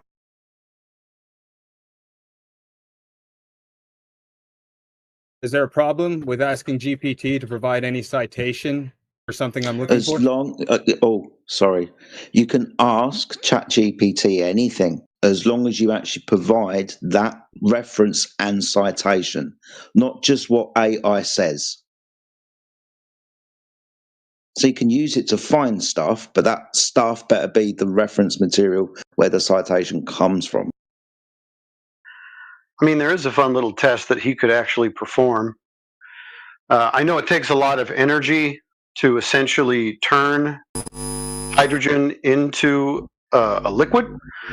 So if he could just go ahead and get like a small glass of it, right? Just a glass of liquid hydrogen, and then take a magnet that is 0.5 Gauss, right? So that's the strength of the magnet. It's the same as the Earth's. This stage of like the argumentation.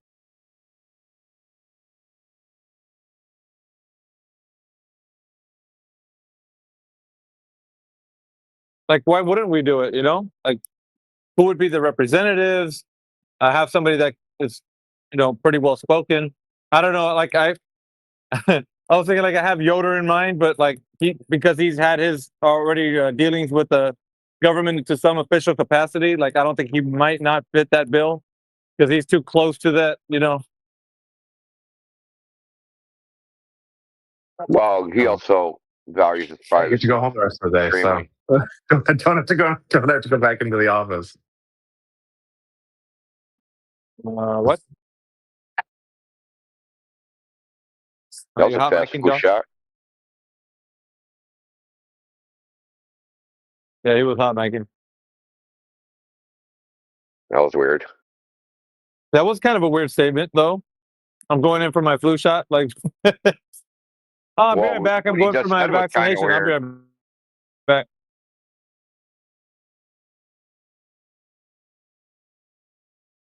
One of these days, we're gonna hear someone smashing hot mic, dude. They're gonna be just like, ah. Oh yeah, I just read your comment, Yoder. But yeah, I know what you mean. But that's the thing, though. To some level, everybody that's dealing with these guys will be able to have a discernment whether or not, like, we'll know who we want to speak to. Like, so if he's going to point us to, oh, well, I know this guy. He's, he works at this particular part of the factory or whatever. I don't know how it goes, but then we'll know who he is and whether or not he's worth talking to, and kind of like we'll bet who we want to speak to. All I'm saying is it's just a great idea, to put something out there so that we're not just like some unknown group of people that are some niche corner of the internet. Like I do want to leave something behind, that we all collaboratively put together, because all our efforts and what we've discussed should echo into, time, however that is.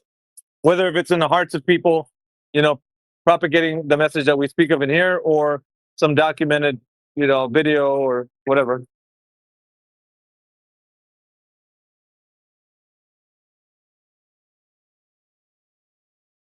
Like, we wouldn't strive so hard for excellence if it was not for the end game of having people actually be able to, in some way, propagate this information forward. Yeah, but like Yoda said, we need the right people. We all due respect to Josh. I don't think he's the right person. Yeah, but maybe he knows somebody that we would like to speak to. That's kind of what I was alluding to. Like, he might not be the guy, but because he's working at a capacity where he probably rubbed elbows with the guy we want to talk to, he might be a way in. You know what I mean? Like, I know it's from my viewpoint. The commercial space industry is a grift. It's just it's just like AI. It's just like all these other, feeding frenzy at the government trough nonsense. And that where the meat really meets the bone would be in somewhere in the military industrial complex. It wouldn't be fucking some private company. Yeah. Okay. So, just like Yoder stated in the chat, he couldn't mention that publicly. So, it's a shame, right? It's a shame.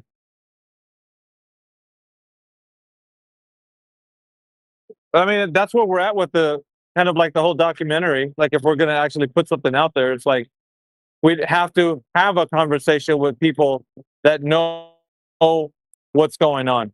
If we don't, then it's just going to be us talking to people who have heard it, maybe the 3 people removed from the actual person, I don't know if that's going to help. It was funny. Well, I mean, I just think it was funny. He was talking about, hey, there's all these little teeny companies. Yeah, me and Radwin got a company going on. We got the moon selfie company where you zoom in from the moon, right? Just give us a bunch of money. We'll do it eventually. Trust us, bro.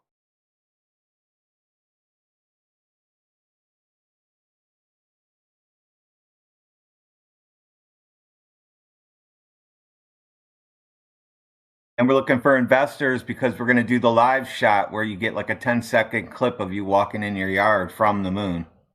Well,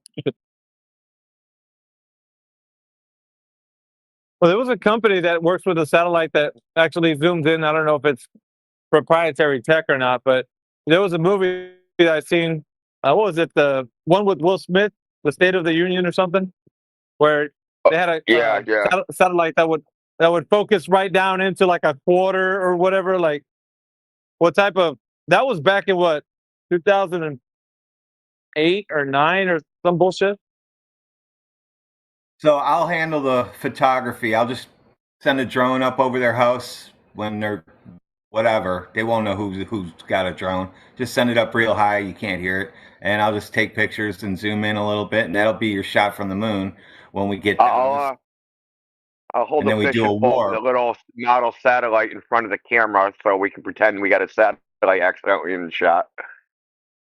Of course. Well, that's just another layer in, what do I use? Is it on this one? Anyway, that's the satellite layer.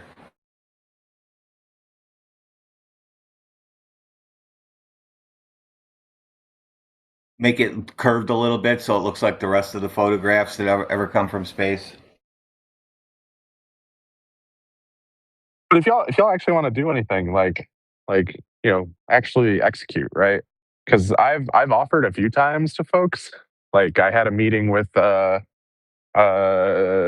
Secretary General a few months back, and like I was talking to some of the folks over in Aether Cosmology, and I was like, hey, if you want to put together like talking points or like questions, like I'd be more than happy to like at least have a conversation, because that's like half my role within the UN is the youth perspective. I'd be more than happy to, but they never actually followed up.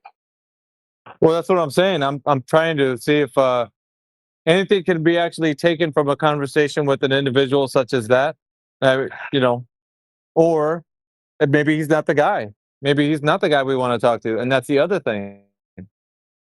We have on our side, we need to actually see which guy we really want to speak to, and if you have even access to talk to those people, because it sounds like the guys we want to talk to, probably you don't have the ability or access to actually have those conversations with those people, because they would be kind of in the realm of the information that we need would be a bit more sensitive, and that's kind of like how we're going to have that convo, It'd be, well, I mean, are you interested in like satellite operators? Like, you would have to you'd have to figure out specifically what information you're looking for, and then we could figure out who to go talk to. Like, and if it is somebody that I can't get access to, like I'll be open and honest about it. But you need to figure out, you need to like actually put a line in the sand and figure out what information you need to figure out. Right? What questions do you want to ask, and then we can go from there. Yeah, Yoder's basically responding to what you're saying right now. Don't necessarily know, right? Like, but like we go talk to the satellite operators, or talk to the executives. Like if you want to do a full canvas, like whatever you want to do. But I'm just saying, like, hey, if you establish what good looks like, or what the objective is, right? We could figure out a plan of like, who would have plan that of action. And who we can go. Well, that's exactly. The thing, Josh. 24/7 has always been a cut above, so we're not going to be going to like some mediocre standard, kind of documentary presentation. We're going to have a really high standard for what we're going to be putting out. So that's why I'm saying we would elect somebody who's going to represent, whoever's going to be out there and talking to the people. So it wouldn't just be like carte blanche, like me or someone else. We'd all take a vote, probably talk about who's going to do it, how they're going to do it, what questions are going to be asked. Like, so this isn't just kind of like your standard. This is something serious, like somebody should take serious. So yeah, I agree. That's why it's important. Like when we're discussing this, who's going to be and put in front, and also what questions are going to be asked, and who we need to talk to.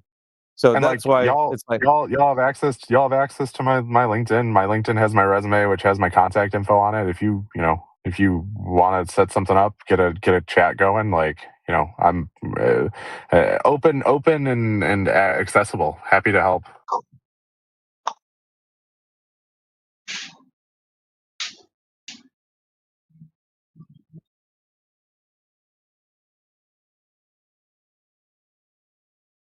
All right, time to find a coffee shop. By the way, thanks for offering, though, Josh. Anyway. Yeah, no, that's like I said, I don't debate in these rooms. I don't, but I'm here to, I personally think that the space industry is too elitist, and not accessible enough. And things have shifted over the past like 15 years, and part of that should be, more open communications with folks. That could I'm not a huge fan of ITAR. Check this out. This could be one of the questions that gets part of the lumped into the ones that we asked. The statement you just made. Oh, 100%. What if? Yeah, I mean that could be. That's not like a crucial point of like knowledge for us, but like that could be something, as in like what we were discussing earlier. Like you have to shake the right hands and be in the right place, and that sort of thing. That could be another thing that we talk about as to like why there's a projection of like what it's supposed to look like formally if you want to apply for, something like you want to be an astronaut or something. It's not. It doesn't happen in the manner in which people think it does. You know what I mean? Like that could be another rabbit trail that people didn't know about, or they're just assuming it's just that way. And we could prove within this documentary that it's not that way either. Like, you know what I mean? Breaking down the walls of like how this works. Like what is real and what isn't. Yeah, I was gonna say, like, y'all put some stuff together. I'm happy to kick the tires on it, and yeah, I mean, a lot of these commercial entities, as long as you're a U.S. person, right, that you have access to, at least getting in the facility and talking to folks. And I know for a fact, at least the majority of these small commercial operations aren't doing classified work. It's mostly all in the open. So it's just, a U.S. ITAR stuff, not security clearance stuff.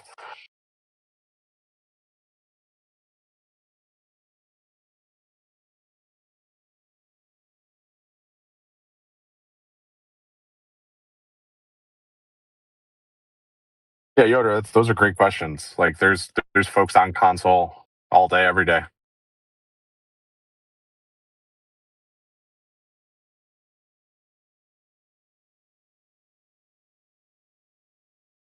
Yeah, he did make a good point right there. What he just said. We already know that information. Yeah. And he said it before too. It's kind of like what everybody doesn't realize. There's actually a black box in the black box.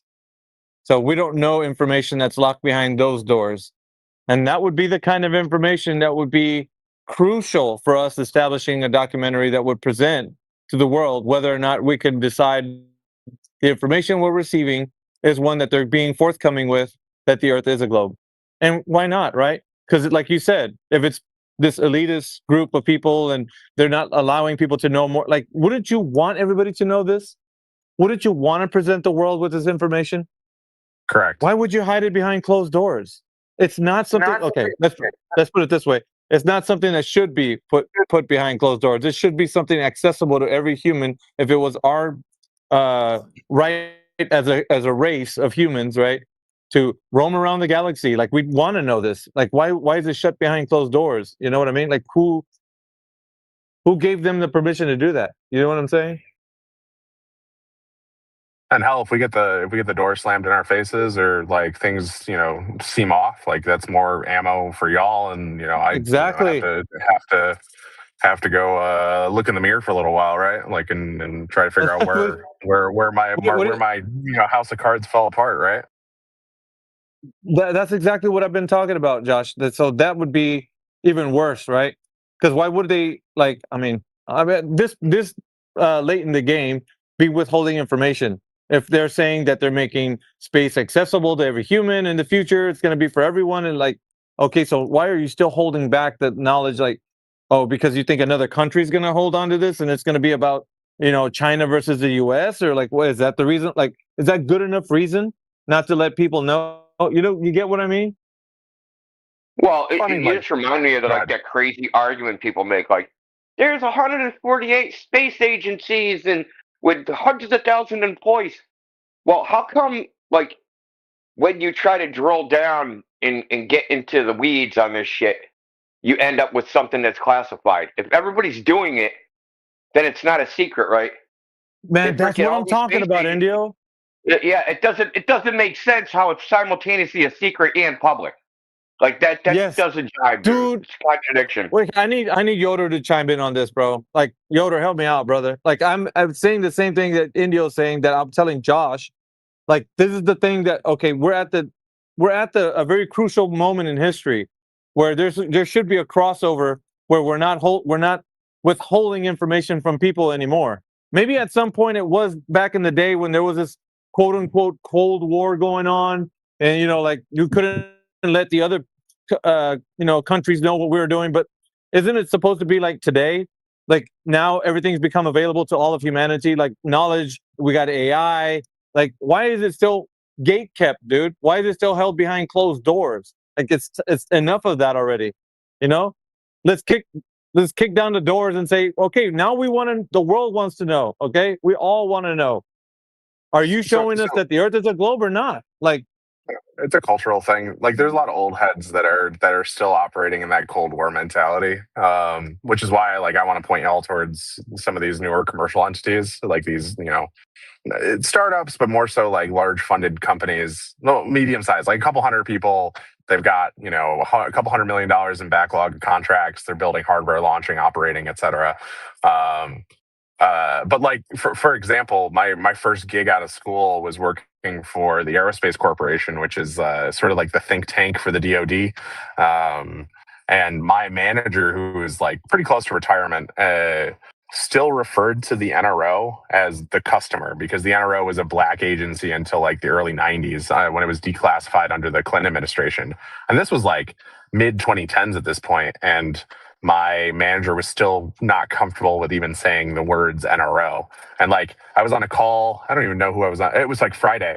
Last Friday, I was on a call with a commercial entity whose main customer, like the data that they sell their stuff to, is the NRO. And the guy was like, yeah, I mean, we would love to, get this service at a price where we're able to still like pass it along to our customer, which, I can say is the NRO, which still seems weird. And I was like, dude, they've been declassified for 30 years. What are we doing here? So there's still like some cultural stuff as far as like folks that have been around the block for a while. They still want to have close hold on things that are technically public information. That's exactly what I'm alluding to in this conversation. Is like, if we're already past the mark of like things being classified and held behind closed doors for reasons of national security, if that's not a concern anymore, then why are we still in the same mentality of, well, space is for everyone, but just not knowing how to get there is not for everyone? So, I mean, what do we do at this point, bro? Like, I mean, I'm actually asking you as somebody who's actually moved up in ranks, and you're working in a satellite program. So wouldn't you want to know this information too? This documentary would be for you too. It's for everyone. It would be for everybody that is curious about the questions that we all want to know, that we can't ask because it's like you said, these old heads have kind of a monopoly on the information. So how are we going to move forward now? Like, are we just going to accept that they're never going to disclose the information between the black box and the black box? Like, we're just going to sit here and accept it? How come NASA's allowed to fail so much?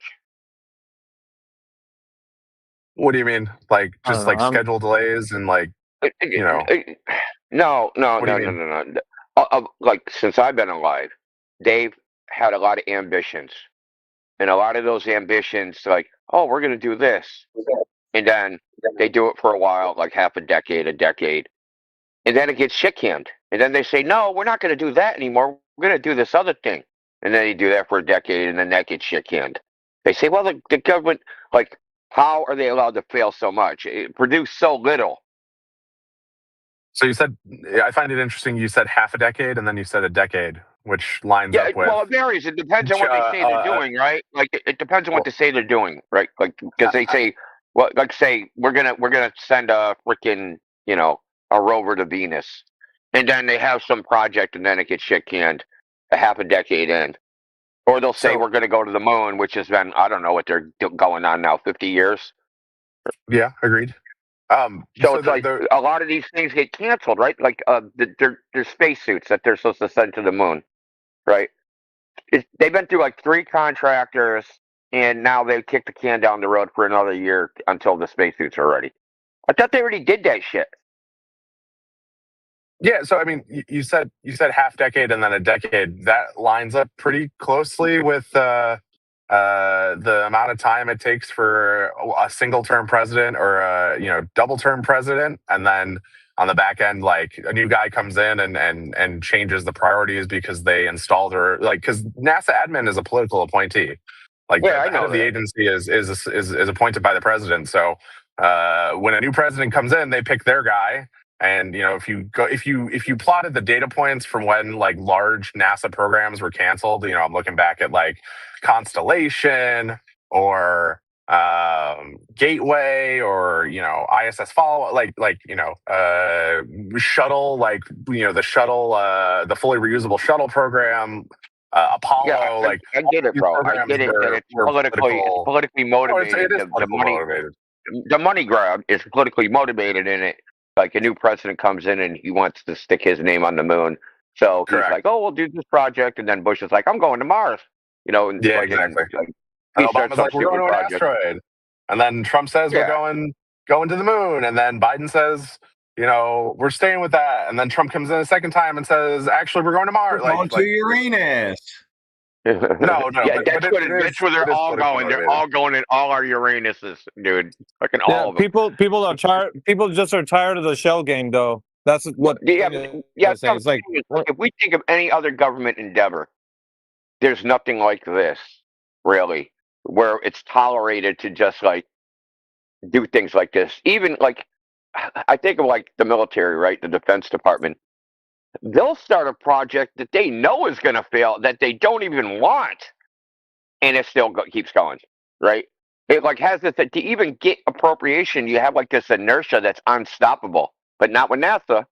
It's just like it starts and then it stops, starts and then it stops. Yeah, I mean, I would point towards the DoD having a budget that's 32 times greater than NASA at its peak. And now NASA is like 40% less than that. So, we're talking like over 50, 60 times the budget. So if you have the money to spend, right, you're able to, use it or lose it, right? Whereas with NASA, they're spread pretty thin with the amount, yes, their budget is huge. We're talking billions of dollars, but the amount of things they're trying to do with that budget is even bigger than that, right? So you don't have the funding to execute quickly on these programs, and so that like causes things to linger and move slower, and then it took over 4 years, there's a new president in office, they're going to completely change the direction of the agency. And so it's a combo between having the budget to program ratio is rough, and being at the whims of the president and the executive branch. Yeah, but budget appropriations isn't their only source of revenue, right? That's. Have you ever looked at their CAFRA, their annual financial report? Oh yeah, we did that billions in assets, dude. And I have this question because it wasn't in the CAFRA. If I print T-shirts with a NASA logo on it, do I gotta pay them royalties?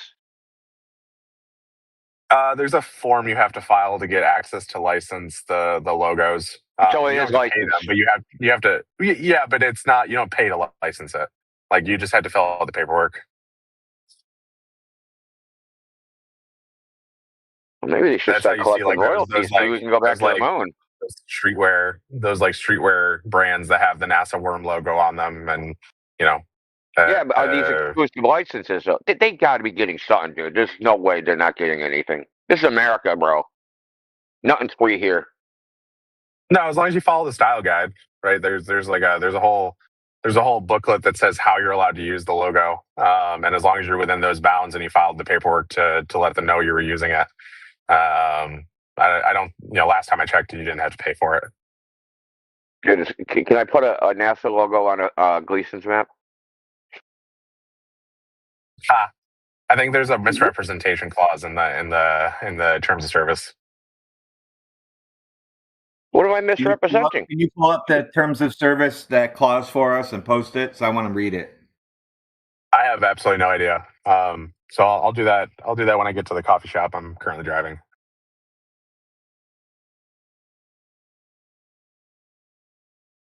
But yeah, no, I'll grab the style guide for you.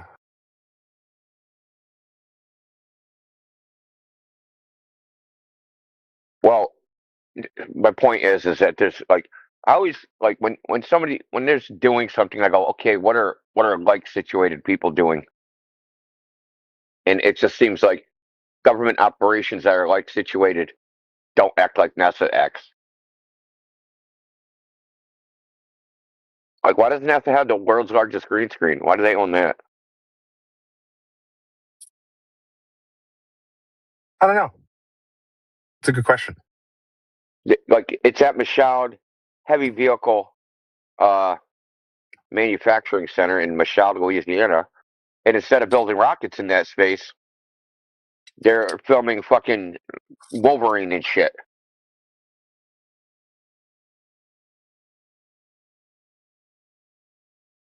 Which obviously they get paid to do, right? They have a lot of side hustles going on, is what I'm saying.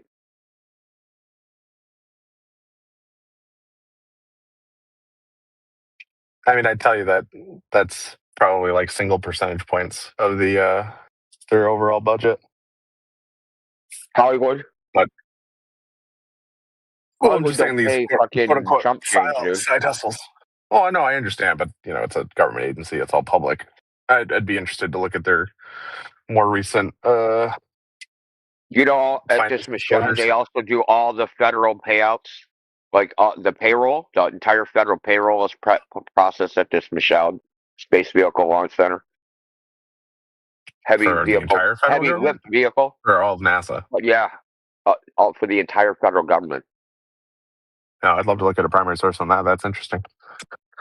There's like a little documentary they fucking put out about it, where they're talking about it. Where they're talking, it's like a documentary about the center and all the stuff they do and about how big the facility is and blah blah blah and all the crap they do there. One of the things they said they do is they do all federal payroll. It's all processed there.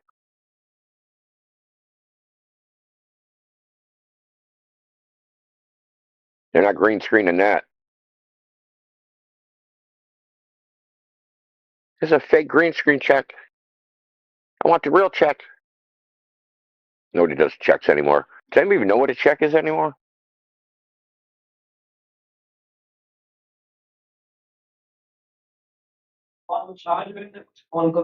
We got some new people that just jumped in. Welcome to the group.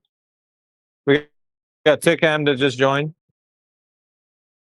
You guys have any questions for this room about the topic of the room? Do you guys measure any of the Earth being a globe at any time, or know somebody who can?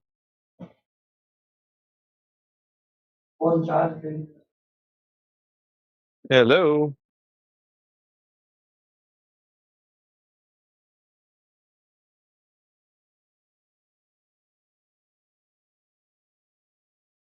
How about Gilbert or GIWRGOS?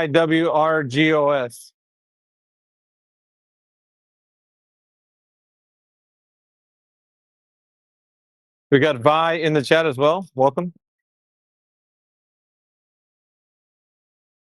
So, Josh, what do you think about the stuff Yoda's presented? The government documents that say NASA was started as a propaganda agency, basically. Yeah, I mean, it makes sense. So when did they go, like, we're going to stop faking it, now we're going to do it for real? Like, when did that happen? No, I think the propaganda is through doing it for real, right? Like it's a flex, right? We're going to dump 4% of our 4% of our GDP into this program that is developing technologies that the rest of the world doesn't have, or just the USSR is the only one that's even close. It's a soft power thing.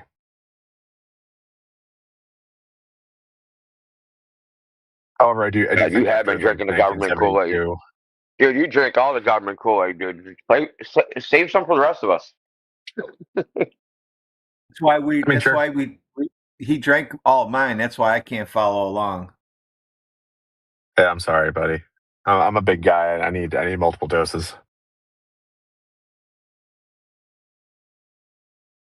Dude, you've been doing like fucking funneling at fucking Jonestown. Like, funnel that shit. Go, go, go. I'm more of a. I'm actually gotten to the point where I like reduce it down. Little you know, if the Kool-Aid is cocaine, I'm just doing, you know, crack rocks over here. He's just going straight to the source. Oh, 100%.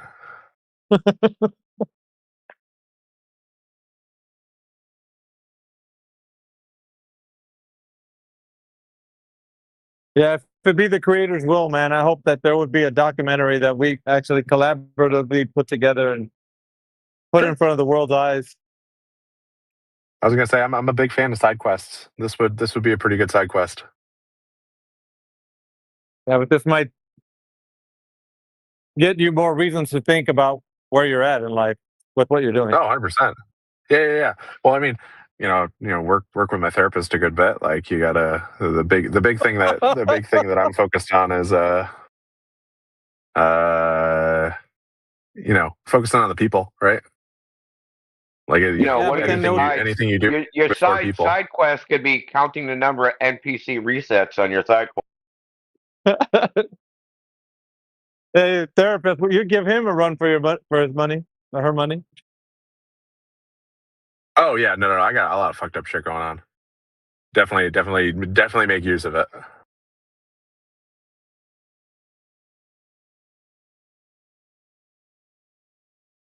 Yeah, we'd have a little segment of like a little animation at the bottom. How many doors get closed when we ask these questions? Oh, Here's 100%. gate number Yeah, one, little montage of saying, "Get the fuck out of here." Yeah. And fingers being pointed in the opposite direction. Hey, Josh, have you ever seen the interview of the deputy director of the Hubble Space Program and the SOHO Discover team phone interviews? Have you ever seen those? Done by Robert Bizzano? I don't think I have. I'll post them in the chat, dude. You got to hear it for yourself. There's no way to describe it. He was just going through the NASA, called NASA. He's just going through the extensions, and nobody was there for some reason. And he eventually got someone. He got the deputy mission director for this Hubble Space Program, and just asked some questions.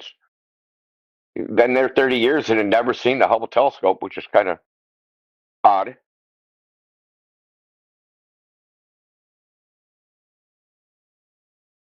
Yeah, I'll post the interview in the side chat. Like, it's worth listening to. The SOHO one is kind of like SOHO Discover. It's kind of some horse shit in there too. They kind of like just like, they're just kind of like just making shit up. But the deputy mission director, he was actually pretty honest about what he was saying.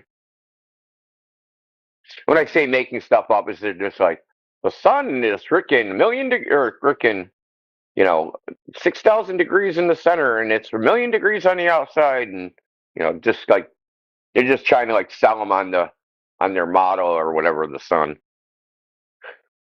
because it's so close to see the solar observatory or whatever.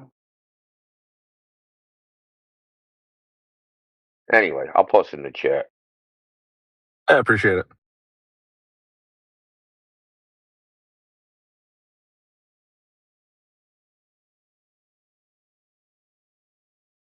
Now, this person that does the interview was also in military intelligence. So, I mean,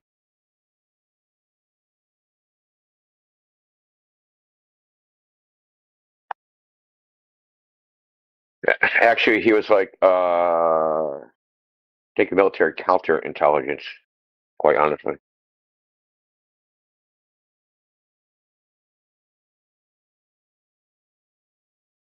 That's an interesting field, isn't it?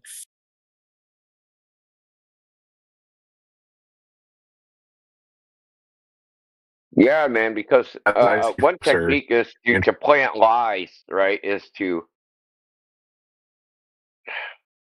fish out moles by planting lies and to find out how it comes back to you, right? You give false intelligence and to see where it goes, right?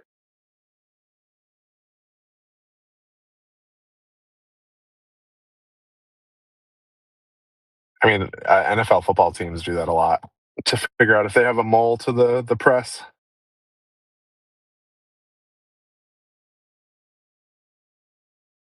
Hey, YouTube. Chronic looks like short and otherwise a name.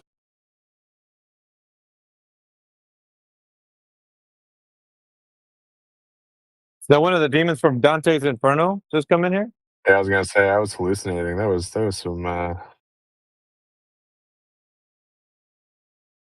some interesting vocalizations.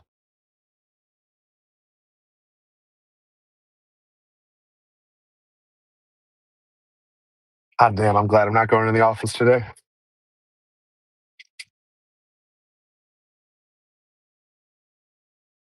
Fucking bloodbath. 5% of everybody getting laid off. You try to stick your head in the sand. Ooh, there's a lot of people. There's a lot of pissed off people though. They're probably cleaning out their desks right now. Oh, dude, go to work with a bulletproof vest, bro. Yeah, no, I Okay, am not. That's why I got my shots today, so I could just text my boss and be like, "Yo, doctor's appointment. I'm working from home today." And then they try to take you in with them too. Like, hey man, you don't disagree that this is all a bunch of BS? You're like, Well, I'm so just trying to get to my desk. my floor. Yeah, I was gonna say my entire floor at HQ2 is all Kuiper folks, so we have like an extra level of security for ITAR, and so the entire floor is exempt. But I just don't feel like walking through the lobby and dealing with folks walking out with all their stuff in a box. How do you know you didn't get shit canned? He said Our he's program was exempt. Yeah, our program was exempt. Because it's You might want to go just to check to see if your keyboard works. No. My laptop still works. Everything. I talked to my boss about it last night. It's like, yeah, no, we're exempt. He's like, hey man, am I still gonna have a job by the morning? He's like, yeah. Don't worry about it, man. You'll be all right. I mean, my boss is great. My boss, I would take a bullet for my manager. What if they X your manager too, man? They took all of you out. They're like, and get rid of him too, man. They do it all kind of like mobster style. Yeah, get rid of this guy. No. I was talking to my wife about that, and like, because her aunt also works for Amazon in like a different part of the company. So I was texting her this morning to like see if she got laid off. She didn't, but I was talking to her last night. I was like, yeah, all the side quests, all like the space adjacent, like work adjacent stuff I do. If I ended up getting shit canned, I'd find a new job pretty quick, just because of like all of the extracurriculars I do. And she was like, oh, I didn't even think about that. I was like, yeah, so like when I'm out working late or doing shit on Saturdays or stuff like that, it's it's because I enjoy doing it, but also there's intangible benefits. Who all What's that jazz. the motivation? What's the motivation for their toilet flush? I think the official talking point or like the company line is we're becoming more efficient due to AI usage, and that we overhired too much during the post-pandemic capital bubble. Okay. Like where are they firing? Is it like just across the board? roles. Like just, there's because a lot of GE HR General folks. Electric used to do this thing where like that they would always shit can the bottom 10% performing people every year. They just kept cycling like that. Oh yeah, so that's Decades normal. they That's did this. outside of layoffs. At Amazon, it's the bottom 6% get not laid off, but basically fired for performance every year. So about 20,000 folks a year. Not 20,000, like 17,000. But this is in addition to that. But it's across the board. A lot of HR folks, program managers. It's all corporate folks. Like at the same time as they're laying off all these people, we just posted like 250,000 seasonal roles at all of the fulfillment centers. So this is white collar, not putting stuff in boxes. So it's basically like a Thanos snap, because you want to make everything better, right? So you got to get rid of 50% of all the people that contribute. Decreases your labor spending, right? And our third quarter earnings call is later this week, so they're also probably trying to increase investor confidence and keep the stock price up by showing like, hey, we're, our numbers aren't as good, but we just, fired 15K to help decrease our labor spending to increase our profit margins. What's I know this doesn't matter anymore. What's the price to earnings? Actually, I have no idea. I don't look at the stock at all. I have coworkers and Nobody even friends that pays work at attention to that. Amazon that are like, well, no. Some people do. Like, people are like, oh man, we did this product announcement and the stock went up 2% today. And I'm like, no, I mean, I've got my RSUs that'll vest. I don't even think about it. It's not worth my time or my anxiety. Typically, they do a layoff when they want to so they're trying to shore up their financial position. So they have, on paper, it looks like they have less correct outlays, right? So typically they try to do this before they borrow a bunch of money. And to me, I think that's why I'm asking you. I would say Amazon must be cash positive, but they might want to do a buyback. I mean, I don't know. I don't really follow Amazon's corporate doings that good. I just know, just generally, when you get a layoff, that means they're trying to do something else, right? They're not laying people off because any reason other than they're just trying to shave something off the balance sheet so they can do something else. So they can add some other crap onto it that's different.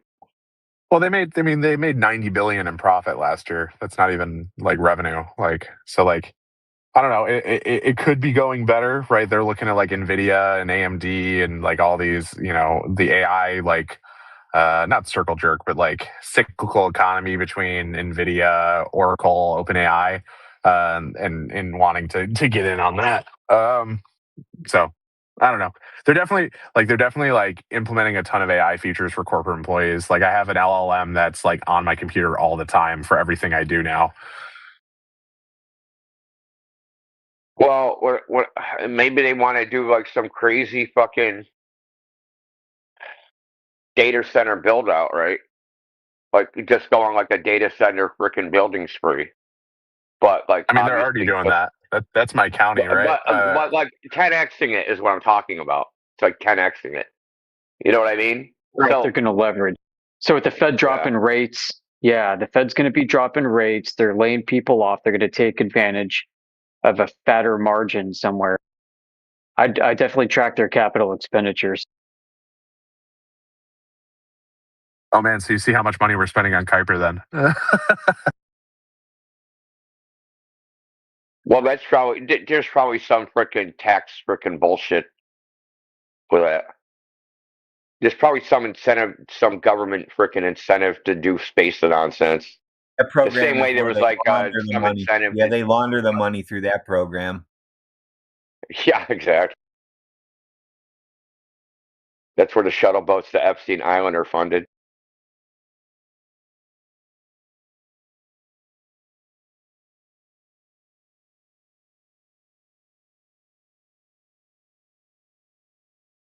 And you heard me saying the P there, Indio?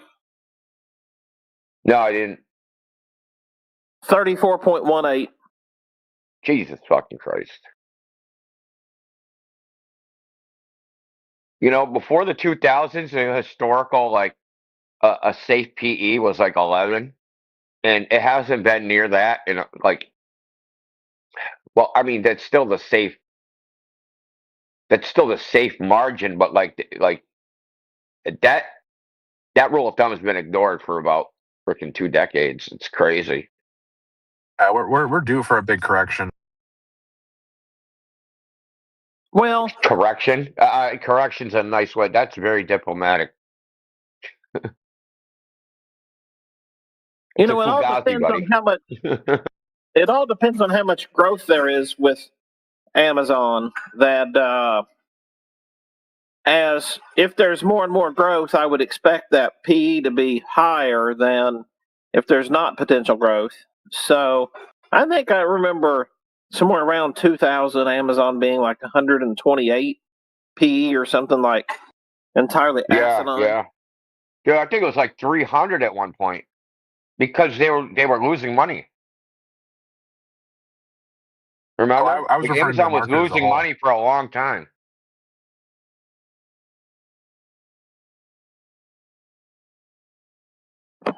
Yeah, they were losing Yeah, money hand over fist, but their stock price just kept going through the sky. I was going to say, Kuiper is quite expensive. They signed like the largest launch contract in human history, and we bought like 80 something rockets with one contract. It was like from who? 6-7 billion. From who? The Russians? SpaceX, Blue Origin, Arianespace, and ULA. What? Why would they do that? Because we need launch vehicles to get satellites up. You know, like if you have like a fleet of vehicles, the more models you have, the harder it is to maintain the fleet. Oh, I agree.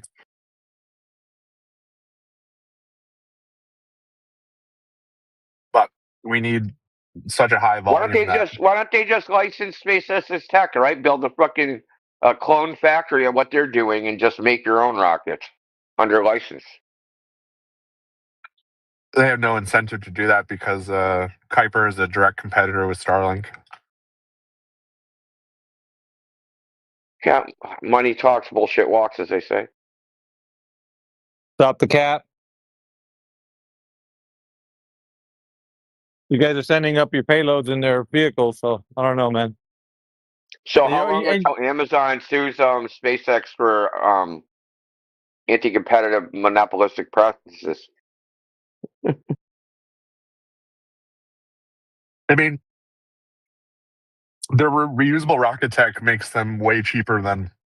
Actually, no, it doesn't make them way cheaper. It makes their internal costs way lower. They price competitively because they're the only one that is able to reuse the first stage, but allows them to operate, at like 40% the cost of any other launch provider. What's the turnaround on the first stage? Like 2 days. They can use it again. 2 days. They can reuse it in 2 days. Oh yeah, like 48 hours, I think. Okay, what's the failure rate? Like how many do you get out of it? 30 plus launches is the record right now. Who's liable for when they explode? I think SpaceX is, but you usually get insurance. Who the fuck would insure that? It's a good question. Space insurance is a weird business. I'm in the space insurance business. I say I didn't say Radwin. Yeah, I'm in. He sells meteorite insurance. Yep, I sure do. $39.95 a month. $10 million if that space rock hits your house or your dwelling. I sell credits from space. Yeah, I'm gonna start selling title insurance on the moon. Yeah, you can get sections of the moon. Yeah, I'm gonna sell title insurance, man. Like if you get somebody that comes and says they own that piece of moon, and they roll against you, I'll pay out, man. I promise. It's the outer space treaty. You can't own celestial bodies.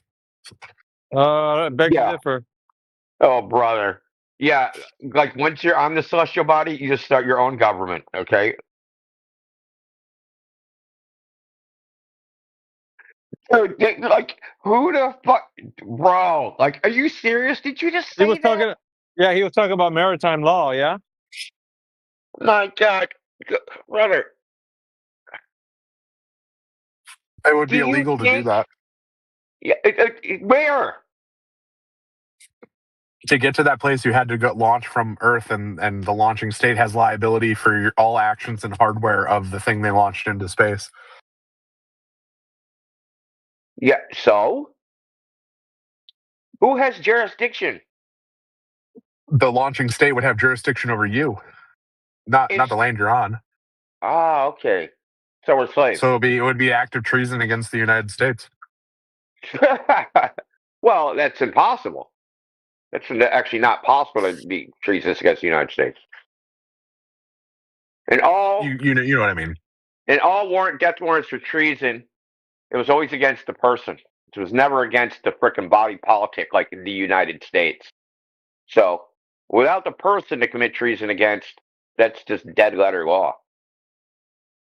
This goes back. I can actually. You know what I mean. Called Calvin's case. Well, no, I do. Do you know what I mean? That's like they don't have jurisdiction in space. The law that would apply would be the same as maritime law. Amy brought it up, right? So correct. Yeah, so like when you left England, and this is the problem that the people had in America, they wanted the rules of that they had in Britain, they wanted the common law to apply to them, but they weren't in England, they were in America. Okay? So they were like, go fuck yourself, you're under the maritime law because you're in a foreign land. So once you leave your little frickin' rocket ship, you're in a foreign land. Now, they could probably try to, like you claimed, treason against the United States, claim jurisdiction over the person. But, like, bro, good luck, dude. Try to enforce it. Yeah, go fly to the moon and arrest me. Go fly to Mars and arrest me. No, I get it. I'm not saying you can't do that, right? But I'm saying that, they would have the ability to prosecute you. I just can't believe they even wrote it down, dude. Like, seriously. It's some crackhead shit right there, bro. They try to codify it, idiot. Isn't this what the movie Foundation is about? That book or something? Yeah, but how would you enforce it? How would you enforce it though? What's the level of enforcement there? What are you gonna chase somebody down on the Sea of Tranquility? Like, what's going on, bro? I have no idea. It hasn't been. This is all hypothetical. But I mean, if I was a state. If I was a nation state that was going to be launching a sizable number of people to a celestial body, like I would, practice pretty hard control over the license to launch and operate, right? Because if I have suspicion that they would, break the outer space treaty, I could say based on that suspicion, I'm not going to grant you a license to leave, to launch from one of our spaceports. Yeah, but you wouldn't know their ulterior motives until they actually land in the place. And let's say if this whole thing was even a thing that was possible, once they set foot on that body, you had no jurisdiction whatsoever, except for when they set foot back on the craft. Because that craft was, even if you're not on the craft, you have jurisdiction over the person. Oh, hell no. Nope. That's a legal fiction. Anyway. Yeah.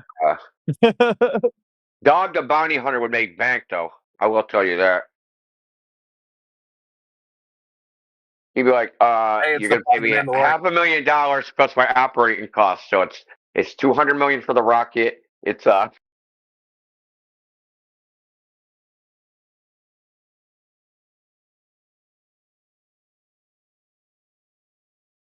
Dude, this is like a movie. Did they ever remake this movie? They explore the concept a little bit in For All Mankind, the TV show on Apple TV, about like a mutiny on a moon base. I think it's end of season 1 of the show. It's like an alternate history where the Soviets got to the moon first, and so the space race never ended. Good show. Yeah, but dude, ain't never gonna happen is the title of that new movie.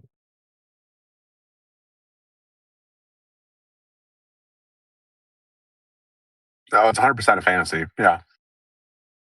But this argument's hypothetical. But it's something that we do talk about at the Space Policy Institute at GW, or George Washington University in DC. Like we did like a whole like model UN like war games assignment based off this scenario as one of our projects in the class.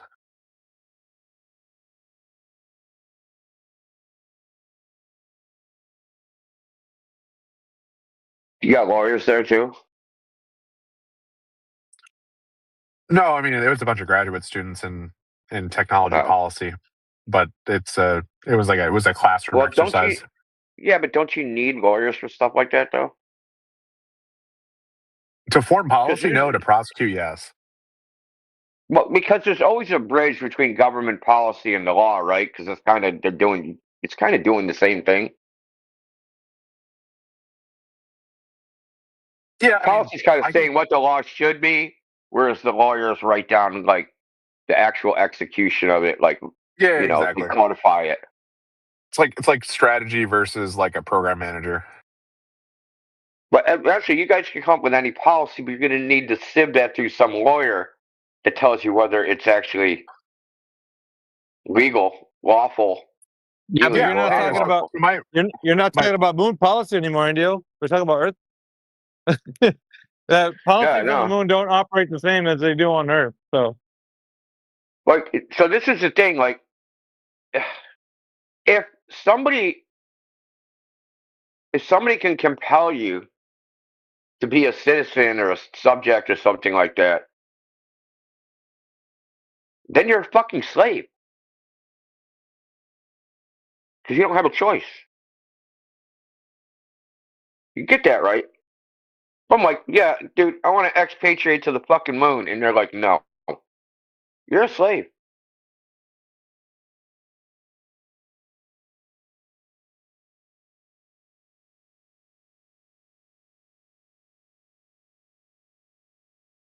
Guess no one wants to touch that one. It's a good I agree with dichotomy there. Like you just need to file paperwork. Like it's open, but it's at the discretion of the regulatory agencies. Yeah, boy.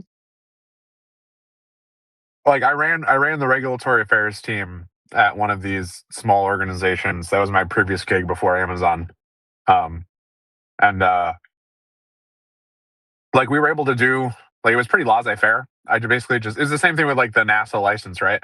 I just had to, the NASA like logo licensing, I just had to file the paperwork and send it to them. Like there wasn't a ton of like digging into what we wanted to do, but you just gotta make sure you do your paperwork. If they wanted to close things off, they could. It's just like, you submit paperwork to the FAA, to the FCC, and to NOAA, and they give you a license to go do whatever you want to do.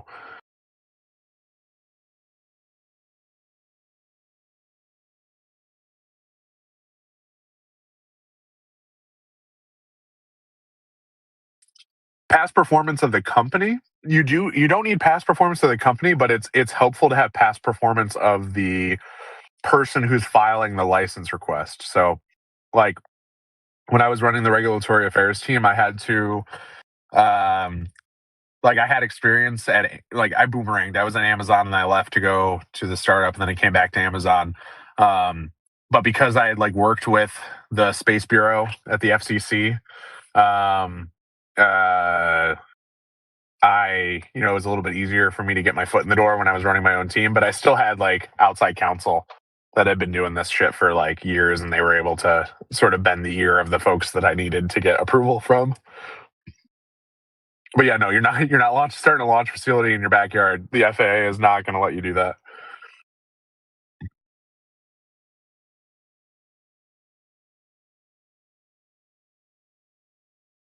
Honestly, the biggest thing against you would be NEPA, like the Environmental Protection Act, and then your neighbors getting to vote on the rezoning of your land.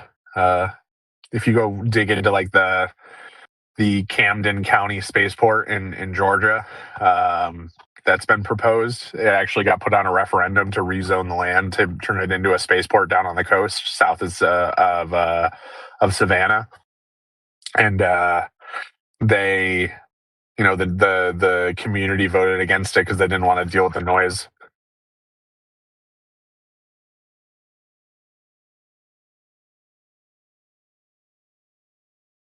What's a spaceport? Well, if you're going to go to space, you need facility? a spaceport. There's 4 of them in the U.S. Brownsville, Cape Canaveral, Mid-Atlantic at Wallops Island, and Vandenberg out in California. Actually, no, 5. Kodiak up in Alaska.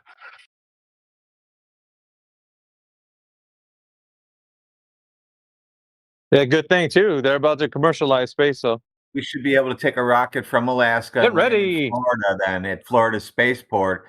So you should be able to send people in like 15 minutes now. Point to point. Well, you don't land at a spaceport. You land in the ocean if you're doing a return What mission. the fuck? That is Uh-oh. sounding good to me. Yeah, sorry. No point to point yet. Yeah, the Globies don't want to hear you land in the ocean. That's not very good, Josh. You gotta. You land in another spaceport. Nah, it's in the They ocean. don't- Or they've done a couple re-entries in White Sands out in Utah. But there was a startup, Varda, that wanted to do a re-entry, and the FAA wouldn't give them a license, so their shit was stuck up there for like 6 months because they were doing like drug manufacturing in low Earth orbit. And they ended up like getting a permit from the Australian government to land in the do re-entry in the outback because the US wouldn't let them come back down.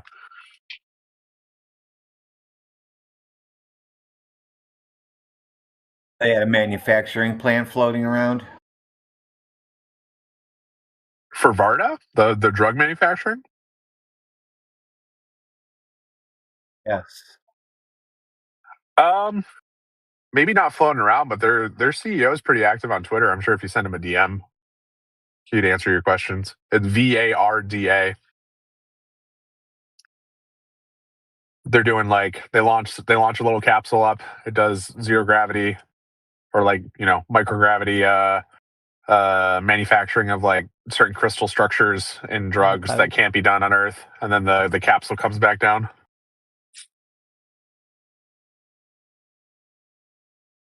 Sounds expensive. It is. Sounds like horse shit. I mean, y'all can go kick the tires on it. They've landed like 4 or 5 capsules now. Special medicine. Is it special medicine? That's Yeah, a lot of money. I have no idea. Kick those tires. Take it. Get your flu shot and then pop that pill.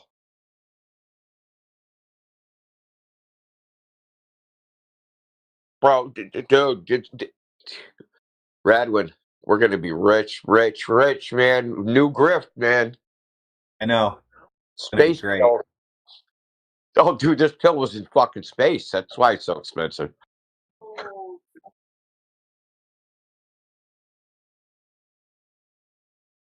Dude, a whole new product line. Just put it in space for like 5 seconds and be like, fuck, dude, this shit was in space. I have to charge you 5 times what it's worth.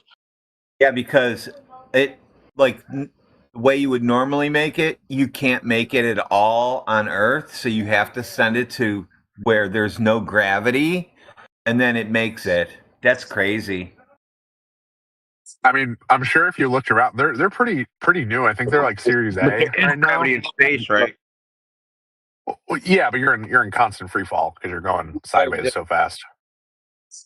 Yeah, but it doesn't change the fact that there is gravity. Yeah, but I'm saying like the mass of like the crystalline structures isn't like compressed, so it's able to form in a way that's not possible on the surface of Earth. If you look at China, they have glass of water. Why don't they just do it with fluids? I have no idea. I mean, if you Google, I'm sure you could find a pitch deck floating around somewhere, or like I said, just DM Delian, who's their CEO. Sure, I could find a guy riding around in a fucking McLaren laughing his ass off. Thank you, bro. Appreciate you, man. Oh, he's a private equity guy. This isn't his first like rodeo.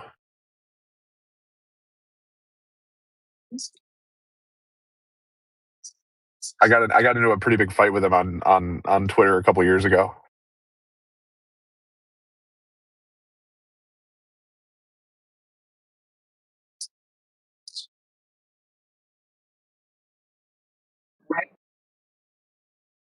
Space crystals, huh? Sounds interesting.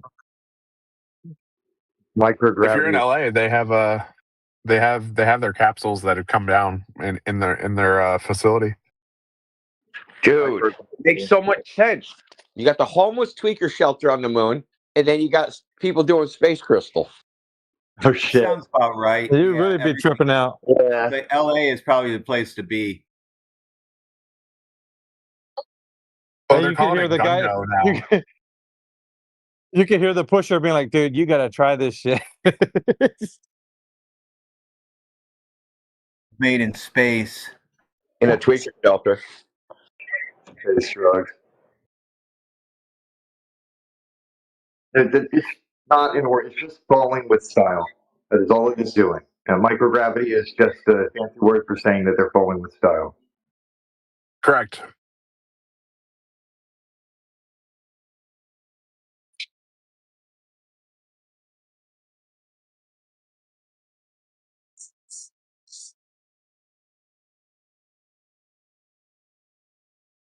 Well, seeing they only have 5 pills, how are they going to do human trials on that? I actually have no idea. I haven't kicked the tires. I haven't dug into it too heavily as far from like a pharmaceutical point of view. Like I understand the mechanics of like what they're doing from a satellite point of view, but the actual like payload and how they're gonna the product that they're actually making, I have no clue. Yeah. Mass market. How do you mass market something like that, dude? It ain't even. It's not even feasible. You have to send a shit ton of pills up there to get crystallized, and they come back down. Like, dude. And then, like, bro, and then you have to start with animal trials, right? Like, so then they got to freaking kill a bunch of animals, then phase 1 clinical trials, and then phase 2, then phase 3 to get to a human being. Dude, you think developing a pharmaceutical is expensive now? Like, Jesus Christ, this is like a fucking $100 billion fucking endeavor. At least. That's probably just to get to the animal trial. I was gonna say I'd be interested in looking at their pitch deck.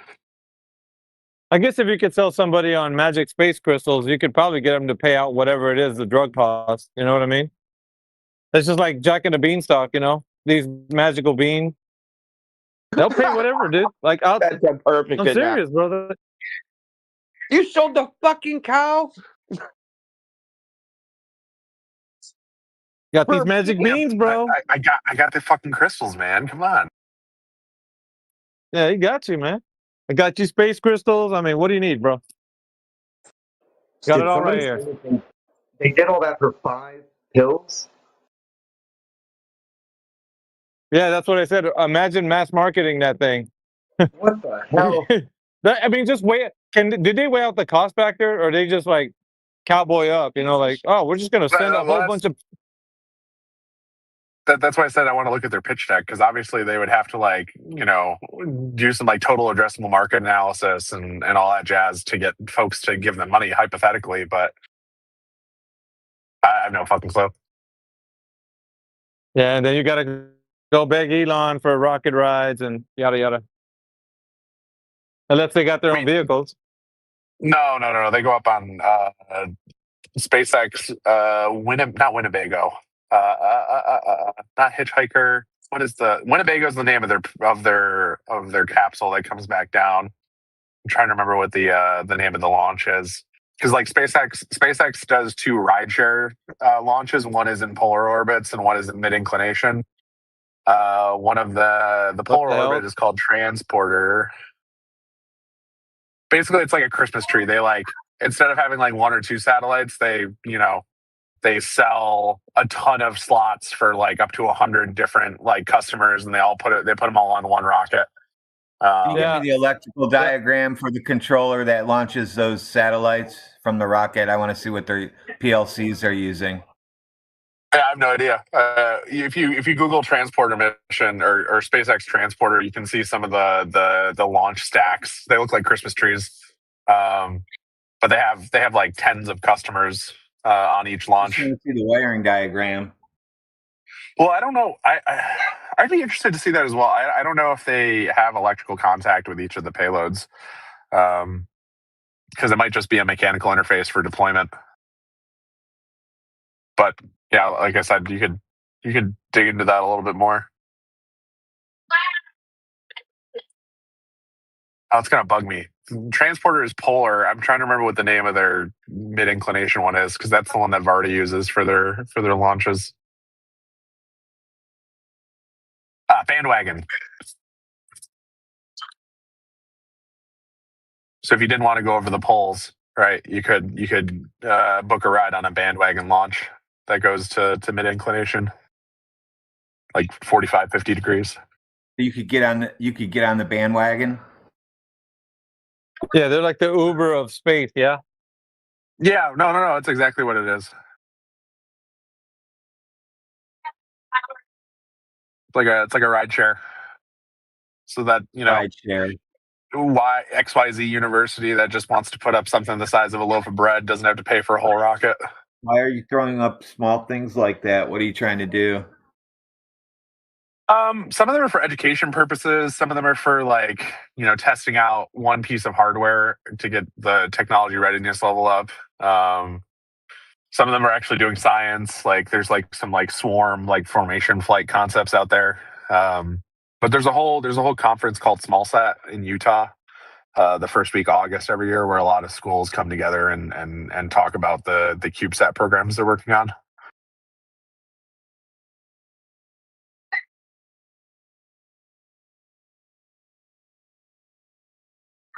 Like when I was at NASA, the CubeSat program I was working on was called TechEdSat, Technical Education Satellite, and literally the purpose, we had a payload on it. I had a camera and an NVIDIA GPU hooked up to it so that we could get live footage after deployment. But the main purpose of the mission was just technical education. It was a training program.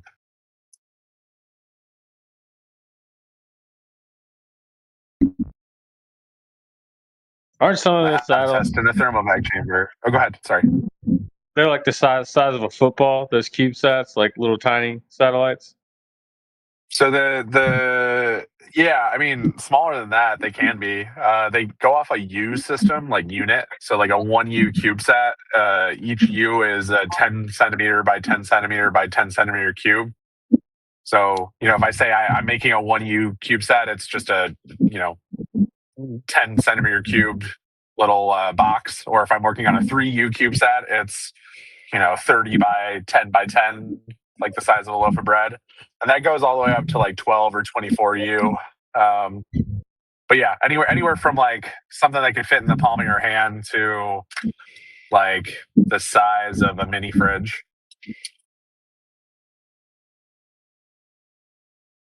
Do you have any control over that, or is that something that's just released? No translational control usually. Sometimes the larger ones will have a small cold gas thruster, which is kind of just letting air out of a balloon to do propulsion, a tiny amount.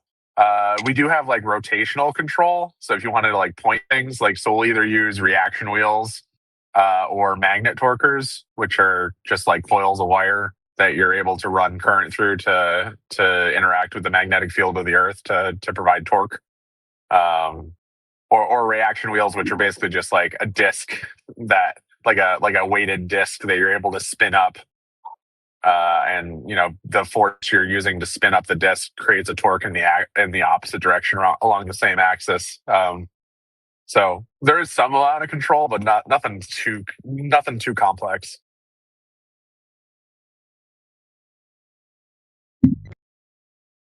So the Hall effect thrusters, those are just for big satellites. You don't use those for.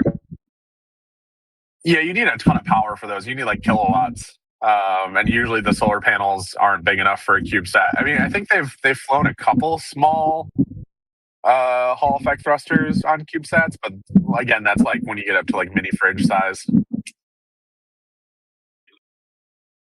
Yeah, Hall effects usually kick in around 50 kilograms ish or larger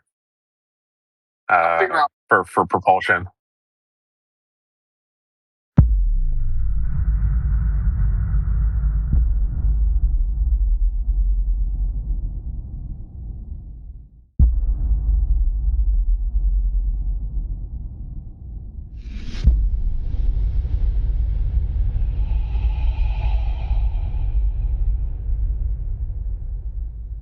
I don't think there are these floods. Listen Okay. to me. Okay, just listen. How big just is listen Earth? to my idea. I also I'm not sure it's a sphere either, because NASA or any other company that explored didn't give enough evidence. Though I would claim that if I walk in a straight line, I will end up in the same place. That's a very four-year-old mentality, though. Yeah, It but it's definitely what you is. were I taught. mean, surely when you start walking, there'll be a point where you can't walk anymore and you'd have to swim. I mean, unless you're claiming to be like, yeah, never mind. And I'll simplify it, right? Because eventually they're going to be like, well, you can just get on a boat and you can get back on land and walk again. On a boat. Yeah. Here's the thing: nobody's ever gone in a straight line and wound up back where they started.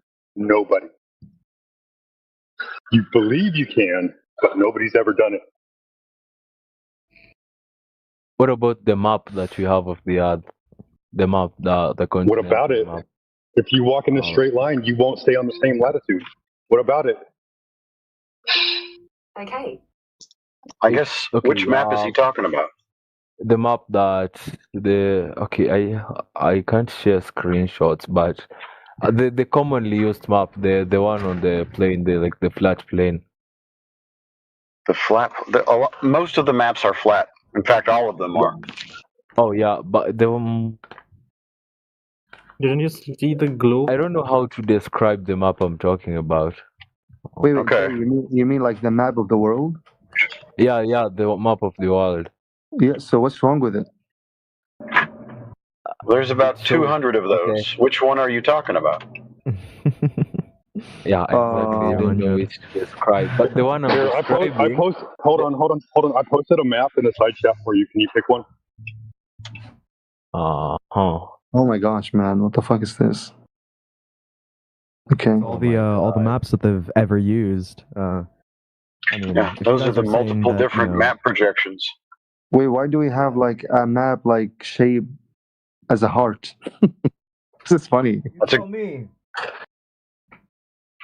Yeah. Why do we have a map shaped as a heart? Very exactly. Very, very strange. And we have another one shaped as a peach. Okay. Right. Interesting. What's that about? Ask the same questions that we are. Why do they present us so much bullshit and they don't prove it? Why are we fed these stories? What up, DJ? Welcome. What up, DJ? Hey, what up, Bubbles? Hey, the Bubbles. Nice. Okay. That's a Glober you're talking to, by the way. I've done a lot of mods, and there was this unit where we would calculate. It was about rotation. No, not the rotation. The latitudes and longitudes, something like that. And you will be told to find the shorter distance a plane will take. Let's say from New York to maybe Australia, and you will follow the radius of the Earth that is given, and the other stuff, and it makes sense that the Earth is spherical because no, those the time. Listen. The time after calculating the time that we got is actually it corresponds to real time flights that are taken from New York. The time corresponds to the distance traveled at the speed traveled. You reaffirming the reification of the Earth as a globe has nothing to do with the actual radius of the Earth. Where was the actual radius of the Earth measured, being the curvature? Where's that? They estimated the radius of the Earth. No, they didn't. They didn't measure it. They didn't even estimate it.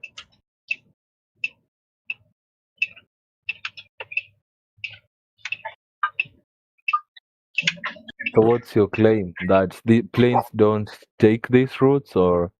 My claim is that the Earth is measurably flat, and a map is not going to tell you anything about curvature. That's my claim. Then which routes do these planes take? Because corridors. Corridors. Like, you know how cars take highways? and then ships take shipping lanes, and then flights take flight corridors. That are curved. No. Sorry? No, they're not. Curve? Do you think No, that- no, Side chat. Bro, no, that's not how it works. You're looking at a flight corridor that's been plotted onto a particular type of map projection. Probably you're thinking of the Mercator projection, and it's going to look like it's a big, it's like a big, like, arc. Yeah. That's just because of the projection.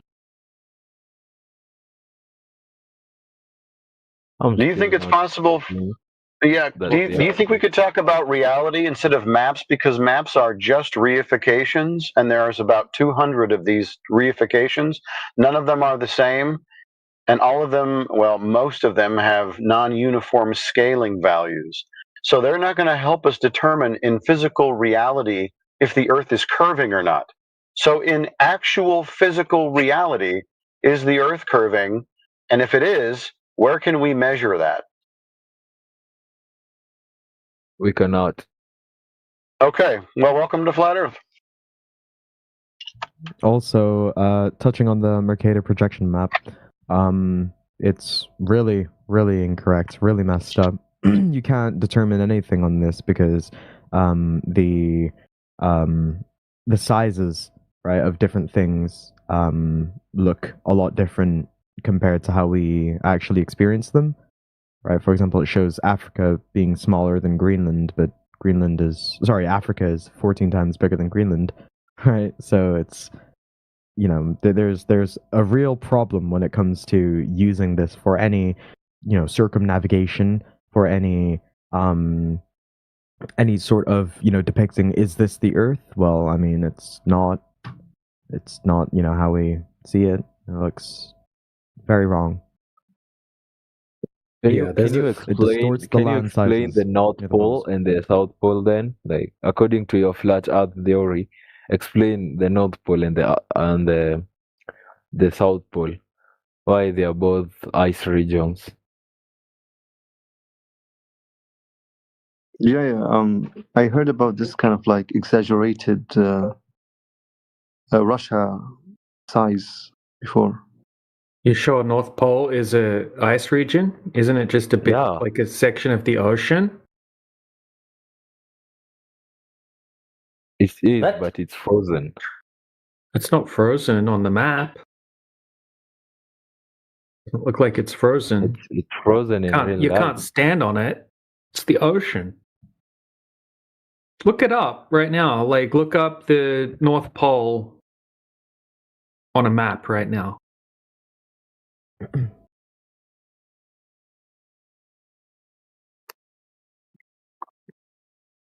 So, guys, I have a question about. Guys, can you hear me? Hello. Yeah, gotcha. Yep. Oh yeah, it's the ocean. That's right. Yeah, just one moment, Jay. There's like a theory regarding the flat Earth. Okay. First of tell all, us like I'm about a flat earther myself. Do you really think that there's another world map beyond the ice? No, I mean maybe. Who knows? Yeah, But maybe. Yeah, look, it might be there. it's like I one get of those things that you would throw in the speculation basket. Like it's not something you would want to make definitive claims about. It would be fun to talk about as a speculation. But honestly, that man, if that turned out to be true, it's gonna be insanely epic. Well, you know what's interesting? But there'd be no way of us testing that. Exactly. Or physically Good point, contained. Snyder. Yeah. Tap. Epic Games. Change your name back to Tap. It's like even like Second person that's done this today. a world map, or tap. There will be like a limit, like an end, a dead end or something like that. It's just like two options.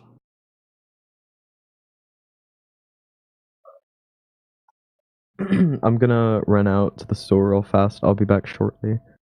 I'm actually gonna sit in the politics server, right? And I'm gonna just go in like local mute on my box, so that I can get like some VC levels, so that I can post media in those channels. Oh, nice. I'll be back. Good tactic. I'll be back shortly. Catch you later. I'm gonna sit in the conspiracy channel. Be right back. So I have another question. fuck. Yeah. How can you explain the curved shadow of the Earth? Like the eclipse, it shows the Earth curved in a way during Okay. eclipse. Oh, yeah. I mean, to be honest, like there is like a website that can tells you like exactly when this kind of phenomenon will happen. So I feel like there's more to it than just like a shadow. The problem here is, how do you know that the occultation of the moon during a lunar eclipse is caused by Earth's shadow? The simple fact is, you do not know that, and shadows actually conform to the shapes they hit. But So we a see shadow the moon cast from every day. a flat pillar. We see the moon every day. Yeah, I know, and that's the problem. The moon does not behave like a circular object reflecting light. It does not have a specular highlight. The claimed shadow does not conform to a shape like a shadow would to a sphere. It would distort along the curves. We do not see that with the lunar eclipses. So there's no reason to believe that story when it doesn't actually conform to reality. What about the satellite images? They're images at the end of the day, like literally images. Like, why will these space agencies lie to us? Like, they don't have a reason to lie. That's the NASA idea. don't have a reason to lie.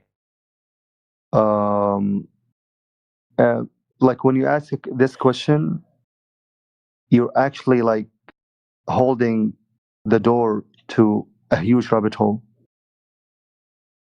I did this, by the way, like 2 years ago. So why don't we just tell them, let's get them up to speed about all the space agencies. NASA was just renamed and reclassified as an intelligence agency, so you don't have to worry about them going to space anymore. Now they can just put out propaganda and not worry about it. So there you go. That's why would they lie? Why would NASA lie if they're a propaganda machine? Why would they lie? Yeah, how could the government possibly lie to us about anything? Exactly. It doesn't even matter. We're not responsible for divining their intentions or why they did something. Majority of the people might just believe it and just be convinced of this idea. That's interesting. However, They already believe can that. show that the idea is wrong, and so we do not need to divine their intentions. And you trying to appeal to their intentions as some kind of failsafe against or to hold on to your globe just because you cannot believe people could lie to you, therefore the Earth doesn't measure flat? No, the Earth is measured flat. You just have to get over it. This is just conspiracy claims. To be honest, No, it's literally the opposite. I told you no conspiracy claims. You said they must. Why would they lie? And you don't want to believe it because you believe in conspiracies. I'm saying go check the world for itself, and then you can know what the truth is. I'm going to tell you something, Jay, by the way. The flat Earth itself, it goes beyond science. You know what I mean? My English doesn't really help me here, but once you question the shape of the Earth, you will question a lot of things. A lot of things, like literally everything you've learned. Yeah, it gives you skepticism. So far. Let me see it then. Let me You see know it what I mean? then. See what? He wanted to show me something. Oh. Show me the truth. Like, I'm still not convinced. Gravity and physics, they just don't work in a flat Earth. That's okay. Sorry, there's no such thing as gravity, and it's not physics. So, listen, bro, you got ripped off. You believe all these things. I mean, I feel for you. We were all there at one time, but none of the things that you're appealing to have anything to do with how the Earth is measured. The Earth is measured to be flat by everybody. It doesn't have anything to do with whether or not you believe they're lying to you or not. It doesn't have anything to do with gravity. The Earth is measurably flat. There's no way of getting around that. Then explain time zones. What do you mean explain? That still doesn't have anything to do with this flat. It does, because if the Earth is spherical, then it means it rotates around the sun.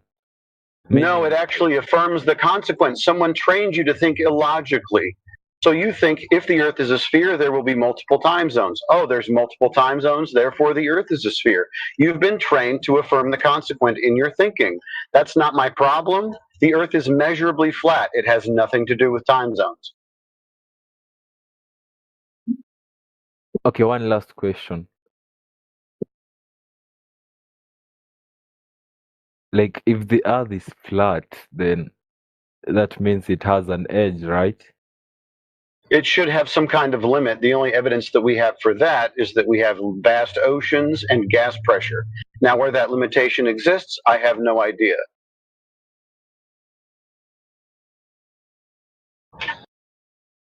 I'll come back when I do a lot of research. Yes. Yeah, do a lot of research. But the problem is, if you're just going to go affirm your biases, then this is not going to be, profitable for you. So what I think you ought to do is just go ahead and measure the surface of the Earth, and that will solve all of your problems. There's no research to do, just measurements. Or sit here and listen and let that be your research for now. Yeah, you guys go easy on him. Like, he's just basically asking very basic questions. Yeah, I understand that. I'm also trying to help him not affirm the consequence. Listen. Yeah, but he's just like here to learn. By the way, like, he's not like making fun or being ridiculous. Yeah, and I'm teaching him. I'm teaching him not to affirm the consequent. I don't want him to keep doing that. It's harmful to his mind. Mm-mm. And to be honest, like, guys, we've all been there. To be honest, I've been there myself. For real, I've been dusting off the brainwash for months. Yeah, so it takes a minute. Brain rot. Takes time. That's actually that's the question I wanted to ask. How did you guys start believing in the flat Earth? Well, we noticed all of the glaring problems with every claim made by everyone believing in a ball, all the claims made about the horizon distance, whether or not they went to the frickin' moon. I mean, you name it, every claim has a problem. So we just decided to go test the claims for ourselves, which a lot of them are fairly easy to test. And, the Earth's not a ball at the end of the day. The foundation is all conceptual. It is only mathematic. It is a religious system built on numbers. That's all it is. Oh, and well constructed, sometimes well constructed propaganda. The people are obviously very bad in the way that they think, how they think, because they've been trained to have circular logic by the educational system. So everyone's operating from the wrong end. Listen. People don't just create logic. If someone just tries to create logic, I can just test it and prove something wrong. What do you mean create logic? You can't create logic. That's what I mean. Yeah, no one's creating logic. No one's creating logic. I'm just pointing out the fallacious reasoning, the lack of logic applied to your religious system. Yeah, we don't need to create any logic. This is how logic operates and has operated forever. Yeah, like super simple logic. Like if you have a large body of water, it needs to be in a container. And then the surface of the water is not going to curve over distance. This is like basic logic, and it's testable, repeatable by anyone, anywhere, just about any time.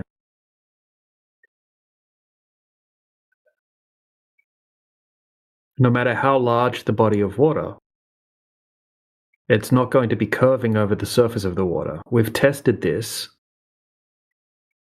probably thousands of times now over huge distances where there would have to be a certain amount of curvature if the Earth were a globe, and it's not there.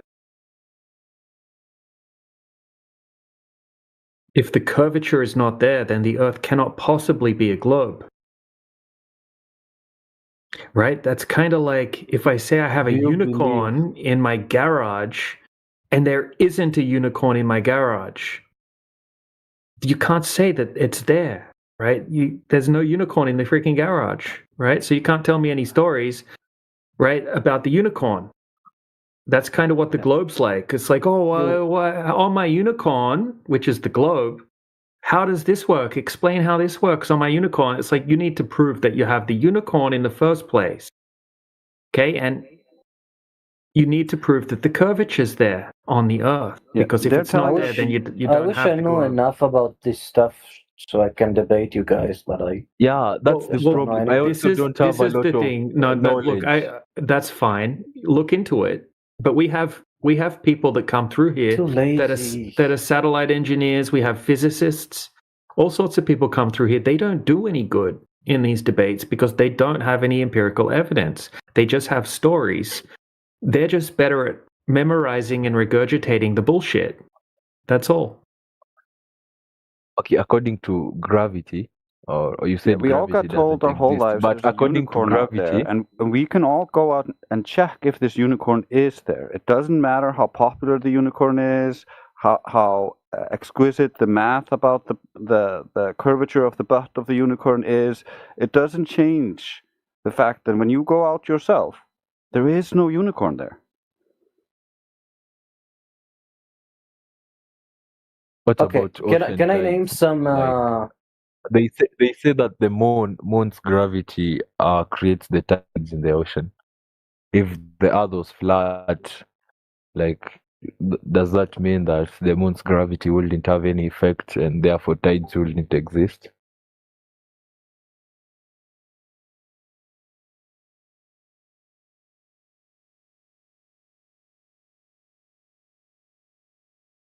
Most people get taught a very childish explanation on how the tides work. And most people think that when the moon passes over the Earth, it pulls the water towards the moon, and that's the spot where it's going to be high tide. That's ridiculous. That's what we believe. No, that's what the globe earthers claim, and that's the way it's explained by the scientists to the students or by the teachers to the students, which is absolutely ridiculous because we have 2 high tides per day. Okay? Yeah, 2 you're high taught tides. that- The moon's that not there's a going over you 2 times in one day. Yeah, you're taught that there's a bulge towards the sun, there's a bulge towards the moon, and then as those bulges mix, they become very high tide, or in between the bulges is low tide. That's the story we get taught as children. But when you actually look into tides, there are amphidromic points, which the tides circle. The tides go in a circle around these points, and these points do not raise or lower in elevation at all, regardless of the position of the moon or the sun. So the story we were told doesn't actually match the empirical data. It's just a story to make your belief system more believable.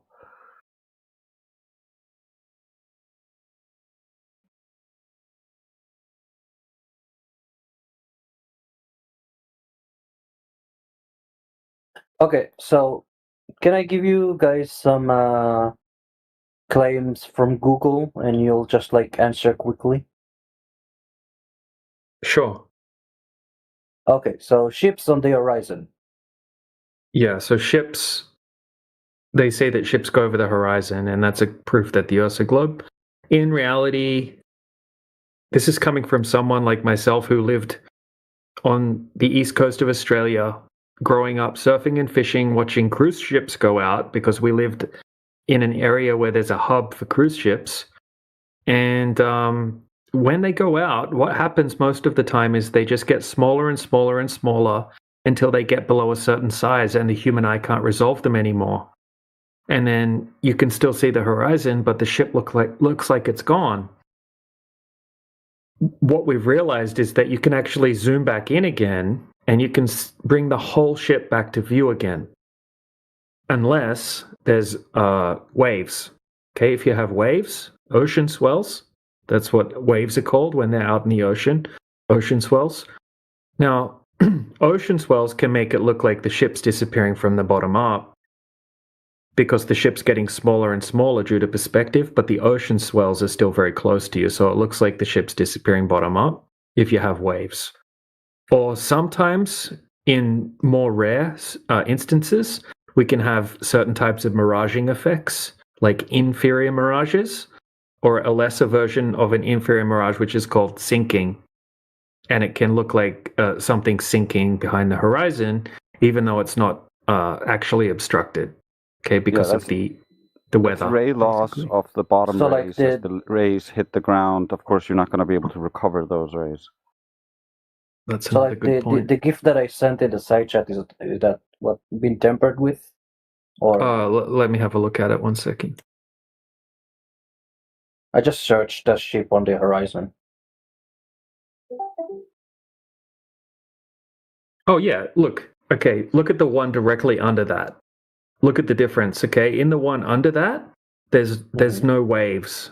Okay? In the one that you posted, it looks like very rough conditions.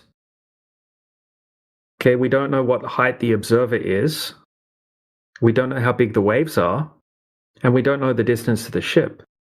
We also That's don't also know what the We would also expect the ship to disappear pretty much bottom up under optical constraints and with refractive effects. That's what you would observe over a flat surface. The problem is the Globers, when they look at a boat disappearing bottom up, they go in circular reasoning. They say the Earth is a globe, and boats would disappear bottom up. Therefore, I see a boat disappearing bottom up. It must mean the Earth is curved. However, we can show the same things with optical effects. So by no means does that prove the Earth is a ball. And the worst part is they use orthographic side view for all of these observations. So they calculate an orthographic view, the height of the object and how much you should be able to see of that object. However, they compare that orthographic side view calculations to things in perspective, and you see in projective geometry, you see with perspective collapse where the ground appears to ramp up, the sky appears to go down. That compresses everything into this tiny little angular band in your eye, and so slight variations in that tiny angle can cause loss. And so all of this can easily be accounted for with optics alone, and only functions if the Earth is flat, because they claim we can see beyond the globe geometry because of refraction. But when we test for refraction and when we can see too far, we have clear good days with low refraction. When we don't see as far, we have bad conditions, we have more refraction. So when we have more refraction, we don't see as far. When we have less refraction, we see further. That's the opposite of what the globe predicts and the ad hoc excuse it uses to try to maintain its life, even though we can violate its geometry easily by looking. I forgot what I wanted to say. Fuck. Yeah. So if you're saying that this effect of the GIF I sent is because of optical illusions, then how are we supposed to? Not optical illusions. It's just the basics of how your eyes work and how light works. You can ignore the physics and claim it's Earth curve, but then you're just being a science denier. Okay, so then how are we supposed to give evidence of curved Earth? That's a you problem, like I told you, it's already been falsified. You would have to show that the refraction allows you to see further. You would have to measure that greater refractive effects allow you to see further. And you could use infrared, which has less refraction on that wavelength. So you should be able to show with infrared that on the days you can see too far, when you look in the infrared, you don't see as far. However, the inverse is what happens, and all of the world record long distance photographs are all in infrared because they see further. Okay.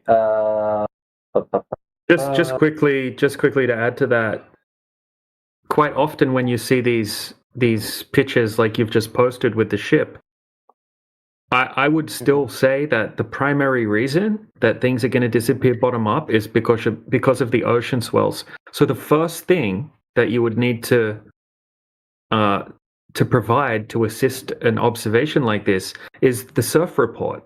Let us know how big were the ocean swells on this particular day and what's the height of the observer. It's a huge factor. And then after that, okay, if we can negate the ocean swells being the primary cause, then we could start to look into atmospheric effects and things like that. Yep. And obviously perspective loss and that kind of thing. But I mean, we need to have, for a specific claim like this, like it's going over the curvature of the Earth, we need to have some information. Okay, the observer height, preferably the distance to the ship, and the ocean swell. That would be a starting point. And then we could move forward into more complex reasoning.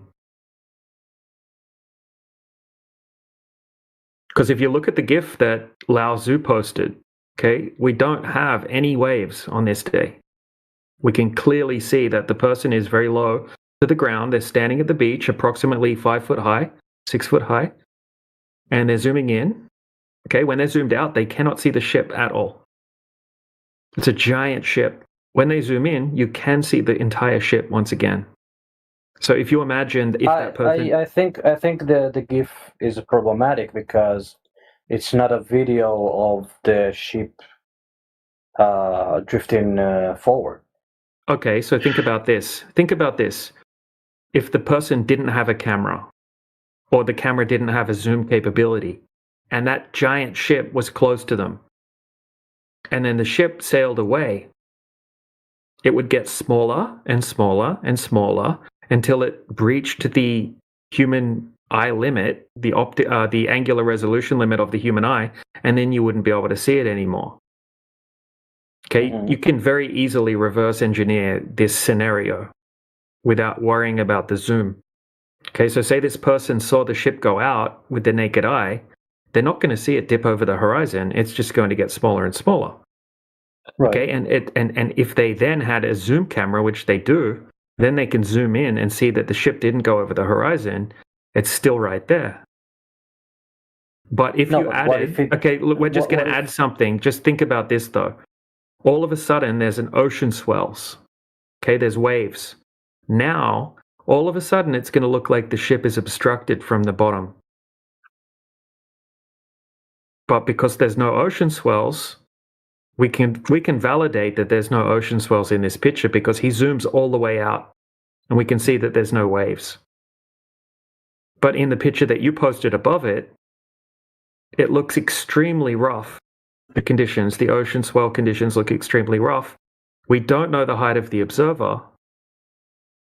So it's very, very inconclusive compared to the one that I posted. All of that Lao Tzu posted, like, sorry. The Lao Tzu and the videos that Swoldog is posting right now are all taken at one point in time versus just like taking a video over time. Okay, no problem. So you're not going to accept any photographic or video evidence. So I guess what we need to ask you is, who presented I sent video evidence. Okay. Okay, so what did you send? A white swan? What I'm saying is, if you don't take a video over time from the start or from the beginning of when the ship is reaching the horizon versus when it's starting to go over the horizon, then you won't see it disappear. Oh, that's fine. So how big are the waves? How big are the waves in on the day that you posted this ship observation? I don't know, but I don't know. But wow! Do you think that if there were big waves, could it cause this effect? No. Well, my question is, if there were big waves, could it cause this effect? And you say no, it can't. It couldn't. No. Well, then you don't know. He's just going to say no. Because if you're videoing, how do you say it? If you're videotaping over a long time, these minuscule waves wouldn't matter. You just wouldn't see them. No worries. That's fine. So you're telling us that you think that the horizon is Earth curve then, is that right? The horizon is what? Earth curve. That's the thing blocking out the boat in the distance, right? The horizon is the curve of the Earth blocking out the boat? Oh, yeah, in the GIF I sent, yeah. Okay, great. So that should be at a very predictable geometric location every time, correct? Since it's solid Earth curve? I don't know about that. Well, why would you say that the horizon is Earth curve if it's the sagitta of the sphere that you think you live on at a very specific geometric location, and then say, I don't know if it's going to stay at the place that it's supposed to be because it's physical Earth curve? Why would you say, I don't know? Is the Earth all of a sudden growing and shrinking in size? Maybe. Holy cow. If you really want to entertain that idea, you think the Earth is growing and shrinking in size, perhaps? I don't know if it is, but let's go over one argument at a time. First of all, let's So your argument is that the horizon is Earth curve. So let's test that. Is it geometric, and is it going to be at the same place every time? I sent a GIF. Great. I sent a GIF of a ship going over the horizon. I don't know. I don't know what fucking distance, whatever. This is just an argument for.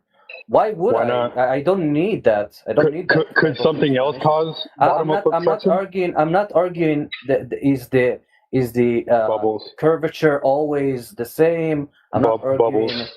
Can something else cause bottom-up obstruction? Is it only Earth curve, or can some other condition cause bottom-up obstruction?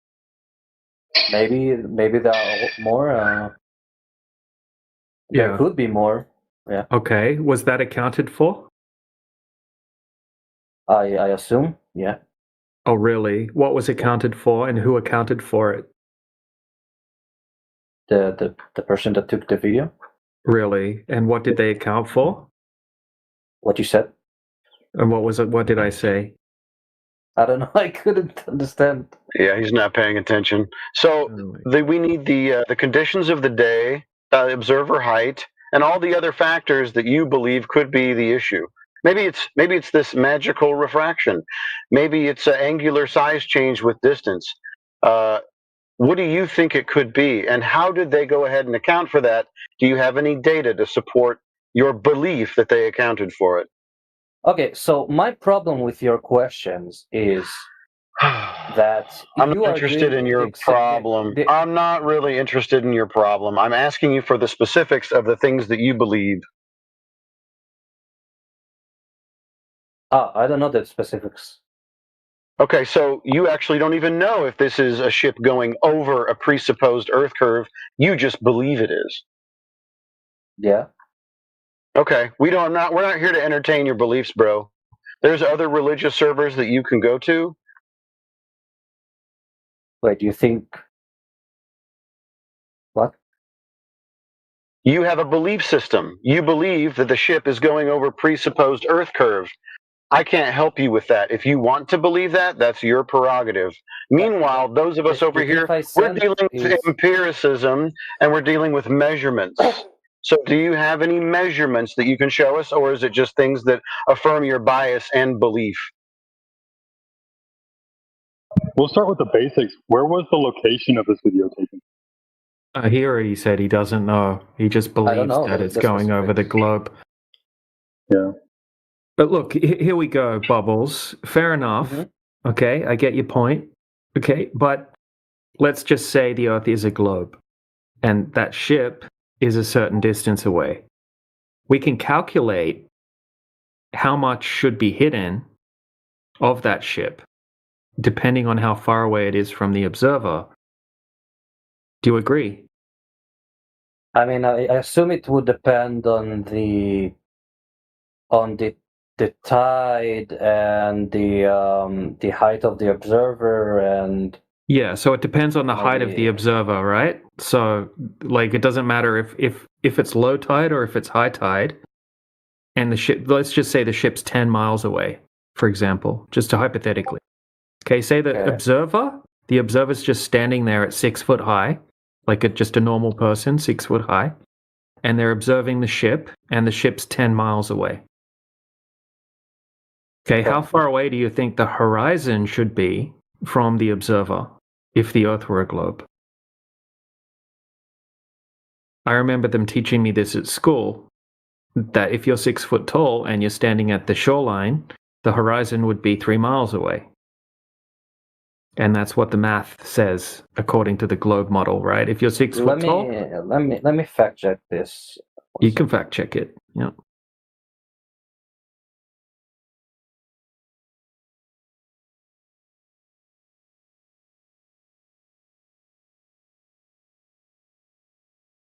Do you know how to fact check it? I can make it faster for you. Dr. Google. Yeah. Wow. Good luck with Dr. Google. I think that's the only thing they have. That's only thing I ever hear them using is Google. Let's use Google. They think like Google has all the answers. Do you want me to look on DuckDuckGo? Like what? Sure, go ahead. It's the same thing, but go ahead. No, like what do you use? That you're so what are you going to type in? high and mighty. What are you going to type in? Like, how far away is the horizon from a 6 foot observer on a globe Earth? From the beach. No, but I'm curious. Where should I look?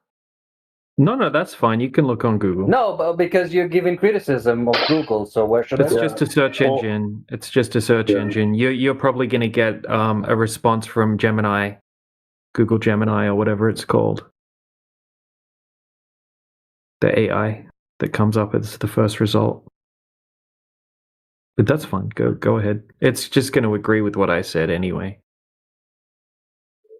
Gemini's better at programming. Yeah, 3 miles. Yeah. Yeah, 3 miles. Okay, so let's say instead of a boat, we have something that's in a fixed position out in the ocean, and we can determine the distance to it. Like, let's say there was a windmill. You know those windmill farms that they put out in the ocean. Let's say that there was a windmill or an oil platform or something like that, and it's 10 miles away. Mm-hmm. Okay, the horizon should be at 3 miles away.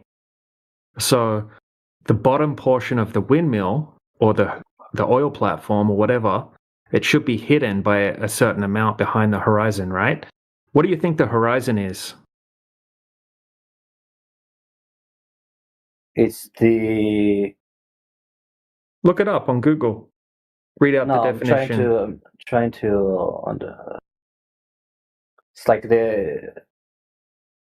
it's the lowest point that we can see. Well, it's the line. It's a line in which the sky and the ground appear to meet. That's the definition. Okay, so if you're looking out over the water, it's where you'll see the water and the sky meet. Okay, so wherever the horizon is, you shouldn't be able to see any more water past the horizon line. Oh, it doesn't have to be a water, but yeah. Mm-hmm. Yeah, if you're looking over the water. Right? So what were you saying about the windmills?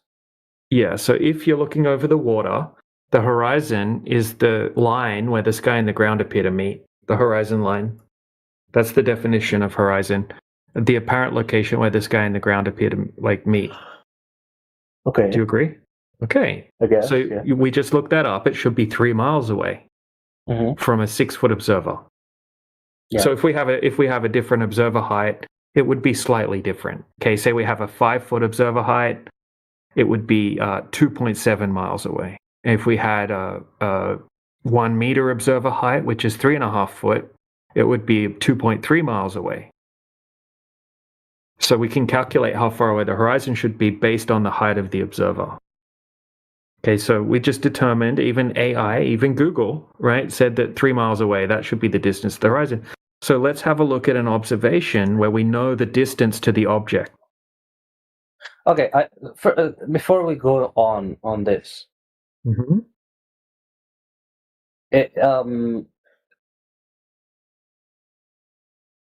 I'm struggling to understand this.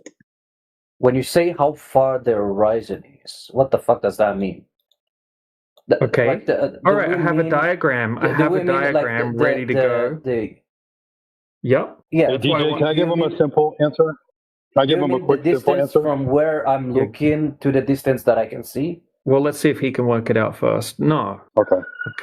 Well, no, I'm not saying no to you, Sheepdog. You go ahead, man. Go ahead.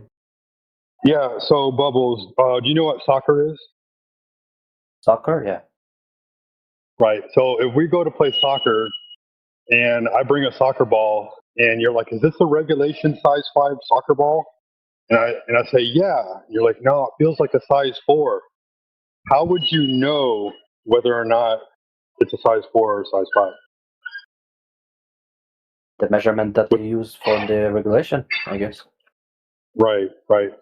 So what DJ's trying to explain to you is, you can't measure the entirety of the Earth, but based off of like the height above the surface of the Earth, you can draw a tangent line from your eyes to the edge of the sphere.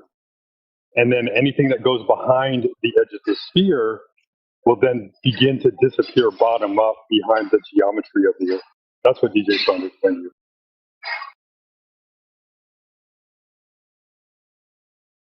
I'll show you a math equation for it. So, yeah, so when you say how far is the horizon from the beach, you're basically saying how far is the distance from the beach to that place where we can see the water Horizon separating.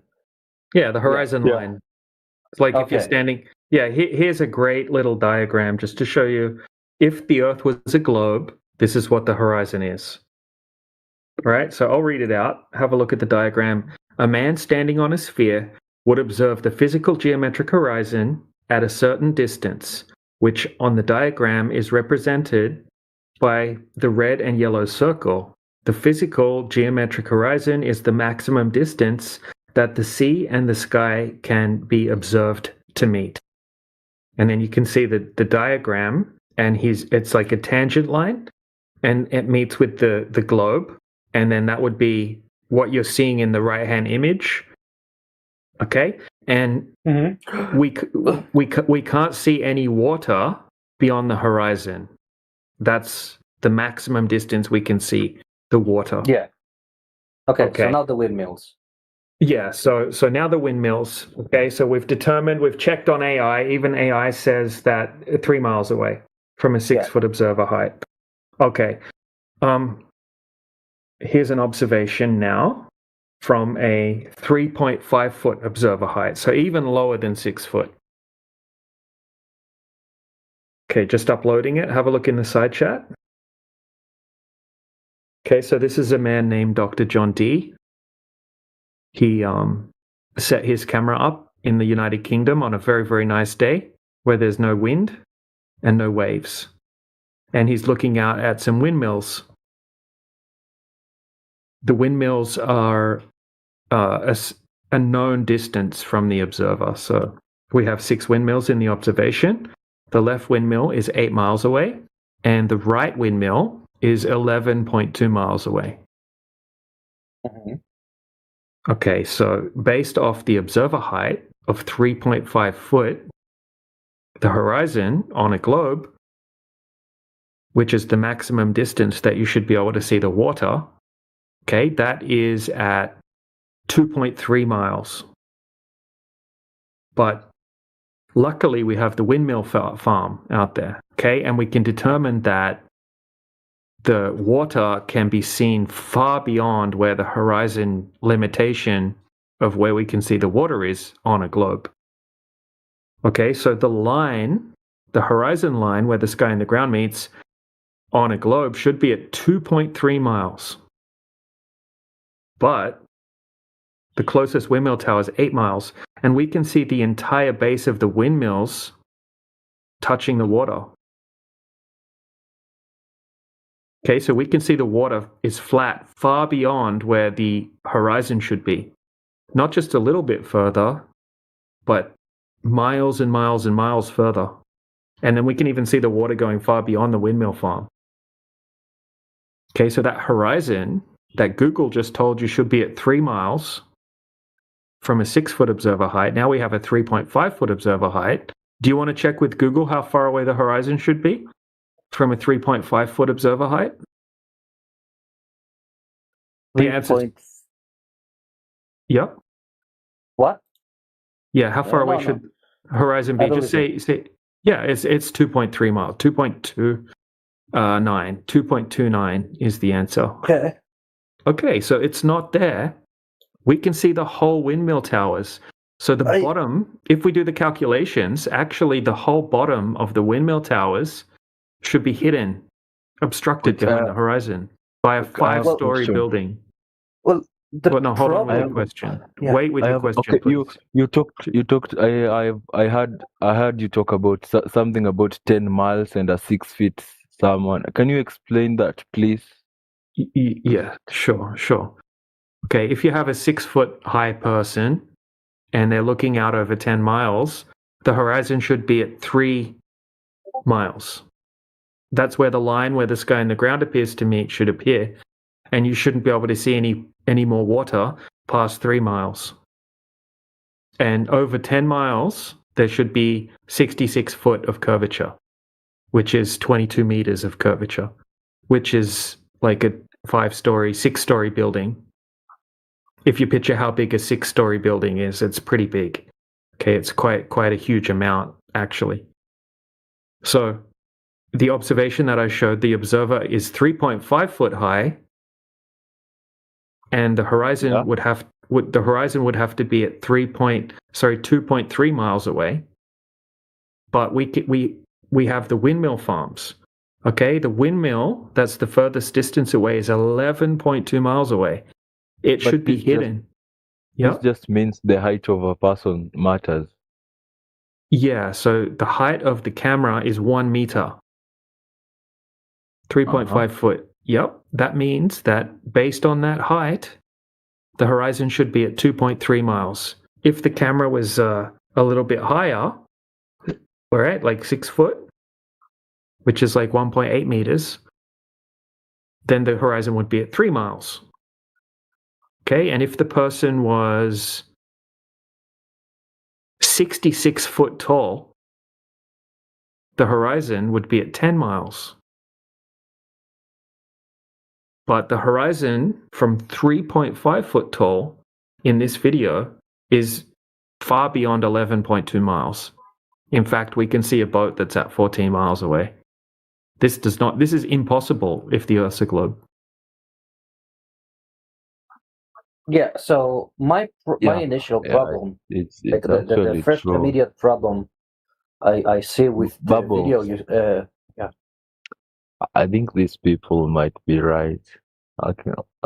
We don't have enough evidence to even claim the Earth is a sphere. And I've tried doing research right now. I've tried everything, but yeah, we don't have enough evidence to prove. Okay, then I guess the Earth is a sphere. you're a flat earther, my dude. All right, Bubbles. Bubbles thinks he has a problem with the observation. I would like to hear what Bubbles' problem is. Yeah, so my immediate problem, like with the video DJ sent, I'll repost it just in case, of the windmills, is that my assumption is when we ask how far is the horizon from the beach, we're talking about. Jedi. We're talking. Jedi, you're hot micing. Yeah, so we're talking about the distance that we can see, like that with a naked eye you can see. But in the video, we're clearly using a zoom, so we're talking about a much more farther distance. Like, if Gotcha. if I the gotcha. guy didn't use a I get what zoom, you're saying. All right, let then me just explain it. Like as Just you let can me see, when explain he it. doesn't zoom, you can't see them. Yeah, so all a zoom is magnification. Okay, so you're just making the things in the distance that you can't see bigger. So that's what the zoom is. It's just like using a magnifying glass, basically. So it's not going to. Sorry. Excuse me. then if Two questions. If Sorry, my friend. Thank you. Are you saying that we can see farther with technology?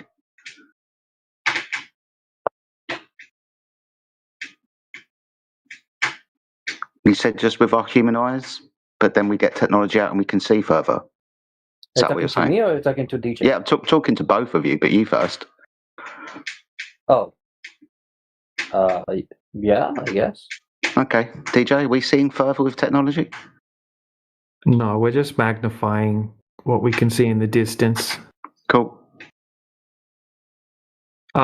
So, like, think about it like this. Here's a good analogy. No, but wait, but just let me give you. It will make sense, my friend. Just let me give you an analogy, and then you'll understand. Okay, let's say you have a hallway.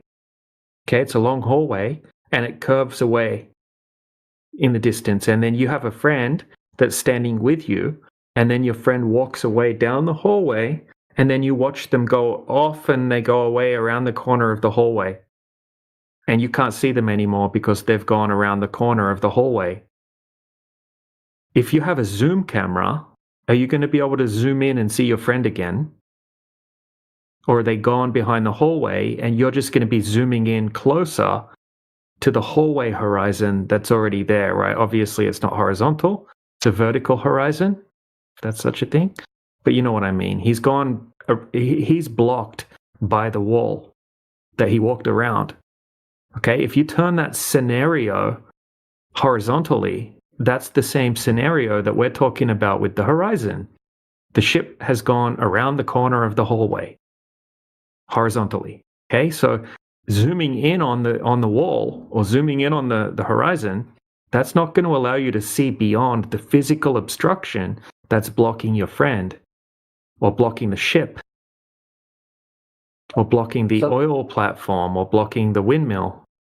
So then theoretically or technically, if you had a big enough of a ship, then you should be able to see it after the horizon line with your naked eye, right? No, on DJ's point, when something has gone around a corner or over a hill and is obstructed by that physical hill, no amount of zooming in is going to bring it back.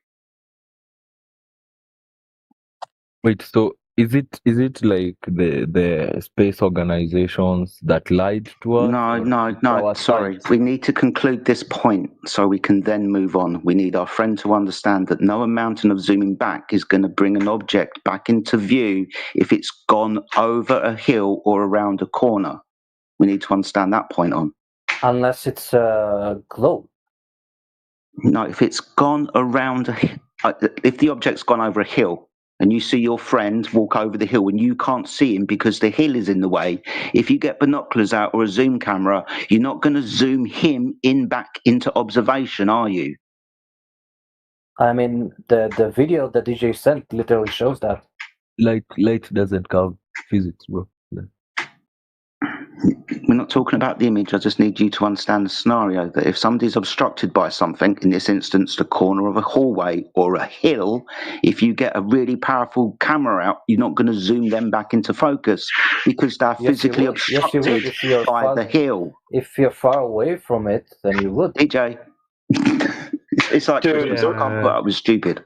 Yeah, look, there's a disconnect. There is a disconnect. Yeah, go ahead. There's a disconnect. You think that the Earth horizon, the horizon that you see in the distance, is a geometric consequence that, like, because there's a horizon, it must be Earth curve. And we're telling you that it's not Earth curve. If you want to know what it is, we can tell you that also, but you have to ask that question. But to understand the answer, you have to understand first that the surface of the Earth is not curving. It's literally just an optical effect based off of how you view things. Well, that's what he's telling us. Actually, he agrees that the horizon is an Earth curve because apparently optics can just arbitrarily change the relationship between the object and the distance willy-nilly, right? Like, it can just exchange both of them through the optics. So he agrees that the horizon is not Earth curve. I think we've solved the problem. Well, what is optics? Oh boy, here we go. Are you wasting time at this point, bro? Optics, lenses, light, all that stuff. Come on, man. Yeah, but aren't all of these principles like based on the Earth being a globe? No. No, none of them. What the hell? Okay. He thinks that all of science is based on the Earth being a globe. And if Zero the Earth is a things. globe, Zero things science- use Earth being a globe. Zero things use Earth being a globe. Nothing uses that in reality. I have faith that he's going to get this. If we just got to work out the right way to say it to him, right? I got one more attempt here. Okay, let's say a boat. We're on a globe, and a boat sails away from you, and it goes behind the curvature of the Earth, and you can't see the boat anymore. What's blocking the boat? The horizon. Like the Earth, right? Yeah, the curve. Like, yeah. Yeah, like the water in this case. Okay, if you zoom in on the boat, can you see the boat again? Some of it. No, if the whole boat's gone behind the curvature of the Earth.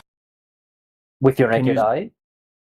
Yeah, say you're standing at the beach and the whole boat, it disappears from the bottom, and then eventually you can't see the boat anymore. It's hidden behind the curvature of the Earth. Now, you pull out a zoom camera and you zoom in on the boat that's completely gone. Can you see the boat? Yeah. You can. How? Then it's not Earth curve. I guess those are magic cameras. Magic cameras. That's the video DJ sent, literally. Like, you cannot see with the naked eye the windmills. Then you zoom in and you can see them. Hold on a second. The reason that you can't see the windmills, let me explain this really quickly. No, wait. That's the scenario you gave me. No, I didn't give you that That's the scenario you gave me. No, it's not. Let me explain it. Okay, the reason that you can't see the windmill, the only reason that you can't see the windmills from the shoreline is because the windmills are so far away. Okay, they're 18 kilometers away. Okay, the reason you can't see them from the shoreline is because they're so small due to perspective that the human eye cannot resolve them, because the angular resolution limit of the human eye is 0.02 degrees. So once something gets below that size, the human eye cannot see it anymore. It's too small.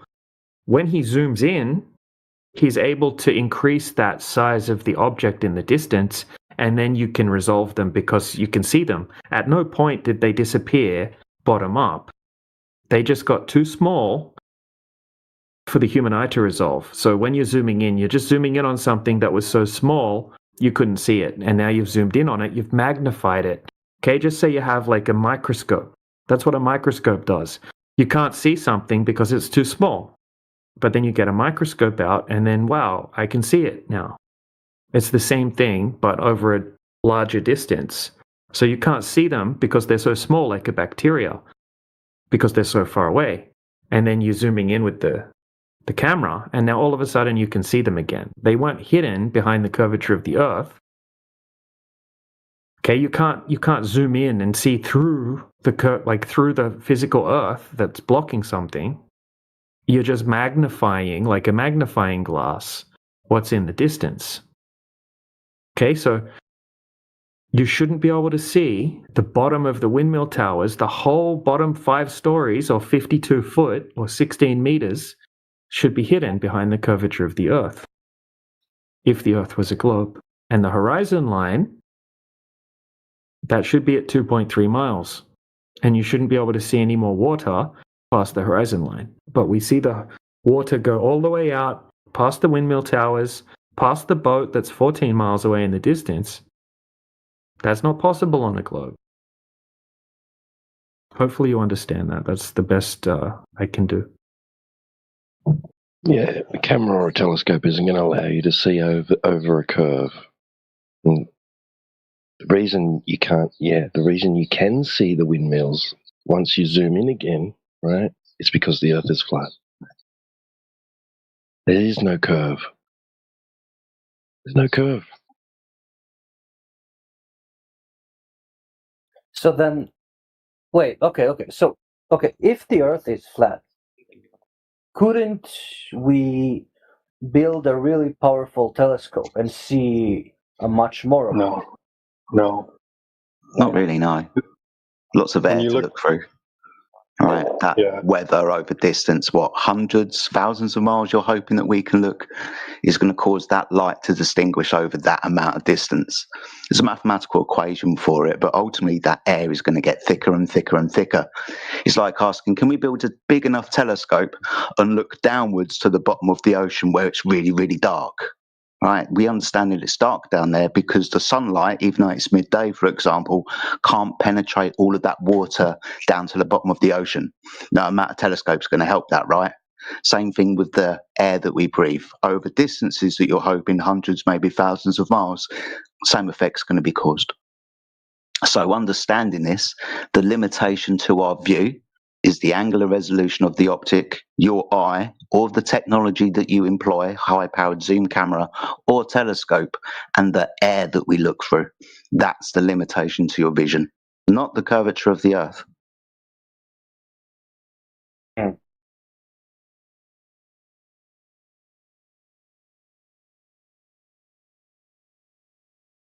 Yeah, there is no curvature of the Earth. It's never been measured. So whatever you're experiencing out there is not due to any curvature. So you guys think that the what do you call? What's their name? Fuck. What's the name? I don't know them. The people that go onto space are actors NASA. or no, like Astronauts. astronauts. Yeah, astronauts. Are they actors? What do you think? It doesn't really matter. The point is today that the Earth is flat. I see. I guess if you think that they're lying, it's possible, because that's the conclusion it sounds like you came to. Since the Earth is flat, I guess the people that work for the major corporations, like the United States, I guess they're lying. Is that your conclusion? It's a possibility. Yeah, it's a possibility. Yeah. But we have no idea. We can't prove that. Proving that people are lying is pretty hard to do. But what we can do is measure the Earth and see that, demonstrably and measurably it is flat and stationary and enclosed. We can prove all of those things. Okay, and so what about the moon and the sun? There are lights in the sky. What about them? Are they globes? Are they flat? What? There are lights in the sky. Yeah. They look circular. Yeah, but that doesn't. All right, I'll help you. Whatever we say that they are, we're not going to be able to prove what we say that they are because we can't go to them to verify what we say that they are. Right? Okay, so just say that you don't know. Okay, yeah, that's what we're pointing out. We don't know. Okay. You don't know either. Is that a good enough answer? Wow. Yeah, it's the most sincere one. Right, and then would you also say that you don't know as well? I don't know for sure. Yeah. Yeah, it's just you don't know, so don't tell us that we should know or don't know. It doesn't really matter, does it? I didn't say that. You said, yeah, we'll just say you don't know. Yeah, because you kind of went in circles. So you don't know, though, but you're asking us if we know. That's weird shit. Why? You got nothing to verify whether we're right or wrong against. I'll give you an example, right? Either way. Is Jupiter a gas planet? A gas planet? Yeah. I have no idea, honestly. Okay, it's a giant ball of gas. Yeah. There's 3 classes of planet: rocky ones, gaseous ones, and frozen ones. Jupiter and Saturn would fit into the category of big gassy ones.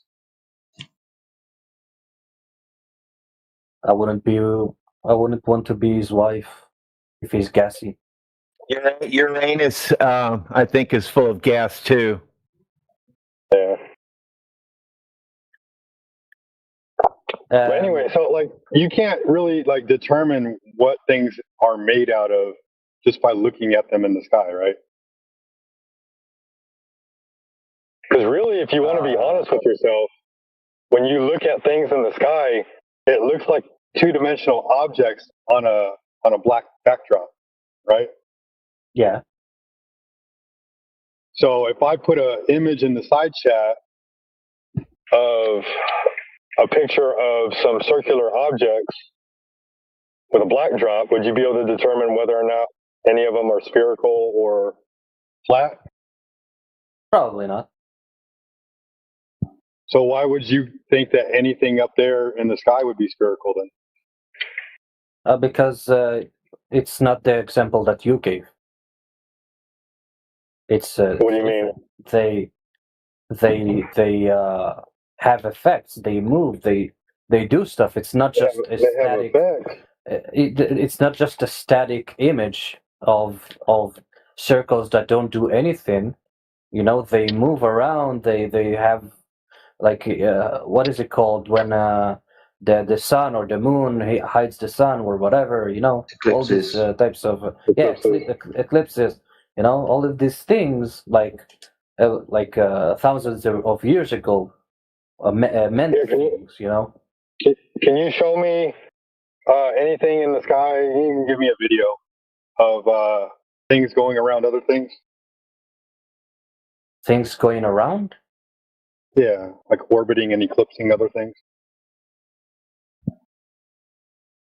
I don't. Here's the problem though. When you go and find these videos, I'm going to let you know ahead of time. And maybe that way, maybe you look at it with a little bit more of a mischievous eye, right? Like I want you to kind of like scrutinize it a little bit. The videos that NASA will produce are really just artists' renditions and animations of the effects of what they say is going on in the sky. They don't have actual video footage. They're just artist renditions.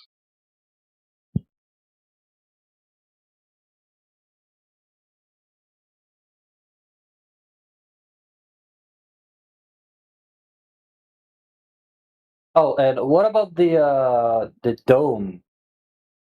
Is that a What thing? about it? Do you believe about it? What dome? Like I've seen what do you call them? What's it made out of? No. Thunderdome? I've seen what do you call it? Like models of the flat Earth. And We don't have the models. Earth is. I've seen them. Why is there a We don't dome have on it? models. Why is there a dome on these conceptions that you've seen on YouTube? Yeah, so like I've seen models of like a circle flat Earth Yeah. with a dome, you know. Why is there a dome on there? Whoever probably made that. That's why you saw that. Why is there a dome there? No, that's what I'm asking you. Because we have gas pressure, and some people say that if there's a vacuum up there, then we must be contained by a dome-like structure or a container to cause that pressure and stop the gas expanding into that available volume. Now, I'm not making a claim of what is up in the sky, vacuum or not, right? I'm not saying that, but many people and even ancient theologists, for example, within the Bible, it points out to the firmament, the rakia, right? The beaten out molten structure in the sky. Okay, that's what a book points out.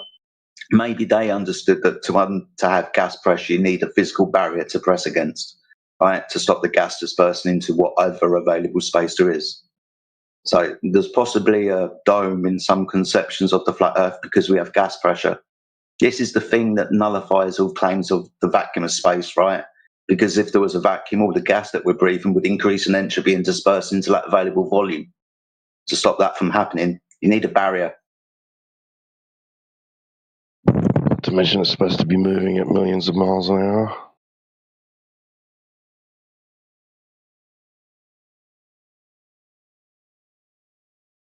I see.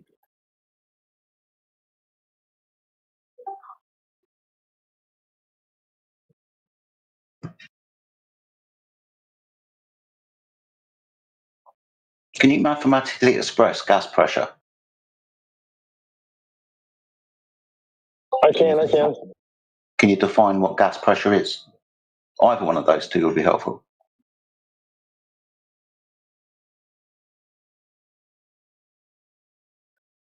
So honestly, you guys are just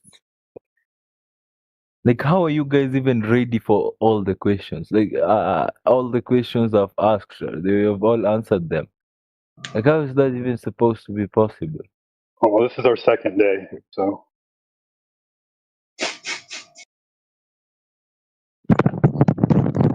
Did you say can you express We started gas this pressure yesterday. We mathematically? learned everything yesterday, and now Yeah. it's today.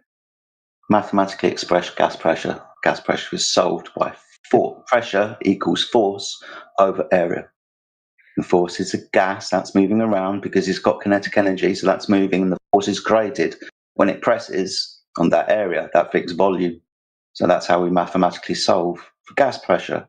It's force, so its pressure is equal to the force over area. So describing it mathematically shows that to have gas pressure, you need a physical barrier to press against. As also expressed in PV equals nRT, the ideal gas formula. The P, the V, that's how we get the pressure, the volume, the physical barrier. That's what I was asking the last gentleman. He said about the dome. He said, well, we're going to need it because gas pressure, because that's solved by pressure is equal to force over area. Yep. That's why it's there. In some people's idea. Hell yeah. So, has any flat earther tried to build what is it called, a rocket? Space is fake. What do we need a rocket for? Space is fake? Yeah. Balloons. We've made loads of balloons and like high altitude observations of the horizon. We've gone as far as balloons allow us to go. Rockets, like my friend's pointing out, why do we need those? Where are they going? To see the shape of the Earth. The greatest flat earther of all time made rockets for NASA when NASA first started out. Wernher von Braun. Who? Wernher von Braun. He was a Nazi scientist that the American government brought over after World War II to create rockets for NASA to go to space. But when he died, he put Psalm 19:1 on his tombstone. What is it like? I've seen the glory of God in the firmament showeth his handiwork. I'm paraphrasing. Let me go find Psalm 19. The heavens declare. Go ahead. Oh, the heavens declare the glory of God, and the firmament shows his handiwork. The guy who created NASA knew that there was a firmament.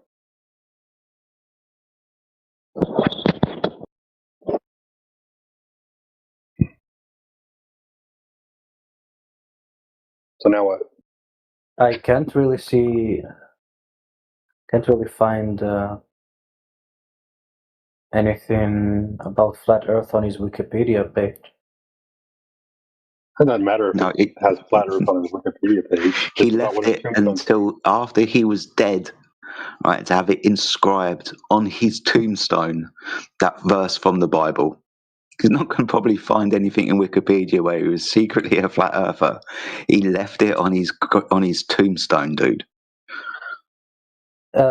His gravestone cites, I don't know how to read this, 19:1. The heavens declare the glory of God, and the firmament showeth his handiwork. The firmament. Remember, you said, what's the firmament? What's the dome? About the dome.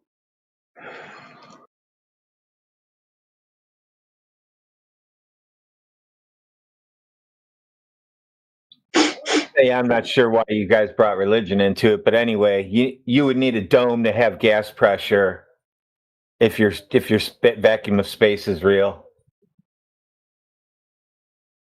That's interesting because when they're talking about handiwork, they're talking about hands-on, like building, construction, right? Following on to that story, he beats it out like a molten-looking glass. But anyway, back to the necessity for a container to cause gas pressure.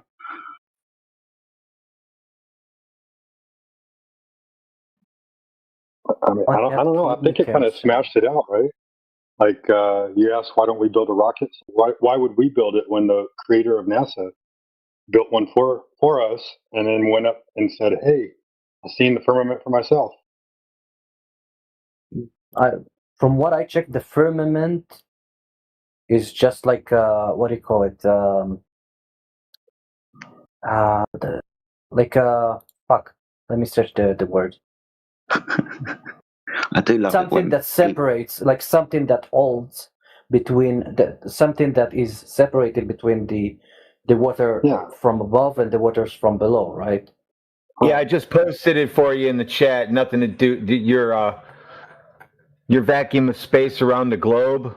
You see how around the globe you got to have air around it. In a vacuum, you wouldn't have that, and that's what we're talking about. You would need to have a dome over flat Earth if flat Earth was in space. Space is fake, so I'm not sure why we have to have a dome yet.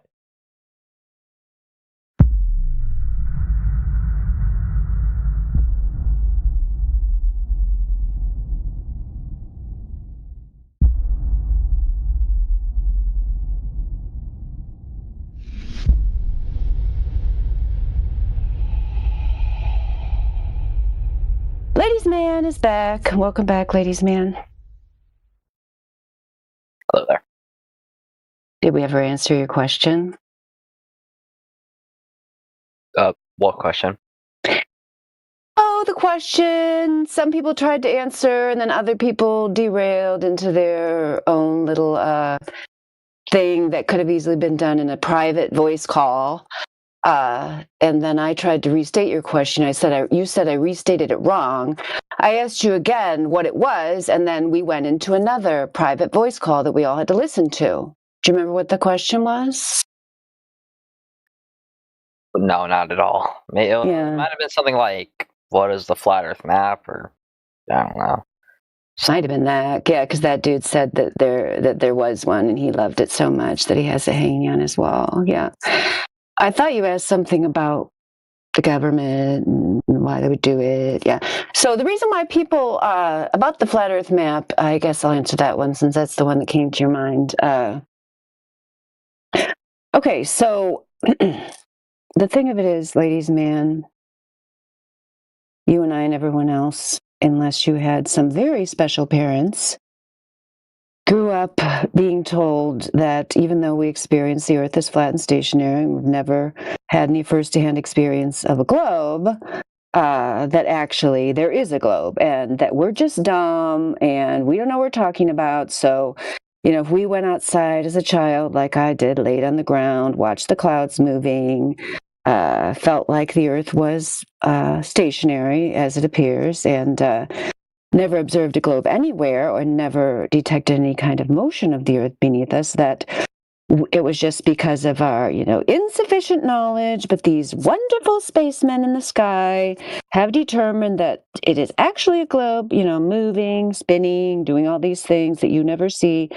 So what that taught you was that you couldn't do what people have done since they first were born onto this plane, which is learn about your environment and the Earth from your own firsthand experience, and then perhaps from some trusted adults that were near you who were either related to you or lived in your immediate community and therefore actually did have your best interests at heart and did not want to trick you into thinking the Earth was something different than it actually is. So, therefore, you got that brain, that globe idea implanted into your brain at a young age, and it wasn't just that the idea was there, it was that the idea supplanted and took the place of your actual lived experience. So then as you grew up, you thought, oh, I can't actually learn from doing or observing or even reasoning, because my reason would lead me to think this was flat and stationary realm, because that's all I've ever experienced. So you were taught that you were unreasonable to trust these observations and that you can only trust authority. So then once people start getting into flat Earth, it's normal that since they are programmed into these very rigid brain structures, that they would still think, even though they've been shown, whatever it is that convinced them that the globe model was wrong, whether it be the 8 inches per mile of imaginary curvature that's never observed, or the maximum distance of the horizon that is continually superseded by observations of the horizon being way farther than it should be if we lived on a sphere of 59 miles. Once you're intellectually convinced of that, due to thinking that you, one, needed to know everything and needed to have this kind of God's eye view of what the Earth was, you might then, as a new flat earther, be tempted to jump onto, here's a new thing that explains everything that you can look at, aka the flat earth map that explains all things, that's defined, that you can now have a new model. So we here at the 24/7 Flat Earth server are different than other flat earthers. So since you came in here telling us, ladies and men, that you were observing our behavior and attitudes, you might be interested to know that our behavior and attitudes are different than other flat earthers, because we do not want to produce a replacement model for people. In fact, we have found that it is a 24/7, 365 days a year job just to debunk the failed fantasy globe. So that's what we do. And so, the map thing, it's like, yeah, we like maps. Like, ladies, man, maps are best. The smaller area that the map represents, therefore a larger scale, meaning, like I could draw a map, of my house or something. And then I could make 1 inch be a much larger area than I could if I was trying to draw a map of my whole town, and so on and so forth. And then, so every time you go up, you're going to have a less accurate map. That's why topo maps, topographical maps are very helpful maps if you're actually trying to navigate in the world. So having a map of the entire area of the world is not only unrealistic and impossible, it's also unnecessary. So that's why we're not into it. Does that make sense to you? Ladies man 217. Yeah, that made some sense. I mean, yeah. Okay, what part didn't make sense? Because it only made some sense. That means it didn't make total sense. So what part didn't make sense? No, I was just saying that some parts, it kind of felt you were going on a rant, like when you were saying, like, when you're talking about some people grow up in different households or their parents teach them different things. I was kind of confused. I was like, this isn't really what I was asking, but then you tied it in to the map. Oh, okay. So you thought I was going off topic, but then you realized at the end that it did have to do with the map. Yeah. Good news. Yeah. People think about maps completely wrong. They have no idea what they are, other than the most rudimentary understanding. There is no accurate map. They don't exist. They've never existed. They never will exist. Even cartographers say this. It isn't us. You have to choose what's called an origin of coordinates. Where you place that, right?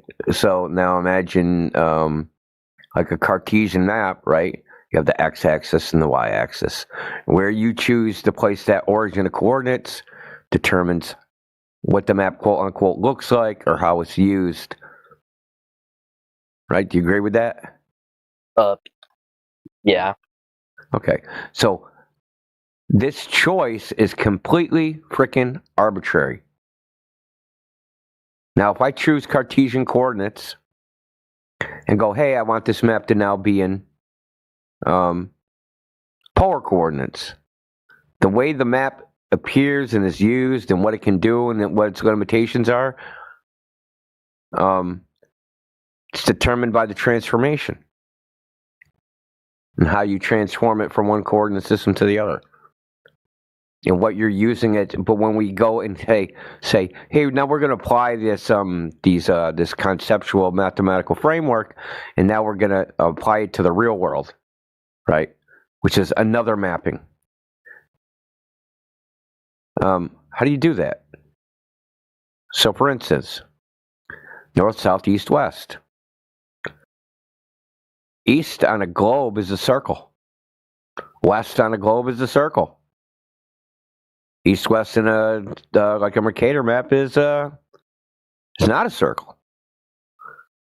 Could be a circle because it's a cylinder, but on the map, it's like a Mercator map properly used is rolled up into a cylinder, like a tube.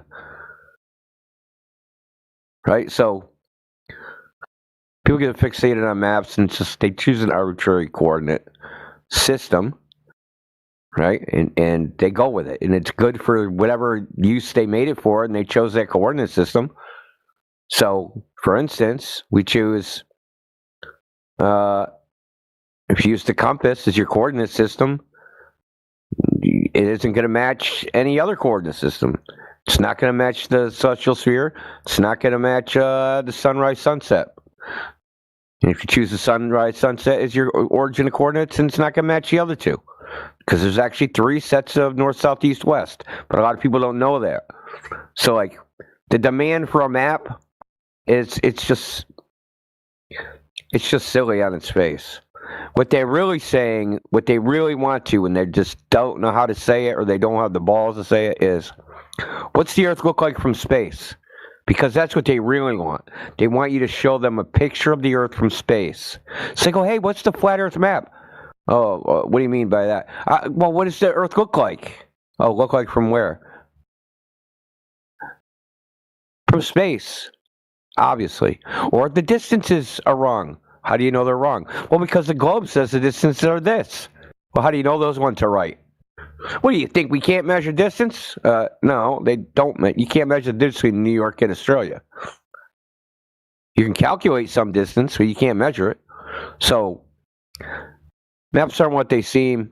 The way people conceive of them in their mind, they're completely different.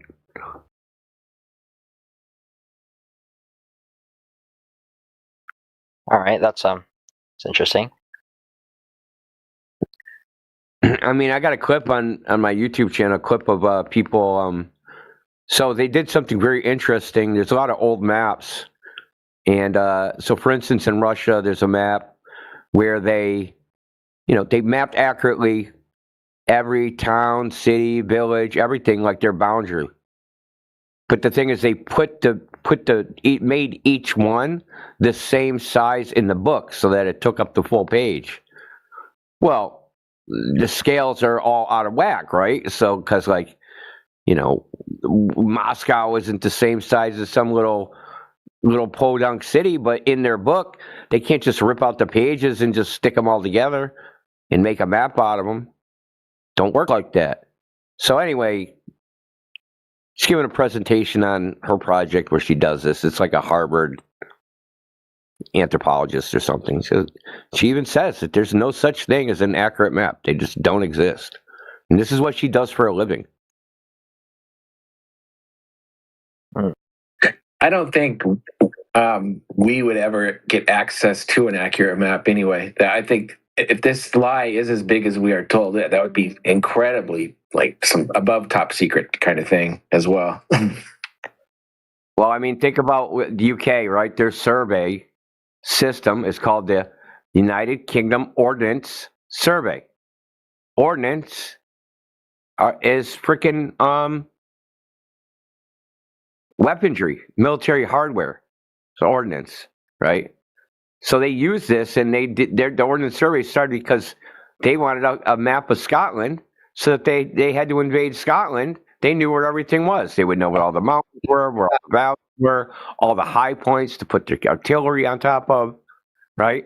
So maps are really, their use is military purposes and crowd control, basically, killing people. And they're very valuable if you want to do that.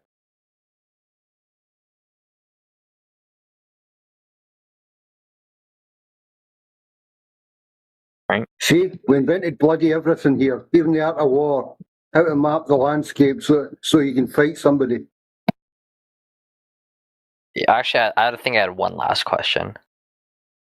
What I've heard from some flat earthers is that Antarctica, like the ice is like what holds in the water. Is this true? Holds in the water from what? I don't know. What do you think is gonna? So silly. Okay. That's what they Think said. about what I you're was, saying. Holds in the water for what? You think it's gonna pour off the edge of the disc into space? I don't know. That's how I'm asking. Okay. You never heard that from any flat earther, dude. I have. Okay, then they're trolling you. Okay, that's a good enough answer as it is. Okay, first of all, no flat earther thinks the Earth is a disc in space. Okay. Well, I didn't say that. I just said. Well, I'm just saying is that no flat earther thinks that, and that's why the water would need to be held in, is because for some reason they think it would, you'd have to think that the water would pour off the edge of the Earth into space. Well, that couldn't happen either because when water hits a vacuum, it evaporates. So that wouldn't happen. It's just nonsense, dude. It's like fucking, it's just sail off the edge of the Earth bullshit, dude. Nobody believes that shit. How about the is there a dome above us? The firmament, as I've heard it's called. It doesn't have to be a dome. Some sort of containment. We don't know. We don't know this composition. You don't know? How would we know? I don't know. I'm just saying. Like, I mean, if I had a guess, I'd say some sort of glass that we have no idea of. In this place, we're empiricists. We only make claims about things that there's actual evidence for. There's evidence for containment. There's no evidence for a dome or any other goddamn shape. So we don't make claims that there's domes or frickin' ice walls or fucking ice walls. Actually, a fucking Goldberg thing. It's not even us. Yeah, I mean, I know that. But you said you thought flat earthers like, yeah, like what I know about flat earth, they believe what they experience. You know that's the foundation of science, right? The foundation of science and the scientific method is empiricism. It's empirical observation, not rationality. So whatever your hypothesis is, whatever your theory is, whatever your idea is, it has to be testable in the natural world or it's not science.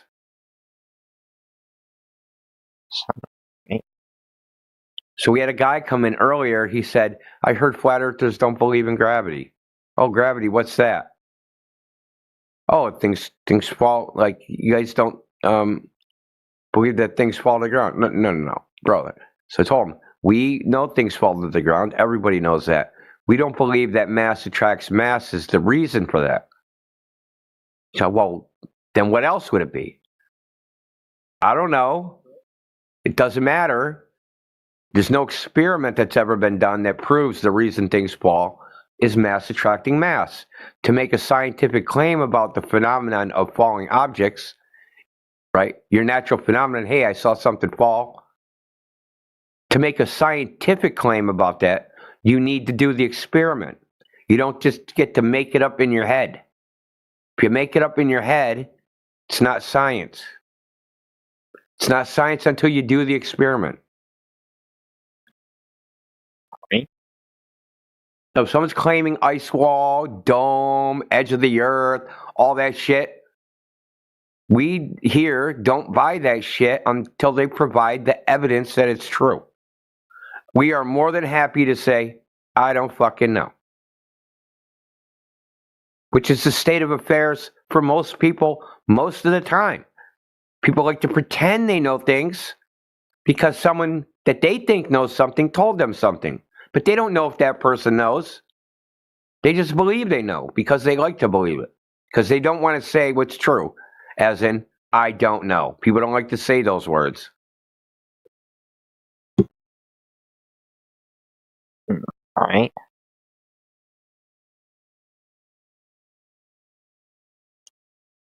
I think that's about. I mean, that's the fact. You don't know the Earth is a globe, and nobody else does either, right? I could pull any scientist that you could come up with and think in your head, hey, this person would know. We've talked to those people. They don't know. They don't know anything.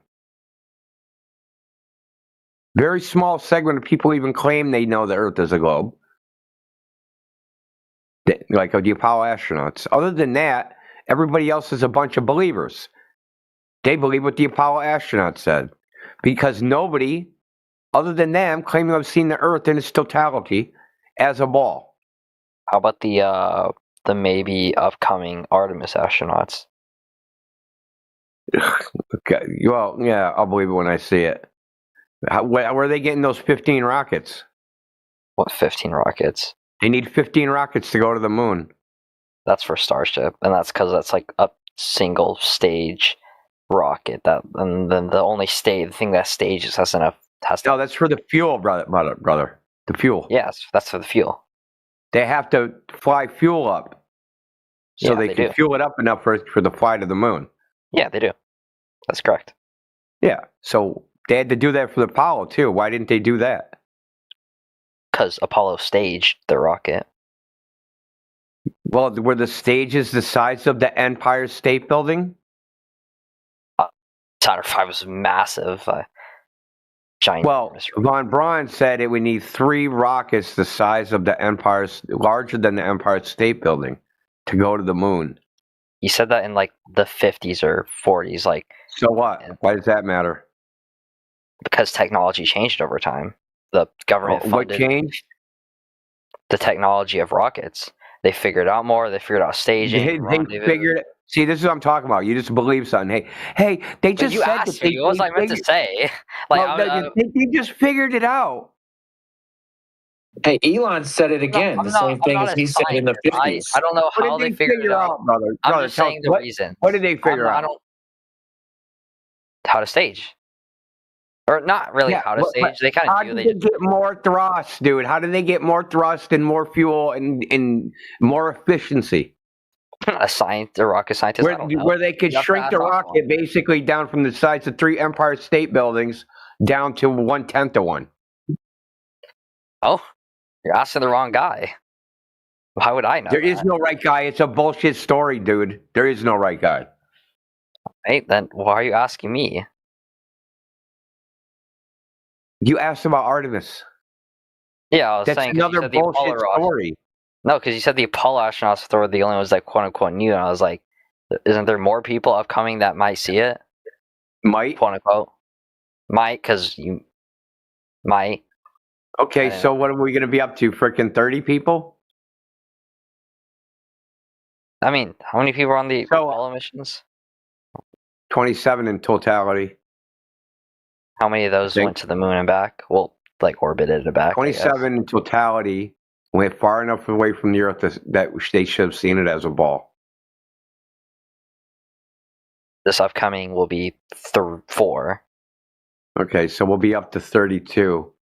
So 32 people versus 9 billion.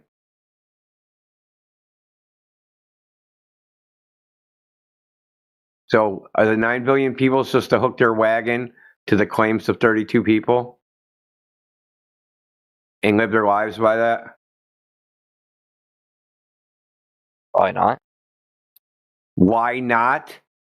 I said probably not. Yeah, that's probably better. He said, why not? Like, are you high as hell, bro? It's New Year's Eve. You drunk? No, I didn't say that. Okay.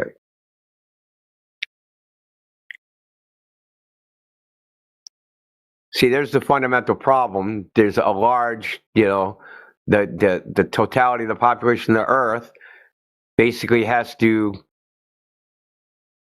believe, like an elite group of priests, the claims of people that basically people in the military. So, ladies and gentlemen, did you see one of the categories? The NASA category, that NASA is now a spy agency? Oh. You were that? The NASA is now a spy agency? Oh. So Trump signed an executive order? I thought that was like meant to be like the new like branch of the military. What was the new branch? Like Space Force? I thought that's what they were meant to do, spy and shit. No, he signed an executive order. I don't know, earlier in the year. Trump this year. is a guy. He's a person. Yeah, I know that, but he signed an executive order that said the primary purpose of NASA is intelligence, counterintelligence, investigation, and national security issues. That's their primary function. All right. Okay. Doesn't have anything to do with me. Well, no, what I'm saying is now, like, the masks are coming off. If they're saying our primary mission is counterintelligence, you can't believe anything they say. All right.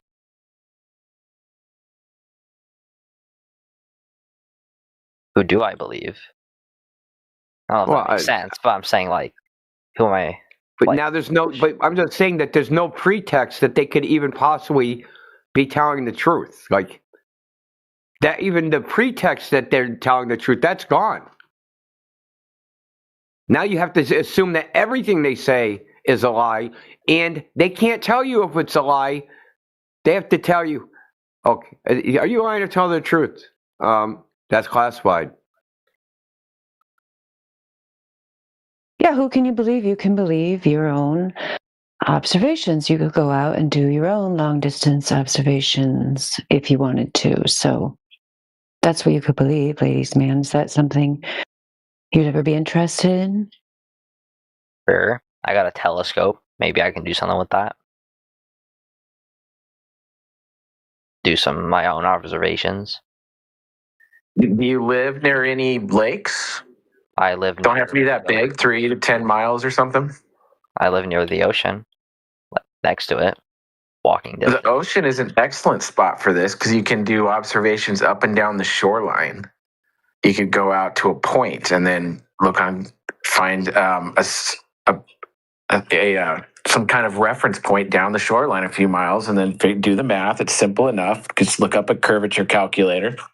You can test this all for yourself. Right. What area do you live?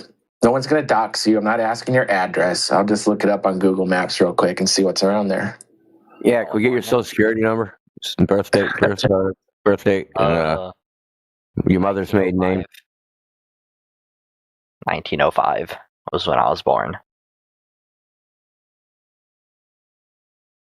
So 2005. No, 1905. Gotcha. So what area are you in?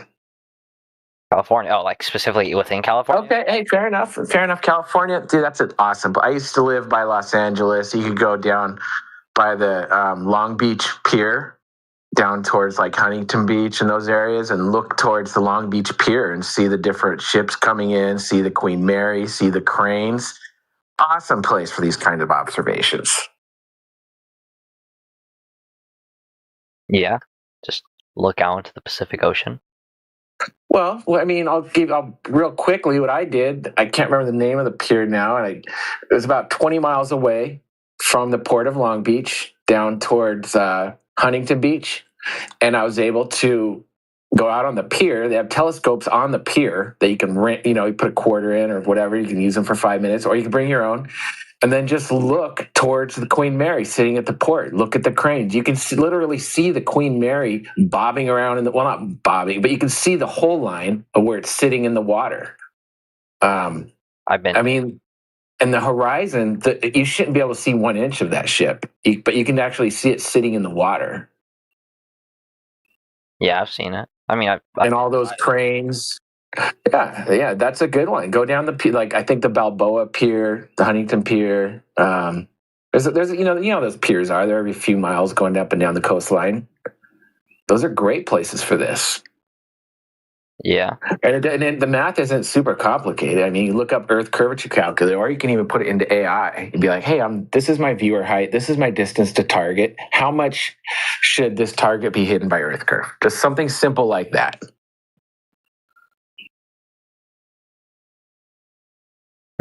All right. That's a good place to start and fun. Yeah.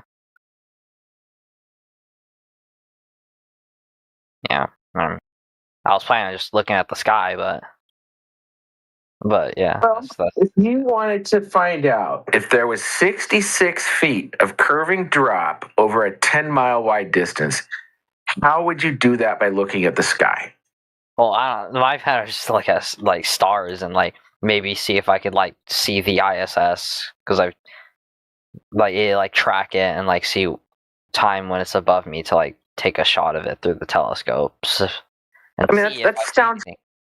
See if I. That sounds fun and all. Sorry, I didn't. Go ahead. Didn't mean to interrupt. No, I was just gonna say like to see if I see anything, to see if there is something there. That sounds fun and all. There's no reason why you can't have objects in the sky doing circuits above a flat Earth. Okay. But you still will never get a ground measurement. You'll never be able to figure out if a 6-mile wide lake has 24 feet of curving drop across it by looking up at the sky. You need to measure the ground. You want to know if the Earth is curved or not, you got to look down. All right. That's just being real about it. You can't look up to figure out what's below your feet and get specificity with, like that frozen lake video you watched. Yeah. I mean, what's your thoughts on that? I thought it was very interesting. And it's, you pretty much you can do that. You can replicate all that yourself across lakes. I mean, I don't have a frozen lake, but I can sure try.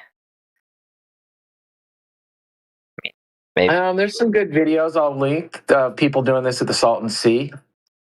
Like doing mirror flashes across like 17-mile sections of the Salton Sea where they're getting right on the shoreline on a hot day, flashing a mirror, and people 17 miles across the water. That place is flat anyway. It's like if you're on the shoreline, then you're right at the water. And these guys are like 2 feet above the water, and there should be like 180 feet of curve or something blocking that mirror flash from the observer looking across at the other location. Yeah. I got. All right. I don't know, another question. I don't know is this topic over, or you want to stay on it, or no? Keep them coming. All right.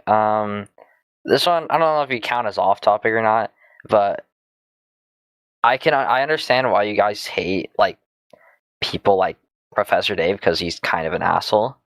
But how about like what's another one? I know there's more that are like nicer, like Dave McKeegan. Like, do you know of him? And if so, like, do you hate him? I have no reason to hate him. I've never met the guy.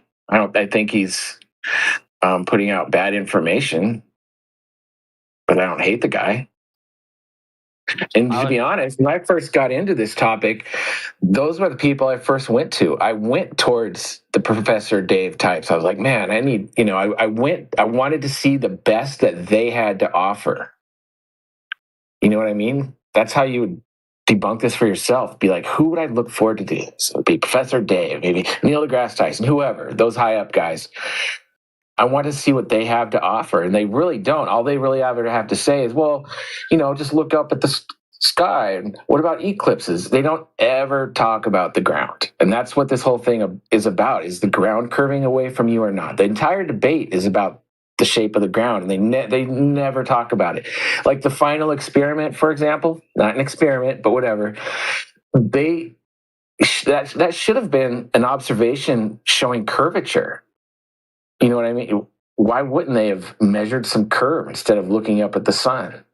I think the reason we know is because there's no curvature to be found or measured anywhere. Otherwise, that would have been the final experiment. Maybe I'll try to do an experiment to see if I can see any. Maybe with the telescope that I have, but it's like 10 years old. But all right, that's about all time I have for today. Bye. Hey, come back soon, man.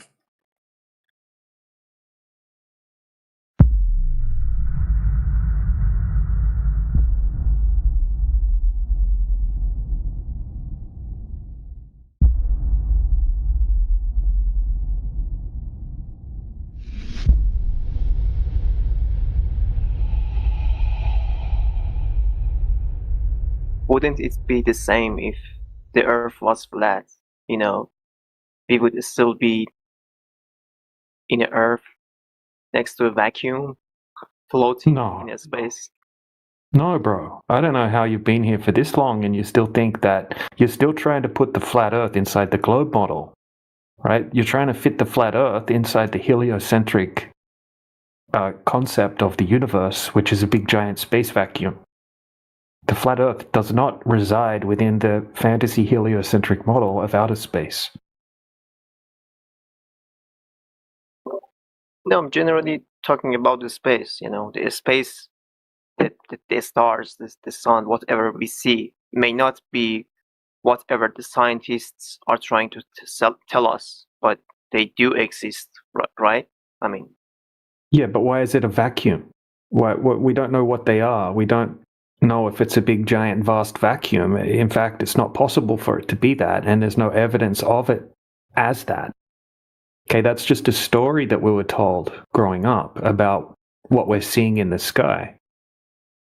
And it came from a whole bunch of assumptions made by ancient philosophers and cult leaders like Pythagoras and whatnot, based on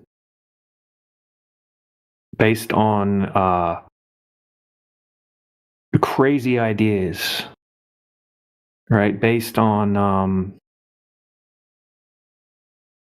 just guesswork, right? Not actual empiricism. So, yeah, if you want to claim that there's a big giant space vacuum in the sky and that the Earth is an object inside the space vacuum, that's a crazy claim, right? You're going to have to back that claim up.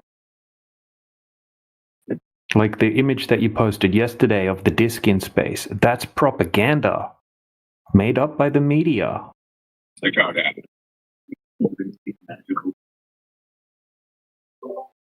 the images I uploaded, Yeah, like the disk. Yeah, you put it in the chat yesterday. You asked us if this was flat Earth, and it was like a disk floating in space with a dome over the top. oh, it was not yesterday. It was, I think, 2 weeks or maybe. No, it was just a day or two ago. Either way, you know the meme that he's referring to, or the image that you posted. You do recall that, right? I mean, yeah, in that time, I thought that was the model all of the flat earthers were agreeing on. But later... He's explaining to you that that's propaganda. That comes from the Flat Earth Society, which is a group that tries to propose that the Earth is accelerating upward at a certain speed, and that's what causes things to fall. Okay? That's not what we propose here or promote or think. And if I may add, because I have been listening for a quick minute, as far as all your space stuff there, the theory that's proposed is a Big Bang, a little tiny dot of pure energy that exploded and started expanding outward, and everything started becoming into existence, whether it's Mars or Earth or anything that they tell you. Backup theory to that is the Big Crunch, that eventually one day it's going to stop expanding and it's going to start falling back in on itself and crush back into that small little dot of pure energy. Seriously? Like, these are people telling you stuff. They have nothing to back it up with. They pull it out of thin air. In fact, the Big Bang Theory itself was proposed by a priest. Like, the guy just thought it up, spewed it out, and everybody went with it. Yep, that's what happened. Nothing, bang, everything. So I just want you to chew on that for a little while. Big Bang, Big Crunch. It's moving outward. One day it's going to move inward. I don't know who came up with that, how they came up with it, what evidence or any research they have to back any of those statements up, but that's where we're at with the mainstream NASA, astronomy, Neil deGrasse Tyson stuff. We're going into space, people. Sure we are. Screw the homeless. Screw the problems here. You know, the sky, the stars, the moon, the sun, what we're observing up there is just what we're observing. To claim that it's raining diamonds on one of those lights in the sky, I have no right to say that. Nobody has the right to say that.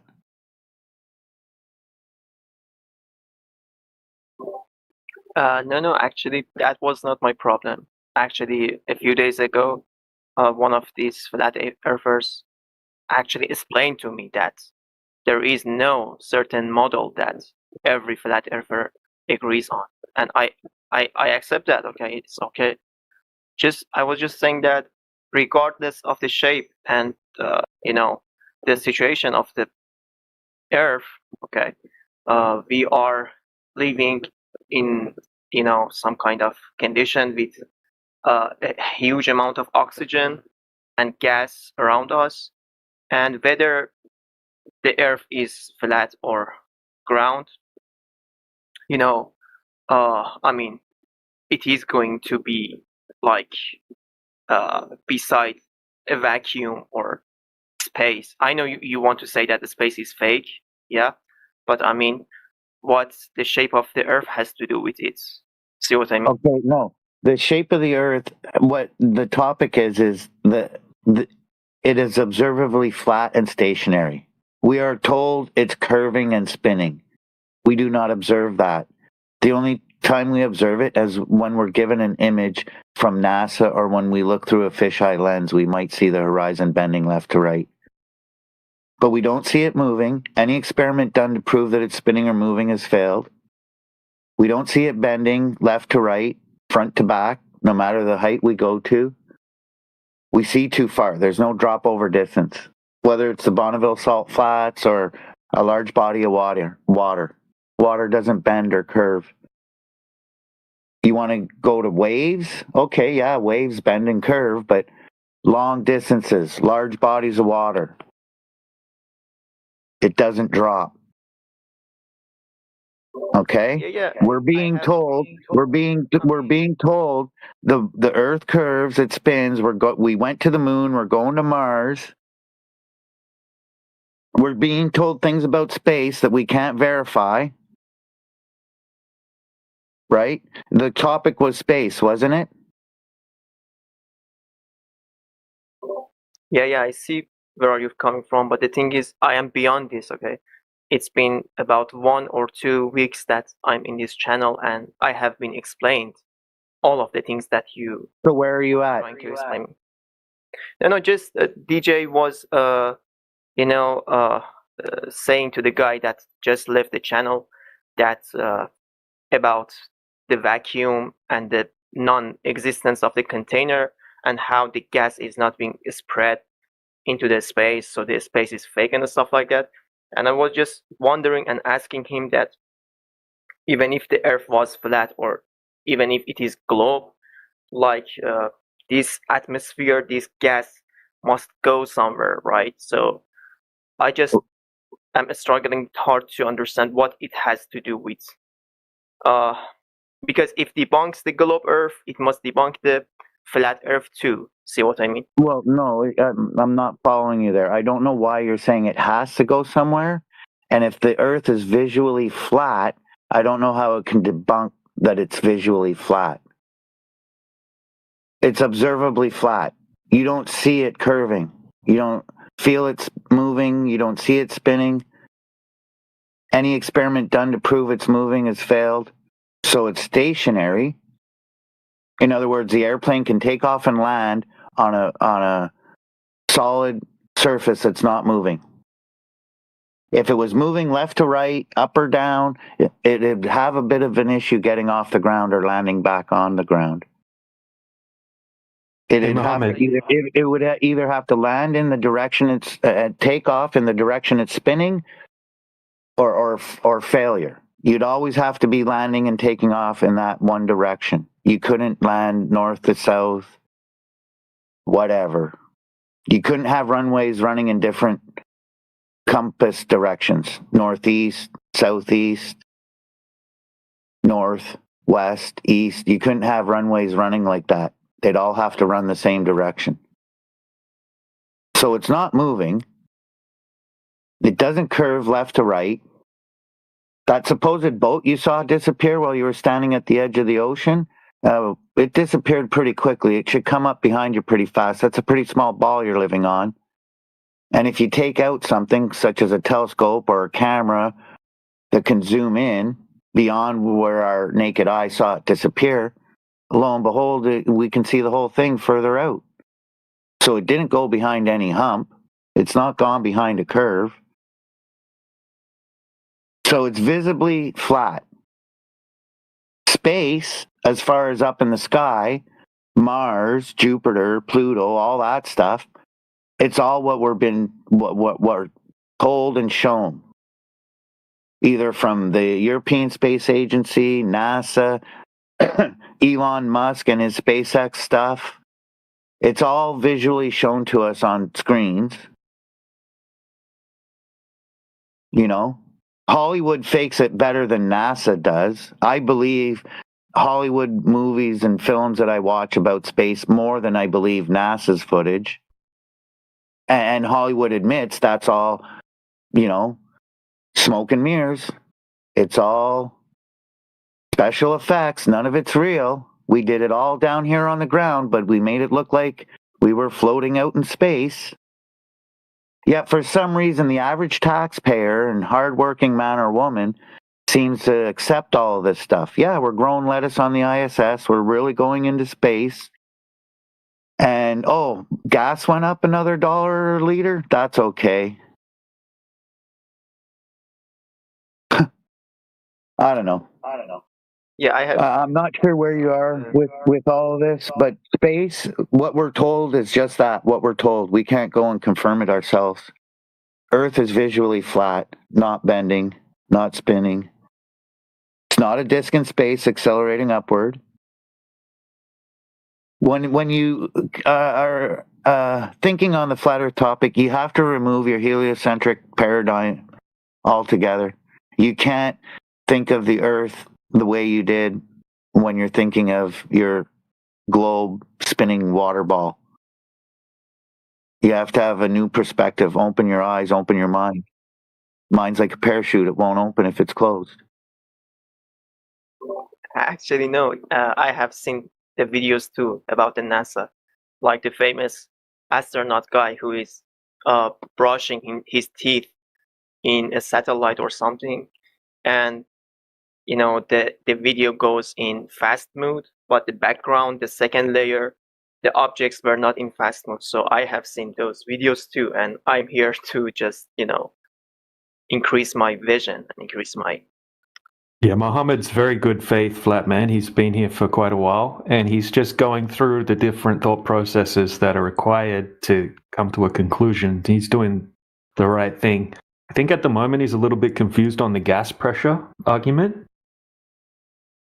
right? And the outer space, right? And how Earth, like how the atmosphere would work and that kind of thing. Right, Mohammed? Or wrong? I mean, I know that asking you about a model or anything would not be right because that's not even the subject. But could you please give me your perspective about what is keeping this amount of gas toward the Earth and avoiding it from like spreading into the outer space or something?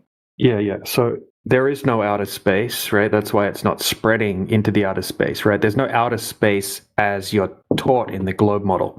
Okay, so outer space in the globe is a 10 to the negative 17 torr vacuum, right? That's it's about 100,000 times more powerful than any vacuum chamber that we can create on the Earth here, right? So to have an ecosystem, to have gas pressure in itself, you need to have a container. Do you know what a terrarium is or a vivarium? It must be some kind of container or something, right? Yeah, it's like when you have like a big glass tank or something like that, right? And it's got like an ecosystem on the inside where you have like plants and animals and a little pond and fish, and it's completely enclosed, but it's a self-contained ecosystem. It looks after itself.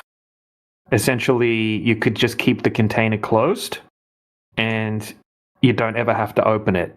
Okay, and it has all its own systems inside of it, condensation and gas cycles and things like that. Let me show you an example. This is an example of a very small one in the side chat that I'm going to post. Just give me a second. I was just looking for this to show you. Meanwhile, you are searching. I've got it. All right. Yeah. I just want to ask that, so the air is, getting thinner and thinner the more we get high. So Yes. it is like it must get stopped at somewhere or something. Well, there's only a certain height that we can measure the pressure up until, and it's not that high. I think it's about 40 kilometers high. Okay, because you can't use a barometer above that height. Okay, and we can't really get up higher than that as well. Okay, so once you get to what they call the mesosphere, nobody has any pressure readings, right? It's just done on a computer model based off the globe model. So they're going to tell you that it's a certain pressure once you get up higher, except we can't validate that. Okay, even the meteorologists admit that you can't use a barometer above about 20 kilometers. Okay, you can get a special type that can go up to about 35 kilometers, but above that, you can't use a barometer. Okay, they're not calibrated for that, and they're just not able to. They don't work above that height. You can look that up. But this is the thing. You look up the definition of gas pressure in the first place, okay? Gas pressure, the definition is the force that the gas particles exert on the walls of their container, okay? As kinetic energy makes the gas particles move, right? And the gas particles move in all directions, okay? And the gas pressure that you're reading is when the gas particles are bouncing off each other and off the walls of their container. You need to have the container or the area to be able to have the gas pressure in the first place. I'll get you the definition. Yeah, do you need the definition? I can pull up the definition for you. No, I have searched that before, like yesterday. I just understood about this concept. It's an antecedent. It's a requirement to be able to have gas pressure. For example, if you have a car tire, okay, or if you want to have any gas pressure higher than the atmospheric gas pressure, you need to have a container. So if you want to have like a balloon or a car tire or a soda can or something like that, obviously you need a physical container to contain the pressure. You can't have it without having a container. Now, what happens when you put a hole in a car tire? The air is going to rush out of the high pressure system every single time, right? Because that is a gas, that's a natural law. That's what happens. The high pressure will go to the low pressure and the gas particles will try to fill the available space. So very quickly, it will equalize with the outside pressure. Like that's why stop me because I want you to understand it. So if I say something that you're not sure about, just stop me and clarify. The thing is, I had been watching some debates on the YouTube. Like right now, I am watching this guy, Whittlist. I'm sorry.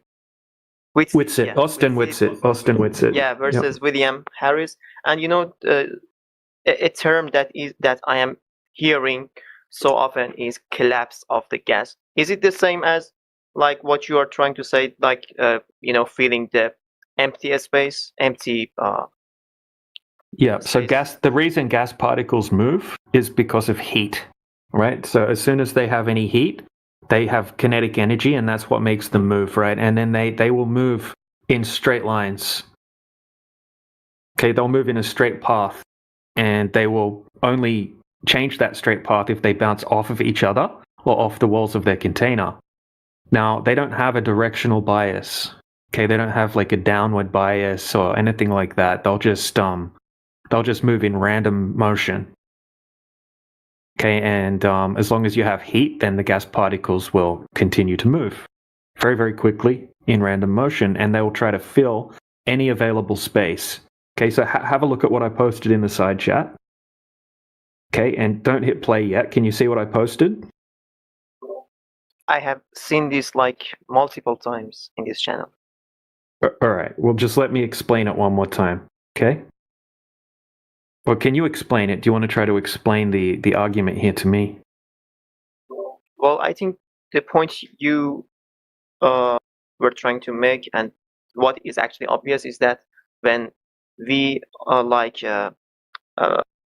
give the gas some freedom and it is in a container, it will automatically fill any available space that it has any access to, right? Yeah. So what would the top container here in the demonstration, what does that represent? It's a vacuum. What is a vacuum? Okay, if we're gonna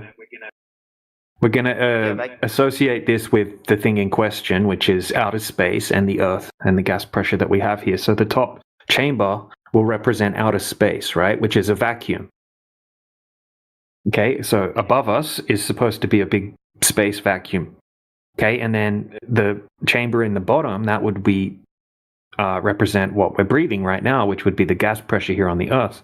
So we have a high pressure system, and then we have a vacuum, okay, above our heads.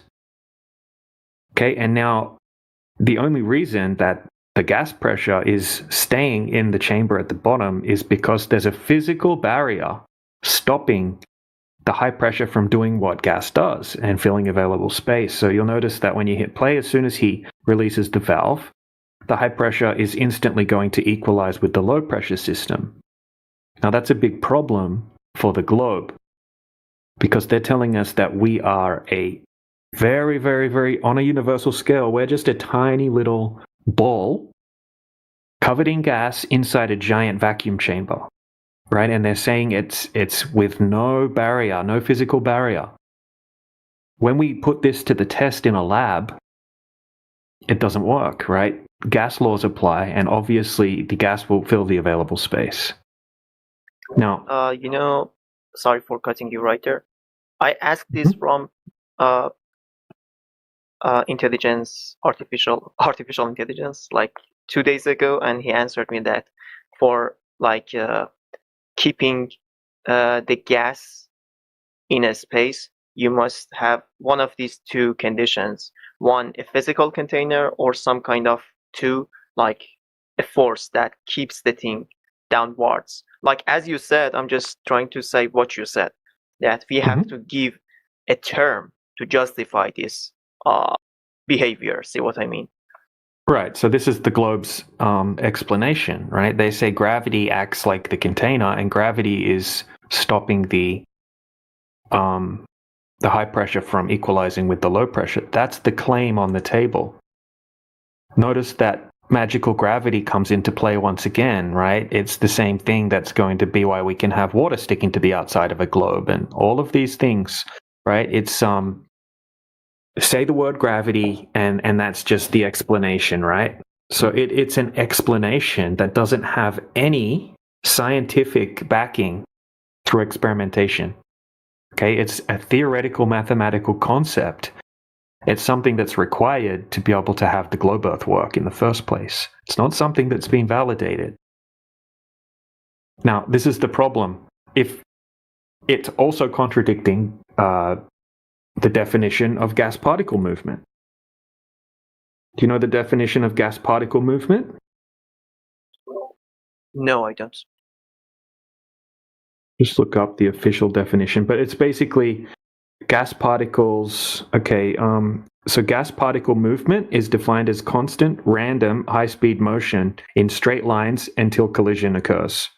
Okay, so gas particles don't have a directional bias. Gas particles move in all directions. Okay, they're not being pulled down to the Earth by gravity. Okay, and that's when we ask people right now, show us a test anywhere on the Earth, right? Or anywhere in a lab where you can show us gas particles being pulled down to the Earth by gravity. It doesn't exist. It goes against, why would they say that gas particles move in straight lines until a collision occurs? Okay, so if a gas particle is going upward at 45 degrees, for example, or any And not degree even up. It's yeah, going to sorry. continue. It's going to continue going in a straight line Yeah, and not even until like gravity, yeah. any kind of force to keep the gas not, filling the empty available space. I don't think that any kind of experiment exists in that subject. It doesn't exist exactly. It's one of those things where you just have to have faith in the explanation. Okay, you can't ever test it. This is what they'll tell you. It's impossible to test because you'd have to have a test that's as big as the Earth, right, and replicate the whole system, which is impossible to do. So they said that basically there's no way to test it. You just have to believe it, right? Because you can never empirically verify it. Any time that we try to do it on a smaller scale, obviously it completely destroys the explanation, right? It doesn't work. There's not a single experiment where we can show gravity pulling gas pressure downward. Okay, you can have, just say you have a container, right? Let's say we have a tank, a glass tank that's enclosed, and it has a lid on the top. Okay, and it has a higher pressure inside the container. Okay, and then we take the lid off the container. Gravity doesn't hold any of the higher pressure down in that container. It all will just equalize. It will just fill the available space, and within no time at all, it'll just be the same pressure as the surrounding air, right? Gravity's not holding any of that gas down. Even if you take a heavy gas, like sulfur hexafluoride, SF6 gas, it's a very, very dense, heavy gas, right? And you put it in a fish tank, within about 20 minutes or something like that, it's all going to be gone. Gravity's not going to hold any of that SF6 in the tank because all of the gas particles are going to be doing what gas particles do. They're going to be bouncing around and they're going to mix with the surrounding air, and everything's going to blend in together, and it's just going to become all as one big medium in the room, right? There's not going to be anything left in the tank except for the same air that's surrounding the tank. So I think you were saying something earlier about why is there a gradient? Well, just before we get to the gradient, are you still there? Yeah, of course. Just listen. Okay, just look at the image that I put underneath that example there. I'll just read it out quickly, right? So it's the guy, he's got like a big glass bottle. Okay, thriving since 1960, my garden in a bottle, seedling sealed in its own ecosystem, watered just once in 53 years. Okay, so 53 years ago, he put some water in there and shut it, and he's never opened it. Okay, that system has continued to thrive by itself, right? It's a self-contained ecosystem. What do you think would happen if you got a big vacuum chamber and you put that inside the vacuum chamber and then you removed the container, you removed the glass? Everything would die, right? The water would boil, everything would die very quickly, right? Obviously. Okay, because if you put water in a vacuum chamber, it boils. Okay, so you can't have an ecosystem inside a vacuum chamber. Obviously, you need containment to be able to have the gas pressure system, to be able to have the dynamic system that he has here, where it has all of these cycles and whatnot. Now, there's bigger versions of this as well, and they're freaking amazing. Like if you look up vivariums, like the world's biggest vivarium, I'll post a video in the side chat because it's really cool. Giant vivarium. I'm sorry. Right. Hold on. I am getting to a point. Yeah, I just had a question about the picture. Yeah. Go ahead. So, like, he poured some water in the bottle, and how that water is not being consumed by the plant species. See what I mean? Well, it's everything's being cycled. Everything's being cycled inside of the container. Okay, it's being consumed, but it's cycling just like what happens here on the Earth, right? You have evaporation and all of that kind of thing, which is going to make interesting. Yeah, Yeah, you can just, like, that's what you can do in your house as well. Like, just say you have a completely sealed room. You can have, put plants inside a room in your house and keep it completely sealed. And the plants will be able to feed themselves, right? Because they're using the oxygen and everything's being cycled.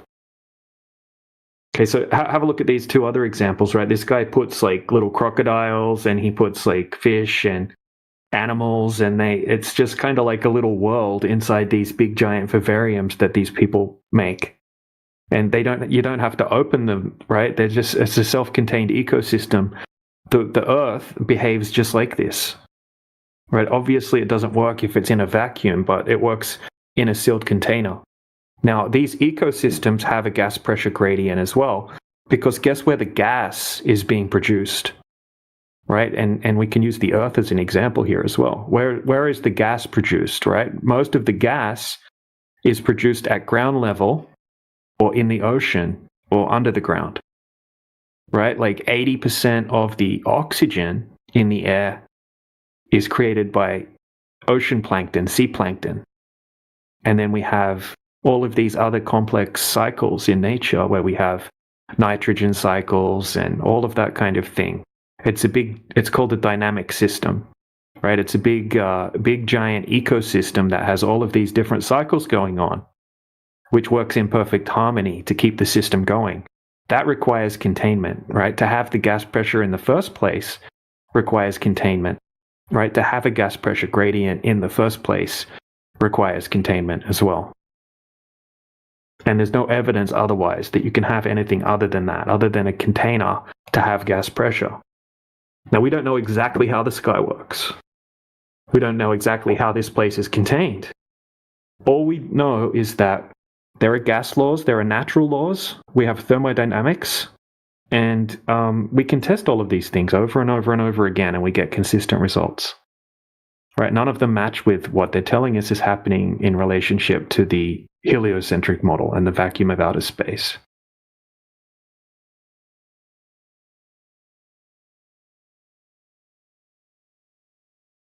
So, just curious, okay? If such a thing as a vacuum and the space we are being told doesn't even exist at the first place, so would you say that like our atmosphere is like going on and on, like without any limit or something? I'm just trying to understand. I don't think so. I think that we can only speculate about what's too high for us to test. Okay, so what we don't need to speculate about is that we have gas pressure, right? That the gas is created at ground level, where we have more gas, right? Approximately 14.7 psi at sea level. And then we have a gas pressure gradient, right? It also gets much colder as you go up as well, which is going to affect the movement of the gas particles as well. Okay, we also have these terrariums and vivariums like I'm showing you now. They also have gas pressure gradients inside of them. Not as large of a gradient change as we have on the Earth because they're very small, right? The bigger you make them, the more of a gradient that they have. But yeah, what do we know? We know that there's gas laws. Gas pressure needs a container. Okay, all of the ancient cultures all depicted a contained system. Okay, so that's not proof, right? But that's interesting information to take into consideration. All of the ancient cultures all thought the same thing, right? A flat Earth within a contained system.